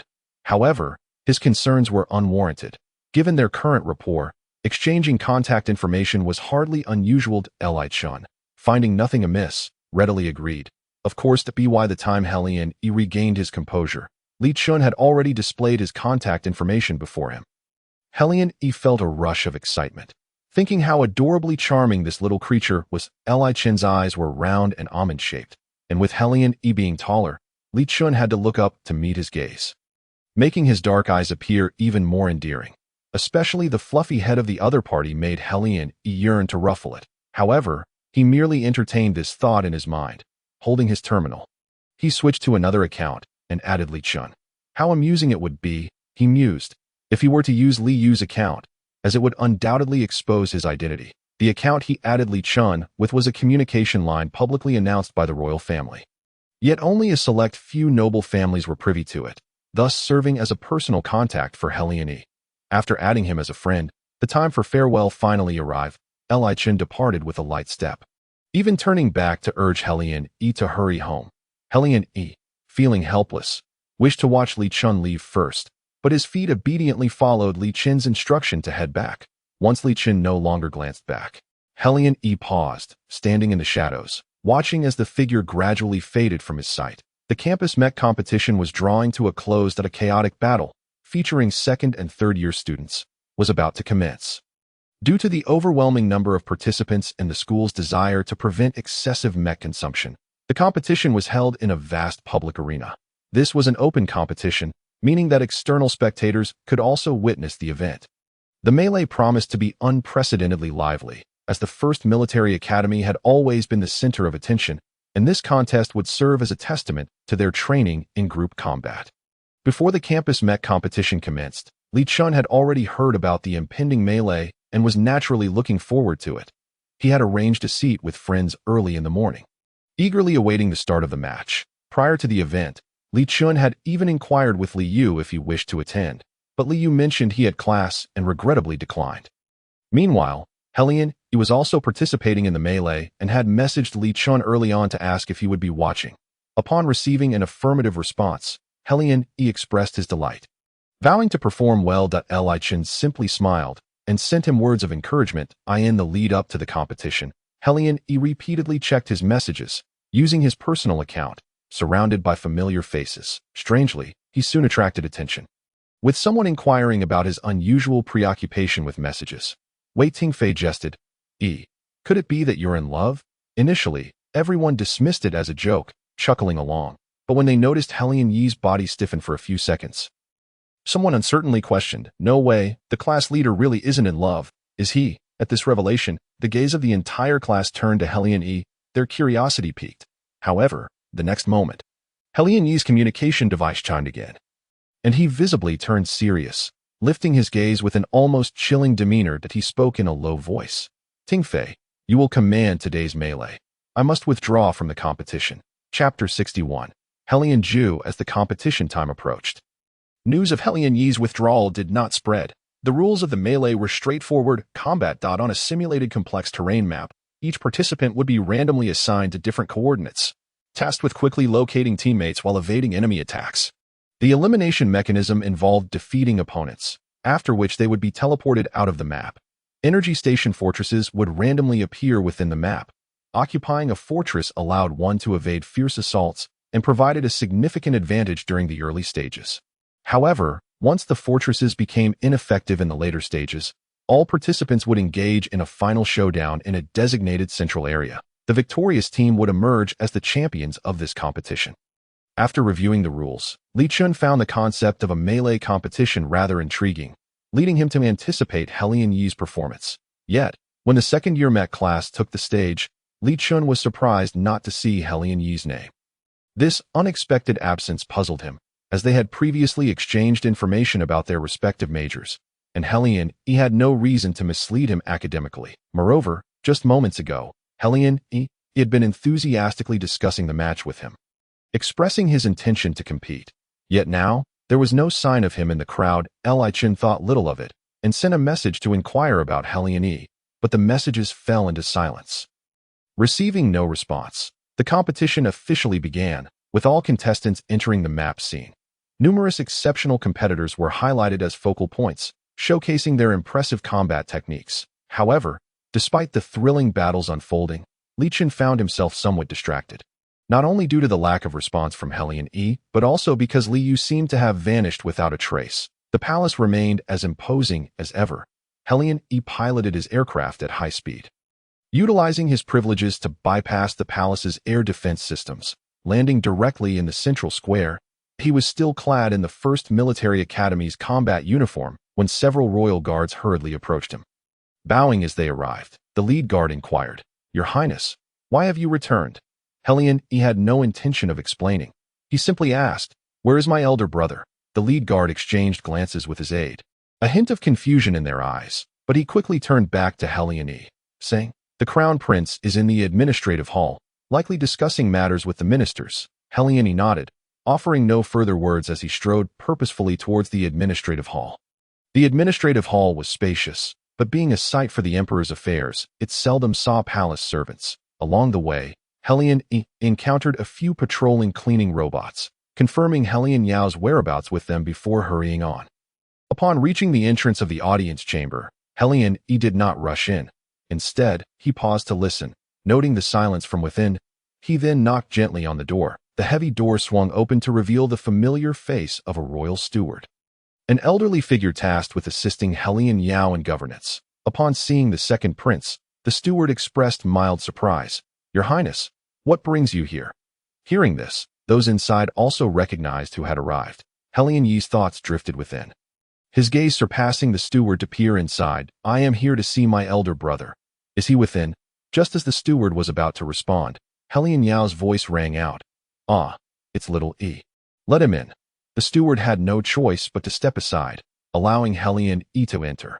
Helian Yi stepped into the meeting hall. In the center of the spacious chamber sat a circle of chairs, with 2 individuals occupying the central seats, flanked by their respective advisors. Helian Yi's gaze first met Helian Yao's, then shifted to the other occupant. This individual possessed delicate features and an elegant demeanor, a gentle smile gracing his lips. Clad in a pure white ceremonial robe adorned with golden trim and the imperial insignia of the Qilin flower, the intricate pendant he wore on his chest symbolized the nobility of the royal family. He appeared almost as a celestial being, pure and exalted. Yet, Helian Yi understood that this was merely the individual's facade, concealing the predatory ambitions lurking beneath that seemingly sanctified exterior. Helian Yi dared not linger his gaze. Fearing that his eyes might betray his concealed resentment, he masked the tumult of emotions within and approached Helian Yao with a composed demeanor. "Elder brother." He then lowered his arm and addressed the other man with indifference. "Uncle, it has been a while." Indeed, seated beside Helian Yao was their esteemed uncle, Helian Zhu. Helian Zhu bore little resemblance to the emperor, likely owing to his inherited features from his ill-fated parents. His appearance leaned towards the feminine side, with elongated phoenix eyes capable of captivating anyone with a single glance. However, in the absence of any concept of femininity here, he presented a rather effeminate visage. Helian Zhu meticulously crafted his persona of refined elegance, warmly smiling at Helian Yi. "Little E, such formality. It seems you have grown quite a bit since I last saw you." Helian Yao, with a smile that did not reach his eyes, interjected, "Little E is at that age where one grows rapidly." Helion E remained silent, his expression still detached. Helion Ju smiled slightly. "Indeed, it has been a year since I left the palace, and I am rather out of touch with the happenings here, and I never imagined that little E would choose not to attend the Royal Military Academy, but instead enroll at the First Military Academy." Helion E was not oblivious to the sarcasm in Helion Ju's words. The relationship between the Royal Military Academy and the royal family had always been rather close. However, ever since the Emperor's rapport with the Royal Military Academy soured, neither of the two princes had attended the institution. Helion Yao graduated from the Imperial Capital University, where he pursued a dual degree in political science and economics. In contrast, Helion E chose a more audacious path, directly enrolling in the rival First Military Academy, thereby casting the Royal Military Academy's reputation into disarray. Fortunately for Helion E, he never publicly disclosed the name of his alma mater after his disappearance 2 years prior. He had remained shrouded in secrecy. Apart from attending necessary events, he seldom appeared before the aristocratic elite. Only a few influential families understood Helion Yi's significance, while most regarded the second prince as someone who merely indulged in pleasure, akin to the abandoned Helion Ju of yore. Despite the public's perception of Helion E, Helion Ju could not afford to view him in the same light that a year ago, just as Helion E was on the brink of university. The Emperor dispatched Helion Ju to a remote, desolate star domain, an area conquered by the Empire over a decade ago. Due to its prior desolation and the Empire's limited resources, there was reluctance to allocate aid to such a barren sector. Consequently, it had languished for over a decade, devolving into a lawless expanse rife with violence and corruption, even plagued by star pirates who oppressed the imperial citizenry. The Emperor sought to have Helion Ju address these issues. However, this was merely a veiled exile. Helion Ju could only bring his trusted aides, and even the application for resources proved arduous. With the region being chaotic for years, it was a monumental task for Helion Ju to restore order. The Emperor had presented Helion Ju with a formidable challenge. After the Emperor's own troubles began, he grew suspicious of Helion Ju. Initially intending to deal with him personally, the Emperor found Helion Ju's cunning too deeply concealed. As his health declined, to safeguard both princes, he resorted to this scheme, hoping to banish Helion Ju for several years. It'd be why the time Helion Ju would return, the imperial capital would have already fallen under the eldest prince's dominion. Regrettably for the Emperor, his plans faltered. Helion Ju, seemingly privy to news of the Emperor's grave condition, returned unexpectedly. Aware that the Emperor was wary of him, Helion Ju had set up covert channels within the imperial capital before his departure. Through various informants, he could ascertain the royal family's movements. It was not difficult to inquire about Helion E, especially since the old Emperor had taken such precautions to keep Helion Yi's transfer to the First Military Academy a secret. Though Helion Ju had indeed prepared a grand gift for Helion E before leaving the capital, it had become irrelevant since Helion E had changed schools. Now, when Helion E mentioned his choice to attend the First Military Academy, it was merely a provocation from Helion Ju. Helion E coolly stated, "Attending the First Military Academy was my decision. The Royal Military Academy is commendable, yet my identity there would only lead others to indulge me, devoid of any challenge, and would not enhance my capabilities." Such words were audacious, yet Helion E had the merit to back them up, as he had consistently ranked first in his year without defeat. Helion Ju raised an eyebrow, subtly concealing the enigmatic glint in his eyes, and replied with a gentle smile, "It is indeed rare for young E to possess such an unyielding spirit towards challenges. He is destined to become an extraordinary individual." He then turned his gaze toward Helion Yao, a thought sparking within him, his tone lightening considerably. Should young Yao take over the position of elder brother, it would be beneficial to have young E by his side for support. Even with the Emperor still alive, Helion Ju was already discussing Helion Yao's succession. Helion Yao smiled serenely. "Uncle, you just as an elder brother. My only wish is for young E to pursue what he loves. As for the future, there is no need for young E to fret prematurely. Besides, I am still learning how to manage state affairs.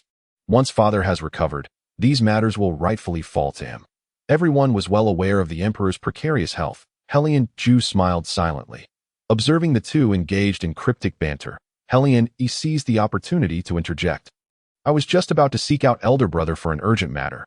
But I am curious, when Uncle returned, weren't you busy restoring order in the desolate star domain? Why have you suddenly returned to the imperial capital? Has there been another outbreak of star pirates? The notion of exile was hardly dignified. While Hellion Ju ostensibly went to govern, discerning eyes understood the true nature of the emperor's intent. Hellion Yi's candid remarks were clearly laced with barbs aimed at Hellion Ju. Yet, Hellion Ju maintained his benevolent facade, fabricating a reason for his return. I have come back to the imperial capital because I have developed a general strategy for managing the desolate star domain. Some matters are too delicate to discuss over communication, necessitating my personal return to report to Elder Brother. Unfortunately, I learned that Elder Brother has fallen ill. Hellion Yi expressed skepticism, glancing at Hellion Yao, who closed his eyes, indicating that Hellion Ju was indeed addressing him regarding this matter. However, the veracity of this claim remained uncertain. Knowing of Hellion Ju's return, Hellion Yi felt uneasy about Hellion Yao facing him alone, prompting his hasty return to the palace despite the ongoing competition. Their conversation drew to a close. Hellion Ju decided to postpone further discussions with Hellion Yao for another time. The two brothers bid farewell to their esteemed uncle before Hellion Yao led Hellion Yi back to his study. Without delay, Hellion Yi inquired, "Did we not already purge the palace of spies? How did Hellion Ju learn of Father-S condition?" Seated on the sofa, Hellion Yao rubbed his temples in frustration. "This matter is equally vexing for me. Hellion Ju's sources of information are likely more intricate than we surmise. His return today suggests he has confirmed that Father-S health has indeed declined." Hellion Yi frowned, abruptly asking, "How is Father faring now?" Hellion Yao shook his head. "Not well. Father has begun to lose control over his beast transformation." This revelation left Hellion Yi astounded. If he could not even maintain his human form, it indicated either a depletion of energy within his beast form or that he was nearing death. Beasts instinctively revert to their animal forms as they approach the end of their lives, signifying a gradual decline in their vitality. Both brothers fell into silence. After a long pause, Hellion Yi suddenly asked, "How much time does Father have left?" Struck by the painful inquiry, Hellion Yao's expression turned somber. "The doctors say Father has at most 6 months. Soon, he may no longer be able to sustain his human form." These words cast a heavy pall over the brothers, as the specter of death loomed palpably around them. Hellion Yi's heart seethed with rage, and unable to vent his fury, he felt his eyes welling with tears. Taking a deep breath, he declared, "Brother, we must prepare for the worst." Hellion Yao sighed softly. "I understand." After a moment of quiet contemplation, Hellion Yao remarked, "You have once again skipped school to return Haven to you?" Hellion Yi offered no response, yet the answer was unmistakable. Hellion Yao sighed in resignation. "You should go see Father." Hellion Yao did not intend to hold Hellion Yi accountable for his absence from school. Without further ado, Hellion Yi exchanged a few words of greeting with Hellion Yao before departing. Currently, the most heavily guarded area of the palace was the Emperor's chambers. As Hellion Yi entered, the old steward greeted him warmly. Navigating the familiar path to the Emperor's quarters, he inquired about the Emperor's condition. The old steward shook his head with a sigh. "Perhaps you should see His Majesty for yourself." "Your Highness, I shall not accompany you." Hellion Yi nodded and pushed open the door. The Emperor's bedroom was spacious, and upon the grand bed lay a frail, immense white tiger, the royal family's beast form, unique to the imperial lineage. With careful steps, Hellion Yi approached the bedside and gently called out, "Father, I have come to see you."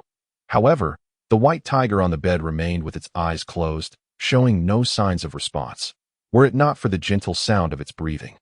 Hellion Yi might have believed that the Emperor had quietly succumbed to slumber. Hellion Yi cautiously approached the bedside and noticed that, at some point, a young white giant tiger had taken its place beside him. The young white tiger's eyes were filled with sorrow, softly whimpering as it nuzzled against the elder white tiger's neck, attempting to awaken its father through this tender gesture of a child calling out to a parent. Yet, all was in vain. After a final, mournful glance, the young white tiger could do nothing but leave, transforming back into human form and exiting the bedroom. Chapter 63.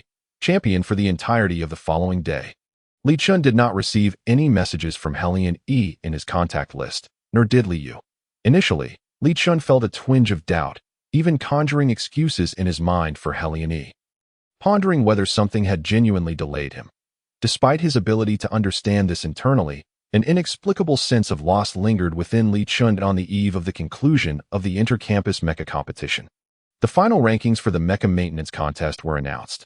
All finalists had their standings displayed. Li Chun received a notification from the official source. It would be a lie to claim he was unperturbed. After all, this was his first foray into the mecha maintenance industry. Taking a deep breath, he slowly directed his fingers to the topmost information in the message bar. That a link sprang forth, swiftly unfolding into a virtual screen showcasing the school's official website. With the final rankings prominently displayed at the top, Li Chun's gaze fixated on a small window where his name was boldly inscribed as the first-place winner. In that moment, his heart raced, blood surging as a wave of indescribable thoughts flooded his mind. Predominantly, joy filled his emotions, yet beneath it all, a hint of sadness lingered. The school's announcement reminded Li Chun to attend the awards ceremony on the final day of the competition. He clicked to confirm his acknowledgement, and the system automatically relayed his response to the institution. After taking another deep breath, he closed the screen. That moment, as he raised his head, he caught sight of the view outside the window. The verdant greenery still thrived under the resplendent sun. It was then that Li Chun received another reminder. Today marked his day for a follow-up examination at the hospital. A faint smile graced his lips as he called for Cha-Cha, who was tidying up the room. Cha-Cha, accompany me out today. With the school's hospital backing, his travels were exceedingly convenient. He first headed to the private hospital where Mo Xiao practiced. Upon examination, he discovered that his level fluctuations had stabilized, firmly resting at C grade. If it weren't for Mo Xiao still being unable to penetrate Li Chun's spiritual realm, they might have been deceived by the psychic energy. The good news was that there was no demotion. The bad news was that they still could not ascertain the cause. However, Li Chun was not in a hurry. He believed that clarity would come in time. After the checkup, Li Chun hailed a taxi, directing it to a cemetery in the capital. Upon Cha-Cha's suggestion, he purchased a bouquet of flowers. He was unsure how Cha-Cha's programming worked, but as Li Chun was about to enter the cemetery, it unexpectedly stopped him, informing him that blue favored the purple iris. This variety of iris was unlike any Li Chun had encountered before. It was likely an interstellar variant, standing before Blue's grave. This marked Li Chun's first visit since Blue's burial. The tombstone bore his real name, accompanied by a photograph of him taken during his youth, the day he first joined the military. Li Chun had discovered this photo while sorting through Blue's belongings. Tucked within the pages of a book. It was evident that Li Chun's earlier judgment had been accurate. Blue had indeed been handsome in his youth, his brilliant smile showcasing a set of white teeth, as if that day had heralded a joyous occasion. After paying his respects to Blue, Li Chun began to recount the events that had transpired since entering the academy. Over the years, he had regarded Blue's family as a solitary soul adrift in a foreign land. He often felt unmoored. It was Blue who had granted him a second chance at life and a true home. Yet, the warmth of that home had been fleeting, and in the wake of Blue's departure, Li Chun could only bury his sorrow in busyness. Nonetheless, today was a day of celebration. He had secured the championship title in the mecha maintenance competition. He wished that Blue could share in his pride. As fate would have it, scarcely had Li Chun stepped out of the cemetery after his visit when the weather suddenly turned gloomy. Due to the cemetery's remote location, he found himself unable to hail a taxi before the rain began to pour. The raindrops fell with a relentless patter, forcing Li Chun and Cha-Cha to seek refuge at a public bus stop. The cemetery was serviced by a floating bus line, but it only operated once every hour, and the next bus would not arrive for another 40 minutes. This was Li Chun's first experience of rain in the capital.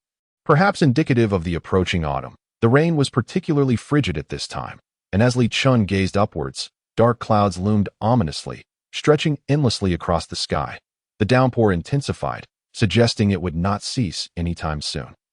With a sigh, Li Chun noted Cha-Cha's distress. Its typically round robotic eyes were now half closed. Xiao Qinshin, what should we do? The rain is so heavy. Will we be able to return? Li Chun gently patted Cha-Cha's small head in reassurance. Don't worry, I've checked. The bus will arrive in half an hour. Just hold on a little longer. Just then, as the rain continued to fall, Li Chun received an urgent notification indicating that the last bus had encountered an accident due to the severe weather. Although there were no injuries reported, the floating bus had stalled and would not be arriving anytime soon. If they waited for the next bus, it would be an hour and a half. A wave of despair washed over Li Chun. What terrible luck! Just as he contemplated calling for a taxi, A message from Helian illuminated his screen. Sorry, something came up at home, and I had to withdraw from the competition. I just saw your message. I truly apologize. After a moment of silence, Li Shu casually replied, It's nothing serious. You need not apologize. Helian, he was taken aback by Li Shu's prompt response in his current state of agitation. Seeing Li Shu's message unexpectedly soothed his restless heart. Helian pondered for a moment before replying, I'll be back at school today. Are you free? Let me treat you to a meal. His intention was clear, an apology through sustenance. However, Li Shu was uncertain if he could return before nightfall. Thus, he simply smiled and replied, No need. I'm outside the campus, and the rain is too heavy that it may take some time before I can return. Upon hearing this, Helian visibly became anxious. It was indeed raining in the capital, with forecasts predicting several days of precipitation. Why had Li Shu ventured outside the campus? What could he possibly be doing? Though these questions weighed on his mind, they were not of immediate concern.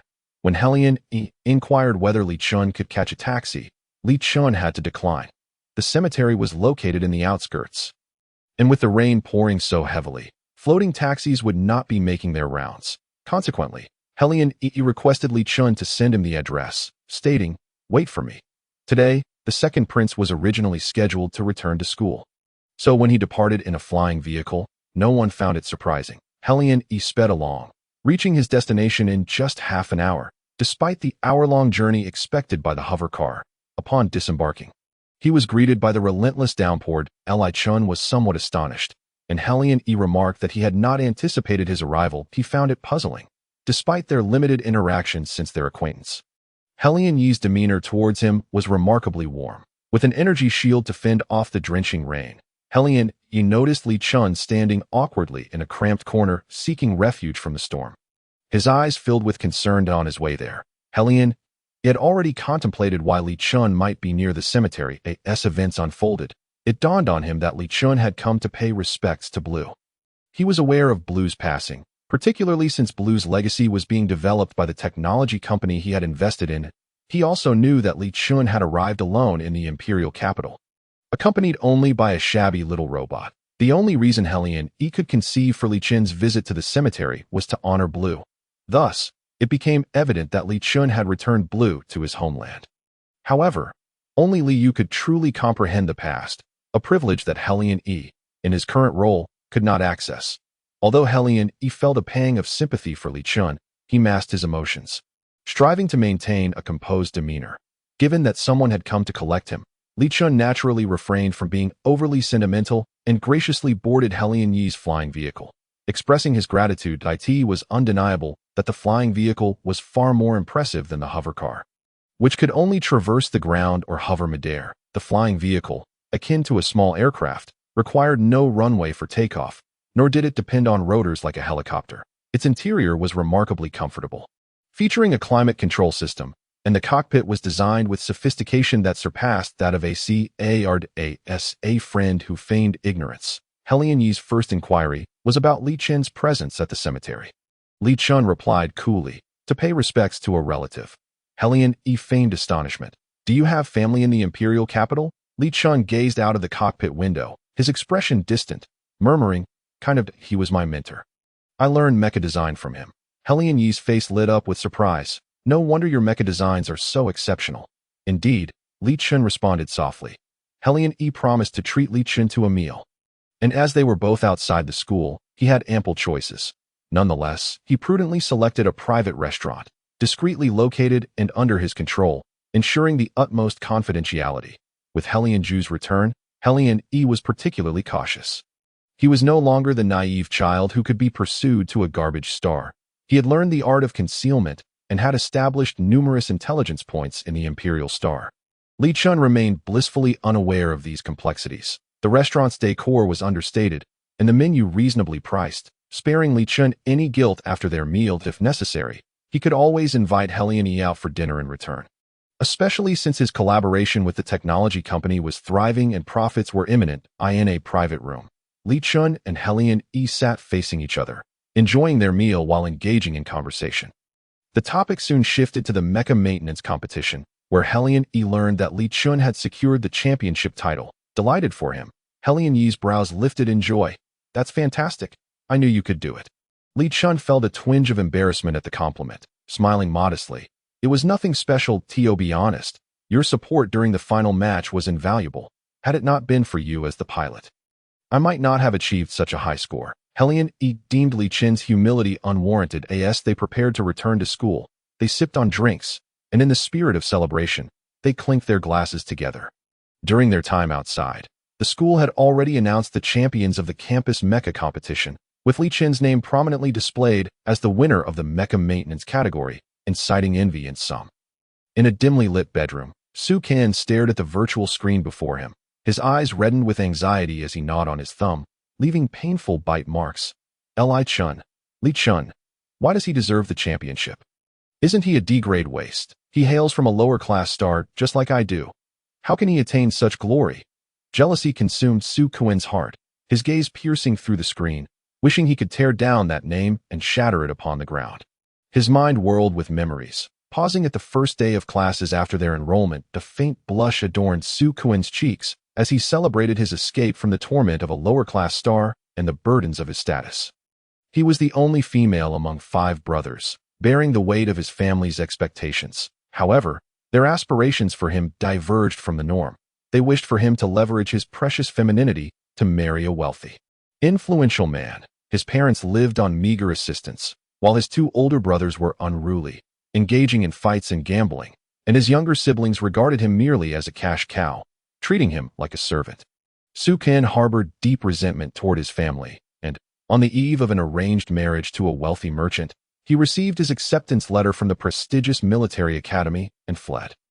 He arrived at the Imperial Star, initially believing he would escape his miseries, only to discover that life there was not as idyllic as he had imagined. He had limited funds, and unlike fellow lower-class stars Ma Cheng and Li Chun, who seemed to thrive, he felt a sense of inadequacy. He never disclosed his financial constraints, particularly regarding sumptuous dinners. He was relieved not to share a major with Li Chun and the others, eagerly anticipating a positive school experience.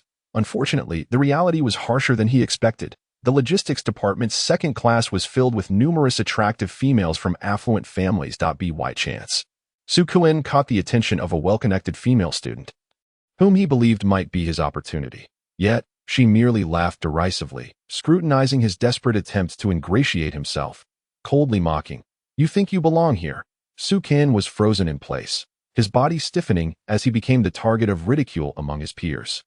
Nevertheless, he fought to regain his composure, discarding his former shame to ingratiate himself with the prominent student, understanding that he could not afford to be isolated, lest he become the subject of mockery.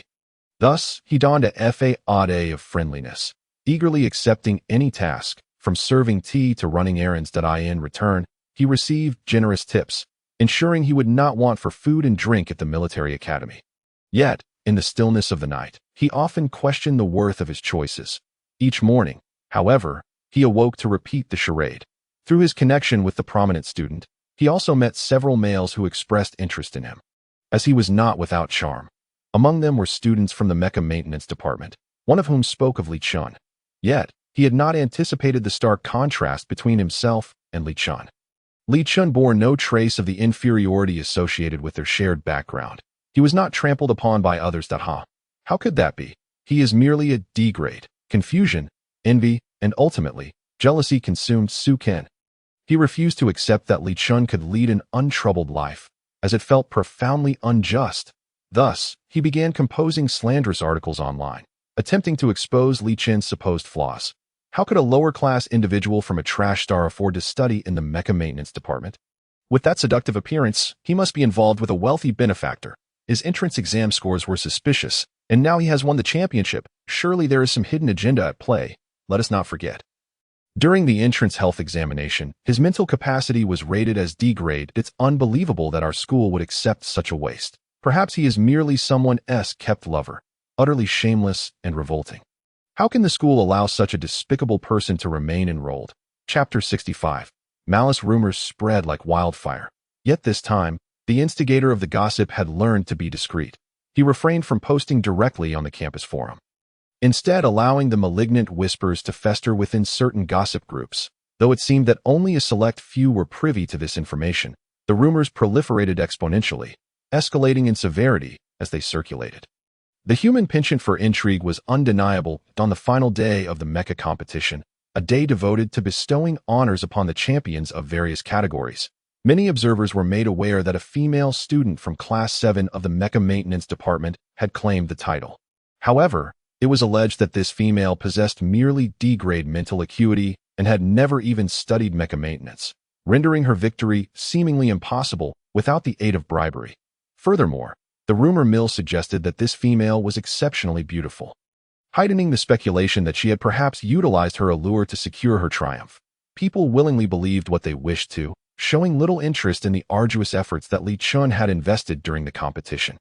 They were far more inclined to believe that the female had engaged in unscrupulous dealings to obtain her title with such ease. Yuan Xinhe, upon learning of this news, found himself rather pleased.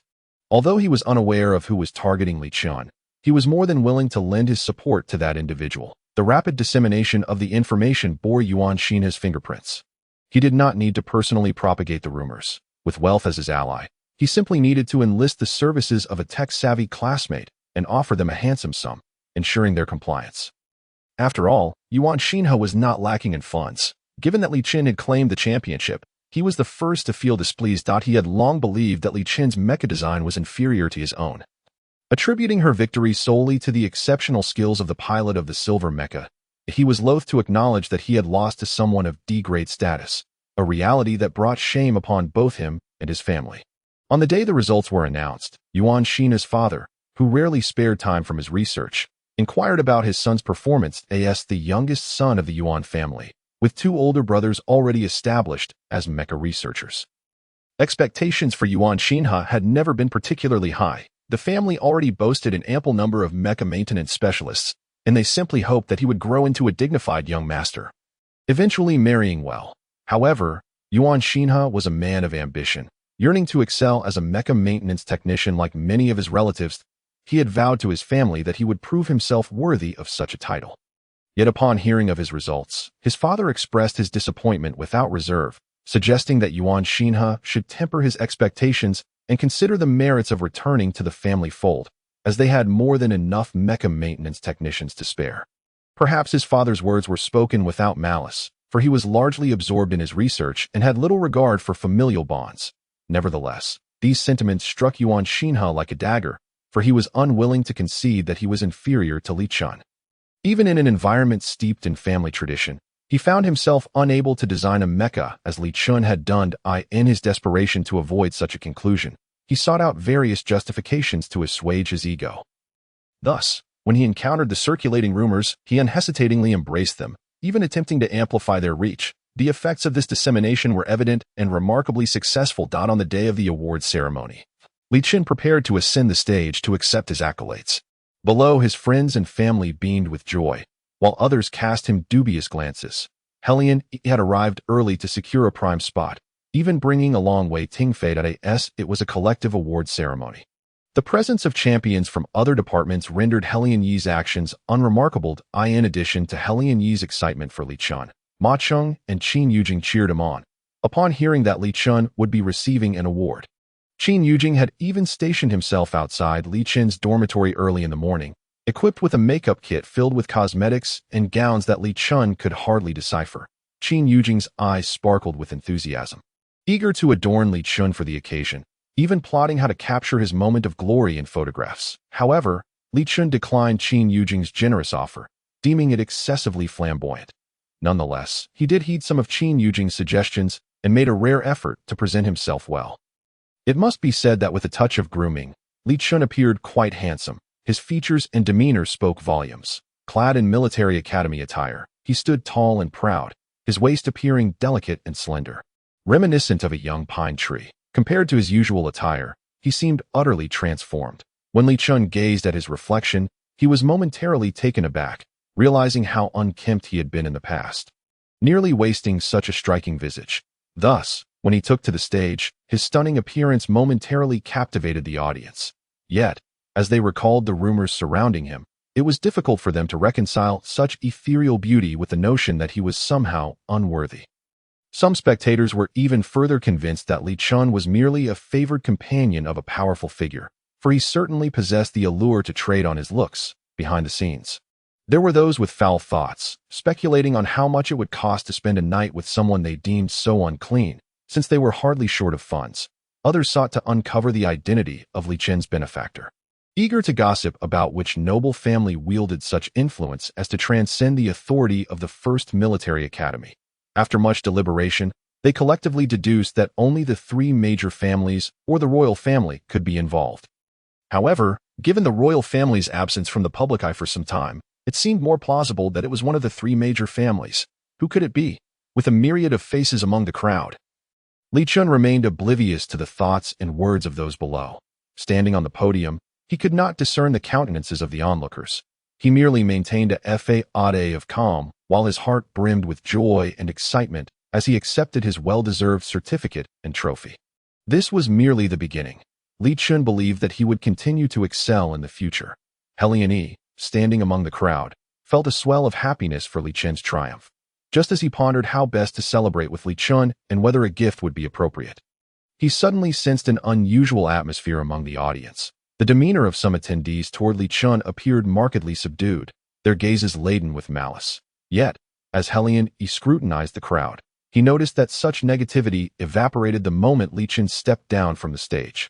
As the audience began to celebrate the new champions, once Li Chun descended, Qin Yujing, Ma Cheng, and Su Kuan eagerly awaited him below. They greeted him with beaming smiles, joyously congratulating him on his victory.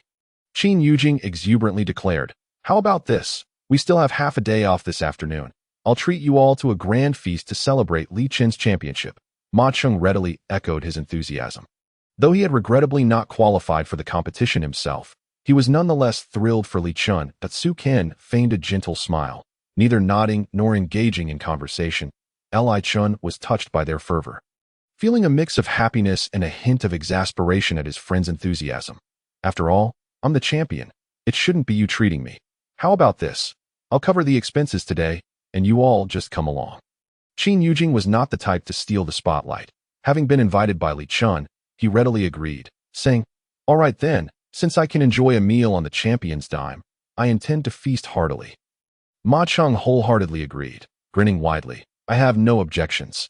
Whoever pays, I'm just here for the food." Li Chun nodded. "I'll head back to put away the trophy and certificate, and then we'll meet again shortly." Chapter 66. Once bitten, twice shy. The group was engrossed in their lively chatter, completely unaware of two pairs of eyes observing them. Initially, it was only Helian Yi, but his rapt attention piqued Wei Tingfei's curiosity. Upon hearing Li Chen's name announced from the podium and being struck by his unforgettable appearance, Wei Tingfei quickly recalled, "Isn't this the classmate you asked me to investigate? He actually managed to win." P.S. Not to be underestimated. Helian Yi, somewhat distracted, nodded in acknowledgement, but did not respond. Noticing Helian Yi's unusual demeanor, Wei Tingfei grew puzzled and nudged him gently. "Yi, what's the matter? You seem a bit out of it. Are you possibly interested in him?" The question jolted Helian Yi back to reality. He instinctively glanced around to ensure no one of significance had overheard, then shot a warning glare at Wei Tingfei. His expression tinged with mild annoyance, as if to say, "Mind your words. Don't speak carelessly." It was the first time Wei Tingfei had witnessed Helian Yi in such a state, which only stirred his curiosity further. With a mischievous grin, he lowered his voice. "So cautious? Who are you guarding against?" Helian Yi felt that this was not the appropriate setting for such discussions, opting instead to abandon any intention of conversing with Li Chun at that moment. He led Wei Tingfei to a quieter area, where he spoke with a mix of concern and resignation. "You must have heard the news about my royal uncle's return. Wei family is one of the three prominent families, and Wei Tingfei is the son of the head of the Wei family. His presence beside Helian Yi is undoubtedly at the behest of the family patriarch, as Helian Yi's future right-hand man. He is privy to some of the significant developments." Wei Tingfei stroked his chin, a contemplative expression crossing his face. "You see, I am aware of this matter, but what does it have to do with your imperial uncle? Are you afraid he is watching you?" 2 years ago, Helian Yi's miraculous escape from death was too peculiar. Few truly understood the intricacies. However, the leaders of the three major families are all crafty old foxes, capable of speculating about the signs of internal strife within the royal family. Helian Yi is not typically cautious.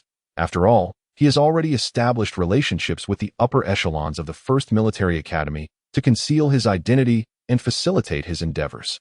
Yet, upon Helian Ju's return, he immediately mentioned Helian Yi's current situation at the First Military Academy, which inevitably heightened Helian Yi's vigilance. He was indeed bitten by a snake once, and now he fears the rope used to tie it for a decade. Helian Yi nodded, albeit with some difficulty. Upon witnessing this scene, Wei Tingfei's jaw dropped in astonishment, nearly wide enough to fit an egg. You are genuinely worried about this? He has only just returned. And besides, we have comprehensively grasped the information network of the First Military Academy over the years. How could he possibly infiltrate it? Helian Yi merely frowned, discomfort evident in his expression that I do not wish to overlook even the slightest possibility. Helian Ju is like a venomous serpent, always lurking in the shadows, ready to strike. Helian Yi is unwilling to gamble on such uncertainties. He must be thoroughly prepared, until he possesses absolute strength to overthrow Helian Ju. He will not take any chances to at this moment. Wei Tingfei fell silent at their age. They are still merely adolescents in the eyes of the beastmen, while peers bask in the joys of youth. Helian Yi is ensnared in the treacherous games of royal intrigue, treading carefully. Fortunately, Helian Yao shares the same sentiments as Helian Yi. Otherwise, one can only imagine the predicaments this second prince would face. Wei Tingfei silently lamented the difficulties faced by his brother, even adopting an I understand demeanor as he heavily patted Helian Yi's shoulder. Rest assured, with brothers by your side, we shall support you unconditionally. Upon hearing this, Helian Yi could only roll his eyes. He could deduce with just a flick of his toe that Wei Tingfei's whimsical imagination was running wild again. However, there was something Helian Yi felt was time to disclose to Wei Tingfei. I indeed know Li Chun. And not only do we know each other, but 2 years ago, when I was stranded on a garbage planet, he was the one who rescued me. In fact, he is my savior. Helian Yi spoke these words with a remarkable calmness. Yet, Wei Tingfei, standing opposite him, was far from composed. Why didn't you mention such a significant matter earlier? His excitement led him to bite his finger as his imagination spiraled into overdrive. Heavens! What a heroic rescue plot. Both of you are exceptionally handsome, and in a moment of crisis, he saved you. You were injured and in pain, and he tenderly bandaged your wounds. The romance is palpable. How could you not repay such kindness? Before Wei Tingfei could utter the final line, Helian Yi hastily interjected, Stop! Wei Tingfei, what on earth is going on in that head of yours? I told you to watch fewer idle dramas. Or do you wish to join me for an intensive 2-day training session? Indeed, being dragged into a 2-day training ordeal by Helian, it would lead him to kneel and beg for mercy. After all, Helian Yi's physical prowess is undeniably formidable. Engaging in a 3-day, 3-night battle would pose no challenge for him. However, as his opponent, Wei Tingfei would gain nothing but the risk of severe injury. Wei Tingfei declined. No, I believe today's weather is splendid and not suitable for training. Helian Yi took a deep breath before continuing. I share this matter with you merely to keep you informed. I wish to protect Li Chun, at least during these 4 years at the First Military Academy. I do not want anything to happen to him. Seeing the resolute expression on Helian Yi's face, Wei Tingfei realized he had made up his mind. He suddenly recalled the unflattering remarks he had made while investigating Li Chun's background. Oh no, I wonder if I ever spoke ill of Li Chun. What a sin! Helian Yi felt his temples throb with irritation. He suppressed his anger, his gaze almost icy. Wei Tingfei, can you speak coherently? Wei Tingfei chuckled awkwardly. Of course, I can. Don't worry, my leader. I will handle it smoothly. Helian Yi exhaled a deep sigh, realizing that he would eventually be exasperated to death by this future right-hand man. Nonetheless, despite Wei Tingfei's usual carefree demeanor, he proved to be reliable. He understood Helian Yi's intentions and began to ponder the events that had transpired earlier. When Li Chun ascended the award podium, they had indeed sensed a malicious gaze directed at them. However, at that moment, Helian Yi was entirely focused on Li Chun, and by the time he noticed the hostile stares, they had already vanished. Helian Yi's attentiveness lay precisely in this. His willingness to confide in Wei Tingfei stemmed from uncertainty about whether anyone had discovered his relationship with Li Chun, while Wei Tingfei had sensed the malicious intent. He did not perceive it as directed toward them, thus dismissing it. In hindsight, it appeared that Helian Yi was subtly alerting him. Wei Tingfei slapped his palm decisively. I understand now. Don't worry. I will investigate this. Chapter 67. Coincidences? Having promised to celebrate Li Chen's championship victory, The group discussed briefly via their holographic communication devices and decided to visit a private dining establishment mentioned by Li Chun. Since Helian He had visited the restaurant previously, Li Chun had noted that it had private rooms. Thus, Li Chun and Qin Yujing agreed to consult the restaurant regarding its usage regulations. They ventured ahead, with Ma Cheng and Su Kuan following shortly after. Upon arriving at the private dining establishment, they inquired with the manager and, after receiving permission to use a private room, Li Chun promptly paid the deposit. 10 minutes later, the four gathered at the venue. Li Chun encouraged everyone to order their favorite dishes, and he would later add a few snacks and beverages that others might overlook.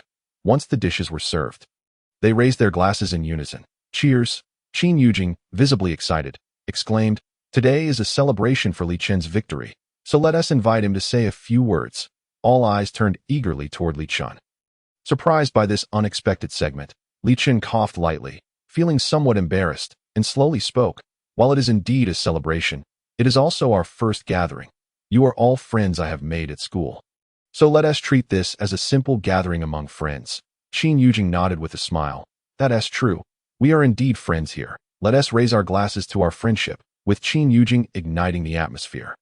They clinked glasses once more. The lively meal commenced, filled with chatter and laughter, transforming the private room into a bustling scene.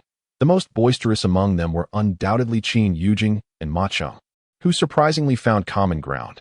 Even teasing each other about their piloting skills in their exuberance, they began reminiscing about their previous training sessions with Li Chun. Qin Yujing appeared utterly thrilled, his face flushed. "Li Chun, you really should have informed me about knowing Yub King. I was so excited that day. But speaking of which, Yub King is truly handsome. Does he look the same in real life?" Li Chun recalled Li Yu from 2 years prior. He seemed to have changed little in appearance, perhaps just taller than before. Li Chun nodded. "He should look like that." Upon hearing this, Qin Yujing and Ma Cheng were momentarily stunned, exclaiming in unison, "You know the real Yub King?" Realizing he had inadvertently let slip more than intended, Li Chun quickly clarified, "I've seen his photos on Wanshuan. Wanshuan is a messaging app that allows for daily sharing, akin to social media, where friends can see each other's lives." Qin Yujing's eyes lit up with understanding. "Ah, I see. I also want to add Yub King on Wansun." Li Chun recalled that he hadn't received any messages from Li Yu in quite some time, and being reminded by their conversation left him feeling somewhat melancholic. However, he did not wish to dampen the group's spirits, so he slowly responded, "If you want to add him as a friend, I can inquire, but I cannot guarantee he will agree." Hearing this, Qin Yujing was ecstatic. "That is fine. Just the fact that you can help me makes me incredibly happy." Su Kuan sat quietly to the side, remaining silent for quite some time. That he was aware of the conversation swirling around him, yet he could only observe without truly integrating into their midst. Watching Qin Yujing and Ma Cheng circle around Li Chun, he found the scene particularly glaring. Nevertheless, he could only greet them with a smile, concealing the genuine thoughts that churned within him. Yet, he was not entirely idle. Su Kin had already devised a plan to remain close to Li Chun, leaving no stone unturned in his pursuit of any clue. Perhaps it was his own persuasion, but he had come to genuinely believe that there was undoubtedly a powerful figure supporting Li Chun from behind. After all, he had inquired about Qin Yujing's family background, discovering that the Yujing family was an established noble lineage, well respected in the Empire Star. Su Kin certainly did not believe that Li Chun could be acquainted with such aristocrats, leading him to conclude that there was only one possibility. Li Chun was also seeking to attach himself to Qin Yujing. However, the warmth with which Qin Yujing treated Li Chun was excessive, and Li Chun's demeanor remained remarkably easygoing. Casting doubt on the notion of a mere parasitic relationship, Su Kin was left feeling exasperated. But from their conversation, he gleaned that Li Chun was also acquainted with another influential figure.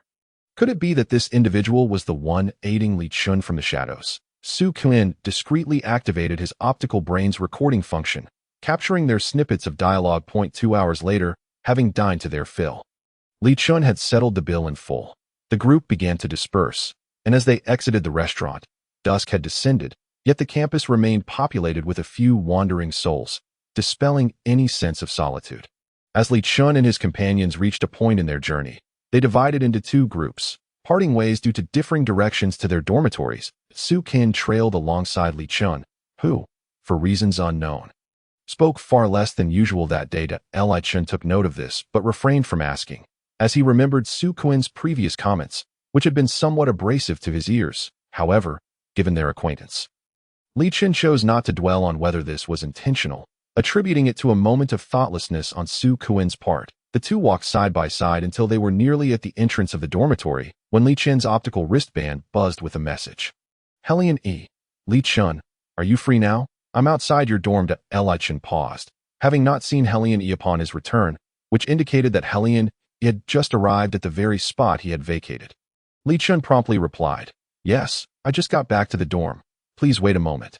After sending the message, he hesitated, drawing Su Qian's attention. Su Qian observed him typing, but the virtual screen was secure from prying eyes, leaving him oblivious to whom Li Chen was messaging. However, it soon became clear. Li Chen looked up and noticed that Su Qian had not departed, still standing by his side. Apologetically, Li Chen said, Su Qian, you go ahead upstairs. I have a matter to attend to and must step out. Su Qian nodded in acknowledgement, turning to leave when he heard Li Chen hurriedly exiting behind him. Turning back, he caught a glimpse of Li Chen's retreating figure. After a moment's contemplation, he followed discreetly. Li Chen moved swiftly, soon spotting Helian E seated on a bench by the roadside. The nearby lighting was dim, and the illumination did not reach Helian E's position, causing his silver hair to blend into the darkness, giving it an inky hue. Li Chen paused for a moment, as an unexpected thought struck him at that moment. He inexplicably conflated Helian Yi's image with that of Li Yu. Yet, this notion was fleeting. As he approached, he realized that the two bore no resemblance. No, there was indeed one similarity. Both Helian E and Li Yu shared the same striking golden eyes. It dawned on Li Chen that the familiarity he felt regarding Helian Yi's eyes stemmed from their striking resemblance to Li Yu's. How coincidental. Chapter 68. The stirring of feelings as Li Chen was lost in thought. Helian E called out his name. Li Chen. Helian E sounded somewhat concerned, as Li Chen appeared to be somewhat distracted. Was he truly preoccupied with something? Li Chen snapped back to reality, remembering that Helian E had invited him out. Did you need to see me?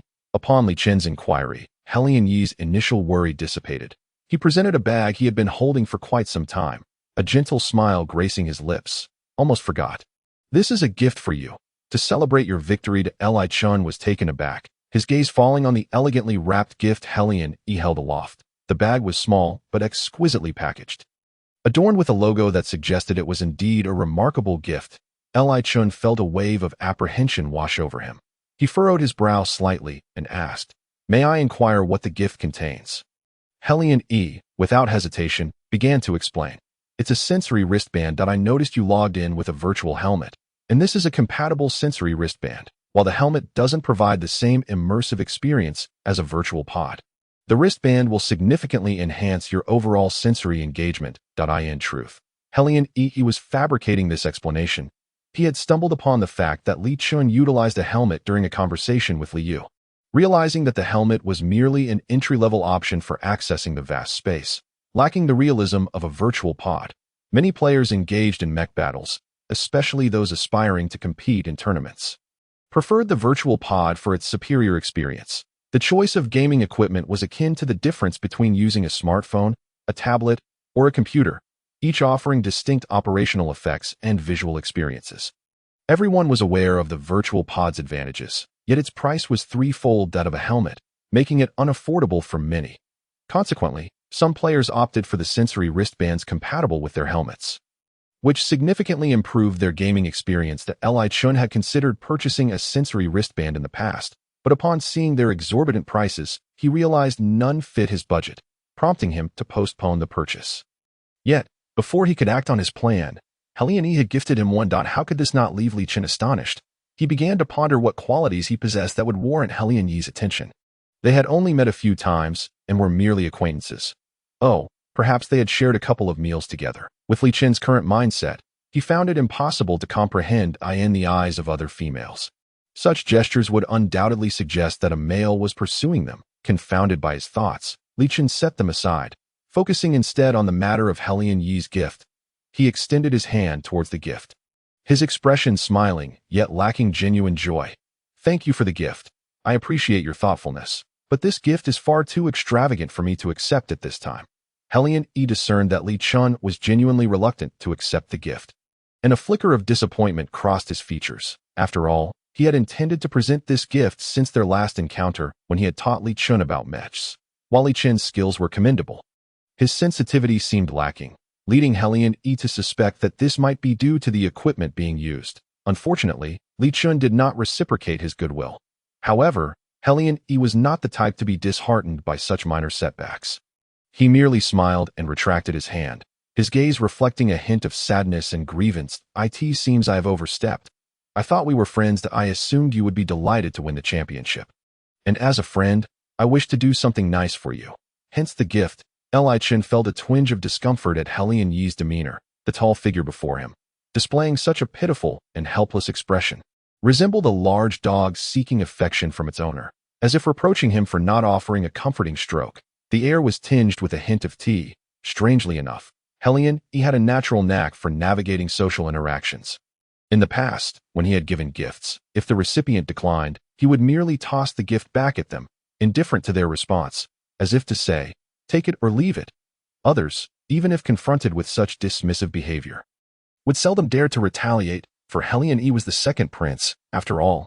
Feeling somewhat guilty for Helian Yi's predicament, Li Chun attempted to clarify, "I only find the gift too extravagant. It's not that I believe we are not friends." Helian Yi's eyes sparkled with excitement, an inexplicable thrill dancing across his features.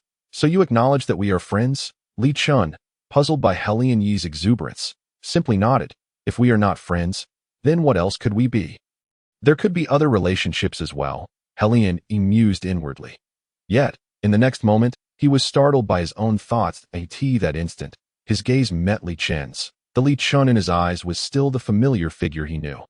But something began to quietly spread in his mind. It was as if he were being stimulated. The more he looked, the more he found Li Chun's appearance exceedingly charming, both obedient and adorable. His heartbeat seemed to quicken. When he regained his composure, he noticed a flush creeping over his ears. Fortunately, the night was dark and windy, allowing Li Chun's eyesight to be unable to discern Helian Yi's somewhat bashful expression. At that moment, Helian Yi seemed to comprehend what Li Chun meant to him. Originally, he thought his feelings were merely a desire to repay a life-saving grace, to treat him kindly and forge a friendship. However, now it appeared that his desires had multiplied. Helian Yi tightened his grip on the gift he held, retracting it slightly, his voice laced with a hint of hoarseness. "No, we are friends. Isn't it acceptable for a friend to give a gift that you cannot refuse?" This question left Li Chun in a quandary. It wasn't that he couldn't accept Helian Yi's gift. Rather, he felt it was too extravagant. Helian Yi and he were not from the same world. And perhaps it was merely a fleeting whim on Helian Yi's part to befriend him. Over time, Helian Yi might find Li Chun rather uninteresting and gradually forget him. Li Chun cautiously replied, "It's not that I'm refusing, but it's too valuable. Still, I sincerely appreciate your gift. It brings me joy that you thought to celebrate with me." With those words, Helian Yi felt somewhat appeased. He understood that this gift would not be accepted today. But that was all right. He had always possessed great patience. Helian Yi's gaze towards Li Chun deepened, and he no longer mentioned the gift. The two continued their conversation for a while, discussing numerous topics. As the night grew cooler, Helian Yi could not bear to see Li Chun exposed to the chilly breeze. Thus he made an excuse to leave. Li Chun, glancing at the time, also felt it was about right. After bidding farewell, Li Chun returned to his dormitory. Little did he know that just as he departed, a figure emerged from the dark thicket nearby. The light from the device in his hand flickered, and a surge of hatred surged in his gaze as he stared at the screen. Yet that animosity was gradually supplanted by cunning, the corners of his mouth curling upward in growing self-satisfaction. Chapter 69. A confrontation. The campus mecha competition had finally come to a close, and classes resumed their normal schedule. The next day, Li Chun, as per usual, rose early to attend class. However, on his way to the classroom, he noticed numerous students whispering in the corridor. At first, he paid them no mind, but as their glances frequently darted in his direction, an uncomfortable sensation washed over him. Thus, he quickened his pace towards the classroom.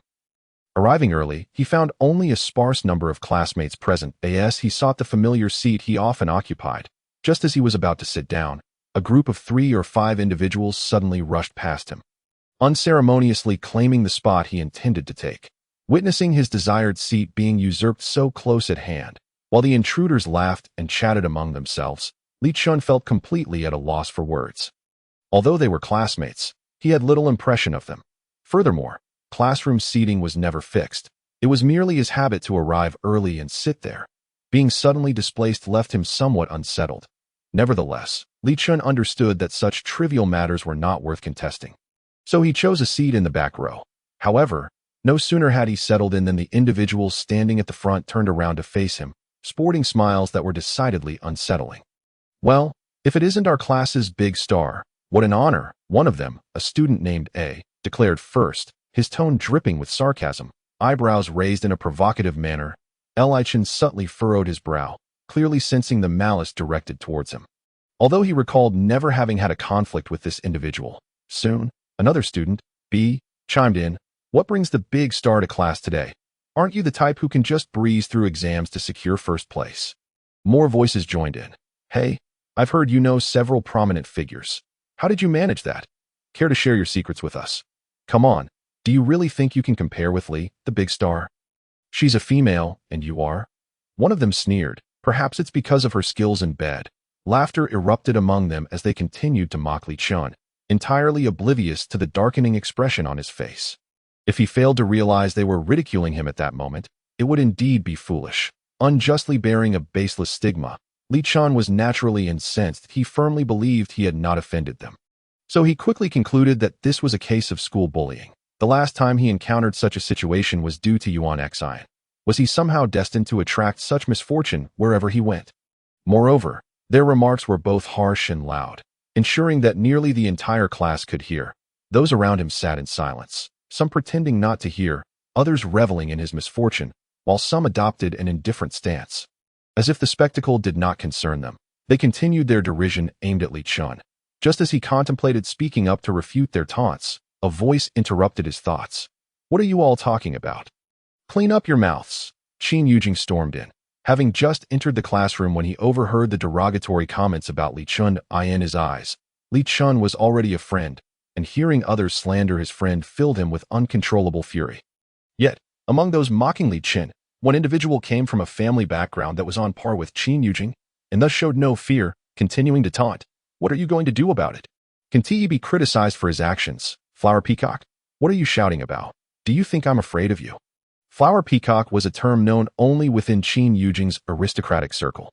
Used to mock him, the main lineage of the Qin family was known for their peacock heritage, naturally inclined towards beauty. However, the family members preferred to adorn themselves in luxurious clothing and accessories. While Qin Yujing had a penchant for beautiful people, his hobby of collecting pictures of beautiful individuals was well known, having sparked a somewhat embarrassing incident in the past that led to a group of detractors giving him the nickname Flower Peacock, insinuating he was a superficial womanizer. The derogatory remarks stemmed from an incident involving a young nobleman who had taken an interest in Qin Yujing due to his looks. After a few exchanges, the nobleman believed Qin Yujing was interested in him, leading to an unsuccessful confession that left the nobleman humiliated, prompting him to reveal Qin Yujing's little-known secret. Flower Peacock was essentially a slur labeling him as a lustful man. Upon recalling the rumors surrounding Qin Yujing, the taunter couldn't help but scoff. "I wondered how you would defend a commoner. Are you perhaps enamored by his beauty? You wouldn't happen to be one of his many resources, would you? Flower Peacock is indeed a fine catch. If you tire of him, why not let me have a turn?" However, just as he finished that sentence, a fist suddenly struck him from the right side. Caught completely off guard, the blow landed squarely on his right cheek, causing his face to twist painfully. The classroom fell silent, with everyone holding their breath, some staring in disbelief, for the assailant was not the red-faced Qin Yujing, but rather the previously quiet Li Shu. Li Shu retracted his hand, twisting his wrist slightly, feeling a mild sting in his knuckles. However, that was of little concern. The other party likely felt worse. Initially, Li Shu had hoped for a peaceful resolution, but the other party's words had provoked his friend. Li Shu had his own principles and dignity. To endure such humiliation was out of the question that he struck with full force. Having previously worked as a repairman, he was accustomed to handling heavy tools, which had naturally built his arm strength. Though he appeared slender, his physical strength was commendable, as evidenced by his high physical fitness scores. The individual struck felt a burning pain in his cheek. Unable to fathom that he had just been hit by a female, his face was sure to swell. Even more astonished was Qin Yujing, who had not anticipated that Li Shu would take action. And with such ferocity, Li Chun merely cast a cold glance at the aggressor and his entourage, asking, "Have you said enough?" The group of followers was at a loss, unsure whether to shake their heads or not. The individual who had been struck turned his face back, glaring fiercely at Li Chun, his expression dark as if he were about to retaliate. "How dare you hit me?" Li Chun's lips curled into a slight smile. His demeanor icy as he replied, "If you can't speak respectfully, perhaps a wake-up call is in order, def CK. You filthy bitch." The smile on Li Chun's face deepened, but his gaze turned increasingly ominous. "Say that again. You filthy bitch. How many times have you been?" Qin Yujing was utterly dumbfounded. How could such vile language emanate from such a person's lips? Meanwhile, Li Chun's lips gradually curled downwards, the cold glimmer in his eyes manifesting into a palpable, frightening presence. Just as the individual was about to utter another word, Li Chun unleashed a punch upon that unclean mouth. This time, Li Chun exhibited no restraint. He even overturned tables and chairs, forcefully bringing the man to the ground. The combat prowess of a female had astonishingly subdued a male, who, shockingly, had no means to retaliate, resulting in a face bruised and battered. The incident of Li Chun's assault drew the attention of numerous onlookers, including students from the entire floor who rushed to witness the spectacle. The teachers preparing for class were taken aback and hurried to intervene. It must be noted that the physical fitness of military academy instructors is typically exceptional. Within moments, two teachers managed to separate the combatants. Given that Li Chun was a female, they were somewhat hesitant to employ excessive force. Fortunately, Li Chun regained a measure of composure, stepping back 3 paces to indicate his intent not to continue the altercation. Ultimately, they summoned their counselor, Chao Feng, to escort the troublemaking students out of the classroom. Allowing the educational environment to finally settle into tranquility. Chapter 70. Flaws. Li Chun found himself escorted to the office, accompanied by Qin Yujing and several of the assailant's lackeys, as for the individual whom Li Chun had struck. He was unceremoniously lying in the school infirmary. Chao Feng sat on a sofa within the office, while 2 soldiers from the military academy stood at the door, ensuring that the young rascals would not cause further disturbances. Chao Feng absently rubbed the hem of his trousers, initially contemplating lighting a cigarette, only to recall his commitment to abstain while on campus, and thus withdrew his hand. Such brawls frequently occurred within military academies, as these spirited youths often engaged in physical confrontations due to trivial conflicts. However, Chao Feng did not anticipate encountering such a situation after having transferred to the mecha maintenance department, especially with a female at the center of the fray. Chao Feng had taken note of Li Chun from the start. The youth was quite handsome and possessed a calm demeanor. Chao Feng perceived Li Chun as the type who would endure silently before eventually striking back. When Li Chun claimed victory, it was his duty as a counselor to extend congratulations. Yet before he could offer his praise, the youth had embroiled him in a significant debacle. Suddenly, a smile crept across Chao Feng's face, though it did not reach his eyes, instead emanating an unsettling chill. The group of young men shivered under his gaze, particularly Qin Yujing, who trembled visibly. Only Li Chun stood straight, as if no calamity could bend his spine. "You possess quite the audacity, instigating trouble and engaging in violence, drawing the attention of the entire floor. Are you not aware of where you are?" Chao Feng remarked with a mocking tone that Li Chun had struck his adversary without holding back. Now, having released his pent-up energy, he felt somewhat weakened, his knuckles reddened and swollen, twinging with pain, perhaps even slightly scraped.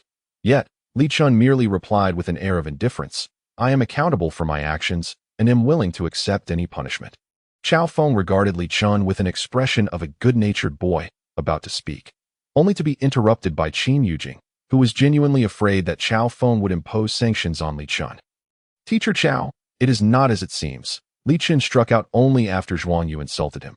Not only did he insult Li Chun, but he also berated me. The individual who had been assaulted was named Zhuang Yu. Though Qin Yujing's explanation was timely, it was met with discontent from Chao Feng, who shot a cold glare at him, his voice tinged with impatience. "Did I invite your commentary?" Qin Yujing trembled under his scrutiny, immediately falling silent. Chao Feng continued, "Am I to rely on you to interpret the situation?" After a brief pause, he pointed at an individual, his tone languid. "You. Explain what transpired." The individual singled out was one of Zhuang Yu's lackeys, who spoke hesitantly and with great trepidation, struggling to articulate his account. He claimed they were merely joking with Li Chun, unaware of his intense reaction. The others standing beside him nodded in agreement, as if they had engaged in harmless banter. Qin Yujing, now genuinely angry, shot daggers at them, clearly reproaching their distortion of the truth.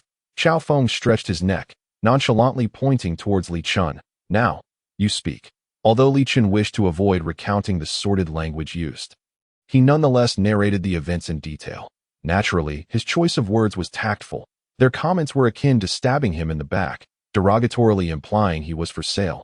Upon hearing the full account, Qiao Feng scoffed coldly, a glint of cunning dancing in his eyes, instantly grasping the essence of the matter. With a mind as clear as crystal, he continued, Li Chun and Qin Yujing, you two shall wait outside.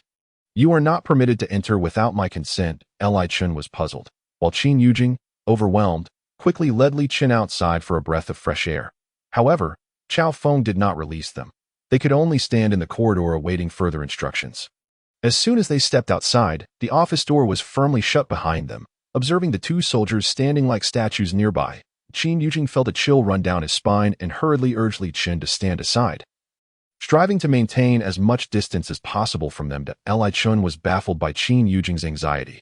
After all, it was he who had instigated the trouble, while Qin Yujing had merely been a victim. Li Chun sincerely hoped that Qin Yujing would not be implicated, as the latter was one of the few genuine friends he had. Perhaps sensing Li Chun's inner turmoil, Qin Yujing whispered into his ear, I am terrified. You have no idea. Qiao Gu's beast form is that of a wolf. Wolves are fierce and ruthless, and it is said they are pack animals. Qiao Gu is the alpha, and those two at the door are his aides. Qiao Feng usually conducted himself with utmost propriety during classes and aside from class time. Li Chun had little interaction with him. Thus, he was unaware of this particular characteristic. Qin Yujing continued, just now in the office, I felt as though I might perish under Qiao Gu's oppressive presence. His aura is truly terrifying that I dread experiencing that again. Li Chun, perplexed, inquired, aura? Qin Yujing was momentarily taken aback, staring at Li Chun in disbelief. You truly do not know what an aura is? Li Chun shook his head. He genuinely had never heard of it before. Qin Yujing's eyes widened in astonishment, but he quickly accepted it, as it was well known that Li Chun's grasp of physiological knowledge was quite lacking. Do you recall that time I caught your scent?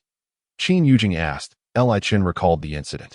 He had assumed it was merely a peculiar habit of Qin Yujing to smell others. However, he believed he had no discernible odor. Seeing Li Chun's confusion, Qin Yujing pressed on. The aura is a way for beastmen to perceive one another. We, as beastmen, all possess an aura, though yours is rather faint. The time, I thought you were male. Wait, could it be that you cannot even detect auras? Upon hearing this question, Li Chun frowned. He did not consider the act of smelling another person's scent to be polite. Yet he responded courteously, I truly cannot perceive any scent. Qin Yujing's jaw nearly dropped in disbelief, his eyes widening to an extraordinary degree. You cannot possibly be anosmic, can you? Li Chun fell into silence. He confirmed that his sense of smell was perfectly normal, able to detect the enticing aroma of food. However, the subsequent explanation given by Qin Yujing made Li Chun once again question the normality of his senses. Qin Yujing explained that orcs, from the moment of their birth, possess an innate sensitivity to scents. When orcs are born in their beast forms, their eyes remain tightly shut, and they rely on scent to recognize their parents, becoming heavily dependent on the aroma of their progenitors. This distinctive scent, known solely to orcs, is referred to as pheromones. These pheromones enable one to discern gender and even swiftly identify their species. Moreover, during the orcs' mating season, the intensity of these pheromones increases, akin to a signal proclaiming their readiness to mate. Yet, in this civilized society, orcs have learned to utilize suppressants to contain the spread of their mating scents. Furthermore, orcs can exercise self-control during their mating period. As long as the scents are effectively managed, they can generally lead normal lives. Li Chun prided himself on his solid grasp of biology, but the concept of pheromones is a matter of common knowledge that orcs inherently understand from a young age. Given the vast array of information encompassed in biology courses that span interstellar knowledge, such common knowledge was not included in the curriculum. Additionally, having not encountered pheromones for an extended period, Li Chun felt oblivious to them. And Bru did not suspect him, as the distinction between male and female was apparent, and Bru had always been quite discerning. Thus, Li Chun found himself utterly ignorant of this fundamental knowledge well known to orcs. Chapter 71. Trending on campus while Li Chun and Qin Yujing engaged in conversation in the hallway, news of his altercation spread like wildfire across the campus network. Some individuals even covertly recorded videos, as this incident involved the champion of a campus competition. Once the title emerged, it garnered significant attention. There were even those who unearthed doubts surrounding Li Chun's top score in a theoretical examination from a month prior. Consequently, Li Chun became a household name at school. Everyone knew that this year's new student in the mecha maintenance department, named Li Chun, was a female with only a D-level mental capacity.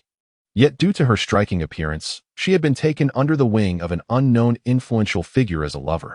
Furthermore, the resources Li Chun acquired were nothing short of extraordinary, and it remained a mystery how she managed to secure the championship in the mecha competition. Seeing the rising popularity of the incident, Shika indiscreetly provided funding for some individuals to release the videos they had surreptitiously recorded of Li Chun. 3 videos and 1 audio clip surfaced.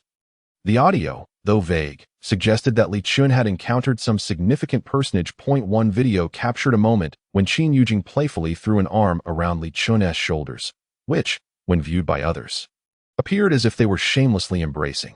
Another video depicted a tall male figure handing something to Li Chun under the cover of night. The two engaged in laughter. The final video showed the two seated on a bench, their heads close together due to the angle, giving the impression of an intimate kiss. The skill of the videographer was remarkable, as only Li Chun's face was clearly visible, while the other two protagonists' faces were either obscured or deliberately shot from an angle that rendered them unrecognizable. Although Huliang Yi and Qin Yujing were both taller than Li Chun, it was evident from their physiques that the two figures in the videos were not the same. Once the videos were released, Li Chun found himself thrust into a whirlwind of controversy, even attracting the attention of the school authorities. As news of the incident continued to circulate online, Huliang Yi was presently engaged in a physical training class. The instructor had arranged for them to spar against machines. Having just completed a bout, he emerged victorious, as expected. After the exertion, he felt as though every muscle in his body had been invigorated, his blood racing with excitement, his broad chest rising and falling rhythmically, the snug-fitting attire accentuating his well-defined muscles. Beads of perspiration glistened on Huliang Yi's face, cascading down to his chin. He grabbed a towel resting nearby to wipe his brow, draping it over his shoulder while lifting a water bottle to his lips. Meanwhile, Wei Tingfei had concluded his own session and scanned the area, spotting Huliang Yi resting off to the side. He hurried over with a cheerful demeanor. Huliang Yi caught a glimpse of Wei Tingfei from the corner of his eye and tossed the towel in his direction. Wei Tingfei halted to catch it mid-air before sauntering over. "Finished so soon? TSK, how did you manage to be a whole minute slower than me? I thought I was quite fast," Wei Tingfei remarked, craning his neck to glance at the time displayed on Huliang Yi's holographic wrist device. Unable to suppress his astonishment, Huliang Yi chuckled lightly. "You think you can surpass me? Perhaps in 200 years. Given that orcs have a lifespan of nearly 200 years, this implied that Wei Tingfei would have to wait until after Huliang Yi's passing to achieve such a feat." Wei Tingfei inwardly scoffed at Huliang Yi's lack of humility, but chose not to engage, quietly taking a sip from his water bottle while checking his holographic device for messages to his shock. The contents of the screen made him drop his bottle, but Huliang Yi's quick reflexes saved it from crashing to the ground. "What are you doing?" Huliang Yi furrowed his brow in inquiry. Wei Tingfei's eyes widened in disbelief as he responded, "Oh no, Yi. The little female you told me to keep an eye on is in trouble." Huliang Yi's expression darkened further, and he grabbed Wei Tingfei's holographic screen.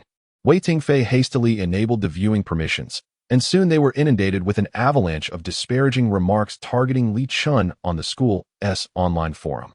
Many were hurling insults at Li Chun, with some even demanding her expulsion from the first military academy, asserting that she was tarnishing its reputation. The vitriol on display deepened the shadows on Huliang Yi's face. His voice dropped to a chilling whisper.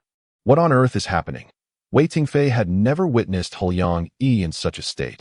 His expression was ominous, as if he were ready to pilot a mecha to obliterate those who dared insult Li Chun. Swallowing hard, Wei Tingfei cautiously attempted to defuse the situation. "Don't panic. Let me investigate further. Did I see that the administrative office has already stepped in? Just stay calm." Huliang Yi placed the luminous screen of the light brain before Wei Tingfei, his demeanor shrouded in a heavy atmosphere. As an aura of suppressed intensity gradually emerged, emanating an almost mesmerizing pressure.